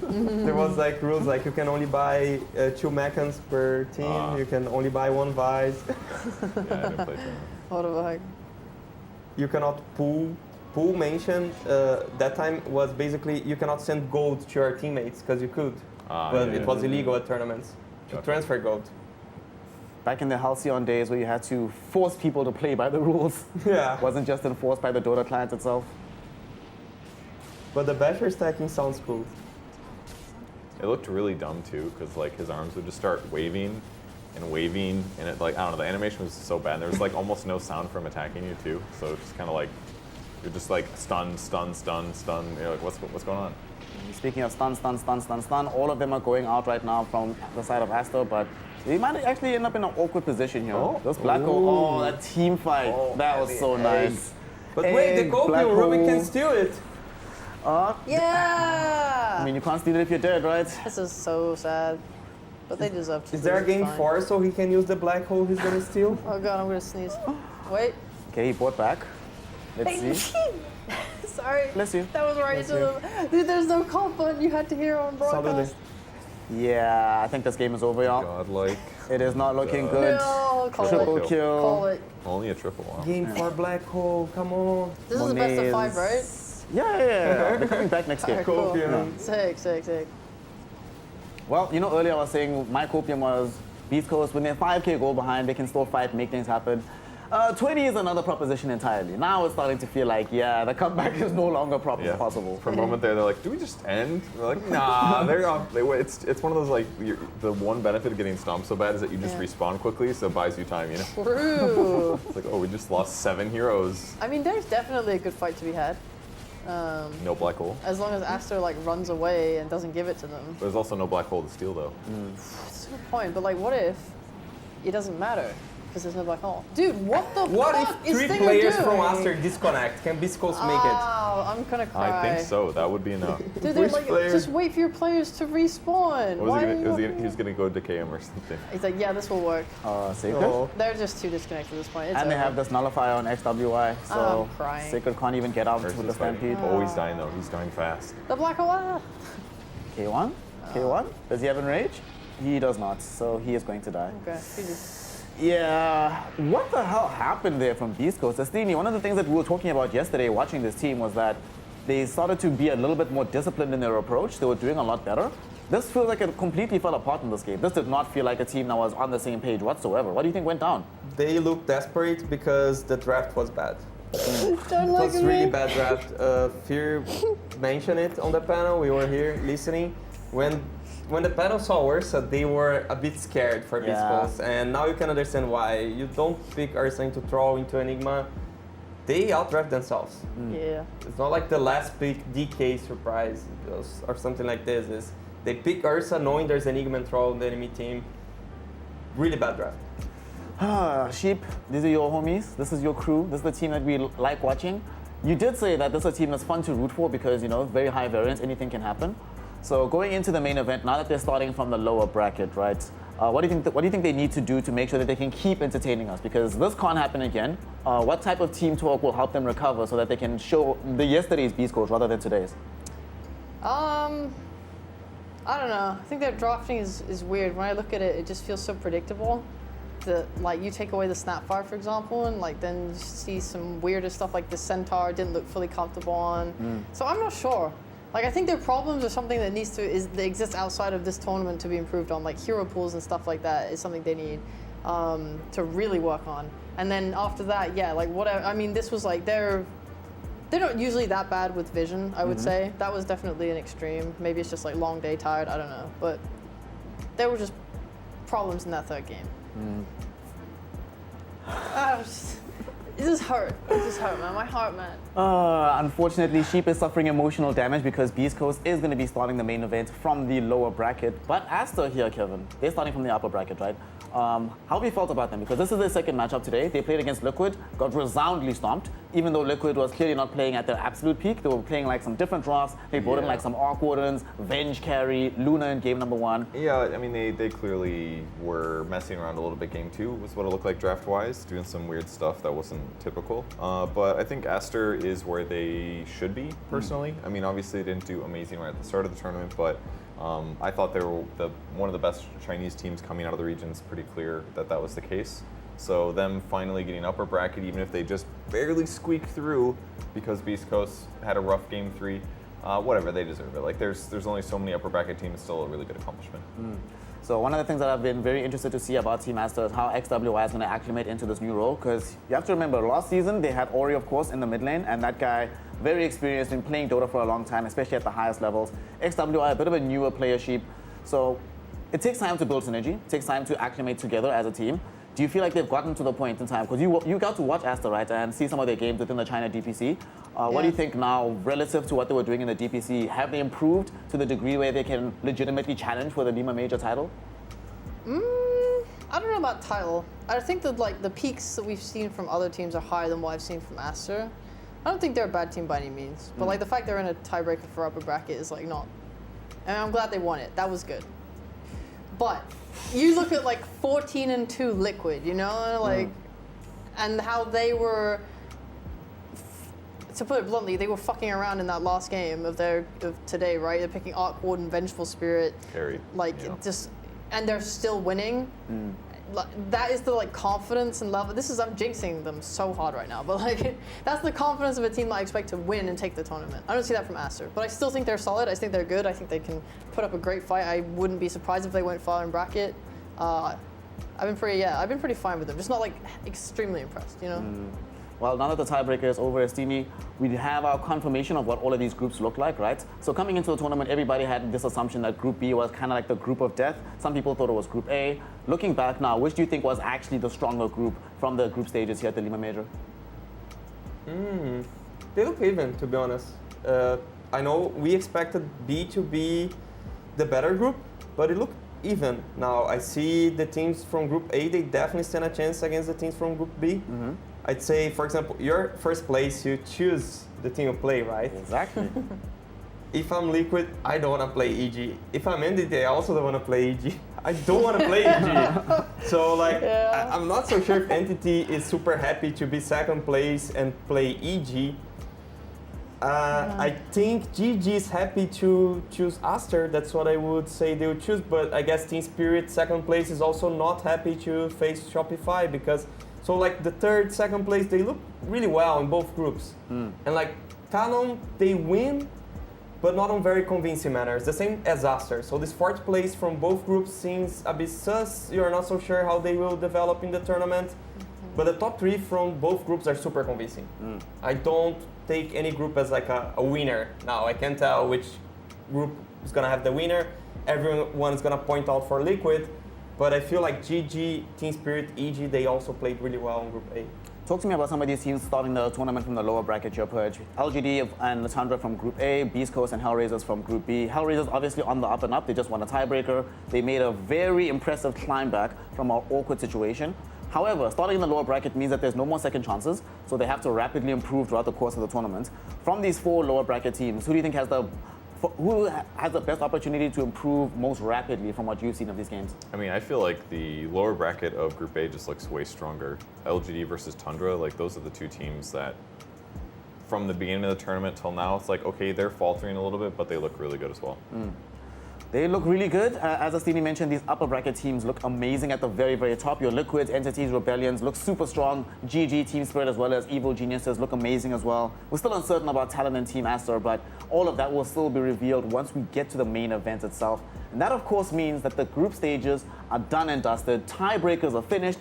Everything is settled. We unfortunately are saying goodbye to Execration, TSM, and eHome, as well as the Geek Slate, BetBoom, and the Side of Knights. And with all of those teams being gone, it does mean that the rest of the tournament is only playoff matches remaining at the main event at the arena itself.